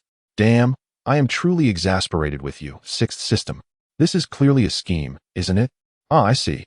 You noticed my lead over the others and intentionally set a trap for me, right? Yichio silently lamented, while Nangong Shui and Rina, observing Yichio's fluctuating expression, dared not approach him. However, there was one matter they felt compelled to bring to Yichio's attention. Nangong Shui gently approached Yichio, whispering, Captain, look at the little ant. What is it doing? It was only then that Yichio regained his awareness, lifting his gaze to survey the surroundings. At this moment, nearly 1,000 competitors had either perished or sustained injuries, leaving fewer than 500 in the team. Having just endured a fierce battle, everyone was physically and mentally exhausted. Many were so fatigued that they collapsed onto the ground and fell into slumber. This day was undeniably a dreadful one. Even the formidable contestants from the Lighthouse Nation and the Land of the Rising Sun now lay sprawled on the ground, gasping for breath. Their physical condition was considerably inferior to that of Yichio, and they would require at least 3 hours to recover their strength. Yichio chose to disregard them. Although it was he who had slain the Demon King and saved their lives, not a single one offered a word of gratitude. Yet, when danger arose, they would blame Yichio for not appearing in time. People often prefer to cast blame upon others. Yichio diverted his gaze from these individuals and glanced elsewhere. But a thorough search yielded no sign of the little ant. It was then that Nangong Shui pointed out that behind a large boulder, an elusive golden shimmer caught his eye, barely perceptible at first glance. Intrigued, Yichio looked in that direction. The golden figure concealed behind the boulder could only be the golden devouring ant. However, as Yichio extended his perception towards it, he suddenly heard peculiar sounds, crunching, crackling, and slurping, akin to the noises of a beast devouring its prey. He was taken aback, realizing that both Nangong Shui and Rina wore expressions of terror, suggesting they had witnessed the horrifying act of the little ant earlier. Gritting his teeth, Yichio summoned his courage and approached. Though his current strength was formidable, he still felt an instinctive fear of the unknown. As he neared the massive stone, he cautiously peered around it, and the sight that greeted him sent chills through his entire being. The little ant was gnawing on the flesh of the Blood Moon Demon King's remains. Pieces of flesh were devoured as if they were delicacies, accompanied by the grotesque sounds of crunching. To Yichio's astonishment, the 10 fragments of the Blood Moon Demon King emanated a faint crimson glow, as if some energy clung to the remnants. After consuming these scraps, the golden aura surrounding the little ant intensified, rendering its body almost translucent like gold. Could it be that this creature enhanced its power by consuming the flesh of other races? Yichio refrained from interrupting, quietly watching until the little ant had finished its meal. After scouring the area for any remaining scraps and finding none, the little ant turned, seemingly smiling upon noticing Yichio. You've discovered my secret? Yet, this should hardly be a revelation, for one must require sustenance amidst the ceaseless carnage within this pyramid. The little ant nodded in affirmation. We are the golden devouring ants, thriving by consuming the flesh of myriad races to augment our own strength. With the potency of the consumed race determining our own enhancement. The greater the numbers, the more our bodies will evolve into a state of perfection, according to our ancestors. When we reach the pinnacle of evolution, even the divine can be consumed. I must also extend my gratitude to you. Had you not eliminated that individual, relying solely on my abilities, it would have been uncertain how long it would take to defeat him. No need for such formalities. Why engage in such pleasantries between us? A smile danced at the corners of Yichio's lips, yet suddenly he was overtaken by a grim realization. An unsettling possibility dawned upon him. The little ant had intentionally lured him into the secret chamber on the 2nd floor, deliberately allowing him to witness the treasure, the 5-colored golden stone. In its ambition to enhance its power, the ant must have calculated that it would inevitably fuse with the 5-colored crystal. Once fused, it would be compelled to eliminate 1,000 powerful life forms within a week to achieve its ultimate goal. Thus, it would bolster its own strength through the lives it had extinguished. Yichio could not help but take a sharp breath. This seemingly innocent little ant, with its simplistic demeanor, harbored such cunning intentions. If this were indeed the case, it meant that a ticking time bomb had been placed at his side. Once the ant's power surpassed his own, would it not forcefully alter their agreement, claiming him as its master? Such a scenario was not beyond the realm of possibility. The chosen games only recognized the strong. Although a master-servant contract existed, should one party's strength overwhelmingly dominate the other, it could entirely redefine the terms of their pact.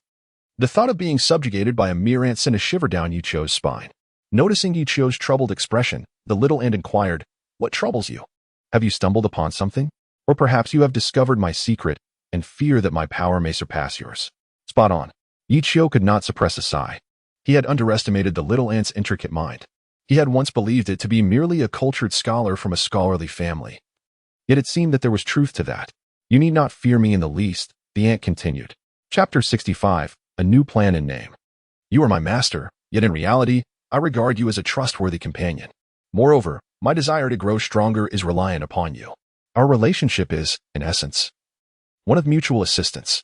The devouring gold ant clan holds its promises in the highest regard. You have aided me, and thus, I would never wish you harm.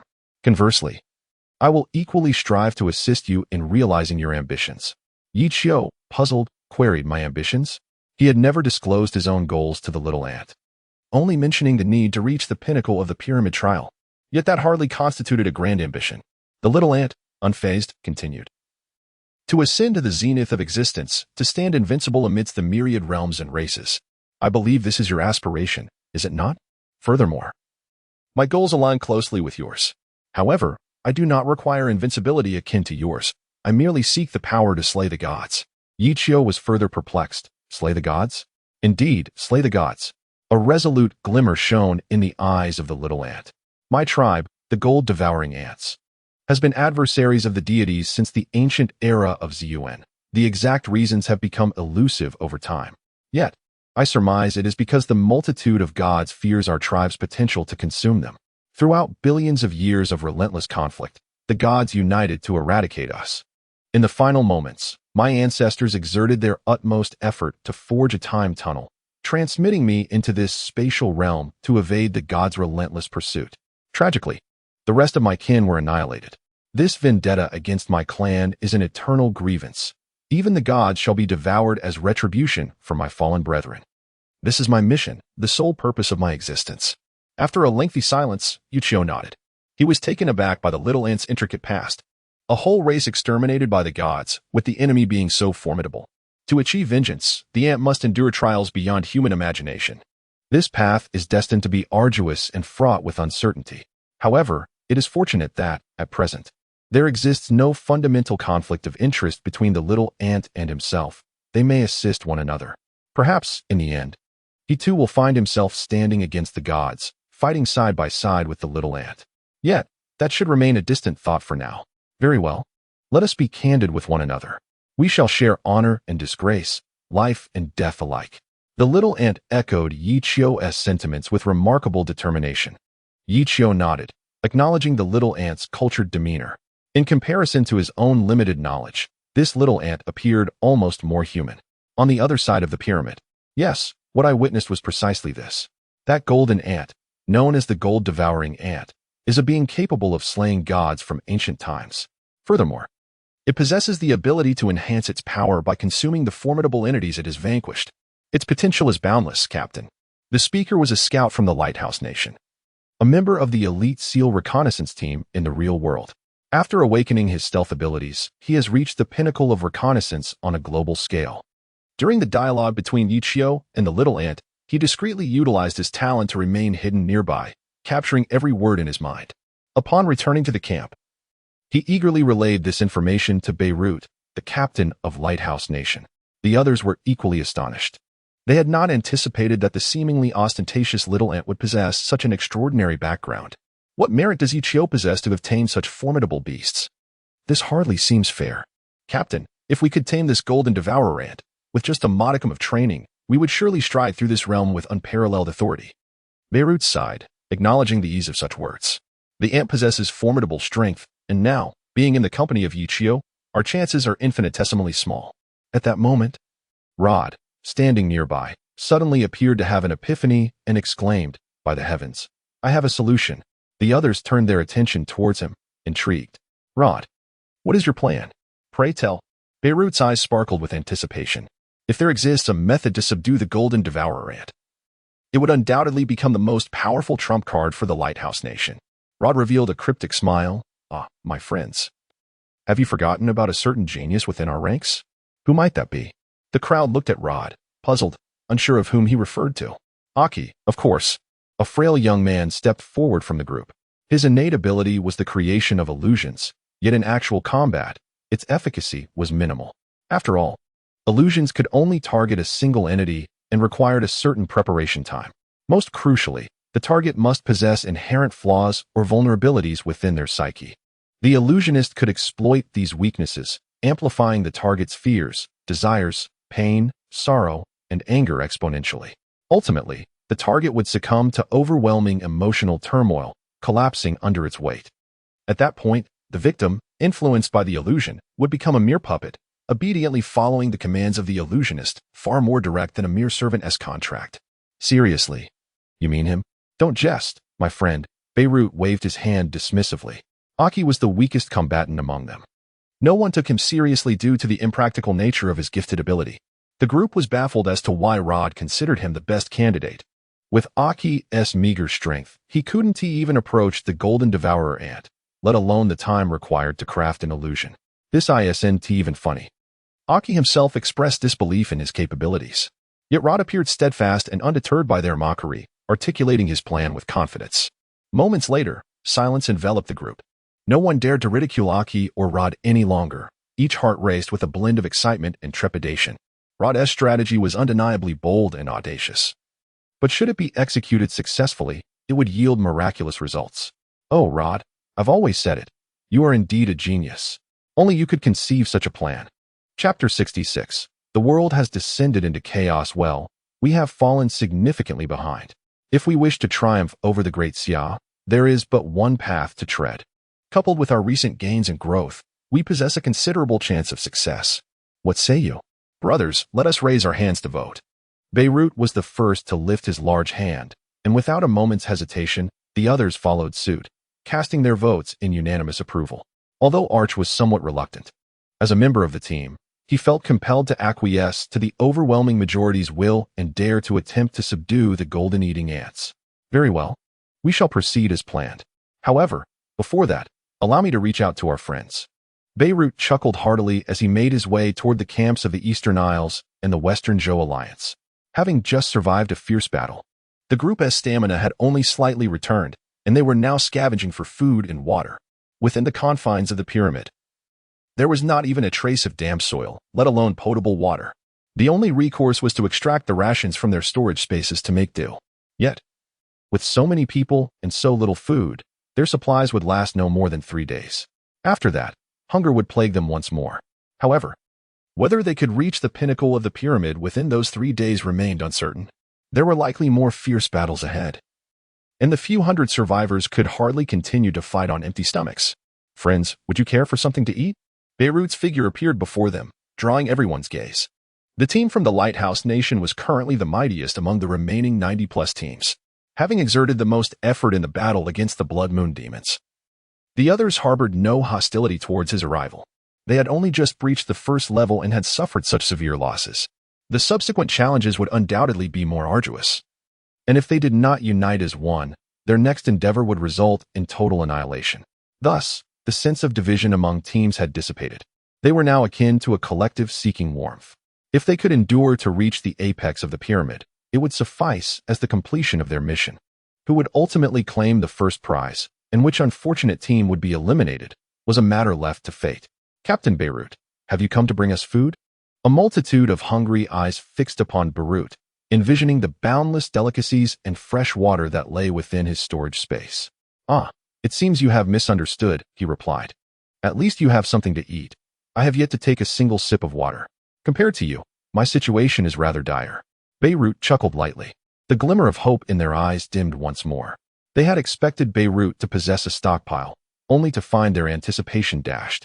Meanwhile, at the Great Xia Aerospace Technology Bureau, an urgent report was made. We have a grave situation. A young man rushed into his superior's office, appearing quite flustered. The leader, lighting a cigarette, waved his hand with a smile, and said, Shaoli, what has you so agitated? Youth often lacks a certain composure. Just look at me. Even if the sky were to fall, I, Lao Zhang, would not furrow my brow. His demeanor, seasoned by experience, helped Shaoli to regain some calm. Now tell me, what is the matter? The leader gestured for Shaoli to take a seat. Nodding, Shaoli immediately began. The situation is as follows. We just received a mysterious email. The sender was not disclosed. Out of curiosity, I opened it and discovered that it contained critical technical information regarding the latest satellite we are developing. Oh. Lao Zhang replied nonchalantly, then reproached him. Shaoli, I must say, how could you carelessly open an unidentified email? You really lack vigilance. Suddenly, Lao Zhang's expression changed. Wait. What did you just say? The core technical information for the latest satellite? Shaoli nodded. Yes, leader, you heard correctly. The email indeed contained the core technical information for the latest satellite. Moreover, I have verified it with my colleagues. There is absolutely no issue. It is genuine technology that can be implemented directly. Lao Zhang was taken aback, dropping his cigarette to the floor, struggling to comprehend the revelation.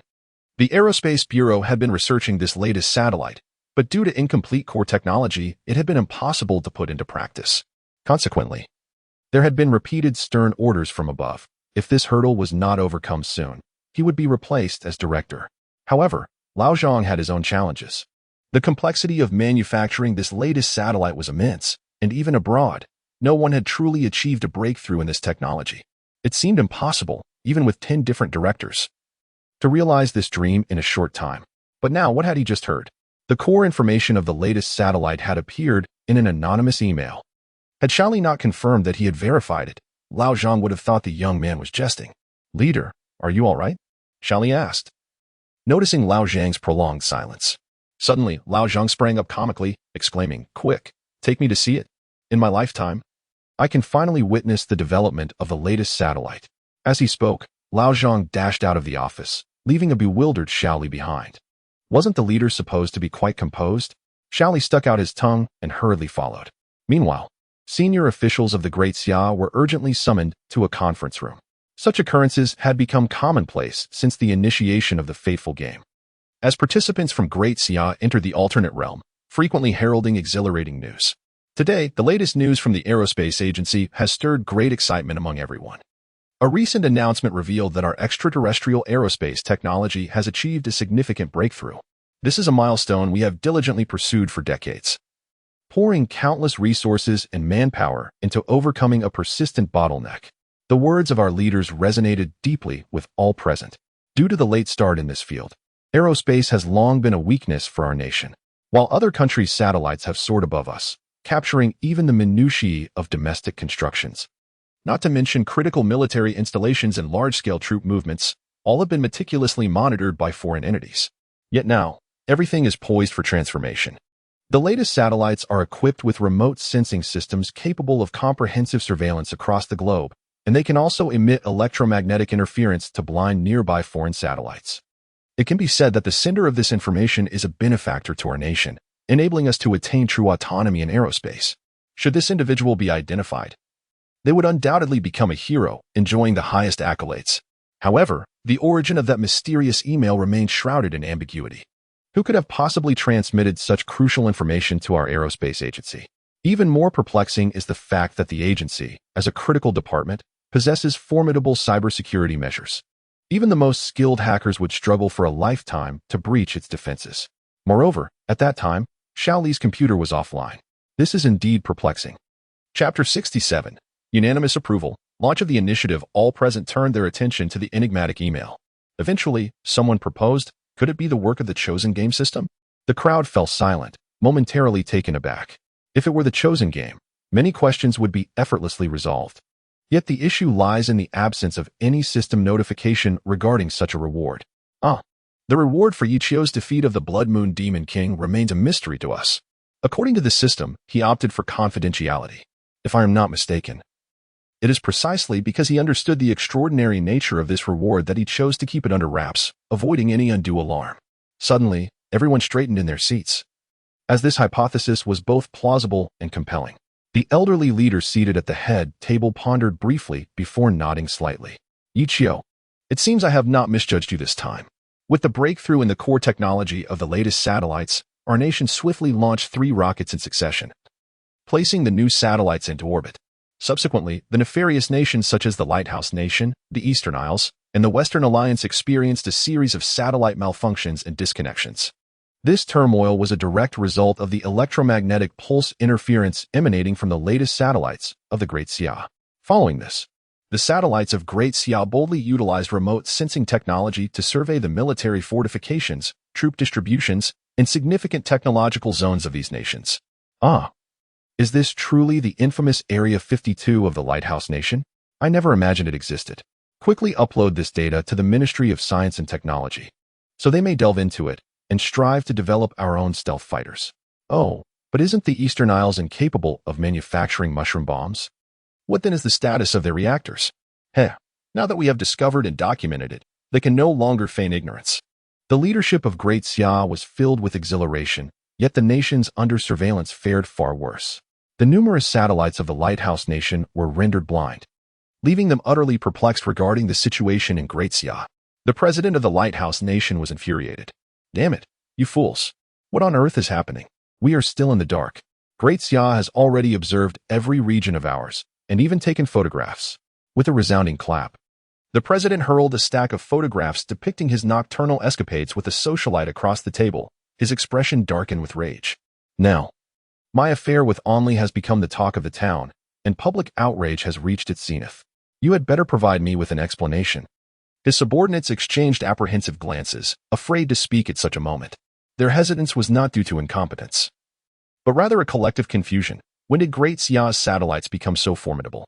In the Eastern Isles, the Prime Minister exclaimed, "How could our underwater reactor have been discovered by Great Xia, and the images released to the public?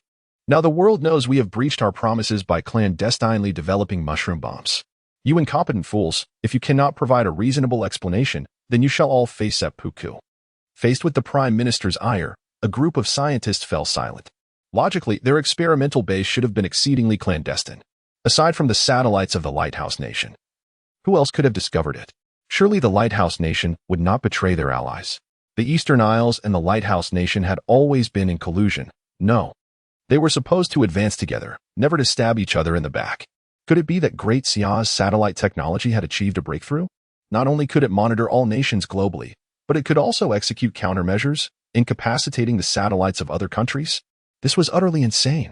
Yet, reality often defies imagination. Following a series of subsequent revelations, the world came to know that Great Xia possessed advanced satellite technology. These satellites could not only conduct long-range surveillance, but also incapacitate other satellites through mysterious means. It was indeed a terrifying weapon. Upon learning the truth, many nations began to resist. The Lighthouse Nation, we vehemently oppose this. The Daxia has truly gone too far. They have incapacitated over 200 of our satellites, causing severe repercussions for our nation, while also spying on our military installations.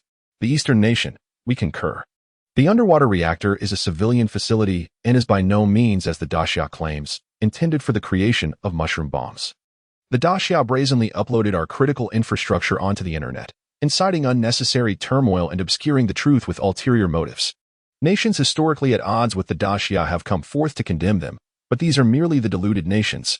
The other smaller countries have long held disdain for their actions, observing the antics of these clowns with a sense of detached amusement. Presently, the Daxia is not the Daxia of yesteryears. Its agriculture and industry are advancing rapidly, with remarkable leaps in military and aerospace domains. Coupled with the commendable performance of the Daxia's teams in alternate realms, it is likely that the Daxia's development will continue to accelerate. While global resources may be dwindling, the Daxia remains unaffected and has, in fact, reaped considerable benefits. With ethereal energy swirling, numerous deposits of oil and mineral resources have been discovered, positioning it as the vanguard of the global economy. Under such circumstances, who would be foolish enough to emerge and oppose the Daxia alongside the Lighthouse Nation and other self-serving nations? In response, the Daxia has asserted its dominance. This incident is directed solely at certain malicious nations and regions. Those involved should be aware of their own standings. The incapacitation of satellites is merely a minor operation. Should provocations continue, we are unreservedly prepared to escalate to a more significant operation. Consequently, no nation dares to raise its voice. The Daxia's satellites traverse low Earth orbit without obstruction, yet unless provoked, they will not interfere with the normal operations of other nations. Indeed, there is no necessity for such interference. After assessing the military capabilities of these nations, the Daxia has remarked, "Is this all?" Unbeknownst to many, the Daxia's overall strength has surpassed that of these self-righteous nations, rendering their actions irrelevant. What should be of concern is their own standing. The Daxia has acquired the capability for global instantaneous strikes. All of this is attributable to the efforts of individuals such as Yichio. Since achieving breakthroughs in satellite technology, the upper echelons of the Daxia established an unwritten rule. Each day, a responsible individual must oversee operations, constantly monitoring developments within the chosen game. Upon identifying any competing teams posing a threat to the Daxia, the person on duty that day possesses the authority to issue any command, including nuclear strikes. Chapter 68, Beloved by All. The spirited young man returning to the chosen game. Beirut's charisma is indeed remarkable. In less than an hour, he persuaded all participating teams to assist the Lighthouse Nation in subduing the Golden Eating Ant initiative. Their specific role is to distract the Daxia team, temporarily separating Yichio from the Golden Eating Ants. In this manner, an opportunity is created for Archie to showcase his illusionary talents. Naturally, these individuals would not readily agree to assist the Lighthouse Kingdom without a compelling incentive. Beirut presented an irresistible proposition that none could refuse. The Lighthouse Kingdom would take the lead in future battles, employing the formidable gold-eating ant to establish the initial advantage. The ant's might was evident to all, and its unique ability to evolve and grow by consuming the flesh of other races endowed it with boundless potential. Once Beirut fully mastered it, and aided in vanquishing a few demon kings, allowing the ant to devour their essence, it would gradually ascend to an invincible status. Would reaching the pinnacle of power remain a challenge then? With hope ignited, the potential for greatness became limitless. After much deliberation, a strategic plan targeting the Great Xiao was officially set in motion. Meanwhile, Yichio and his companions slumbered peacefully. After a day of intense combat, even someone as formidable as Yichio felt fatigue creeping in. They constructed a makeshift shelter at their current location, and on a stone bed barely accommodating three, Yichio, Negong and Rina huddled together. The gold-eating ant, however, chose to rest beside the campfire, as it was unaccustomed to sharing its slumber with humans. In its own words, human vigilance was woefully inadequate, particularly during deep sleep, rendering them oblivious to potential threats. The ant, on the other hand, remained alert even in slumber, with its antennae continuously probing the environment. Any hint of disturbance would immediately rouse its awareness. Yichio, too weary to argue with the little creature, understood that the strength of the celestial and Azura avatars was influenced by his own state. If he did not rest well, they would share in his fatigue.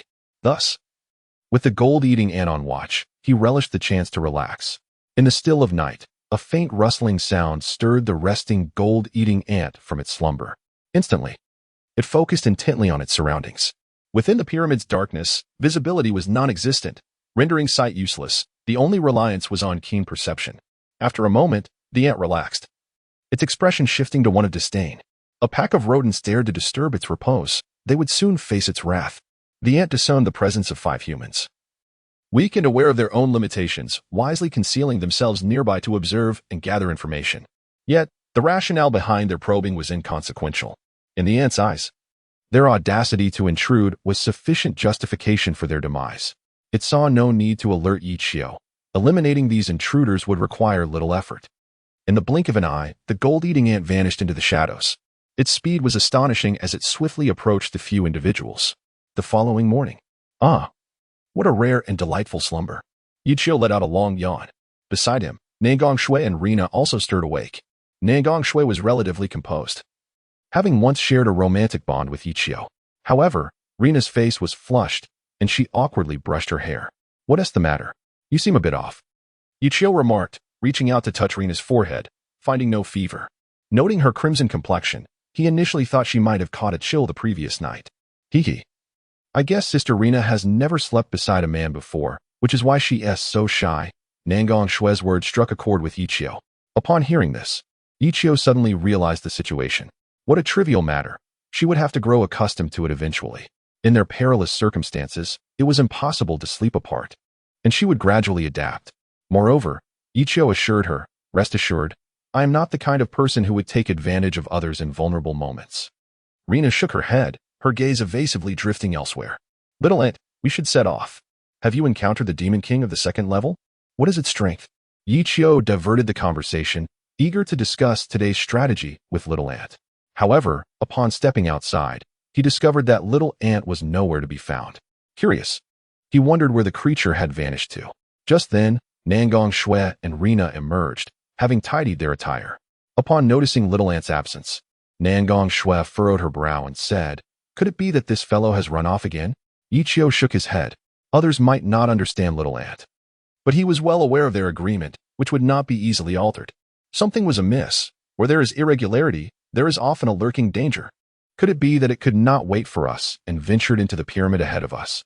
Rina's blush had yet to fully fade as she gazed curiously at the passage leading to the 2nd level, pondering what formidable foes awaited them there. Yichio crouched down, meticulously examining the traces on the ground. There were no evident signs of battle, nor any footprints from others, only the footprints of Little Ant heading in a particular direction. This indicated that Little Ant had departed voluntarily, without encountering any danger or coercion. The footprints led directly to the passage of the 2nd level. Yichio narrowed his eyes, stretched his limbs, and declared, "Let us proceed." The 3 hastily made their way towards the passage. It was only at this moment that they realized, apart from themselves, all other participating teams had already departed, leaving behind a scene of disarray. The situation was growing increasingly peculiar. Yichio murmured. The golden-eating ant was a significant force in battle. If the dragon and Godzilla possessed immense offensive potential, the golden-devouring ant possesses an indomitable offensive power, coupled with an extraordinarily robust vitality, unmatched even by Godzilla and the dragon. In the forthcoming battle, the golden-devouring ant is an indispensable force. Nangong Shui and Rina's strengths still require enhancement. Without its assistance, Yichio would find himself in a perilous struggle, potentially facing casualties, an outcome he fervently wishes to avoid. Although the Great Xia currently holds a firm lead in the rankings, any losses could allow other nations to surpass them, thus dethroning the Great Xia. Yichio is resolute in ensuring that no one else encroaches upon their position at the pinnacle of the leaderboard. Now, with the golden-devouring ant having departed of its own accord, Yichio is confident it possesses ample reasons and capabilities for doing so. Its ability to survive in such a treacherous environment for so long surely indicates it would not falter in a mire.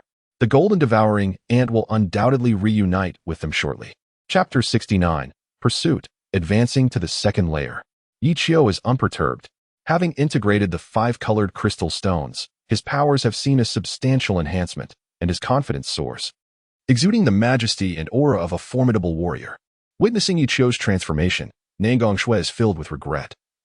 Lamenting her past blindness and considering him a worthless individual while she naively embraced that scoundrel Du Ruofting. Now, Yichio has ascended to the unrivaled pinnacle of the human race, revered by many, unafraid of any formidable foe, bringing boundless opportunities to the Great Xia. Meanwhile, Du Ruofing has vanished after seizing the essence of the cave paradise. In stark contrast, the disparity between them is glaringly evident. Observing the spirited Yichio, Rina feels a familiar blush rekindling within her. She is perplexed. Why does she feel such intense anxiety upon seeing him? He had deceived her into becoming his servant. She should harbor deep resentment toward him. Why then does she feel this way? Could it be because he saved her last time? It must be so. Once she repays this debt, she will find a way to free herself from him. However, until then, relishing in the feeling of being protected is rather delightful. Rina finds a convenient excuse for her own greed. At this moment, Yichio discovers a crucial lead. As they step into the second layer, an overwhelming pressure engulfs them, rendering everyone breathless. Nangong Shui and Rina's expressions shift dramatically, struggling to maintain their footing under this immense force. What manner of creature possesses such oppressive power? I feel an involuntary tremor coursing through me. What an overwhelming presence. Yichio scoffs. How dare a mere Blood Moon Clan demon king be so arrogant? As his words echo, the two women immediately sense a significant alleviation of their burden. They gaze at Yichio with admiration, their eyes sparkling with awe. It appears that Yichio has become remarkably powerful, capable of exerting a pressure that rivals that of the Demon King. We shall proceed further. Without glancing back, Yichio led the two companions deeper into the second layer. Along the way, numerous chaotic footprints were evident, yet the elusive little ant remained absent, and not a single participant from any team was in sight. This perplexed Yichio considerably. Logically, little ant possessed the strength to contend with any participating team, even collectively. They would struggle to subdue it. However, there were no signs of any battle having taken place. Could it be that Nangong Shui's suspicions were correct, and little ant had indeed betrayed him, aligning itself with another team? This notion was swiftly dismissed by Yichio. He firmly believed that little ant, with its discerning vision, would never abandon him for an alliance with others. Now, having fused with the 5-colored crystal, he possessed the power to single-handedly vanquish the Blood Moon Clan's Demon King. Only by remaining with him could little ant hope to devour more formidable creatures and expedite its ultimate re-evolution, seeking vengeance for its kin. Yet, the exact nature of the situation eluded Yichio's judgment. He could only proceed cautiously. As the trio advanced, they soon encountered several Blood Moon demons. The strength of these demons was rather mediocre, with the strongest among them merely a demon general. However, this was a significant challenge for ordinary participants. There was no need for Nangong Shui and Rina to intervene, as Yichio effortlessly ensnared the demons in midair with a single technique, the celestial attraction. With a resounding explosion, a gruesome spectacle of carnage ensued, leaving Nangong Shui and Rina astonished. Nonetheless, these Blood Moon demons were merely akin to scouts, lacking any substantial power. As Yichio and his companions drew closer to the center of the second layer, the influx of demons from all directions intensified. Yichio finally adopted a serious demeanor. He summoned both the Celestial and Azura avatars, unleashing a barrage of powerful abilities to indiscriminately eliminate foes.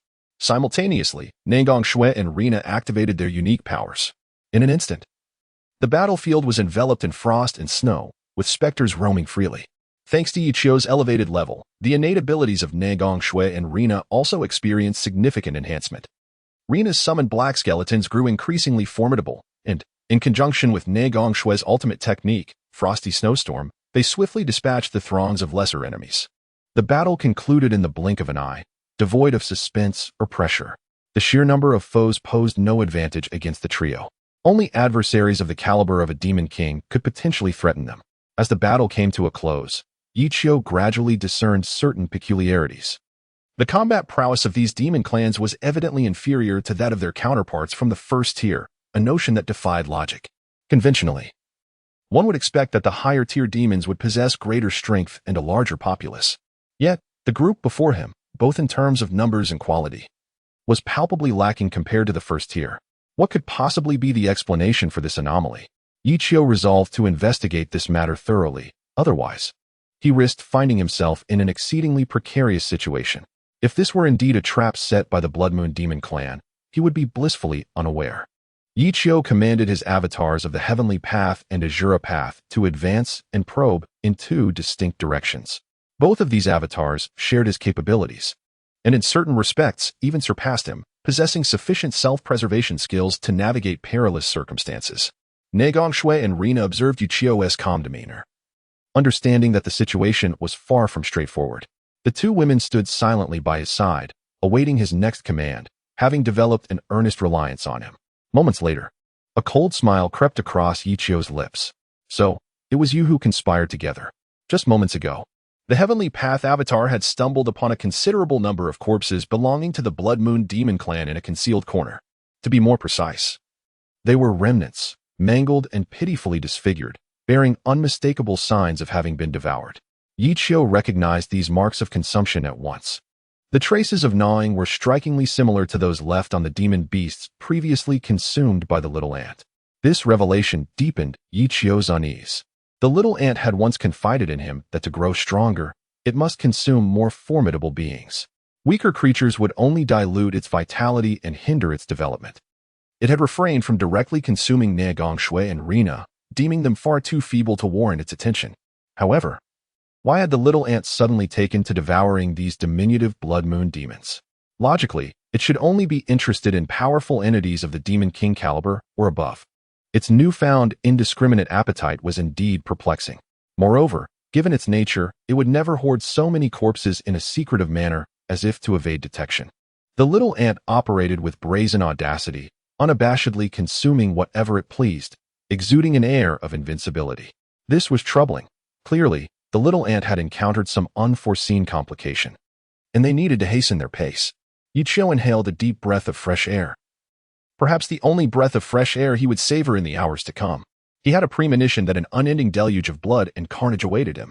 Meanwhile, on the essential path leading to the third tier of the pyramid, a large throng stood in confrontation with the Blood Moon Demon Clan.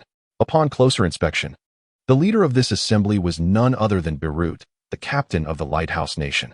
Now, he held the esteemed title of Commander of the United Nations, tasked with overseeing all participating teams, endowed with supreme authority. This was the power he had long coveted, with his aspirations finally realized.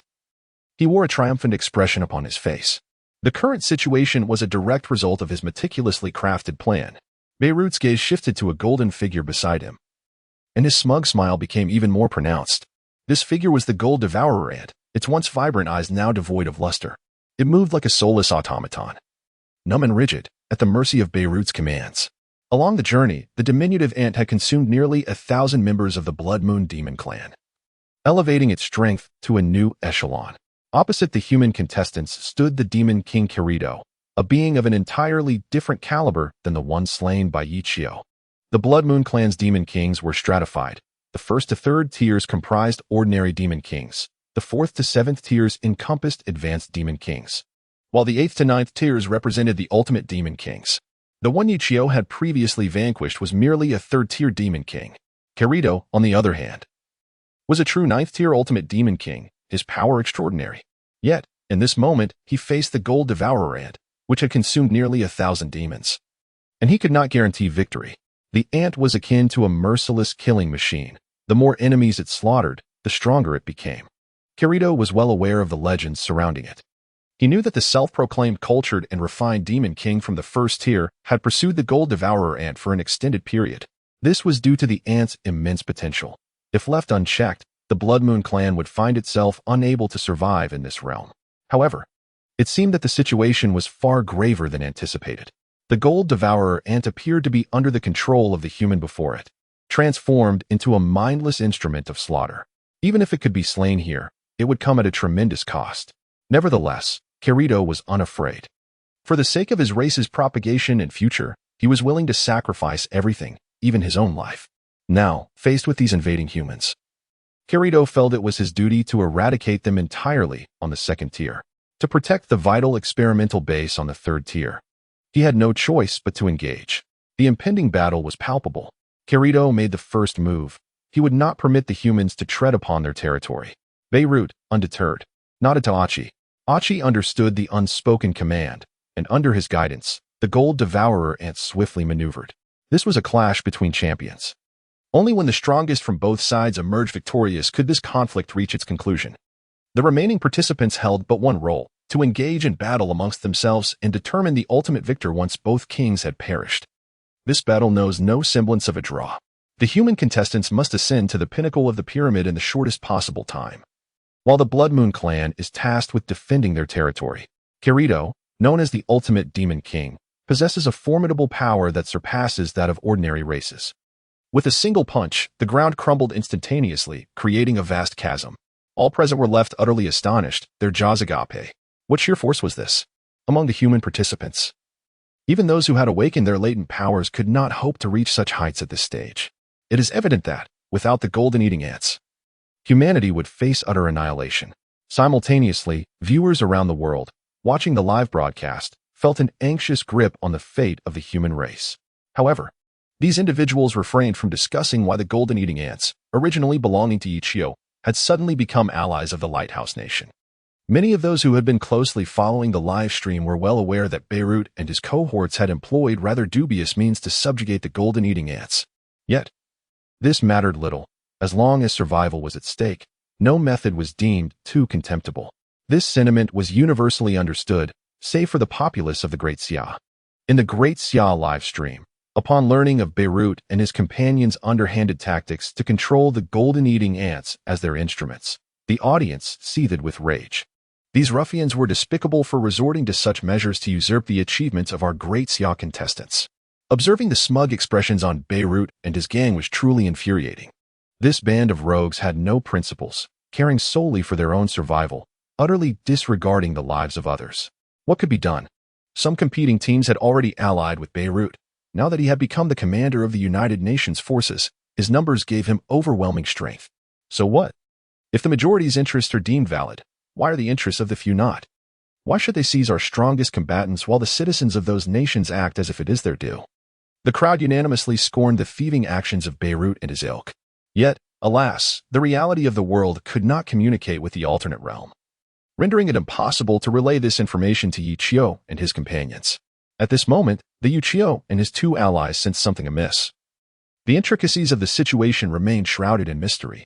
The clash between Kirito and the golden-eating ants was unprecedented, a spectacle that could move the heavens and weep for the souls of the damned. Both sides wielded immense power. Kirito possessed extraordinary regenerative abilities. Even when injured, he could recover in the blink of an eye, his stamina seemingly inexhaustible. He epitomized the traits of a Blood Moon clan warrior, growing fiercer with each confrontation. Conversely, the golden-eating ants boasted an indomitable devouring capability, their bodies robust enough to withstand typical harm. However, once injured, their recovery became a formidable challenge. Thus, this battle hinges on who crumbles first and loses the will to resist. At that moment, the outcome of the conflict will become evident. The representative from the land of the rising sun stood cautiously beside Beirut and inquired, "Commander, how confident are we in this fight? What if the golden-eating ant proves no match for this opponent? Do we have a contingency plan?" Beirut cast a disdainful glance at him and replied, "Of course. We have a backup plan. Upon hearing this, the representative from the land of the rising sun felt a surge of joy. However, Beirut continued.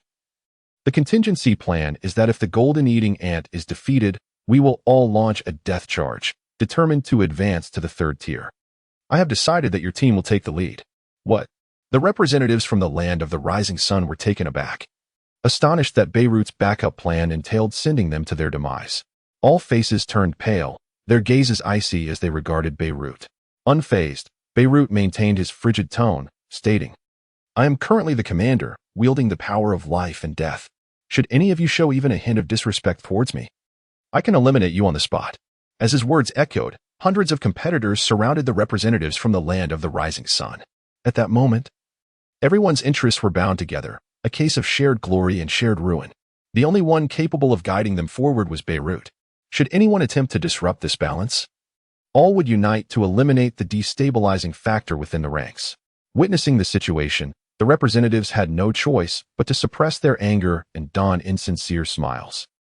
Commander, please do not be angry. We shall follow your orders without fail. If the golden-eating ant truly falters, our team will be at the forefront. Yet, despite such assurances, each one secretly hoped fervently for the golden-eating ant to emerge victorious. At this juncture, the battle between the Demon King Kyrito and the golden-eating ant had escalated to a fever pitch. Both sides exchanged blows, neither yielding an inch. The arena fell into a hushed silence, all eyes fixated on this pivotal conflict affecting the lives of millions. Suddenly, the Demon King Kyrito leaped high into the air and bellowed, 10 shadows of absolute illusion. Instantly, 10 figures of Kyrito appeared in the air. While the crowd understood that these were illusions generated at extreme speed, each shadow seemed palpably real. This left even the speed-renowned golden-eating ant momentarily stunned. Boom, boom, boom. The 10 figures of Kyrito unleashed a barrage of powerful punches, each strike landing heavily upon the golden-eating ant. From a distance, Achi observed the unfolding chaos, his brow slick with sweat. To some extent, it was he who was orchestrating the golden-eating ant's combat. Beirut turned to glare at him, his eyes blazing with fury. Fool! What are you waiting for? Hurry and command the golden-eating ant to evade. Achi hurriedly turned his head, beads of sweat cascading down like pearls. With a tear-streaked face, he exclaimed, It's not that I wish to evade. It's simply that the opponent's speed is astonishingly swift, rendering avoidance impossible. Beirut, gritting his teeth, cast a glance toward the battlefield.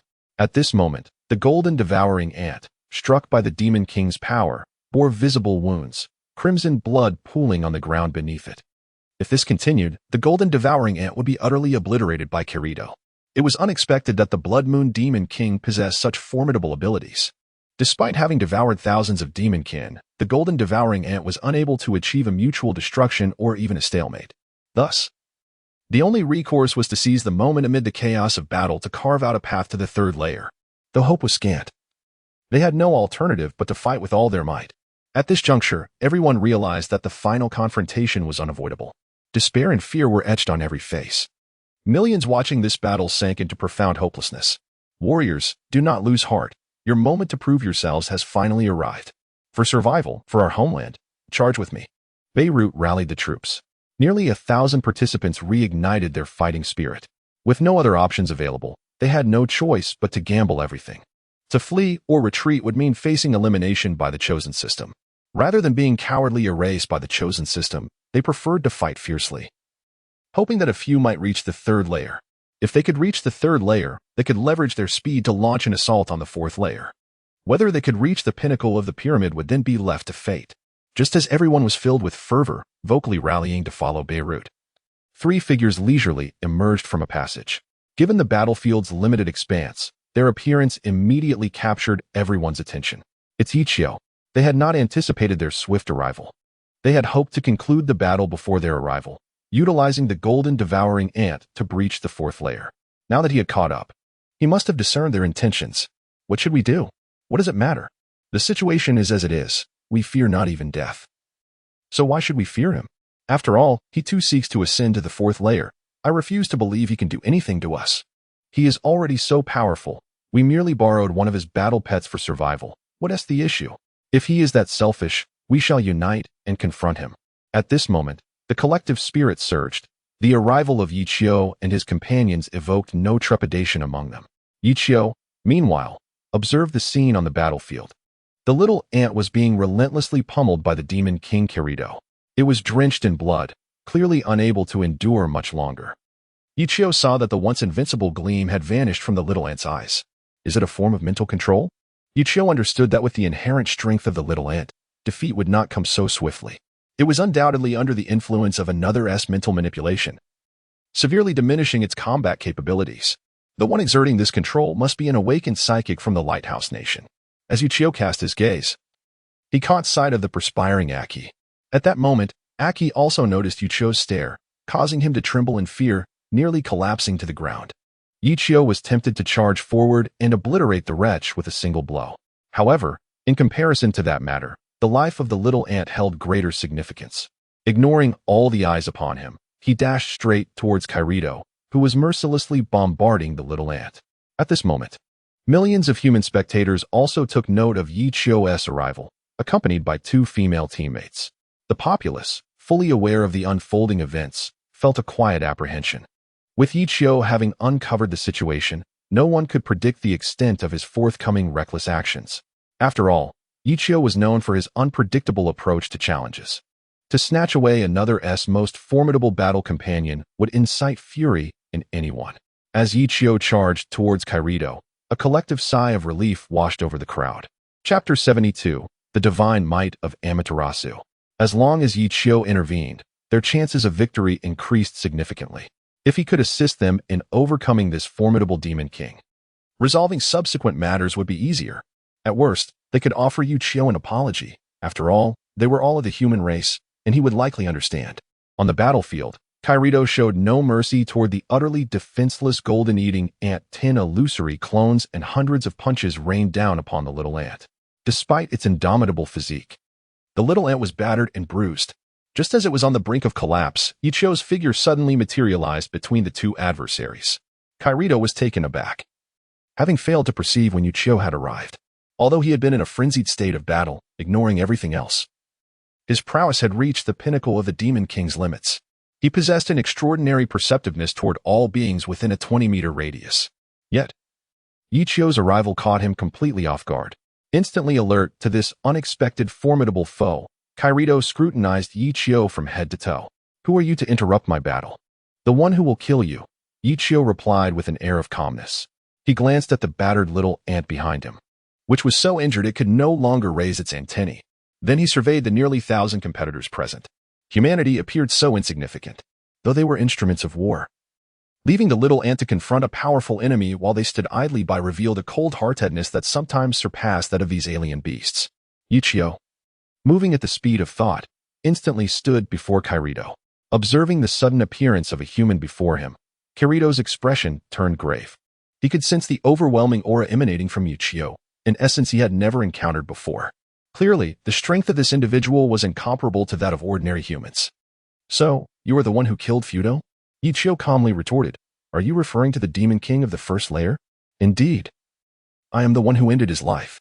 Now, it is your turn. Do you have any final words? Kirito erupted into laughter, his demeanor radiating arrogance. You believe you can defeat me? At the end of the day, you are merely a human. Are you truly stronger than the ancient race of golden ants? Yichio remained silent. At that moment, all eyes were fixed upon the two. This was a battle between humanity and the Blood Moon tribe. The outcome remained uncertain. Thousands of participants from the United Nations were present, and although they were deeply impressed by Yichio's power, he was now facing the formidable Extreme Demon King. With his strength, he could easily decimate any participating team, even rendering the Golden Ants powerless before him. If Yichio could not stand against this opponent, then where lay humanity's hope? They would inevitably lose their qualification to compete among the myriad races of the universe. Ultimately, humanity's starting point was painfully low. In comparison to the Blood Moon tribe, an ancient race bred for combat, humanity's heritage and physical attributes were significantly inferior. Even with awakened talents, growth is a gradual process. Although there are bonuses from level enhancements, the tasks presented by the chosen system often result in countless fatalities. Many do not even have the opportunity to develop their innate abilities before meeting their demise. Except for Yichio. His growth rate could only be described as monstrous. If he were to survive, he might just shatter humanity's limits and contend with the myriad races across the cosmos. Meanwhile, in the livestream room of the Great Xia, The sight of Yichio and his companions finally appearing filled everyone with joy and encouragement. Yet, many were also apprehensive about the forthcoming battle. The treacherous schemes of Beirut had left Yichio without his trusted allies. Whether he could triumph over this powerful extreme demon king remained uncertain. All they could do was hope for a favorable outcome and at least avert his downfall in this pivotal moment. As the eyes of the world were upon him, Yichio slowly closed his eyes. Everyone was taken aback. What was he doing? Faced with a formidable foe, he chose to meditate. However, Yichio's calm demeanor suggested he held great confidence in his ability to conquer the Demon King. Beirut, however, held a different perspective. He had experienced the terrifying strength of the extreme Demon King firsthand, a power that transcended his understanding. Many would simply acknowledge him as the extreme Demon King, naturally assuming his strength was formidable. Yet, the extent of his strength remained shrouded in mystery. Only by reaching such a level can one truly comprehend that Kirito's power exists on an entirely different plane, transcending all, including Yichio. Beirut harbored doubts about Yichio's ability to contend with him. Were it not for Yichio's overwhelming arrogance, he would have sensed the terrifying might of the ultimate Demon King and chosen to resign himself to fate. Everyone, brace yourselves. Yichio has already lost, Beirut shouted. At his words, all eyes turned toward him. Can you not see? Yichio has realized he is no match for Kirito and has chosen to close his eyes and await death. We must not place our hopes upon him. Listen to my command. We shall charge towards the third level together. Even if only one of us reaches it, it will be a victory for humanity. Upon hearing Beirut's words, a grave expression settled upon the faces of all present. The situation indeed mirrored his assertions. Yichio had chosen to shut his eyes at this critical moment, a choice akin to welcoming death. Even Nangang Shui and Rina were perplexed by Yichio's actions. Shuden T1 remained fully alert against a formidable foe, eyes wide open to capture every attack, leaving no detail overlooked. How could one observe an opponent's strikes with closed eyes? Just as confusion enveloped the crowd, Yichio suddenly opened his eyes. Within his gaze lay a complex black geometric pattern, a pupil unlike any they had ever witnessed. It was extraordinary. A manifestation of the evolved kaleidoscope Sharingan and its formidable power. The instant Yichio's eyes opened, the world trembled. Amaterasu, Yichio uttered forcefully. Instantly, black flames engulfed Kirito. Caught off guard by this ocular technique, Kirito found his right arm ensnared by the inferno. The searing agony elicited a heart-wrenching scream from him. Kirito attempted to extinguish the black flames, only to realize they were no ordinary fire, impervious to conventional methods of suppression. The pain restored Kirito's composure. As the black flames threatened to consume him entirely, he understood that the only way to dispel this ocular technique was to eliminate the one who cast it. That was the fundamental solution. Chapter 73. The Turnaround 10 Phantom Clones. With that declaration, Kirito's form fragmented into 10 identical figures. Bang! Each of the 10 figures unleashed a punch simultaneously, their combined force unparalleled. This was a super heavy blow that even the gold-eating ants could not withstand. If Yichio were struck head-on, he would undoubtedly perish instantly. Gasps escaped from the onlookers, with Nangang Shui and Rina exclaiming in alarm. They wished to intervene, but it was already too late. Kirito's phantasmal clones moved with a speed that rendered them indistinguishable, as Yichio stood on the brink of an impending strike. The hearts of all present raced with trepidation. Should he fail to evade the blow, they would be left to confront an insurmountable and terrifying Demon King. Moreover, this was merely the guardian demon of the second tier. As they ascended the pyramid, they would encounter increasingly formidable adversaries. Would they truly be forced to halt their progress here? Was humanity's fate destined for such an abrupt conclusion? Was everything merely a fleeting illusion, a dream of ephemeral nature? Could humanity genuinely not seize this opportunity to ascend toward the cosmic wilderness, joining the ranks of the myriad realms in contention? A deafening explosion resonated through the air as Kirito's fist struck with tremendous force, sending shockwaves that elicited a visceral response from all present. Every gaze fixated on the source of the explosion, yet Yichio's form had vanished without a trace. It was no surprise. After all, he was merely human. To be struck head-on by a being of Kirito's caliber would undoubtedly result in utter annihilation. The acrid scent of gunpowder pervaded the atmosphere. As Kirito erupted in maniacal laughter, reveling in his triumph. Was the battle truly at an end? Yichio had seemingly been unable to withstand even a single blow, reduced to mere dust in an instant. This outcome was beyond anyone's expectations. However, upon reflection, it seemed almost inevitable, for he was indeed an ultimate Demon King. Veins bulged on Beirut's forehead as he recognized the dire straits humanity now faced. In this moment, they had no choice but to muster every ounce of strength. Even a minuscule chance warranted the sacrifice of their lives. Brothers, friends, our time to shine has finally arrived. That unreliable fellow Yichio has left us no choice but to rely on ourselves. Charge with me. Let us vanquish Kirito and ascend to the pinnacle of the pyramid. In that instant, every eye gleamed with fervor, as despair ignited an extraordinary potential within them. The alliance of human contenders had reached the precipice of their endurance. Yet, deep down, they were acutely aware that in the face of such an unimaginably fearsome ultimate demon king, none could survive to reach the summit of the pyramid. Even if they poured forth their utmost effort, it was unlikely they could inflict even a scratch upon Kirito. Furthermore, the Blood Moon Demon clan boasted nearly 1,000 demon warriors. Nonetheless, even with the knowledge of their impending doom, retreat was not an option in this battle. From the moment they entered the chosen game, their fates had been irrevocably sealed. They were merely progressing toward the true conclusion of their journey. Contemplating this, it did not seem so bleak after all. At least they would no longer suffer the torment of daily survival. Nor would they need to engage in relentless strife and deceit among themselves. A thunderous roar erupted from nearly 1,000 participants, shaking the very heavens. All were driven to the brink of madness, their faces etched with a resolute determination to fight to the death. Yet, just as they prepared to launch their final charge, a heart-wrenching cry pierced the ears of every individual present. Before them stood the Blood Moon Demon King Kirito, completely enveloped in a swirling vortex of black flames, emitting a wretched cry that echoed through the air. What was happening? Hadn't Yichio been slain by him? Why had the eye technique not dissipated? The black flames consuming Kirito intensified, engulfing him entirely. The agony etched upon his features revealed the torment he endured. It was evident that the sensation of these black flames was excruciating. My goodness! This wretch was on the verge of being charred to ashes. His very form reduced to cinders by the relentless inferno. The spectators gazed in disbelief at the once mighty Kirito, now suffering the extreme anguish of being incinerated. Yet, what perplexed them even more was a singular question. Logically, upon Yichio's demise at the hands of the Demon King, the eye technique should have been automatically nullified. This was precisely why Kirito, disregarding the flames that ravaged him, had prioritized rushing towards Yichio to eliminate him first. But what was unfolding now? Though Yichio was indeed deceased, the black flames raged on, nearly obliterating Kirito's entire being. Could it be that Yichio's eye technique possessed such formidable power? In that moment, Kirito had completely lost his sanity, half of his body consumed by the black flames, reduced to ash. He howled in desperation, filled with a mixture of resentment and confusion. What was the meaning of all this? He had unequivocally slain Yichio, feeling no trace of his presence. Yet, the black flames clung to him like a parasite, refusing to be extinguished. Kirito's vitality began to wane. Relying solely on the formidable regenerative abilities of the Blood Moon Demon clan to combat the bizarre flames. Yet, this merely added to his suffering. The black flames were irrepressible. Each moment lingered only to amplify his torment.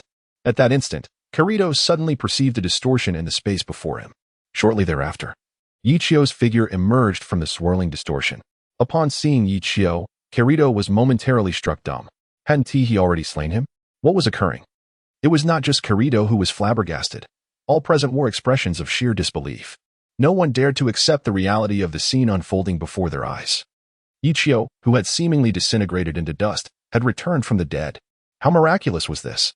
When had Yichio acquired such an ability for infinite rebirth? Was it conceivable for a human to possess such inscrutable power? If he could indeed resurrect infinitely, would he not have ascended to divinity? This was impossible. It had to be an illusion, surely a mirage conjured in his dying moments. Ouch, that hurts. One individual, convinced they were experiencing a dying hallucination, bit down hard on their own finger, only to discover the pain was all too real. This was not a dream nor an illusion. At this moment, Yichio stood before them, perfectly intact. Though he possessed a talisman that could exempt him from fatal attacks, he was not foolish enough to utilize such a precious artifact. This was his most recently unlocked ability, a new gift bestowed upon him after the activation of the Kaleidoscope Sharingan. It was known as Kamui. Kamui was bifurcated into the right eye and the left eye, each endowed with distinct capabilities.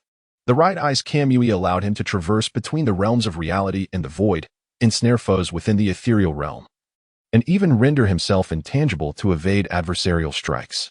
In contrast, The left eye's Kamui could forcibly dismember an enemy from a distance, sending their limbs into the void, while also facilitating his own ingress and egress from that space. The dimensions of the objects transported were contingent upon the wielder's prowess. Chapter 74. The Collapse of the Alliance. Just moments ago, Yichio had employed the right eye's Kamui, teleporting himself to the void in a split second to evade the onslaught of visual phantoms. Of course, he could have used the left eye to forcibly sever Kairito's limbs and dispatch them to the void, but such an action was unnecessary. After all, Amaterasu was already sufficient to incinerate all, rendering any being's soul to ashes, thus negating the need for further exertion. A single tear of blood trickled from Yichio's right eye, a side effect of utilizing Amaterasu and Kamui, with excessive use potentially leading to blindness. However, as his strength continued to grow, these side effects would gradually diminish, eventually vanishing entirely. All of this remained within his control. Kairito's visage reflected utter despair. His lips quivered as he gazed at Yichio, seemingly yearning to utter something, yet ultimately, no words escaped his lips. The pitch-black flames of Amaterasu consumed the last remnants of his flesh, reducing him to mere dust scattered upon the ground. Nearly 1,000 Blood Moon demon warriors, alongside 1,000 human prodigies, fell into an eerie silence. Witnessing this event, none could muster a single word. Such an immensely powerful being as Kairito, the ultimate demon king, had perished in such a manner. It felt like a dream, both surreal and vividly present before their eyes. In that moment, all observers, regardless of their origins from any region or nation in the real world, stood in utter silence. They struggled to conjure any words that could encapsulate Yichio's formidable strength and terror. He consistently managed to turn the tides in unexpected ways, wielding unimaginable trump cards to reverse adversity. One could assert that humanity's potential to traverse the vast cosmos and myriad realms was intrinsically linked to Yichio's existence. After a prolonged silence, someone finally regained their composure and exclaimed in awe, "Incredible!" Such simple words resonated with the sentiments of all present. No one could conceive a more fitting expression to encapsulate the shock and exhilaration brought forth by Yichio's astounding reversal. The ninth-tier Ultimate Demon King was a figure that countless individuals gazed upon with reverence, akin to an insurmountable mountain obstructing humanity's ascent to the pinnacle of the pyramid. Unshakable and insurmountable, despair had nearly enveloped humanity. Yet, at this critical juncture, a figure emerged, shouldering the hopes of all mankind. With an astonishing and unfathomable prowess, he effortlessly crushed the seemingly invincible Demon King of limits. How could this not evoke a profound sense of reverence among the people? In the tangible world, those who witnessed this miraculous event were overwhelmed with gratitude towards Yichio, an emotion that transcended mere words. In this moment, national boundaries became irrelevant. It was an indisputable fact that Yichio had indeed saved countless lives. Vehicles traversing the streets, diners and restaurants, and ordinary citizens at home watching the live broadcast, all united in a chorus of heartfelt appreciation for Yichio. Some saluted, others prayed, and even a few knelt in humble homage, expressing their gratitude in the most earnest manner. Yet, Yichio remained oblivious, calmly approaching the feeble little ant. "You, my friend, have caused quite a stir. We had agreed to battle the cosmic wilderness together. Surely, you wouldn't resign yourself to this fate? Have you forgotten the vendetta against your kin?" Each word from Yichio struck deep, awakening the little ant, previously ensnared in an illusion and reduced to a mere shell of itself. A glimmer of life flickered in its eyes, and its antennae twitched, but the severity of its injuries prevented it from uttering a single word. "I understand your sentiments." "That is sufficient," Yichio acknowledged, fully aware that the little ant was resolute in its desire to survive. Its battlefield lay in the ancestral home of the divine clan. Silently, Yichio accessed the point shop and redeemed a large restorative elixir. This elixir cost 1,000 points. "Remember, this is a debt you owe me." With a twinge of reluctance, he placed the elixir into the little ant's mouth. It dissolved instantly, and within moments, the ant's eyes sparkled anew. Its antennae danced with vigor, and it precariously stood upright. Its first words were, "I have survived this calamity. Surely, fortune awaits me." Suddenly, Aki, standing beside Beirut, let out a horrific scream and collapsed to the ground. "Captain, the golden eating ant has broken free from my mental control and has turned my own mind against me. I can no longer maintain control." Beirut's face drained of color, his expression one of alarm. "What on earth is happening? We worked tirelessly to subdue it. Why did it so easily break free from the illusion?" Aki, suffering from the backlash, was rendered speechless. At that moment, Rod interjected. I believe one factor is that Yichio's words ignited the little ant's self-will, restoring its fractured mental state. Additionally, the restorative elixir possesses the ability to mend mental damage and alleviate negative influences. In the points marketplace, I encountered an item valued at 1,000 points. How extravagant Yichio is with his expenditures. Beirut, gritting his teeth, cast a glance at Yichio and then at Archie. Commander, what shall we do now? Both Yichio and the gold-eating ant are adversaries we cannot contend with. At this moment, nearly 1,000 participants from the United Coalition behind them were thrown into disarray. The gold-eating ant was under Archie's control. Although the plan was proposed by Beirut, they had all participated to some extent. With the battle now concluded, should Yichio seek retribution, none would escape unscathed. Given the tempers of both the gold-eating ant and Yichio, they would surely flay them alive. What are you all standing around for? Flee at once. A voice called out, prompting everyone to scatter in haste. The United Coalition, painstakingly established by Beirut, collapsed entirely. He, as the commander, had barely held the title for half a day before becoming a mere figurehead. Beirut looked into the distance, where remnants of the Blood Moon Demon Clan were engaged in a fierce struggle with human participants, unwilling to retreat. Meanwhile, Yichio was engaged in discussion with the gold-eating ant and his two female teammates. If not now, when? Without a moment's hesitation, Beirut sought to take advantage of the chaos and escape to the third layer. Commander, what about Archie? Rod pointed to the listless Archie on the ground. His gaze had grown vacant. The injuries inflicted by the mental backlash would not heal in a day or two. Moreover, Beirut was resolute in refusing to expend 1,000 points on a rejuvenation pill from the marketplace for a worthless individual. Unless you wish to stay and keep him company? Beirut shot Rod a glare before turning and sprinting away. The others exchanged glances, disregarding Archie on the ground, and followed Beirut toward the third layer. Chapter 75. The abandoned Archie at this moment. Having heard the account from the little ant, Yichio finally grasped the sequence of events. It turned out that last night, the little ant had discovered that someone was covertly surveying their camp. Such an intrusion was intolerable to the little ant, which possessed a strong territorial instinct. Thus, it stealthily approached the scouts, intent on tearing them to shreds. However, it was unanticipated that these scouts possessed the ability to become invisible and mask their presence. They utilized this power to escape swiftly. Yet, how could the little ant relent? Following the scent left by these individuals, it pursued them relentlessly.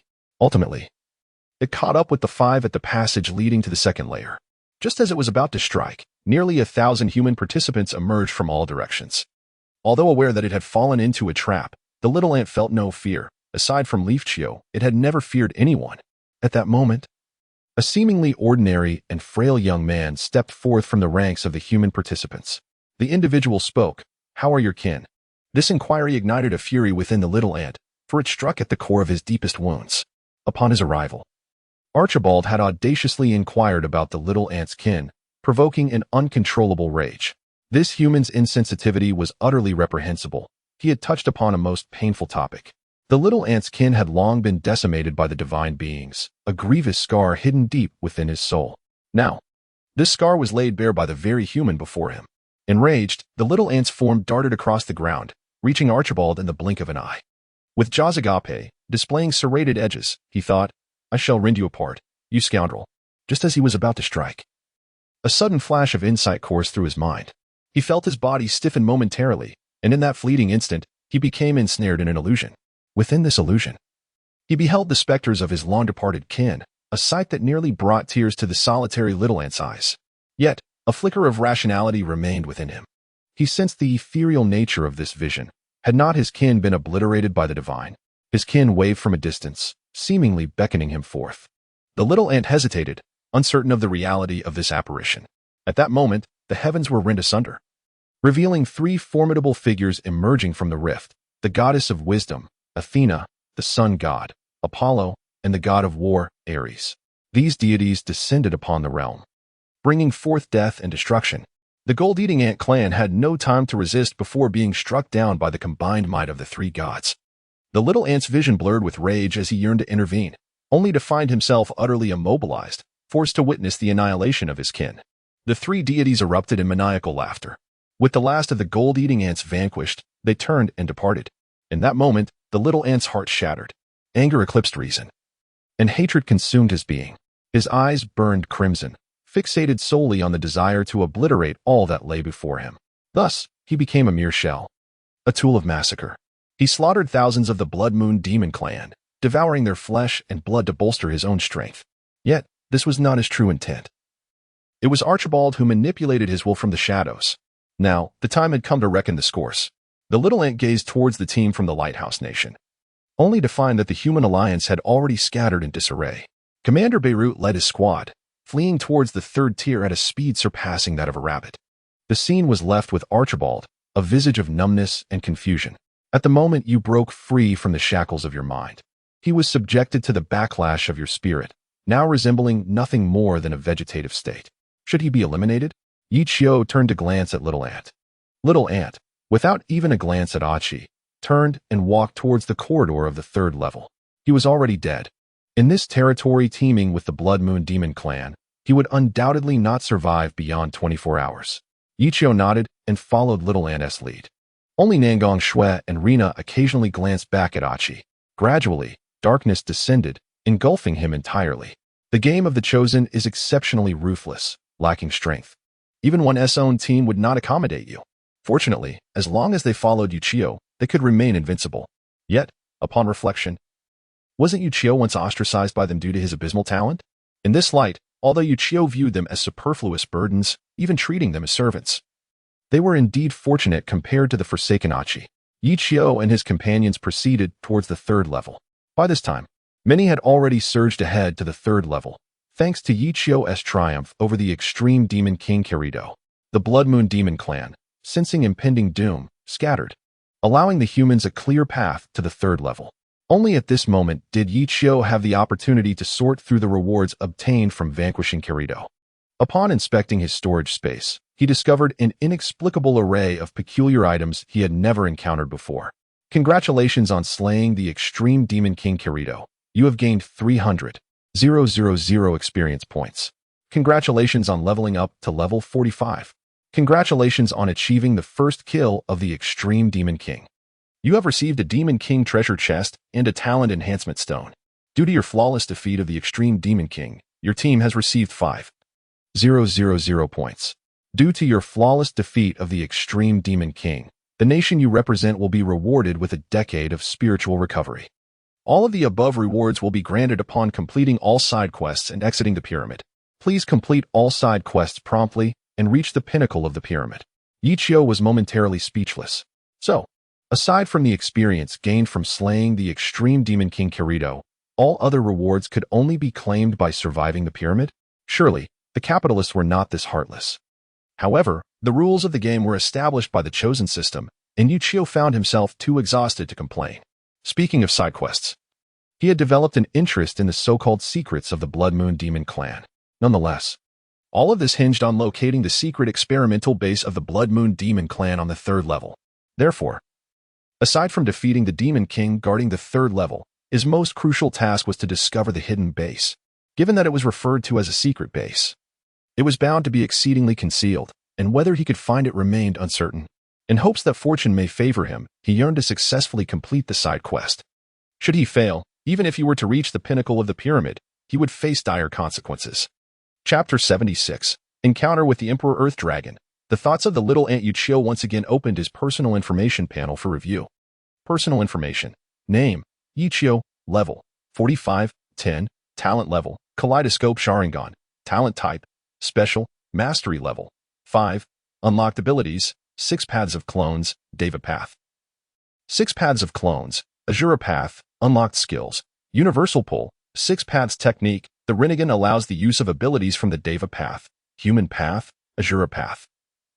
Hungry Ghost path, Hell path, and Animal path, outer path technique, Infinite Tsukuyami. Planetary devastation, strength, 470, average human, 10, agility, 490, average human, 8, constitution, 485, average human, 7, Yichio nodded in satisfaction. Everything seemed to be progressing smoothly. At this moment, his prowess had far surpassed that of an ordinary talent awakeners. Even those who had cultivated for decades, or even close to a century, would likely find themselves inferior to him in the face of his mere toe. With his spirits lifted, Yichio continued to lead his companions onward. Due to their fear of his retaliation, the competing teams from various nations, upon entering the third layer, dispersed to engage in their own battles. When Yichio and his group arrived at the third layer, an eerie silence enveloped the entire pyramid. Goodness, it was far too quiet. It felt almost unnatural. Once the little ant regained its wits, its excitement surged anew. It resembled a Na'vi country bumpkin, ceaselessly gazing about. Only Yichio understood that it was searching for the formidable Blood Moon Demon clan, ever since being controlled and devoured by the Lighthouse Nation, which consumed nearly 1,000 of its kind. The little ant had resolutely vowed to grow stronger. While its mental vulnerabilities were indeed a weakness, had it not been for its insufficient strength, it would never have allowed Amirachi to find a chink in its armor. This directly resulted in its evolution being somewhat flawed due to the consumption of numerous lower-tier energy life forms. For the perfectionist little ant, such imperfections were utterly intolerable. However, the past was unchangeable, and it could only hope that Yichio would slay more high-energy beings to compensate for its deficiencies. This, too, was among the matters Yichio currently focused on. With just 2 days having passed since the week-long deadline, he had only managed to slay 2 demon kings, leaving him far from the goal of 1,000 kills. If he could not eliminate 998 powerful energy beings within the next 5 days, he would be left to face self-destruction. Along the way, a few unwitting Blood Moon demons occasionally leaped forth, without the need for Yichio to take action. The small ant, alongside Nagong Shui and Rina, effortlessly resolved the situation. Currently, these 2 young women, having gained experience from defeating the formidable Extreme Demon King, had both ascended to nearly level 40. Their innate abilities had progressively enhanced with their rising levels, granting them considerable strength against the Blood Moon Demon clan. No longer mere prey as they once were, Nagong Shui's mastery over the elemental forces had grown increasingly potent, allowing her to wield various transformative spells with the grace of an immortal. Meanwhile, Rina could summon nearly 10,000 black skeletons simultaneously. Although these skeletons lacked the individual combat prowess of the Blood Moon demons, their sheer numbers could easily overwhelm, alleviating much of the burden on Yichio. Thus, the trio, accompanied by the small ant, fought while exploring the depths of the third layer of the pyramid. As they proceeded, 3 pathways emerged before them. One path was a straight, dark corridor leading into the unknown abyss, while another meandered like a serpentine mountain road. The third was peculiar, a treacherous trail bristling with thorns and spikes. "Which way should we go, Captain?" Nagong Shui inquired, her brow furrowed as she looked at Yichio. She had resolved to follow him regardless of the chosen route. Firmly opposed to the notion of splitting up, Yichio frowned slightly. It was evident that countless competitors had traversed these paths before them. Yet their current location remained a mystery. Who had discovered the entrance to the 4th layer, and who had fallen victim to the meticulously laid traps, meeting a gruesome fate? It posed a daunting dilemma. Yichio regretted not having placed spies among the other competing teams, which left him feeling quite vulnerable. He glanced at the small ant, whose instinct for danger was remarkably acute. Perhaps it would be wise to heed its counsel. "Small ant, which of these 3 paths do you deem the safest for swift passage?" Yichio believed that the secret laboratory lay at the terminus of one of these corridors. Ensuring a secure passage was paramount, as locating the secret lab was crucial for the subsequent phases of their plan. The small ant tilted its head in contemplation before decisively pointing to the winding path in the middle, asserting, "This route is guaranteed to be correct." Yichio regarded it with a hint of skepticism. However, its unwavering confidence quelled any further inquiries. "Very well, we shall take the middle path." With that, Yichio led the way forward. The group ascended the serpentine trail, but had scarcely gone far when 2 enormous earthen dragons emerged from the soil ahead. These creatures, though not dragons in the traditional sense, were bizarre beings that thrived beneath the ground. They traversed the underground with ease, surfacing abruptly to rend their prey to shreds. It is unexpected that the Blood Moon Demon clan would cultivate such creatures. However, while these earth dragons may pose a challenge, they are of little concern to one of Yichio's caliber. Just as he was about to take action, a resounding tremor emanated from beneath the ground. Turning his gaze, he beheld 3 earth dragons emerging from the earth behind him. Nagong Shui and Rina were instantly taken aback, their eyes filled with terror. "These are Imperial dragons, the ultimate evolutionary form among earth dragons," Nagong Shui exclaimed in disbelief. At this moment, Yichio also recognized the extraordinary nature of these earth dragons. A ring of golden collar adorned their necks. "What is this?" Rina gasped. "Only earth dragons that have lived for over 300 years bear such a mark." Rina began to panic. In this confined space, her summoning spells would be rendered ineffective. Moreover, Nangong Shue's elemental powers would struggle to inflict harm upon Imperial-grade Earth dragons. All eyes turned to Yichio, who shot a glare at the little ant. "You little rascal, is this the path you've led us down? How could 5 massive Imperial Earth dragons go unnoticed?" Chapter 77. Urgent Mission. The little ant awkwardly chuckled. "Hee hee, a miscalculation, a miscalculation. As the saying goes, even the best of us can stumble." Yichio scoffed. "Ha. Spare me your pretense. Do not think I am oblivious to your scheming.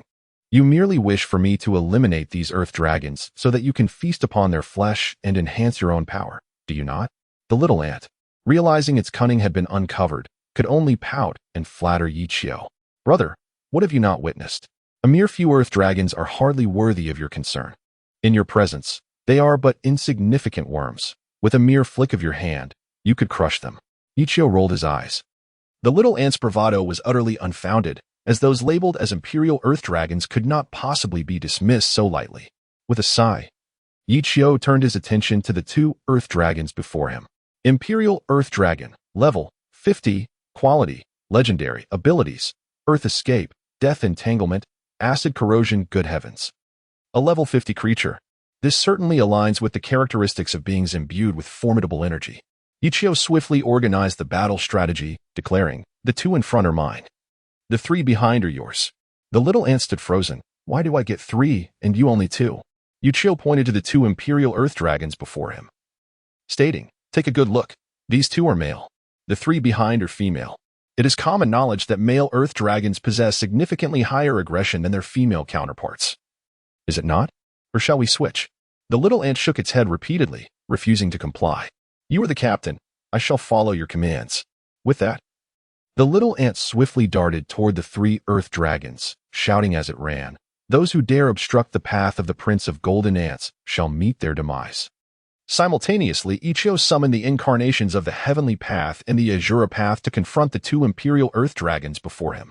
After the perfect evolution of the Kaleidoscope Sharingan, both incarnations could now share his abilities. With the Kaleidoscope Sharingan at his disposal, the powers of the Heavenly Path and Azura Path incarnations soared to remarkable heights. The techniques he unleashed were now 2 or 3 times more potent than before. The Heavenly Path incarnation, Pain, initiated the attack with a technique known as Universal Heavenly Intent, pinning the 2 Imperial Earth dragons firmly in place. The Azura Path incarnation was equally formidable, launching 10 concealed rocket projectiles that struck their targets with precision. Instantly, smoke engulfed the battlefield, and a pungent odor filled the air. The right eye of Yichio, adorned with the Kaleidoscope Sharingan, suddenly radiated a blinding light. In the next moment, both Earth dragons were engulfed in black flames. Amaterasu. Once tainted by these flames, they would burn until completely consumed, ceasing only upon the death of the caster. The 2 Earth dragons emitted anguished cries. Having entirely lost their will to fight, their massive bodies retreating into the ground. Yet, this was of no consequence. Within moments, they would be reduced to ashes, mingling with the earth. On the other side, the battle of the little ant was nearing its conclusion, although Rina could offer little assistance. Nangong Shue's mastery of the 5 elemental forces had grown increasingly refined, nearing the level of a high-tier awakener. She harnessed the power of the 5 elements to delay the 3 Imperial Earth dragons, enabling the little ant to execute its ghostly movements, swiftly devouring the 3 dragons. The taste is quite delightful. Would you care to try?" The little ant inquired, having consumed a piece of Earth dragon flesh, glancing at the 3 companions, who in unison shook their heads in agreement. What a jest! These creatures, known as Earth dragons, were exceedingly grotesque. Who could ascertain whether consuming their flesh would lead to poisoning? After all, not everyone possessed the exceptional constitution and appetite of the little ant. Yichio's physique could indeed withstand most toxins, especially with the immunity granted by the chosen system's prior rewards. However, the sight of the Earth dragons made him feel queasy. He would rather starve than partake in such a meal. Having slain 5 Earth dragons, Yichio's plan for a 1,000-man slaughter had made some progress. 995 still remained. Meanwhile, after consuming 3 Earth dragons, the little ant appeared to undergo subtle changes. Its pair of antennae became more agile. Yet, contrary to expectations, its body seemed to shrink slightly. Nangong Shui teased, "Little ant, you seem to be diminishing. Why do you appear smaller?" The little ant shot her a glance and retorted angrily, "What do you, a woman with long hair and limited insight, understand? This is what we call short and powerful. A larger physique does not necessarily equate to superiority in battle. An enormous body merely adds to the burden. The most ideal combat form resembles that of the Blood Moon Demon clan, half human, half demon. Yichio nodded in agreement. Acknowledging that the Blood Moon Demon clan had existed in the universe for countless eons, evolving far beyond us, which was only to be expected. Let us press on, he declared, preparing to move forward. Suddenly, a cold, mechanical voice from the chosen system echoed in his ears. Warning. A competitor has discovered the Blood Moon Demon clan's laboratory on the 3rd level of the pyramid, triggering an urgent collective mission. All competitors must locate the scientist responsible for the experiments, Kane, within 2 hours and extract secrets about the Blood Moon clan from him. Those who fail to meet the deadline will incur a penalty of 5,000 points, 300,000 experience, and a reduction of 50 in all physical attributes. Note: if there are insufficient experience points and credits to deduct, the competitors unable to meet the penalty will be obliterated. Countdown begins. A countdown clock then appeared before Yichio, displaying 25:59 hours. He turned to glance at Nangong Shui and Rina. Their astonished expressions indicated they had also received this news. Captain, wasn't this side mission initiated by you? How has it now become a collective task? Both Nangong Shui and Rina looked at Yichio with confusion. Isn't it obvious? The little ant interjected, seemingly reveling in their dismay. It is because someone else discovered the secret laboratory before us that the mission parameters have changed. But perhaps this is for the best. The individual task has transformed into a collective one, and everyone must find a way to confront the scientist named Kane and extract that elusive secret from him.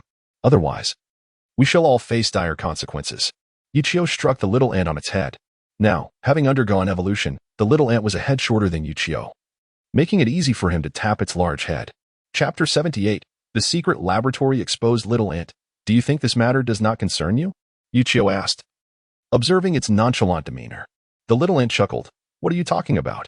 Although it spoke otherwise, its expression clearly conveyed that sentiment. Yichio scoffed.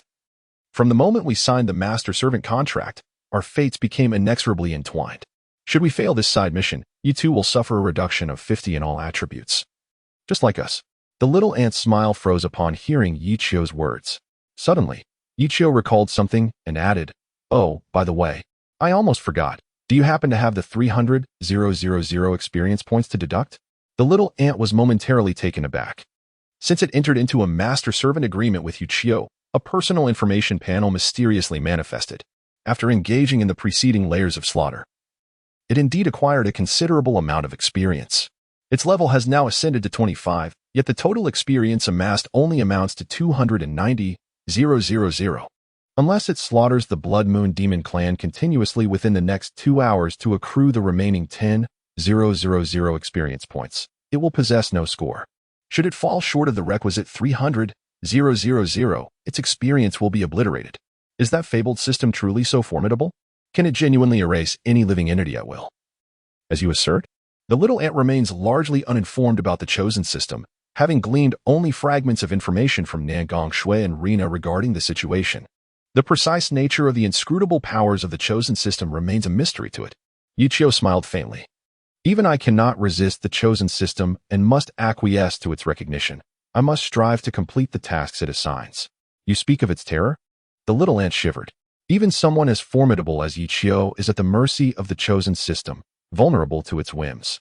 To obliterate it would be as simple as crushing an ant, would it not? The little ant exclaimed, what are we waiting for? Within 2 hours. I cannot possibly locate that many Blood Moon demons to slay. I truly do not trust that bunch. Let us hasten to find the secret laboratory, lest they complicate matters further. Yichio nodded. The secret laboratory had already been discovered. It was only a matter of time before the scientist named Kane was apprehended. However, whether they could extract secrets about the Blood Moon Demon clan from Kane remains uncertain.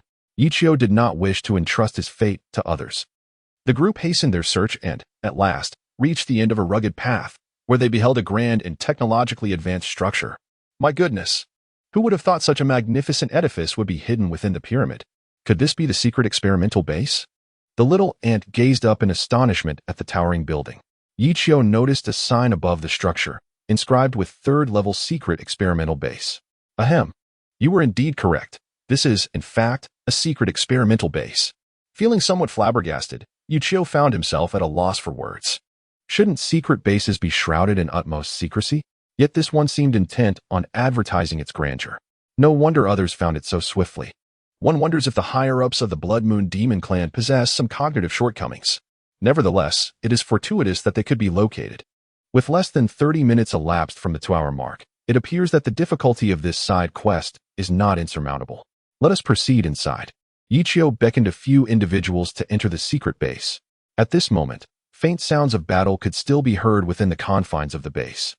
It was evident that the human participants were engaged in a fierce struggle against the Blood Moon Demon clan that guarded the secret stronghold. Yichio paid them no mind. His immediate concern was to locate the scientist known as Kane as swiftly as possible. They ascended a staircase, and upon reaching the 3rd floor, they were confronted by a towering figure blocking their path. The dim lighting of the laboratory obscured the identity of the individual. With a gruff voice, the figure bellowed, "This area has been sealed off. Turn back at once." The shout echoed like thunder, instilling fear in all who heard it within the dark, expansive laboratory. Nangong Shui and Rina trembled at the sudden outburst. Yichio squinted, finding the figure somewhat familiar. His vision, unhindered by the murky light, allowed him a clear view of the person's features. "Aren't you the vice captain from the Eastern Isles? What was your name again?" "Ah, yes, Yui Yamawari." Upon hearing his name, Yui Yamawari appeared taken aback. He hurriedly activated the lighting apparatus behind him, and as he recognized Yichio and his companions, a chill swept over him. It was Yichio, the notorious powerhouse from the Great Xia team, who single-handedly annihilated the 1st and 2nd layers of Demon Kings. His formidable strength and ferocious combat style had left an indelible mark in the minds of all, even with an adversarial stance towards the Great Xia team. Yui Yamawari felt a pang of fear upon encountering Yichio directly. "You are indeed Captain Yichio, correct? My apologies for my earlier oversight," Yui Yamawari stammered. Realizing the gravity of the situation, he pondered briefly before choosing to concede, understanding that provoking this formidable Demon King could lead to his swift demise. Yichio regarded him with interest. Although Yui Yamawari maintained an outward show of respect and fear, he stubbornly remained at the entrance of the 3rd floor laboratory, seemingly unwilling to yield. "Was Kane located within this laboratory? Since you know who we are, why not step aside? Do you wish for death?" Nangong Shui retorted coldly. In the presence of a superlative powerhouse like Yichio, she assumed a demure demeanor. However, her patience waned with Yui Yamawari, who was clearly of lesser strength. Yui Yamawari hesitated, casting a conflicted glance at Yichio. "Captain Yi, it's not that I refuse to let you pass, but there's a special ritual taking place inside." "A ritual?" Yichio and the others were taken aback by Yui Yamawari's revelation. At this moment, the little ant sprang forth, anxious that the onlookers might not grasp the significance of the ritual. It began to elucidate. The ritual is one of the crucial ceremonies held in the temple. Among the various rituals conducted, some serve as a means of self-repentance, such as the act of confession.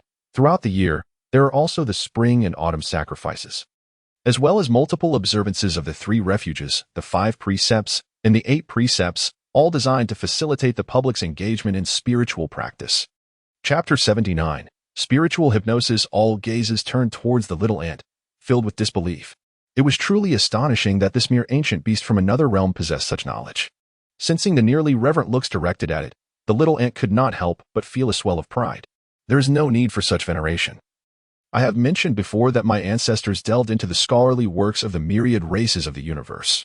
I have been steeped in this knowledge since my youth, rendering me a cultured and refined modern-day gold-devouring ant. The crowd exchanged exasperated glances and chose to ignore the little ant. Yichio, uninterested in the proceedings, whether they were indeed a ritual or merely nonsense, snapped, "Get out of my way," with a single punch.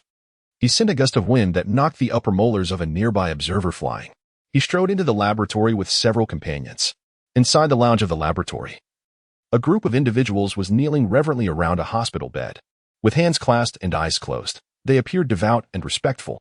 Lying upon the bed was none other than Sakata Kiryu, the former captain of the Eastern Japan team. It turned out that during a previous battle, he had faced off against a general of the demon clan. While he succeeded in slaying the demon general, he himself was gravely injured. In the midst of this pyramid, where medical resources were scarce, he ultimately succumbed to his wounds and passed away within the laboratory. The people of Eastern Japan mourned deeply for the loss of their captain. In their sorrow, a scientist who claimed to have a rudimentary understanding of our rituals stepped forward, expressing his willingness to perform a ceremony for the deceased Sakata Kiryu. allowing his soul to ascend to the Western Paradise. He also sought to soothe the hearts of the people, ensuring their safe return from the pyramid.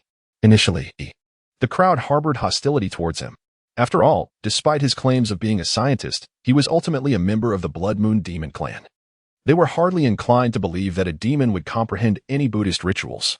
Was this not absurd in the extreme? However, this demon scientist soon demonstrated his profound expertise.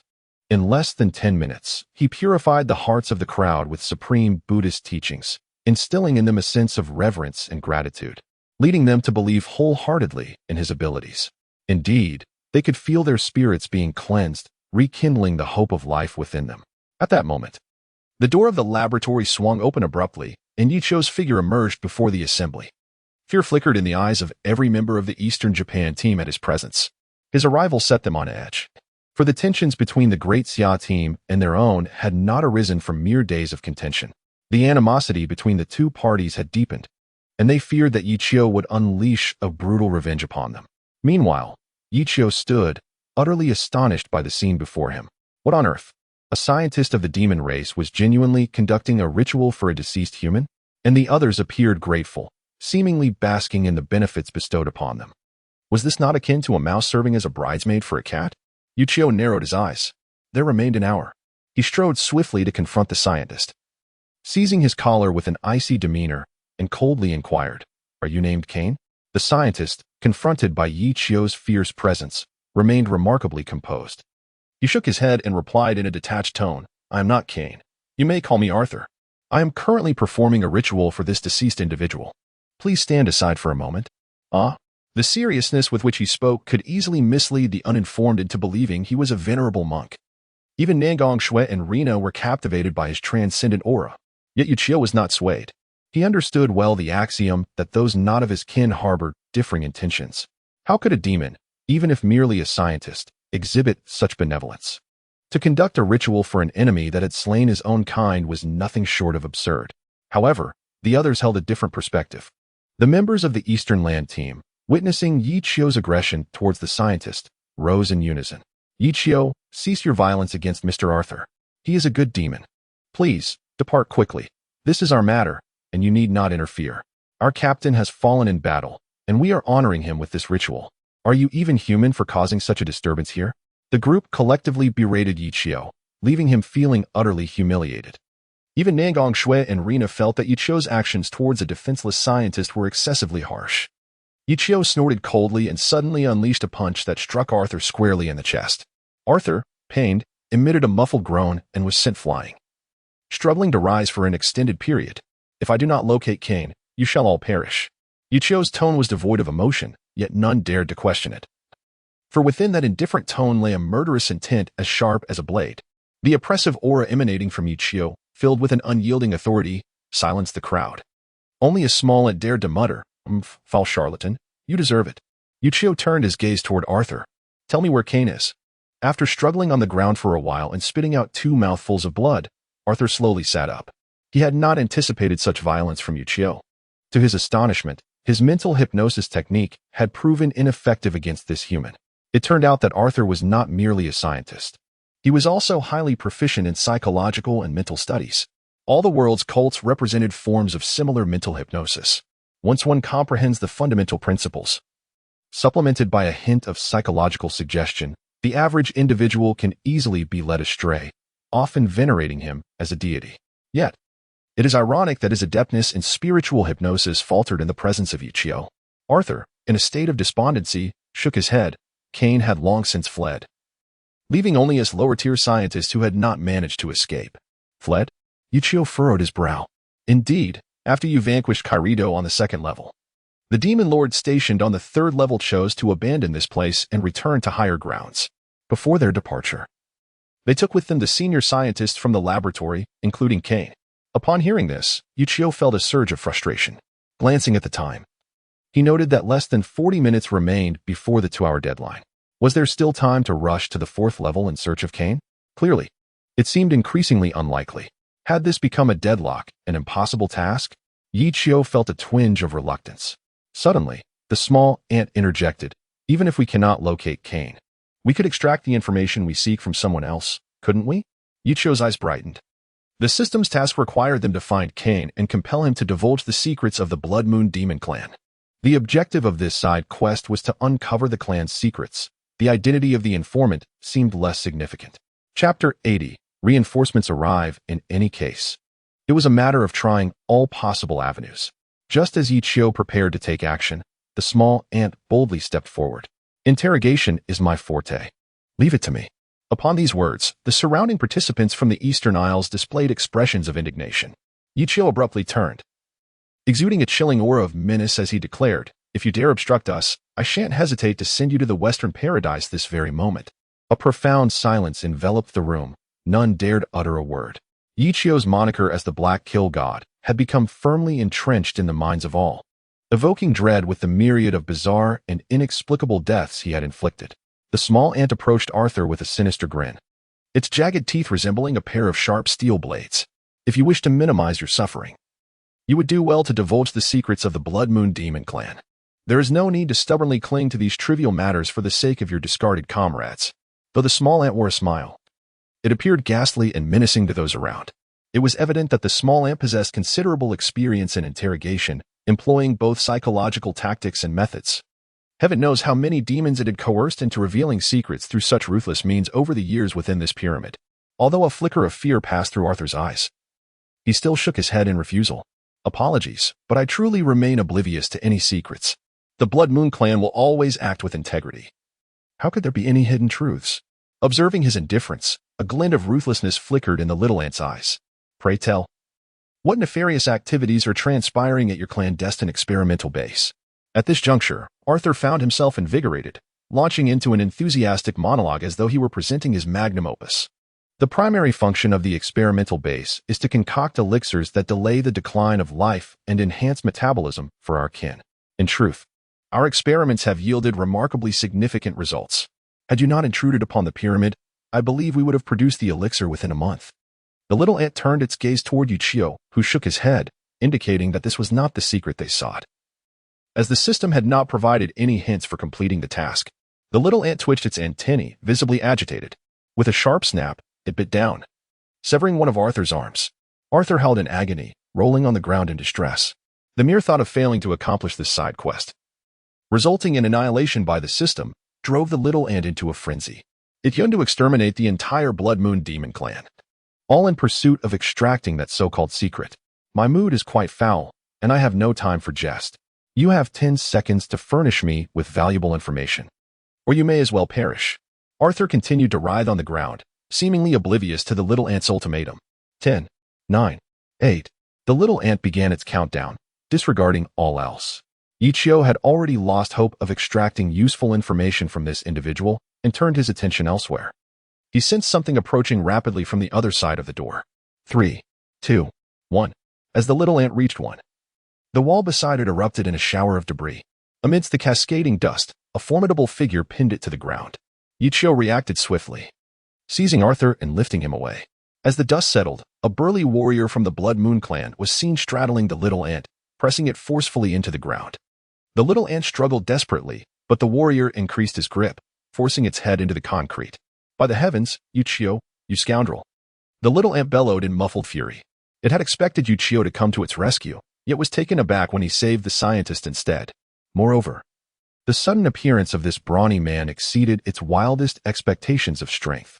It is worth noting that the little ant had recently undergone preliminary evolution, its power now rivaling that of a first-tier demon king.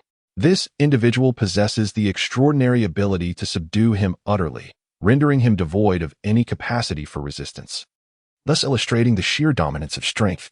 Yichio paid no heed to the grievances of the diminutive creature, firmly grasping Arthur in his hold.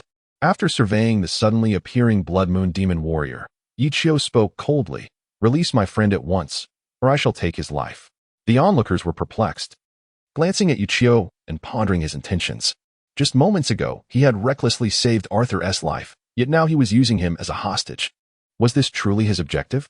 Yichio had sensed the rapidly approaching presence, its target aimed directly at their resting quarters. At that moment, the secret experimental base had been overrun by humans. Why would a Blood Moon warrior appear so abruptly? The answer was singular: to rescue someone. The only individual worthy of such an endeavor was the scientist Arthur before him.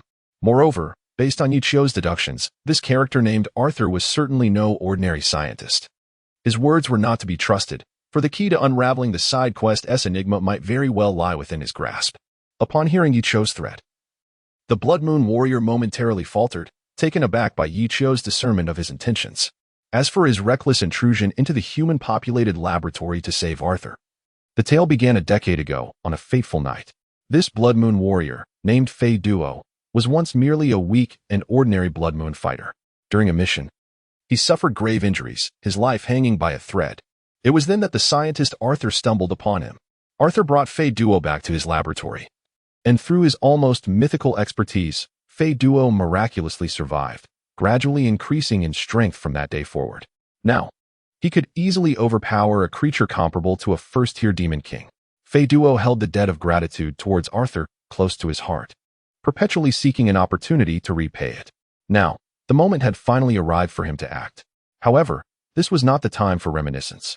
In any case, Arthur was the target he must rescue, even if it meant sacrificing his own life. Fei Duo gradually rose, releasing the remaining small creature. The diminutive being immediately sprang up. Astonished, goodness, this fellow's strength is terrifying. What on earth has he consumed to grow so formidable? Captain, may I devour him? In response, Yichio was somewhat speechless. You better step aside.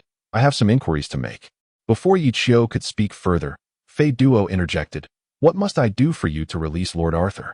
I can divulge all secrets pertaining to the Blood Moon tribe. Chapter 81.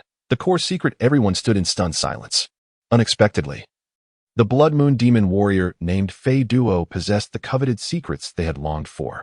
Yichio cast a glance at the little ant, signaling him to remain calm. Speak, and ensure that your information aligns with my desires.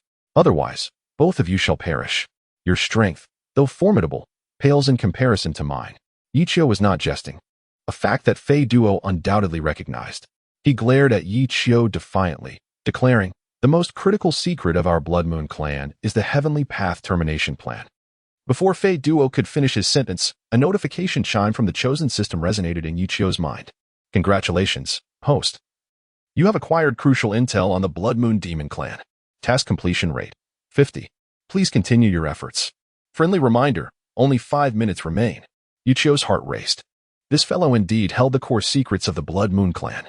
That simplifies matters, he said, his expression darkening. What is the Heavenly Path Termination Plan? Elaborate. However, Fei Duo disregarded Yichio's demand and turned his attention to the injured Kane, asserting, release him first, and I will divulge all the secrets. Until then, you shall not hear another word. Yichio chuckled, surprised at how this seemingly foolish creature exhibited such cunning. Initially, he had planned to eliminate both of them after extracting the Blood Moon Clan's secrets, for he was not one to show mercy to his adversaries. Yet, given the request, he was compelled to adjust his strategy to successfully complete the side quest. Yichio signaled to Rina. Understanding the cue, Rina and Nangong Shui promptly approached, retrieving hemostatic medicine and bandages from their storage space to swiftly tend to Kane's wounds. Subsequently, they helped him up, personally escorting him outside the secret experimental base. Their actions, conducted in Fei Duo's presence, aimed to diminish his wariness. As for what transpired thereafter, Rina and Nangong Shui would undoubtedly not relinquish the Blood Moon Clan scientist easily. After all, the research he conducted pertained to an elixir that could grant the Blood Moon Clan immortality. Should he succeed, the Blood Moon Clan would evolve into a formidable race rivaling the gods. Now, can you speak? Yichio inquired. Fei Duo nodded. This tale begins with an incident 10 years ago. The listeners leaned in attentively. Soon, the entire narrative unfolded. The so-called ultimate secret of the Blood Moon Clan stemmed from their unintentional discovery of the chosen system's existence. Upon their initial arrival in this alternate space, they found no apparent differences. This realm was akin to many planets in the universe, a place where myriad races coexisted, governed by the law of the jungle. It was a setting that perfectly suited the taste of the Blood Moon Clan. They sought to unravel the secrets of immortality while relentlessly engaging in a cycle of slaughter and evolution, utilizing the myriad of bizarre creatures and beasts within this otherworldly realm to elevate their own evolution, ultimately aspiring to reach a level where they could stand shoulder to shoulder with the divine. However, their accidental discovery of a teleportation device utterly transformed their understanding of this space. This device possessed the astonishing capability to transport any organism to any corner of the universe in an instant. Such formidable technology instilled terror in the hearts of the Blood Moon Demon clan. It is important to note that while traversing wormholes is no longer a secret, all known forms of cosmic travel require protracted and monotonous durations. This posed a perilous dilemma for the Blood Moon Demon clan, who were fervently intent on augmenting their strength through the incessant invasion of other planetary races. The lifespan of a Blood Moon Demon typically spans less than 30 years, within which even the mightiest warriors inevitably perish at their peak. Endless journeys through the cosmos would squander countless lives of the Blood Moon Demons on fruitless expeditions, depriving them of opportunities for evolution. With the advent of this teleportation portal, they could execute their murderous evolution at will, anywhere in the universe. Yet, to utilize this portal, there existed an unavoidable prerequisite: the destruction of the chosen system, also known as the Heavenly Path Termination Plan.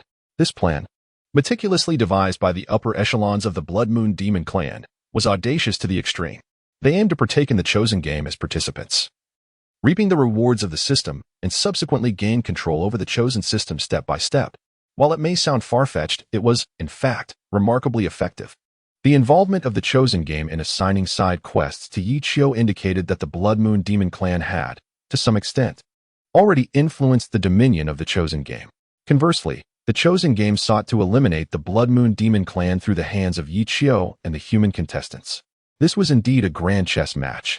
The Blood Moon Demon clan, with its ambitious aspirations, sought to overthrow the chosen system and establish themselves in its stead, exploiting the teleportation devices created within this alternate realm to traverse the cosmos, indiscriminately slaughtering living beings, continually evolving amidst combat and carnage, ultimately aspiring to rival the divine and become one of the sovereigns of the universe.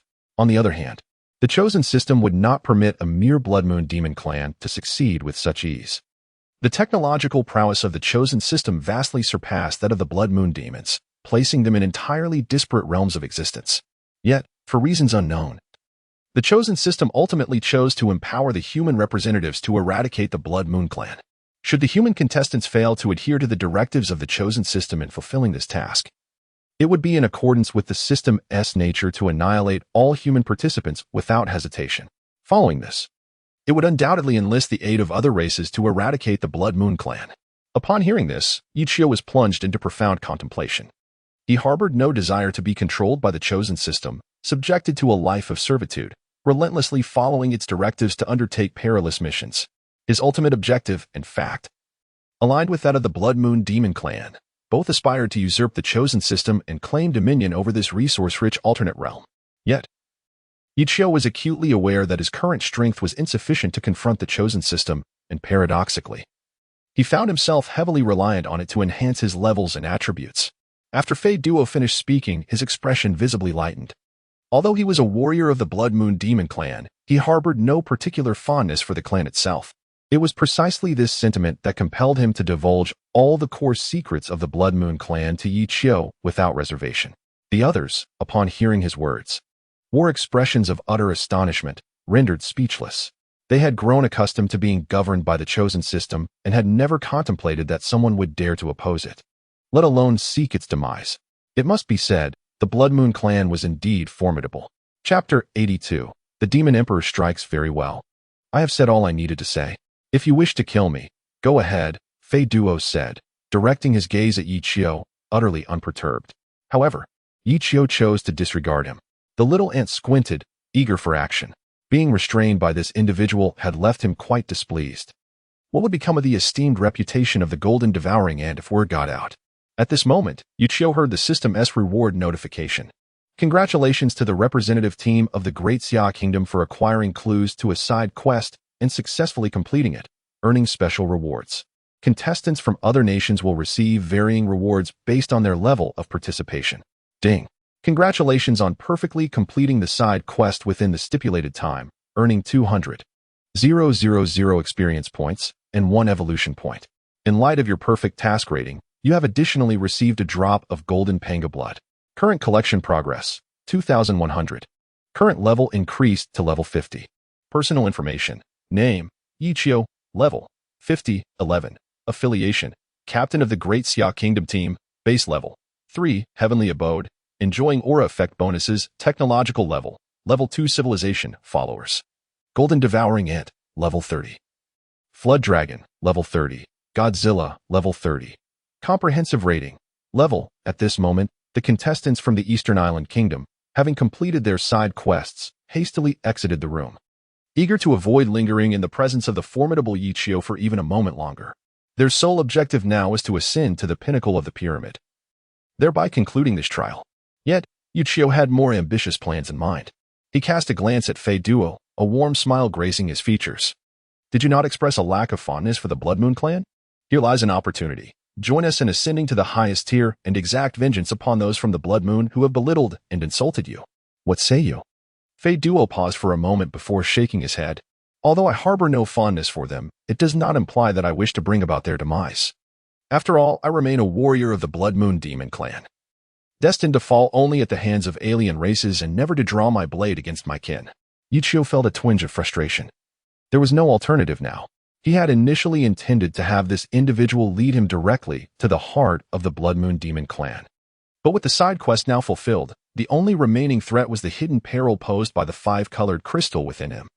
If he could slay 1,000 powerful members of the Blood Moon Demon clan, the curse that loomed over him would be lifted. However, given this individual's obstinacy, he had no choice but to eliminate the threat on the spot. Yichio signaled to the little ant, who understood the cue and wickedly wiggled its serrated jaws. It may sting a bit, but I shall be swift. Bear with me, it whispered. Before the words had fully escaped, an adjacent wall erupted in a cacophony of debris. The little ant was caught off guard and buried beneath the rubble. Suddenly, a profound animosity welled up within Yichio. He sensed an overwhelming power far surpassing even the formidable Demon King Kairi. The Demon Emperor, the sovereign of the Blood Moon Demon clan, had finally made an appearance. Yichio quickly assessed the situation, and as he suspected, the figure radiating immense aura was indeed the Demon Emperor Daochi. His target was the wounded Cain. Responding to directives from the Blood Moon Demon clan headquarters, he was tasked with eliminating Cain entirely. The long-awaited elixir of immortality had completed its trials and was now being deployed en masse. Once a warrior of the Blood Moon Demon clan ingested this elixir, they would gain eternal life and experience a tremendous surge in power, akin to a divine potion. However, the elixir bore a perilous side effect. If one's strength did not ascend to the rank of Demon King within a short period, they would ultimately devolve into mindless, soulless husks, complete instruments of slaughter. Upon learning of this revelation, the higher-ups of the Blood Moon Demon clan did not halt the elixir's distribution. Instead, they deemed it advantageous for future battles. While they would temporarily lose a fraction of their true kin in the long run, a cohort of mindless yet powerful warriors would serve as invaluable assets against the chosen system. Nevertheless, due to the significance of this secret and its broader implications, the leaders of the Blood Moon Demon clan resolved that, apart from the core researchers involved in the elixir's development, all others must be silenced. Cain was among those marked for extermination. When the Demon Emperor arrived at the experimental base, he chanced upon Nangong Shui and Rina assisting Cain as they exited. Unaware of the events that had transpired within, he assumed that Cain had fallen into the hands of the human race. In a desperate bid to eliminate witnesses, Demon Emperor Daochi unleashed his full power upon Nangong Shui and Rina, leading to the initial chaos. The moment Yichio caught sight of Daochi, he vanished from his original position. In the next instant, he stood before Daochi with a smile, declaring, "Since you are here, you might as well stay." Meanwhile, he had already noticed Nangong Shui and Rina lying injured on the ground, clearly overwhelmed by the sheer force of Daochi's earlier strike, which was beyond their capacity to withstand. Cain, with wide eyes, succumbed to despair, unable to comprehend that his attacker was none other than his own kin, the Demon Emperor. Daochi curled his lip in a scornful sneer. "Do you really think you can hold me back? Do not let a few minor victories cloud your judgment." The distinction between a Demon Emperor and a Demon King is not merely a matter of semantics, but one of vast disparity in strength. Yichio raised an eyebrow in response, saying, "Well then, I find such weakness beneath my notice." Daochi's expression shifted dramatically, clearly incited by Yichio's words. Just as he was about to strike, a towering figure burst forth from the experimental base. Daochi furrowed his brow and coldly inquired, "Fei Duo, do you dare to challenge me? Are you unable to discern friend from foe?" The imposing figure was none other than Fei Duo, a warrior of the Blood Moon Demon clan. Upon witnessing the tragic death of his savior, Cain, he could no longer contain his fury and vowed to slay Demon Emperor Daochi. Having fought valiantly for the Blood Moon Demon clan, shedding blood and sweat, He had ultimately been forsaken by his kin, nearly perishing in a fierce battle. The one who risked everything to save him was merely a weak scientist, Cain. Henceforth, in Fei Duo's heart, the only true kin was Cain, whom he regarded as a second parent, his soul family. Now, however, that precious bond had been severed by Daoqi's hand. Such kin were better off discarded. With a fierce roar, Fei Duo erupted with an overwhelming battle aura. His fur bristled, his eyes gleaming with a bloodthirsty crimson light, his aura soaring to rival that of an extreme demon king. Yichio stared in astonishment at the unfolding scene, inwardly exclaiming, "What the hell? This guy has gone rogue." Chapter 83, Insufficient Medicine. Spit to the rescue. Fei Duo, having sustained severe injuries, was saved by the scientist Cain, who administered an unrefined version of the elixir of immortality. By a twist of fate, Fei Duo, through sheer willpower, overcame death itself. Thanks to the effects of the elixir, he unlocked his potential, resulting in a dramatic surge in strength. Yet, even with this boost, it was extraordinary for him to ascend to the stature of a warrior comparable to an extreme demon king. Daoqi, perplexed and bewildered, suddenly caught a glimpse of astonishment in his gaze. Could it be that this individual was a rare super Blood Moon warrior? A prodigious fighter seldom seen in the Blood Moon demon clan over the millennia? It was said that every 10,000 years, a remarkably gifted warrior would emerge from among them. This warrior possesses boundless potential, which, if fully unleashed, would ultimately transcend the divine. This is the Super Blood Moon Warrior, a legend whispered only among the upper echelons of the Blood Moon demon clan, regarded by many as an ethereal myth. Little did they know, today would bring such a being before them. Before the demon Emperor Daoqi could react, the enraged Fei Duo had already closed the distance with a single swift step, delivering a powerful punch. Daoqi's pupils constricted. For the first time, he sensed a palpable threat. Yet, becoming a demon emperor is no trivial feat. As Daoqi had previously stated, the chasm between a demon king and a demon emperor is as vast as the heavens and the earth, existing on an entirely different plane. In a moment of peril, Demon Emperor Daoqi deftly evaded Fei Duo's ferocious strike. With a resounding impact, the force of the punch struck a statue crafted from refined steel, that of the supreme ancestor of the Blood Moon demon clan, instantly shattering it into countless fragments. Daoqi's expression became one of uncertainty. Such power could undoubtedly only belong to the Super Blood Moon prodigy. A warrior of this rare caliber could undoubtedly become a formidable force for the Blood Moon demon clan, and with slight cultivation, could possess strength surpassing the divine. This time, I shall spare you. Our paths will soon cross again. And you may not be so fortunate next time, Daoqi remarked coldly, directing a chilling smile towards Yichio and the others. His gaze then shifted to the furious and vengeful Fei Duo. Do not forget that you are of the Blood Moon clan. You shall always be so. Even in death, you remain one of us, and eventually, you will fight for the Blood Moon clan. With that, Demon Emperor Daoqi propelled himself into motion, leaving behind only an afterimage before vanishing from sight. Fei Duo, suddenly realizing his nemesis had vanished, felt a surge of fury and frustration. Damn it, don't run. I will kill you. Fei Duo bellowed, his rage boiling over. At that moment, a tiny ant, buried among the rubble, sprang forth. Gritting its teeth, it fumed. Who the hell did this? It had already been buried twice today, its anger rivaling that of Fei Duo.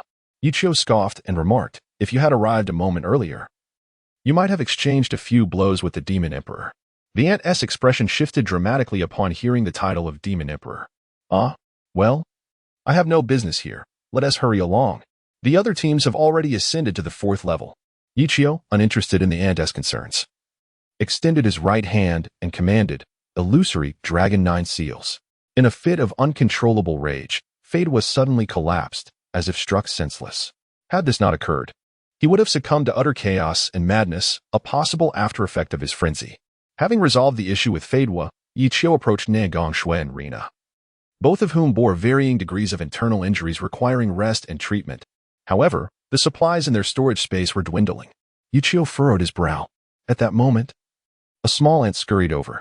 It glanced at the injuries of the two women and smirked. They are quite injured. Without timely treatment, they could perish. Yichio sighed, pondering the presence of such inept allies.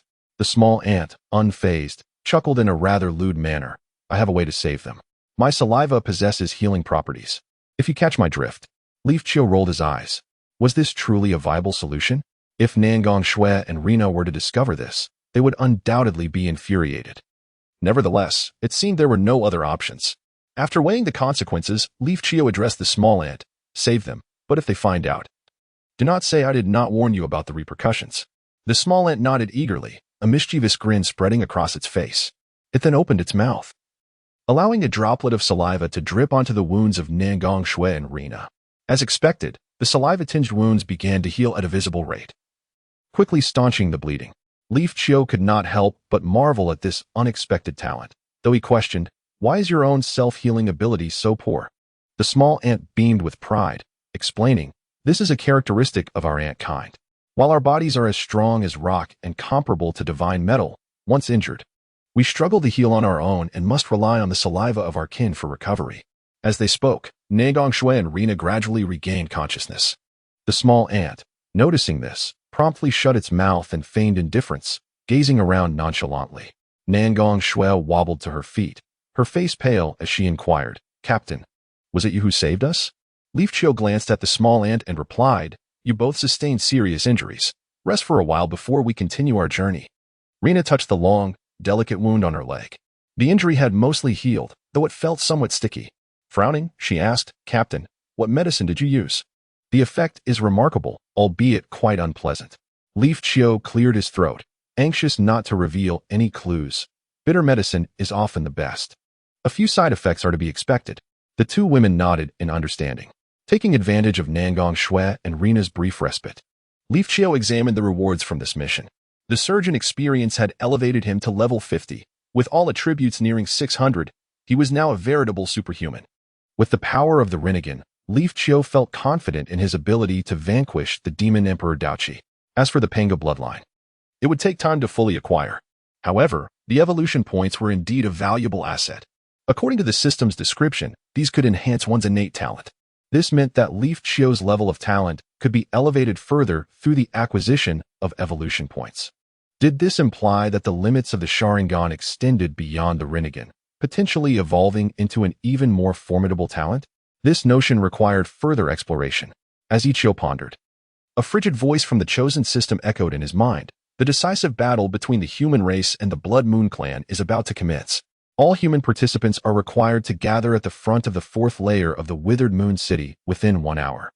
Those who fail to arrive within the time limit will be deemed to have forfeited this trial, and the system will erase them. Once all participants have assembled, the siege battle will commence, and participants will earn corresponding merits based on their performance in combat. Chapter 84. The Super Blood Moon Warrior. Upon hearing the voice of the chosen system, Yichio furrowed his brow. Has it come so soon? Indeed. The chosen system seeks to annihilate the Blood Moon demonic clan. However, judging by the current overall strength of the human participants, it seems the Blood Moon demonic clan holds a greater advantage. After all, a single demon emperor can contend with Yichio. Not to mention the existence of demon sovereigns and demon emperors above them. All that remains is to proceed step by step. Yichio approached Fei Duo and gave him a gentle kick. Fei Duo awoke languidly, his face a mask of confusion as he asked, what happened? Why am I feeling dizzy? Gazing intently into Fei Duo's eyes, Yichio inquired, are you willing to join us in the assault against the Blood Moon demonic clan? Suddenly recalling everything, a shadow of sorrow crossed Fei Duo's face. He stood silently and walked over to the corpse of Cain. Then, with his large hands, he dug a grave in the hard ground, large enough to accommodate a person. He placed Cain's body within the pit and covered it with soil. After completing this solemn task, he murmured, in the homeland of our Blood Moon clan, fallen warriors must be buried beneath the Blood Moon tree, so that the souls of the deceased may find peace. Since the Blood Moon clan's demon emperor, Prater, decided to lead his kin into the cosmos to wage war, everything has changed.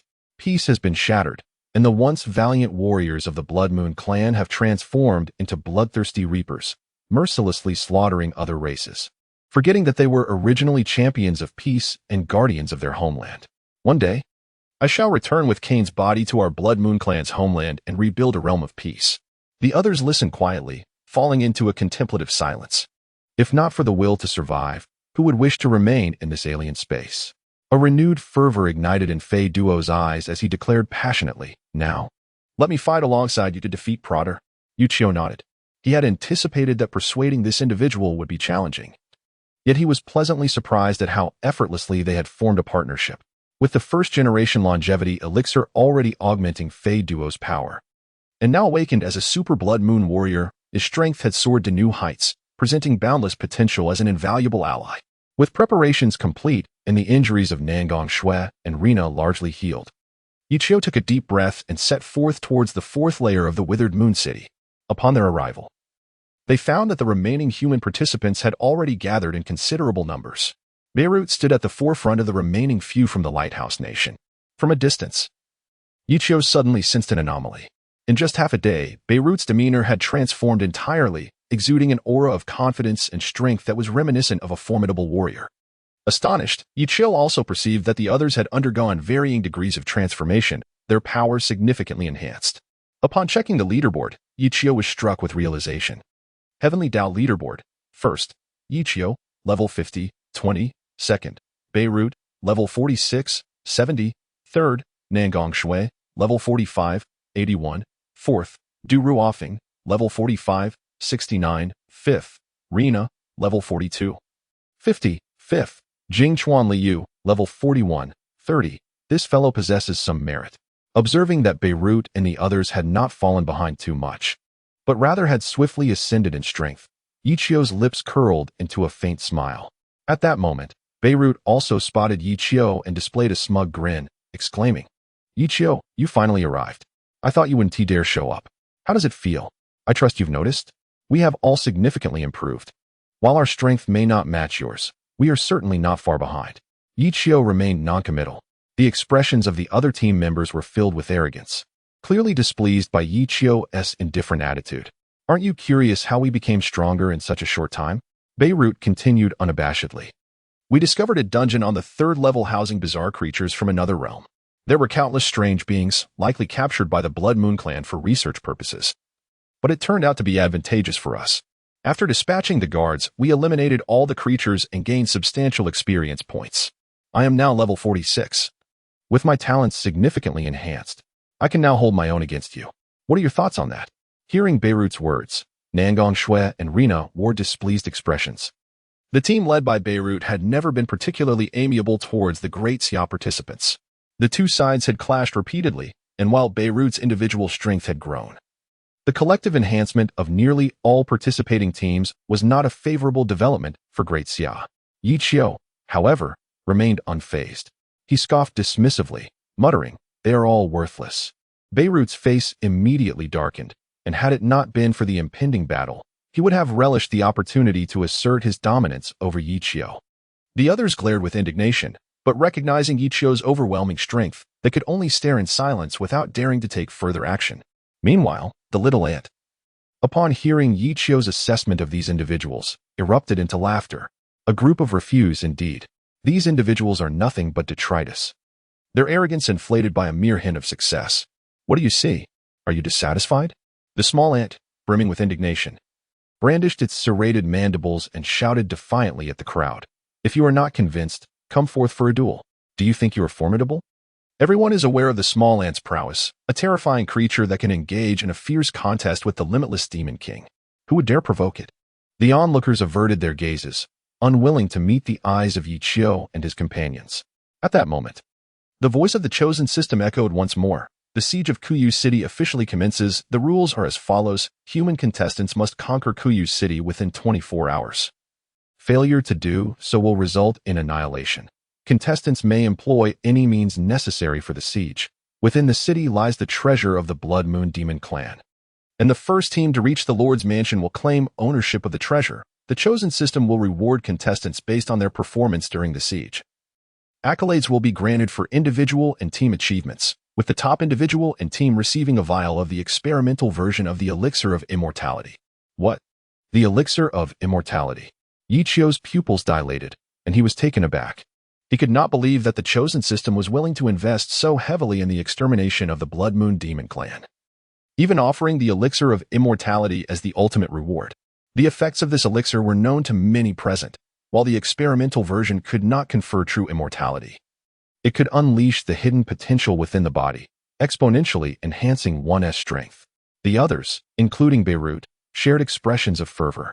The reward was indeed extravagant, especially now, as the contestants' team had significantly improved in strength after vanquishing the bizarre creatures. Their confidence soared. and this revelation acted as a powerful motivator, further igniting their fighting spirit. Chapter 85. The traitor Gu Ruofeng makes an appearance. Countdown to the siege begins. With the announcement of the chosen system, everyone eagerly prepared for battle. Yichio resolved internally to secure the first place. He must obtain the elixir of immortality. It was known that a mere injection of the semi-finished elixir could shatter the seals and elevate one to the status of a super blood moon warrior. Given Yichio's remarkable innate potential, using the elixir would signify a monumental leap in power. Everyone, prepare for battle. Yichio summoned the dragon and Godzilla from the spatial realm and began outlining the battle strategy. Nangong Shui, stick with me. Rina, follow the small ant. The dragon and Godzilla will support each other. Fei Duo, you are a free agent, ready to provide assistance at any moment. The battle will undoubtedly be fierce. So adhere to my assigned roles and do not stray. Our objective is clear. Avoid protracted fights and make a beeline for the Lord's mansion whenever possible. Nangong Shui, puzzled, inquired, Captain, shouldn't we remain on the main battlefield to reap merits? Is it wise to venture to the Lord's mansion merely for a handful of treasure, risking greater losses? Yichio playfully flicked the head of Nangong Shui, chuckling, to use your intellect, would you? If the celestial selection system can bestow rewards of such magnitude as the elixir of eternal life, then surely, the conquest of Withered Moon City is not a trivial endeavor. We are employing a strategy of diversion. Soon enough, you shall comprehend my foresight. Nangong Shui merely pursed her lips, choosing to remain silent. The Jiao Long and Godzilla, having been tamed by Yichio, had yet to unleash their formidable prowess, but this time, they were finally afforded the opportunity to showcase their might. Master, in this battle, if I do not slay tens of thousands of the Blood Moon Demon kin, it would be a disservice to all that I have consumed under your command, Godzilla declared, thumping his chest, causing the very earth to tremble. They are mere ants. Since my master has spoken, I, the Jiao Long, can reduce them to ashes in a single breath. The Jiao Long raised its majestic head, exuding an air of confidence. The appearance of these two titans immediately drew the attention of both the human contestants and the Blood Moon Demon kin, particularly the latter who, due to the conspicuousness of the Jiao Long and Godzilla, secretly committed their forms to memory, recognizing that in the impending battle, while they could afford to lose a skirmish, these two must not survive. The little ant cast a glance at the bewildered Rina behind him, forcing a grim smile. Just follow closely behind me and witness my prowess in battle. Refrain from recklessly engaging, lest you incur injuries that would waste my breath. Rina, momentarily taken aback, inquired, what do you mean by wasting breath? Realizing his misstep, the little ant hastily clarified, what I mean is, if you were to get hurt, it would require me to plead with Yichio for your assistance. Rina, unimpressed, shot him a disdainful look. Take care of yourself. Mind your own affairs. The last time, we faced the Demon Emperor, and you would have fared no better. This time, against the Blood Moon Demon army, I shall not yield easily. As preparations for battle intensified, a purple figure suddenly materialized above the Withered Moon City. This figure exuded an imposing aura, with a pair of purple wings extending from its back. Yichio's lips curled into a slight smile. It was none other than the Blood Moon Demon Kin's Demon Emperor, Dao Qi. Dao Qi cast a cold, venomous gaze over the assembly, his eyes brimming with malice. Hovering in midair, he declared icily, you insignificant humans dare to trespass upon my sacred Blood Moon City. Depart at once. For the sake of your being misled by the celestial selection system, I shall grant you clemency. Otherwise, I will show no mercy. While the spirits of the crowd surged with fervor and determination, they were already poised for action, disregarding whether their opponent was a demon emperor or a mere demon. Anyone who stood in their way was destined for death. Flatten Withered Moon City. Seize the elixir of eternal life. Beirut raised his arm in a rallying cry, and nearly 1,000 contestants roared in unison. At that moment, the atmosphere reached a fever pitch. Concurrently, billions of people across the globe were riveted by this battle that would determine the fate of all. This impending clash, laden with both trepidation and exhilaration, promised the ultimate glory and the unparalleled reward of the elixir of eternal life for the victor. Once the elixir of immortality is obtained, it signifies a profound enhancement of both the team's and individual capabilities, with the nation they represent basking in the resulting glory. Liberated from the tribulations of monstrous beasts and the scarcity of resources, victory is imperative. We must conquer the city of Kuyu and eradicate the Blood Moon Demon clan. The more we slay, the better. We are but a step away from reaching the pinnacle of the pyramid. Fellow human competitors, rally your spirits. Do not falter at this crucial moment. We stand united with you. The outcome hinges on this momentous battle. Summon all your courage to vanquish the Blood Moon Demon Clan. For the fate of humanity rests in your hands. Countless voices cheered and encouraged their respective teams, ensuring that this night would be one of sleepless anticipation. In the heights of the Great Xia, an elderly man with white hair gazed intently at the live broadcast, oblivious to the cigarette burning down to the end in his hand. Oldly, you should rest, a subordinate kindly suggested. Oldly shook his head, extinguishing his cigarette only to light another.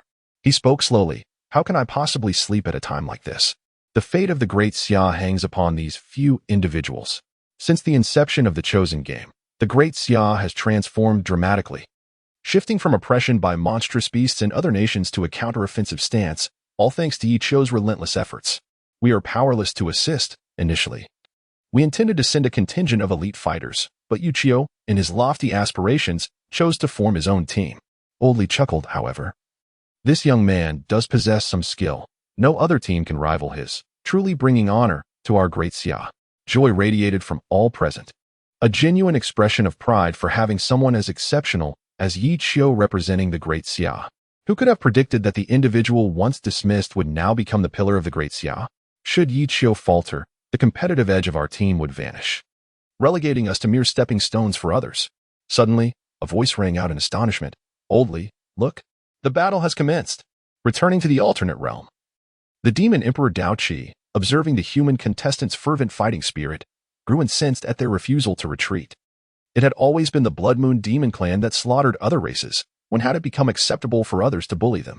Were it not for the Blood Moon's higher-ups prioritizing reconciliation with the human contestants for the greater good, he would not waste words on these insignificant creatures. Thus, let battle commence. The demon Emperor Dao Qi's aura surged dramatically.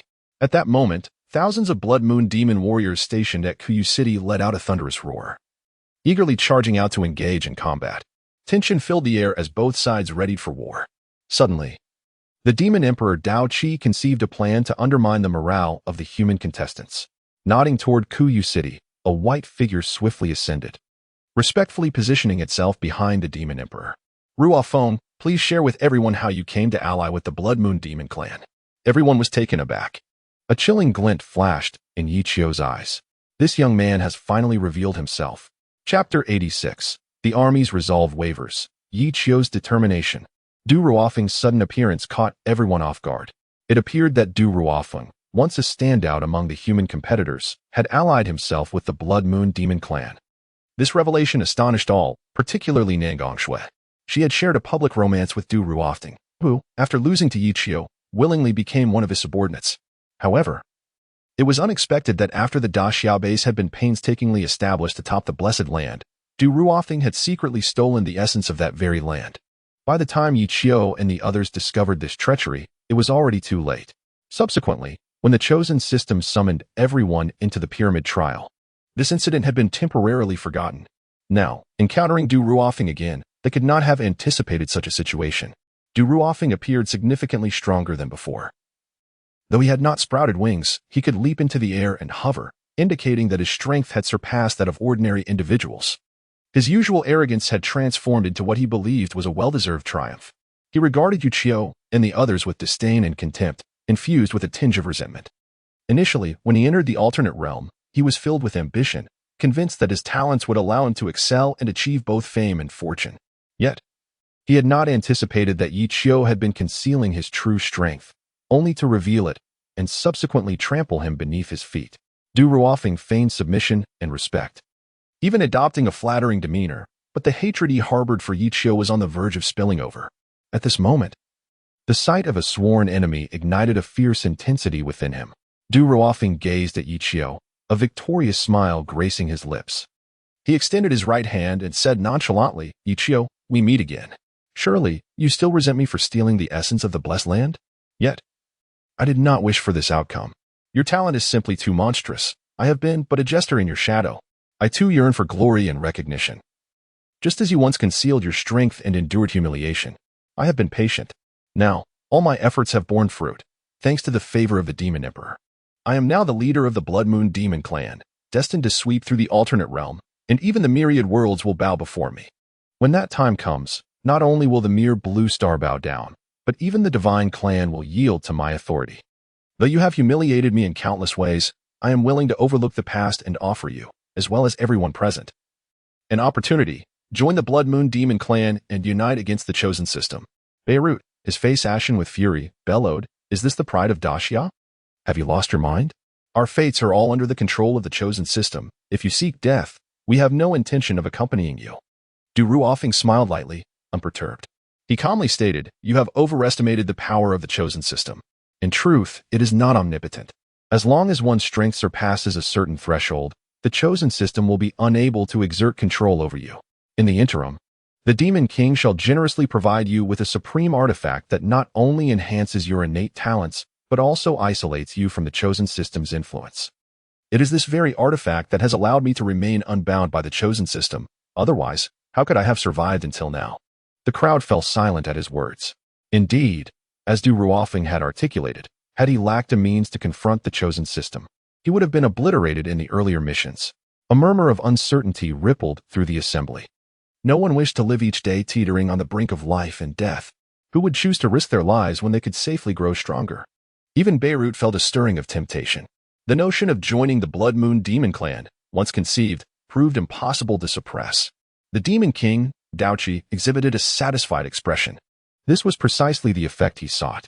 If he could secure human participants without bloodshed, it would be ideal. However, aside from a select few of formidable strength, the remainder were not within his plans for persuasion. At that moment, Yichio suddenly stepped forward. He scoffed, "Do you truly believe that your words will spare you? This battle is inevitable. Do you think mere rhetoric can avert it?" Du Ruofeng's countenance shifted, his tone grave as he replied, "Yichio, I have given you a chance. Do not be ungrateful. If you wish to die, please do not drag others down with you. I understand that you cannot let go of our grievances. But is it not selfish to entangle everyone's fate in your personal vendetta? If you desire a confrontation, I am ready at any moment, but you must consider the others. Do you truly wish for us all to engage in a deadly struggle?" Yichio let out a derisive laugh, as if he had heard something exceedingly amusing. The crowd looked at him in confusion. Noticing their bewilderment, Yichio finally spoke. "Have you not yet realized? The mission's time limit has been drastically reduced." His words struck like thunder, awakening everyone to the gravity of the situation. Upon checking the mission timer again, they discovered that the limit had plummeted from the original 24 hours to merely 4 hours. This meant that the human participants now had less than 4 hours to capture the desolate Moon City or face annihilation. Du Ruofeng hastily reassured, "Everyone, do not panic. I can immediately provide a portion of the artifacts for you to wear." "Spare your efforts," Yichio interrupted. "Do you not find this amusing? Even if you could immediately supply artifacts that sever the chosen system's control, the system is not foolish. It will promptly adjust the mission's time limit. 4 hours could become 2 or even half an hour. This conflict is unavoidable. Recognize the reality. You merely wish to buy time and sap our resolve. I wager that the so-called artifacts in your possession number no more than 10. Meanwhile, we stand nearly 1,000 strong, the vast majority destined for death. Therefore, one must not genuinely believe in the chance of becoming one of the fortunate few. Furthermore, even if one were to become part of that 1%, what difference would it make to serve as a lackey for the Blood Moon Demon Clan and obey the whims of the chosen system?" Yichio's words ignited a fire within everyone's hearts. If given the choice, they would certainly not wish to be toyed with by the chosen system, trapped in this absurd game of fate. However, they were even less inclined to become the hounds of the Blood Moon Demon Clan, subservient beneath the feet of such a brutal alien race. Beirut extended his right hand, and a colossal axe materialized instantaneously. He pointed the axe towards the Demon Emperor Dachi and declared solemnly, "Brothers, let us ascend to the pinnacle of the pyramid." Boom. Nearly 1,000 human participants erupted with unprecedented fighting spirit. Chapter 87, Celestial Obstruction and Shaking Stars. The war between the Blood Moon Demon Clan and the human participants was on the verge of eruption. As the strongest among humans, Yichio naturally took the lead, launching the first assault against the Demon Emperor Dachi. Following Beirut's roar, teams from various nations joined the fray. Nangong Shui accompanied Yichio, utilizing the power of the 5 elements to continuously trouble the Demon Emperor. Meanwhile, the little ant plunged into the demonic ranks, wreaking havoc as if in an uninhabited realm. Fei Duo's gaze was icy, showing no mercy even to his kin. For he understood that only through greater strength could the ambitions of the Demon Emperor be restrained. Rena summoned over 1,000 black skeletons, forming an undeniable force. She remained deeply concerned for the safety of the Corn Kingdom participants, commanding her sea of black skeletons to approach their ranks, striving to protect them with all her might. However, the Corn Kingdom team was unyielding. Rina's bond with Yichio, having become his follower, was unacceptable to the prideful Corn Kingdom. Almost none regarded her as an ally. Rather, they viewed her as an adversary. They had long forgotten that had it not been for Rina's sacrifice and valor, the Corn Kingdom team would have faced total annihilation. The battle between the Demon Emperor Dechi and Yichio naturally became the focal point of attention. The clash between these two formidable beings would determine the course of the war. Initially, Yichio refrained from hastily summoning his Taoist and Azura avatars. He wished to ascertain the extent of his current prowess and whether he possessed the capability to defeat one of the Blood Moon Demon clan's mightiest in a direct confrontation. Dechi, on the other hand, looked down upon Yichio with disdain. He believed that the Blood Moon Demon clan was the most powerful race in the universe, deeming the frail humans as a weak species, one that could only be controlled by the chosen system. Such a race deserved to be utterly eradicated. The spectral figure of the Demon Emperor Daochi flickered, executing a fist strike of unparalleled swiftness. This blow landed squarely upon Yichio. A faint smirk graced Daochi's lips, revealing his disdain. Is this all? Truly, it is exceedingly feeble. As the dust settled, Yichio stood unscathed, his expression one of displeasure. Have you not dined? You dared to strike me without evasion, yet you could not even harm me? Yichio's words struck a deep chord within Daochi. His countenance shifted from astonishment to fury. You insolent wretch, dare you insult me? Since arriving in this alien realm, Daochi had never endured such an egregious humiliation, especially not in front of the entire Blood Moon Demon clan. He yearned to rend Yichio asunder. Boom! A formidable aura erupted instantaneously, causing the arena to tremble. What a terrifying pressure! What immense charisma! Is this the essence of a demon emperor? The spectators exchanged glances of uncertainty. Only a prodigy like Yichio could possibly contend with such a monstrous entity. Were it anyone else, they would have already succumbed to terror. Simultaneously, the world's gaze converged upon Yichio. This battle had transcended all expectations. Although gifted warriors abounded, they paled in comparison to Yichio and the Demon Emperor Daochi, whose combat prowess lay far beyond the confines of humanity. They were approaching the realm of the divine. In his wrath, the Demon Emperor Daochi unleashed his full might, launching a ferocious assault upon Yichio. Yichio was forced to retreat repeatedly, seemingly trapped in a defensive stance. The expressions of the onlookers grew grave with each of Yichio's backward steps. Yet, Yichio had discerned the intricacies of the Demon Emperor Daochi's strength. Overall, it was indeed formidable, at least 5 times more powerful than the extreme demon kings he had previously encountered. In this combat scenario, he too would surely meet his demise. However, he had not yet unleashed his full potential. Meanwhile, the little ant and Rina were in a frenzy, slaying their foes with abandon. A typical demon warrior's merit value stood at 10 points, while that of a Blood Moon demon warrior was 30 points. The merit value for a Blood Moon warlord reached 100 points, and for a demon king, it was 500 points. Through their synergy, the little ant and Rina had collectively amassed nearly 10,000 merit points. On the other side, Fei Duo was also in a relentless rampage, slaying all who opposed him. However, as he was not a bona fide member of the Great Xia team, he did not accrue merit points. Instead, it was Nangong Shui, who continuously unleashed large-scale destructive abilities that garnered an additional 3,000 merit points. This tally did not even account for the experience points earned. Ironically, the most unfortunate were not the remaining human competitors, but rather Godzilla and the Flood Dragon. Their initial arrogance had drawn an overwhelming tide of enmity, and the majority of the Blood Moon Demon clan's combat forces immediately surged toward the two.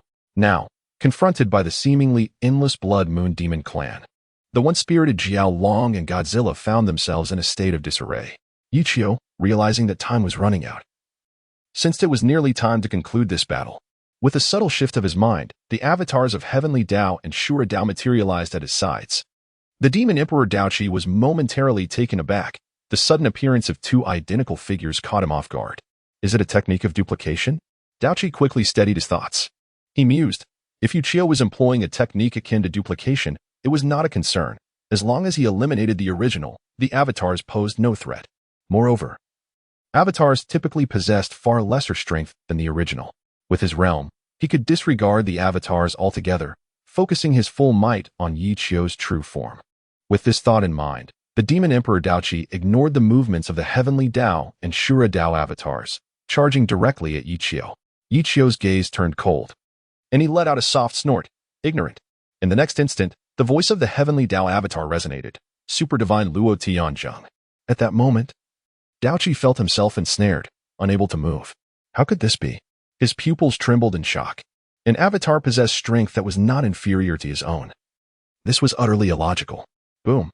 Before he could react, 5 rockets exploded right in front of him, leaving him in disarray. Stunned, he turned to the Shura Dao avatar. What? This avatar can employ technological means to attack? Damn it. The Demon Emperor Daoqi was thoroughly bewildered. Though both avatars bore an identical appearance to Yichio, their methods of attack were entirely distinct. The formidable control exerted by the Heavenly Dao avatar gave him a headache, while the relentless assault from the Shura Dao avatar was excruciating. One controlled, while the other launched a barrage of rockets. What kind of game is this? The Demon Emperor Daoqi seethed with rage and was about to devise a means to break free when he suddenly heard a familiar voice. Heavenly Barrier Quake Star. Yichio, forming a hand seal, executed the latest skill he had comprehended after the evolution of his reincarnation eye. Suddenly, a massive meteorite appeared out of thin air above the pyramid. The meteorite descended with astonishing force and unstoppable speed, targeting the immobilized Demon Emperor Daoqi. What the hell? Daoqi's eyes widened in disbelief at the sight. The others also noticed the situation and looked up in unison. Instantly, the entire arena was rendered speechless by the spectacle before them. Chapter 88. The Unexpected Arrival. A meteorite? Nearly everyone struggled to believe their eyes. At that moment, within the pyramid, where did this meteorite come from? No way. Could it be summoned by Yichio? If he could execute the Earth-exploding star technique, summoning a meteorite seemed quite plausible. As everyone stood in astonishment, a meteor suddenly appeared in the sky, soon followed by a second. When the third meteor emerged, the Demon Emperor Daoqi utterly collapsed. The impact of a single meteor might not have been sufficient to end his life, given his remarkable recovery abilities. However, the arrival of 2 meteors posed a far graver threat.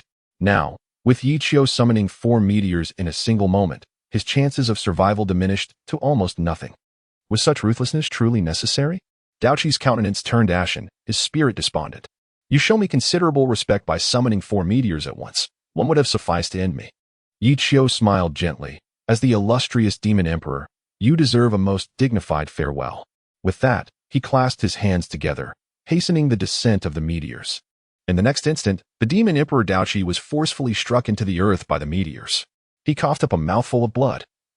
But before he could catch his breath, the second and third meteors followed suit. Thus, the Demon Emperor Daoqi met a humiliating demise beneath the falling celestial bodies.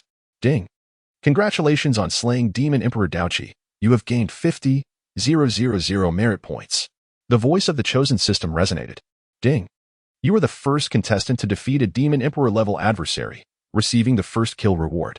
Congratulations, you have earned 100,000 experience points, a drop of golden panga blood, and 2 vials of the experimental version of the longevity elixir, which can be combined into a semi-finished product. The revelation that the Demon Emperor had been crushed to death by Yichio sent chills down everyone's spine. What was expected to be an evenly matched confrontation turned into a swift and devastating display of power as Yichio unleashed a new ultimate technique, summoning meteors to indiscriminately obliterate Daoqi. Even more astonishingly, the destruction wrought by the meteors was so immense that the city of Kuyu suffered catastrophic damage, collapsing in an instant, burying hundreds of Blood Moon demon warriors who were unable to escape, thereby allowing Yichio to effortlessly accumulate merit points and experience. Witnessing the demise of Demon Emperor Daoqi, the human contestants felt a surge of confidence. Conversely, the morale of the Blood Moon demon faction plummeted, and the dynamics of the battle shifted dramatically. The contestants from various nations, already emboldened by their enhanced strength, now charged forward with reckless abandon, fearful of having their merit points seized by others. Beirut led the members of the Lighthouse Nation with exceptional valor, being the first to rush toward the ruins of Kuyu City. Yichio then realized that the first to uncover the treasures of Kuyu City would secure the second vial of the longevity elixir. Turning his gaze, he saw that the little ant and Reno were already harvesting the battlefield, seemingly caught up in a frenzy of slaughter. Meanwhile, Godzilla and the Dragon King finally breathed a sigh of relief as the tide of battle shifted from their being besieged to relentlessly pursuing and punishing the Blood Moon demons. Yichio called out to Fida behind him. You handle things here.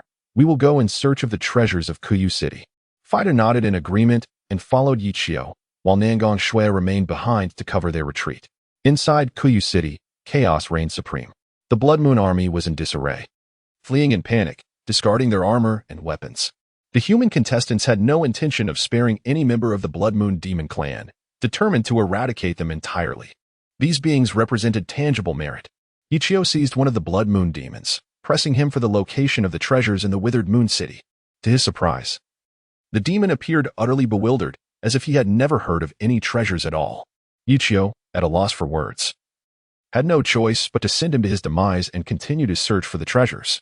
Suddenly, Fei Duo, who was trailing behind, let out an intrigued sound. Yichio turned back, perplexed, and saw Fei Duo fixated on a statue. What's the matter? Is there something special about it? Yichio casually inquired. To his astonishment, Fei Duo nodded and replied, I've never seen this statue before. Yichio, however, dismissed it. Perhaps it was erected by some vain individual. I have encountered many such statues. Why should a Blood Moon demon find this remarkable? Fei Duo shook his head. Every statue you have seen is carved in the likeness of a prodigy from the Blood Moon clan. Ordinary individuals cannot be immortalized in this way. According to the clan's regulations, anyone who dares to sculpt themselves into a statue faces severe punishment, including the amputation of their hands. This revelation compelled Yichio to reassess the statue. He stroked his chin and mused, could it be the statue of some prominent figure you were unfamiliar with? Fei Duo shook his head with conviction. Though the history of the Blood Moon demons is ancient, every hero is distinctly remembered. In my recollection, this individual does not exist.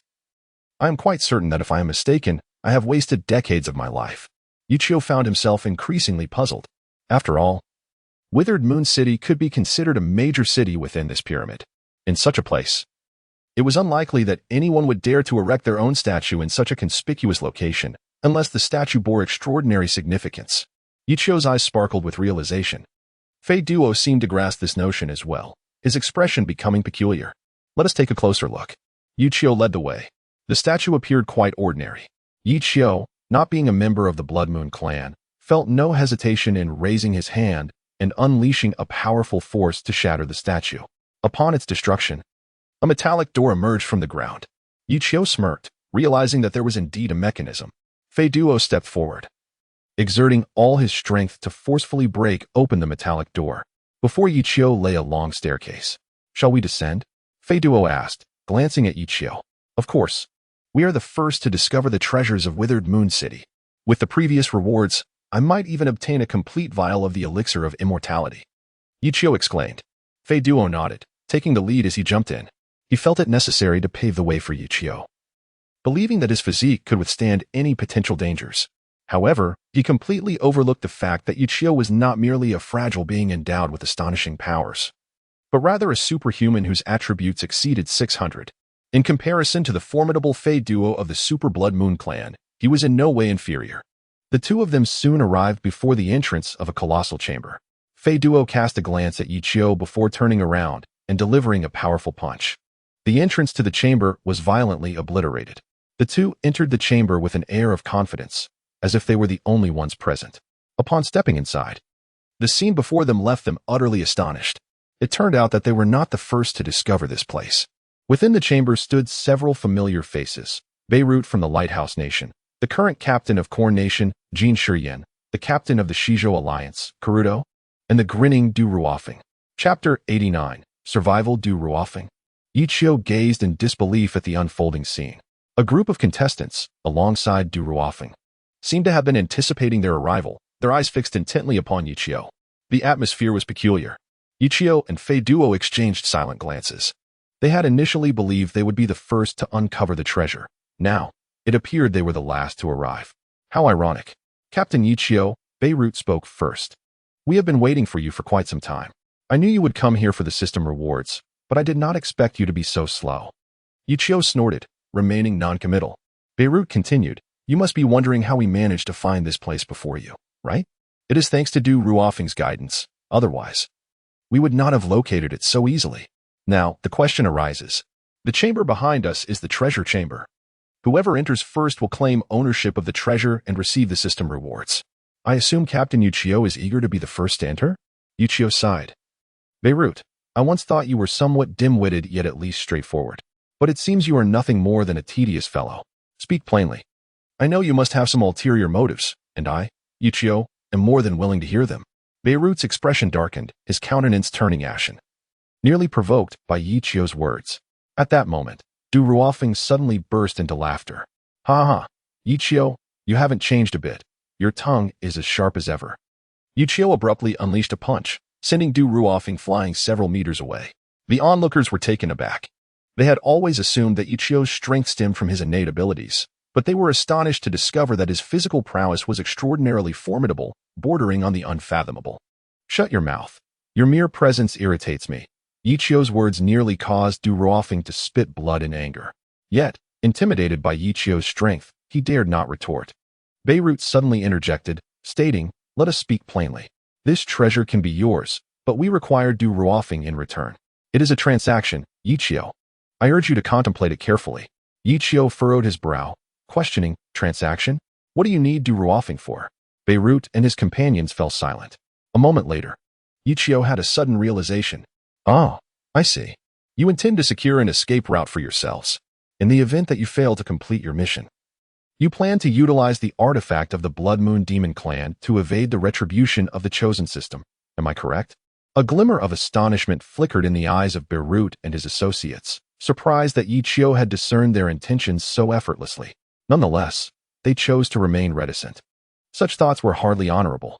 Crucially, the number of artifacts capable of freeing one from the Chosen System was exceedingly limited, sufficient only for the few leaders present. Others would not have this opportunity. When Du Ruofeng first approached Beirut and the others for discussion, they hesitated momentarily. Yet, human nature is ultimately selfish. Who would refuse an additional chance at survival? As for the others, they could only blame their lack of strength. In this brutal game of the Chosen, only those endowed with both strength and cunning could endure until the end. The rest would merely serve as stepping stones. Beirut and his companions wore grim expressions, feeling a mix of embarrassment and anger as Yichio articulated their thoughts. At that moment, Du Ruofeng stood up again and approached Beirut and the others, smiling. "One must look out for oneself, or one risks annihilation. Captain Yichio, I underestimated you when you defeated the Demon Emperor Daochi. However, I must assure you, with your current abilities, you cannot contend with the Demon Emperor, nor can you match Demon Lord Julian. Reaching this point is already your utmost limit. Be silent."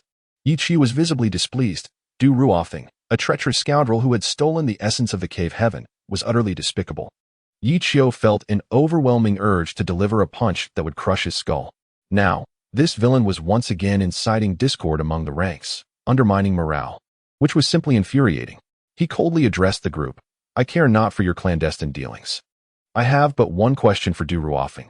Where is the essence of the cave heaven?" Du Ruofeng scoffed. "Captain, are you out of your mind? Such a precious thing could not possibly still be in my possession. I have long since given it to the Demon Lord." Before he could finish his sentence, Yichio vanished from his spot. Du Ruofeng's expression shifted dramatically as he shouted, "Captain Beirut, he intends to kill me. Save me." Without a moment's hesitation, Beirut conjured a shield to protect Du Ruofeng. Bang! A powerful gust of force instantly shattered the shield and left the onlookers gasping in shock. Yichio, filled with rage, declared, "Those who stand in my way shall perish." Beirut was taken aback by the imposing presence exuded by Yichio and quickly called out to everyone, "What are you all dawdling for? Let us move together.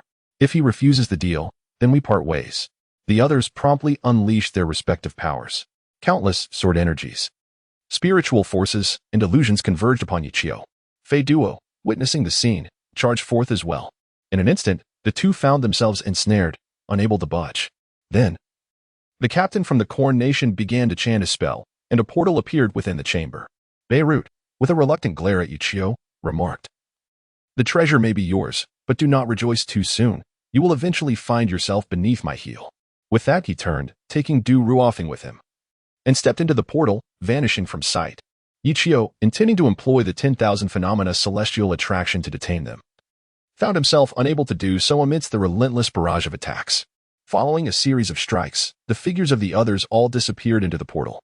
Spitting in frustration, Yichio muttered, "A bunch of cowards." To save their lives, several captains had forged an alliance with Du Ruofeng, which was far from favorable news. Yichio realized that clearing the field would no longer be an easy task. However, the silver lining was that these individuals had neglected to unlock the treasure chamber in their haste to negotiate with him. Thus, Yichio emerged as the sole possessor of the treasure, reaping the benefits bestowed by the system. Fei Duo, endowed with extraordinary strength, effortlessly opened the chamber. What lay before him was a mountain of riches, battle armors, divine weapons, elixirs, gemstones, and technological blueprints that dazzled the eye. Food, medicines, and various precious artifacts were all present. Yichio's eyes lit up as he discovered a particular treasure. With this artifact, even with the protection of Beirut and his cohorts, Du Ruofeng would find it difficult to escape his grasp. Chapter 90. The Black Shop. Yichio meticulously stored all the treasures into his storage space. These resources would prove invaluable upon returning to the base, undoubtedly aiding him in establishing a formidable force, perhaps even a dynasty. At that moment, the voice of the chosen system resounded once more. Congratulations to all for successfully capturing the city of Withered Moon. Below is the merit ranking list for this battle. First in merit, Yichio with 95,000 merit points. Second in merit, Beirut with 67,000 merit points. Third in merit, Nangong Shui with 61,000 merit points. Fourth in merit, Reno with 59,000 merit points. Fifth in merit, Jin Shiwan with 54,000 merit points. Merit points can be exchanged for various items in the system interface, or for credits at a ratio of 10:1. The first place in merit will receive a bottle of the experimental version of the longevity elixir. Distributed after the pyramid trial, the Daxia participating team, led by Yichio, has become the possessor of a treasure. Acquiring the Blood Moon Clan's treasure along with a special item, the Spirit Power Storage Device, in light of Yichio, the captain of the Daxia team. Being both the treasure holder and the first in merit, the Daxia Nation will enjoy a year of favorable weather, resulting in a 20 increase in mineral resource rewards. The top 10 participants in merit rankings will also bring varying degrees of rewards to their respective nations. At this moment, all participants breathed a sigh of relief, their eyes sparkling with excitement. This time, the chosen system displayed remarkable generosity, allowing merit to be exchanged for items and credits. Consequently, nations trailing in points would not face elimination in the final tally. Naturally, the rewards for the top 10 were met with great satisfaction from all countries. Historically, Daxia has always been in the spotlight, and now it was finally the turn of other nations to reap the benefits. The citizens of Daxia were equally pleased with the rewards, as favorable weather forecasted a significantly better harvest across all industries this year, leading to an enhanced quality of life for the populace. At this moment, the system's voice resounded once more. The operation plan for Kuyu City concludes perfectly. The chosen system announces the latest mission: attack the stronghold of the Blood Moon Clan, with a time limit of 10 hours. Participants who slay the Demon King and obtain the Demon King's heart item will have the opportunity to unlock a special domain talent. Participants who slay the Demon Emperor and obtain the Demon Emperor's heart item will have a higher chance to unlock a special domain talent. Participants who slay the Demon Sovereign and obtain the Demon Sovereign's heart item will have a very high chance to unlock a special domain talent. Participants who slay the Demon Monarch and obtain the Demon Monarch's heart item will have an extremely high chance to unlock a special domain talent. Special domain talent? Yichio's eyes brightened. What exactly is the function of this special domain talent? The chosen system offered no explanation. However, after unlocking the Kaleidoscope Sharingan, Yichio could briefly utilize Kamui to forcibly pull enemies into an alternate space. If he were to comprehend the special domain talent, would he not become invincible? This special domain talent must be acquired. Yichio silently resolved. Coincidentally, he was still 900 Blood Moon powerhouses away from his goal of 1,000. If such odds did not result in unlocking a special domain talent, then the chosen system would undoubtedly be toying with him. Yichio set his sights on a goal and, accompanied by Fei Duo, proceeded to rendezvous with Xiaoan and the others. The group met atop the towering walls of Kuyu City. Nangong Shui and Rina were beaming with joy, having achieved significant gains. Not only had they elevated their levels, but they had also amassed a considerable amount of merit points, securing their positions within the top 10. At that moment, the two women were deliberating on what items to exchange for. Xiaoan, eavesdropping from the side, suddenly exclaimed, "Goodness! You are using such precious merit points to exchange for sanitary napkins?" Nangong Shui and Rina's faces turned crimson as they scoffed at the remark. The arrival of a woman's monthly visitor was indeed a troublesome affair. Unlike the real world, this alternate dimension lacked the convenience of readily available sanitary products. Resources were scarce, and acquiring such fundamental necessities could only be achieved through the exchange system in the marketplace. Yichio, however, remained unperturbed.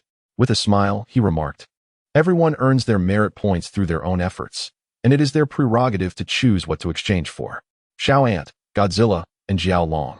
The merits you accrued from slaying the Blood Moon Demon Clan under our master-servant contract count towards my total.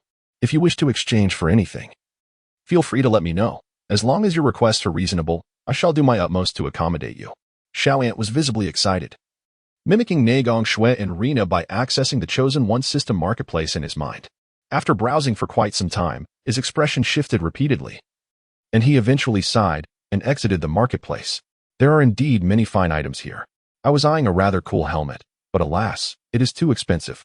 Yichio chuckled. Your body is as resilient as divine iron. What need have you for a helmet? The others joined in laughter. Yet, Xiao Ant, undeterred, replied, I don't mind admitting that I absolutely despise having my head struck. Every time someone hits my head, even if it doesn't hurt much, I can't help but lose my temper and feel compelled to fight them to the bitter end. The last time I ventured into the pyramid was because that demon king struck my head. I lost my senses and battled him all the way to the pyramid. It was only after regaining my composure that I realized the danger and managed to escape. The group then understood the underlying reason for Xiao Ant's behavior. Yichio nodded. In that case, as your master, I have an obligation to equip you. What is the name of that helmet? Now that I am the top of the merit leaderboard, with approximately 20,000 points from previous endeavors, exchanging for a helmet should be more than sufficient.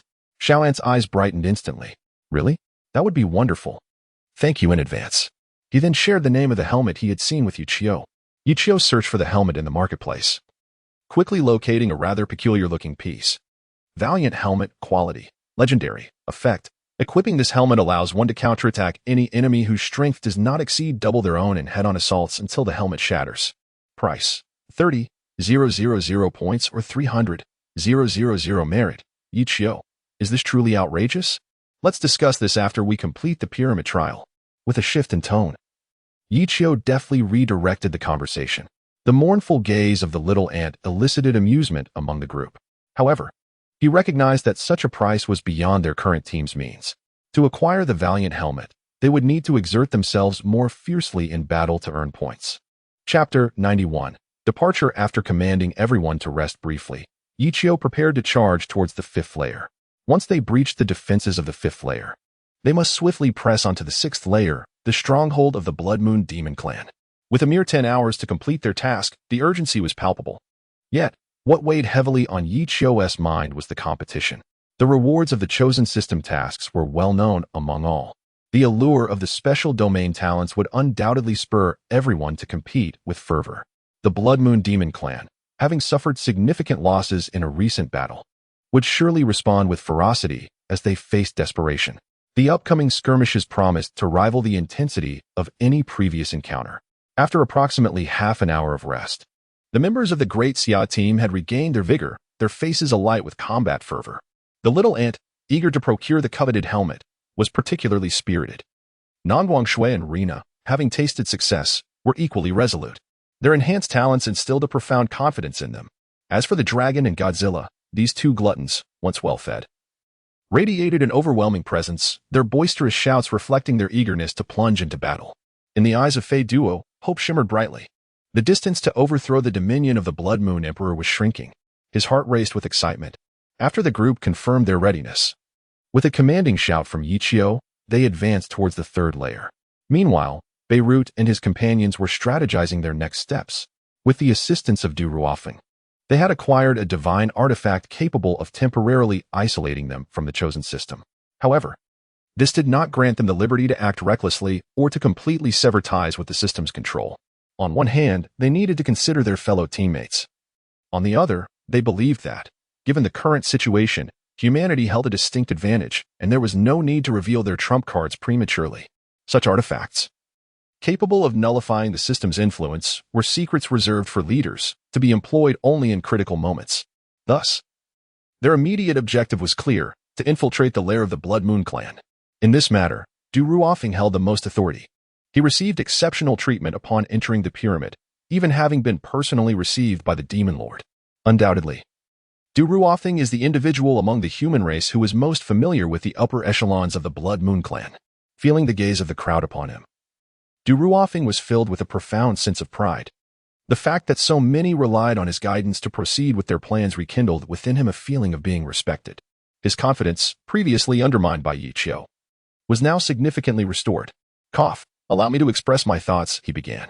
Although we have emerged victorious in the battle for Kuyu City, I must say, Kuyu City is merely a pawn discarded by the Blood Moon's upper management.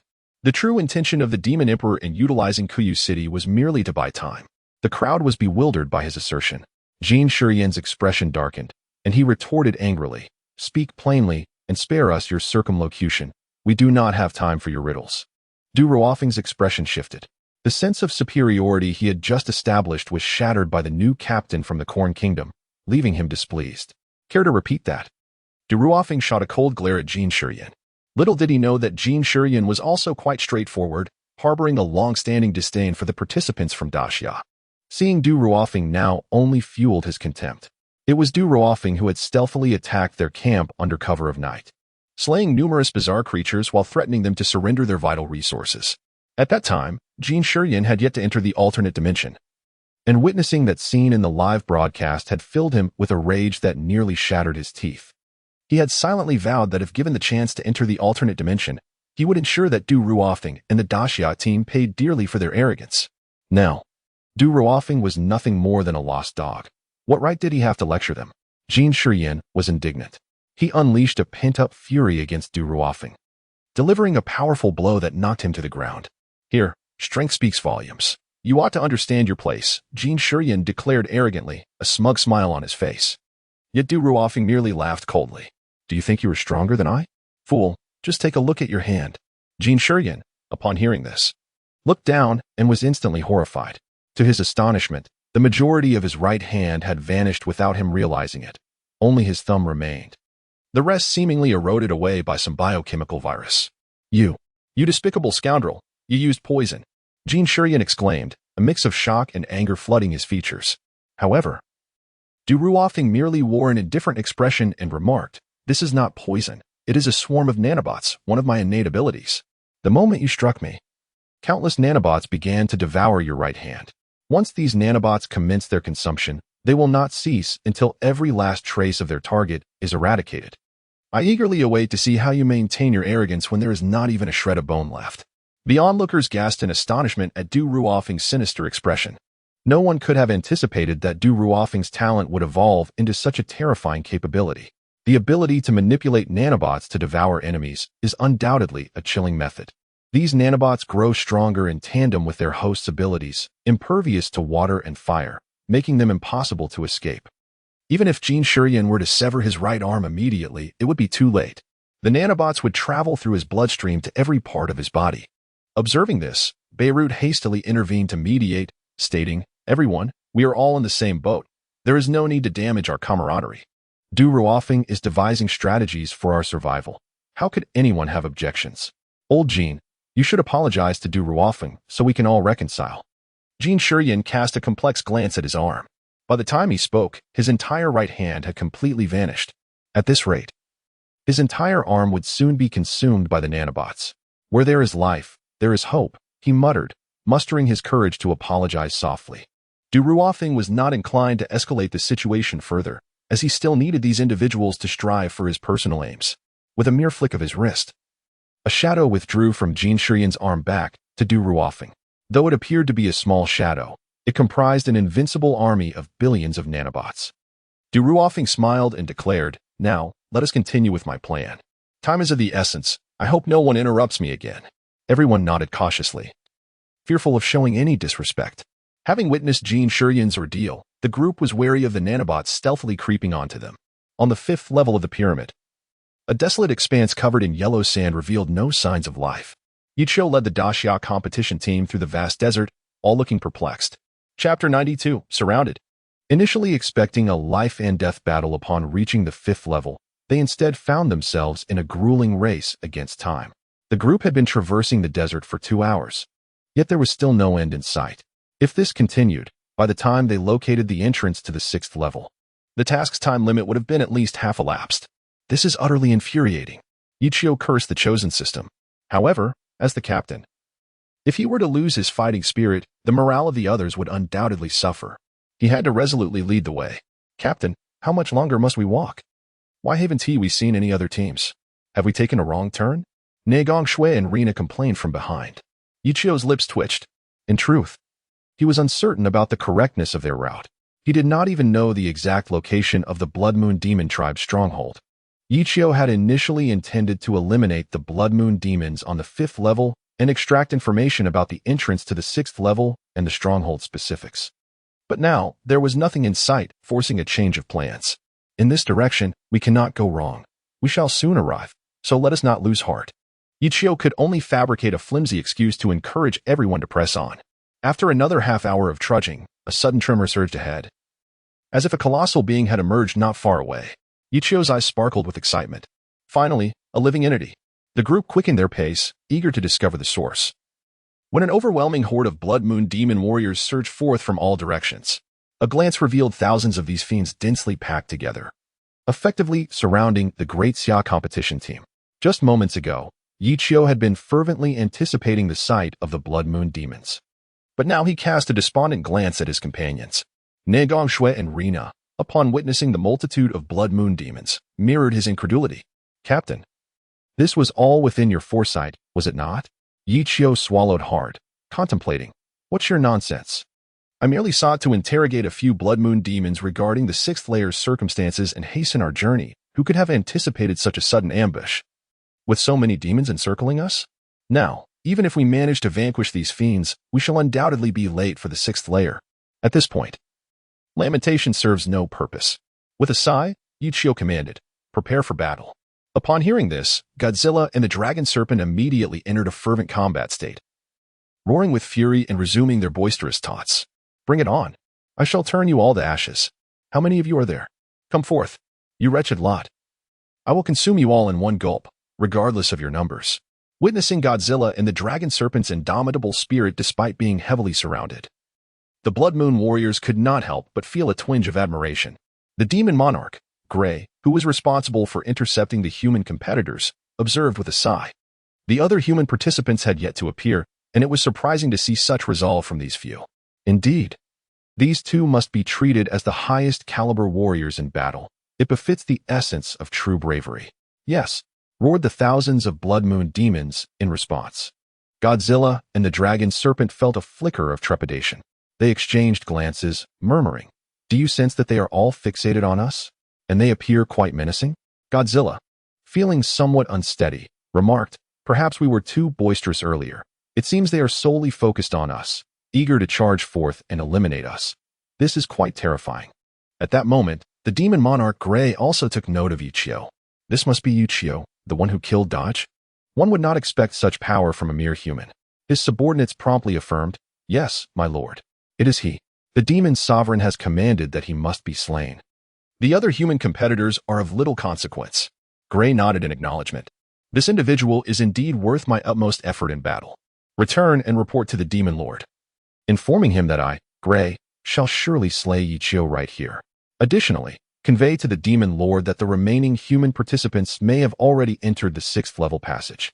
He must intercept them and ensure that the grand designs of the demon emperor are not thwarted. A group of demon warriors accepted the command and departed. Meanwhile, Yichio silently summoned his celestial and azure avatars. We must be mindful of time. We can no longer afford to delay. The demon emperor is my responsibility. You shall deal with those minions. Though the little ant was somewhat reluctant, prioritizing the greater good compelled him to heed Yichio's orders. With a command from Demon Emperor Gray, thousands of Blood Moon demon warriors surged towards Yichio and his companions. The impending battle was palpable. With a mere gesture, Yichio unleashed a devastating earth explosion star technique. Instantly, countless Blood Moon demon warriors were ensnared by the overwhelming gravitational force, drawn towards the meteoric debris in the sky. Boom.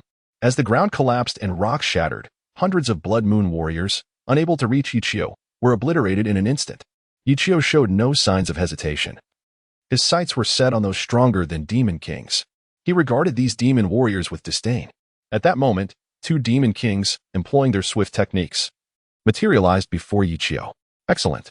With a wave of his hand, the Celestial and Azura avatars launched their assaults simultaneously. The combination of divine manipulation and fiery arrows swiftly annihilated the two Demon Kings. Ding! Congratulations on slaying two Demon Kings and earning 10,000 merit points. Was the special domain talent not activated? Yichio felt a tinge of disappointment. The reward for defeating Demon Kings did not meet his expectations. However, the more challenging it was to activate, the more it signified the rarity of the talent domain, which only heightened Yichio's anticipation regarding just how extraordinary this talent domain might be. Yichio then set his sights on Demon Emperor Gray. Are you not eager to meet your demise? Yichio gazed imperiously at Gray, exuding an aura of sovereign authority. Gray furrowed his brow, contemplating. This fellow is indeed formidable. Before him, Demon Kings seem as helpless as infants. It appears necessary to resort to that. Meanwhile, as Yichio and Gray faced off, Nangong Shui harnessed the power of the 5 elements to transform this desert into a frigid expanse. Countless hailstones rained down upon the Blood Moon Demon army, causing blood to spatter as many were struck down, their skulls shattered. Of course, those Blood Moon demons of slightly greater strength could largely disregard such damage. The black skeletons summoned by Rina had now matched the numbers of the Blood Moon clan, although their overall strength was inferior. They were capable of hindering the advance of the Blood Moon warriors. Chapter 93, the battle comes to a close at the heart of the battlefield. The clash between Yichio and Demon Emperor Gray had reached a fever pitch. From the moment their battle commenced, Gray realized something was amiss. Yichio's prowess exceeded all his expectations. He was compelled to reveal his ultimate trump card. Gray abruptly produced a syringe from his pocket and plunged it into his own arm.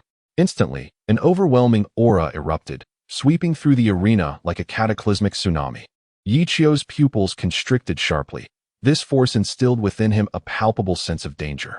Concurrently, the citizens of the Great Xia, who were attentively tuned into the live broadcast, felt their hearts leap into their throats. Surrounded by the forces of the Blood Moon Demon Clan, their anxiety had already reached a peak, and now, with the Demon Emperor enhancing his strength through illicit means, what hope was there? After administering the drug, Gray turned to Yichio, wearing a confident smile. Do you know what substance I just injected? If I am not mistaken, it must be the elixir of immortality, correct? Haha, you are quite astute. Gray acknowledged with a nod. However, this is no ordinary elixir of immortality. It is the flawless version, an artifact reserved for those of Demon Emperor rank and above. With this injection, one can fully unleash their potential, reaching an unparalleled state of perfection, with strength amplified at least 5-fold. So, what do you say? It's not too late to beg for mercy. Silence, Yichio retorted coldly. The one who should be begging for mercy is you. Indeed. A Demon Emperor with 5-fold augmented strength was a terrifying presence, akin to a demon sovereign in the arena. The formidable aura was palpable even to the audience watching from their screens. What could be done? The Demon Emperor was already a formidable adversary, and now, having consumed the elixir, his strength had soared beyond comprehension. What a cheat. Could Yichio truly conquer this monster? Would the Great Xia team meet its demise here? Surely not. They had only just begun anew. If they were to be annihilated, all would be lost. Stay strong. Even if we cannot vanquish this foe, we must conserve our strength. If we perish, we will truly have nothing left. The citizens of Great Xia, more anxious than if they were on the battlefield themselves, offered advice and strategies. Though speaking was far easier than acting. In the midst of the encircled Blood Moon forces, breaking free and preserving their strength seemed nearly impossible. Defeating the Demon Emperor Gray was their only path forward. At that moment, the little ant was reveling in the chaos of battle when he suddenly noticed the surge in Gray's power, causing his expression to darken. What the hell is this? This is outrageous, he exclaimed. The Blood Moon clan truly has no sense of honor. Yet, the reality was that Gray had become extraordinarily formidable. Even he might falter against him. Nangongshue, standing behind him, scolded, "You despicable little ant, do you have no shame? You can't even contend with a peak demon king. How could you possibly challenge a demon emperor, especially one who has quintupled his strength?" The ant, indignant, shot her a glance. "Ever since I devoured the demon king, my strength has transcended all comparison. You'd best speak to me with some respect, for the next time you find yourself in peril. Don't expect me to come to your aid." Nangongshue looked on, bewildered. "When will I ever need your rescue?" The little ant declared with a hint of arrogance. "If it weren't for my saliva last time, both you and Rina would have perished." "Saliva? What on earth are you talking about? Wasn't it Captain Yichio who saved us last time?" Nagong Shui gazed at the little ant with a hint of skepticism. The little ant, suddenly feeling a pang of guilt, hastily clarified. Ah, yes, it was Yichio who rescued you. However, I also played a part. Your so-called contribution is nonsense. It's a miracle you didn't make things worse, Nagong Shui retorted, casting him a disdainful glance as she continued to channel her formidable elemental powers. At this moment, Yichio stood resolutely against the amplified five-fold strength of the Demon Emperor. He was unflinching, confident in his ability to manage the situation with both his Heavenly Path and Shura avatars, coupled with the now-awakened Mangeki Sharingan. With a simple gesture, the Heavenly Path avatar summoned the Demon Emperor Grey closer with an irresistible force, while the Shura avatar simultaneously launched a barrage of explosive projectiles, shaking the very ground beneath them. As the dust settled, Grey wore a scornful expression. Is this all you're capable of?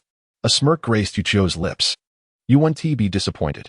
In the next instant, Yichio vanished from sight and landed a powerful punch, sending the Demon Emperor staggering back several paces. Disbelief etched across his face. Even with my five-fold enhancement, how can you still injure me? This is impossible. Yichio chuckled coldly. What does it matter if you forcibly augment your feeble strength with elixirs?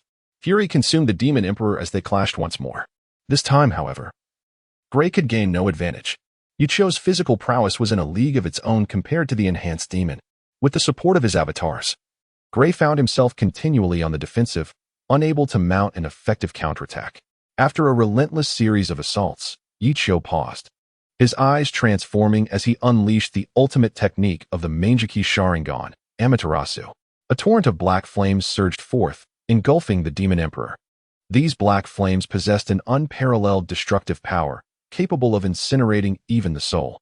In anguish, Grey desperately attempted to extinguish the flames, but to no avail. Yichio resolved to bring the battle to a close. Observing Grey ensnared by Amaterasu, he raised his hand and declared, Super Divine, R10. As the words left his lips, Grey's body erupted in a brilliant crimson hue, enveloped in a mist of blood. His countenance twisted in agony and rage. How can this be? I, who have attained such strength, am bested by a mere human? His expression was filled with resentment, but in the next moment, his form shattered into countless pieces. Thus fell the once mighty Demon Emperor. Bah! What a pitiful excuse for a Demon Emperor, the little ant remarked disdainfully at Grey's life. And then, they approached their leader. The slaying of the Blood Moon Demon clan by Yichio did not incite panic. Rather, it ignited an even stronger desire for battle. Nagong Shui and Rina, however, felt their strength waning. Although their powers had significantly increased, they could not sustain a prolonged confrontation. At this moment, Godzilla and Xiaolong were also battered and bruised. Despite their formidable prowess, they found themselves overwhelmed by the sheer number of adversaries, feeling utterly exhausted under the relentless assault of hundreds of Blood Moon demons. Suddenly, a melodic flute tune resonated from afar. The enchanting notes compelled the Blood Moon demons to cease their onslaught and retreat. In the blink of an eye, nearly 1,000 Blood Moon demons vanished without a trace. Thus, the fierce battle came to a close.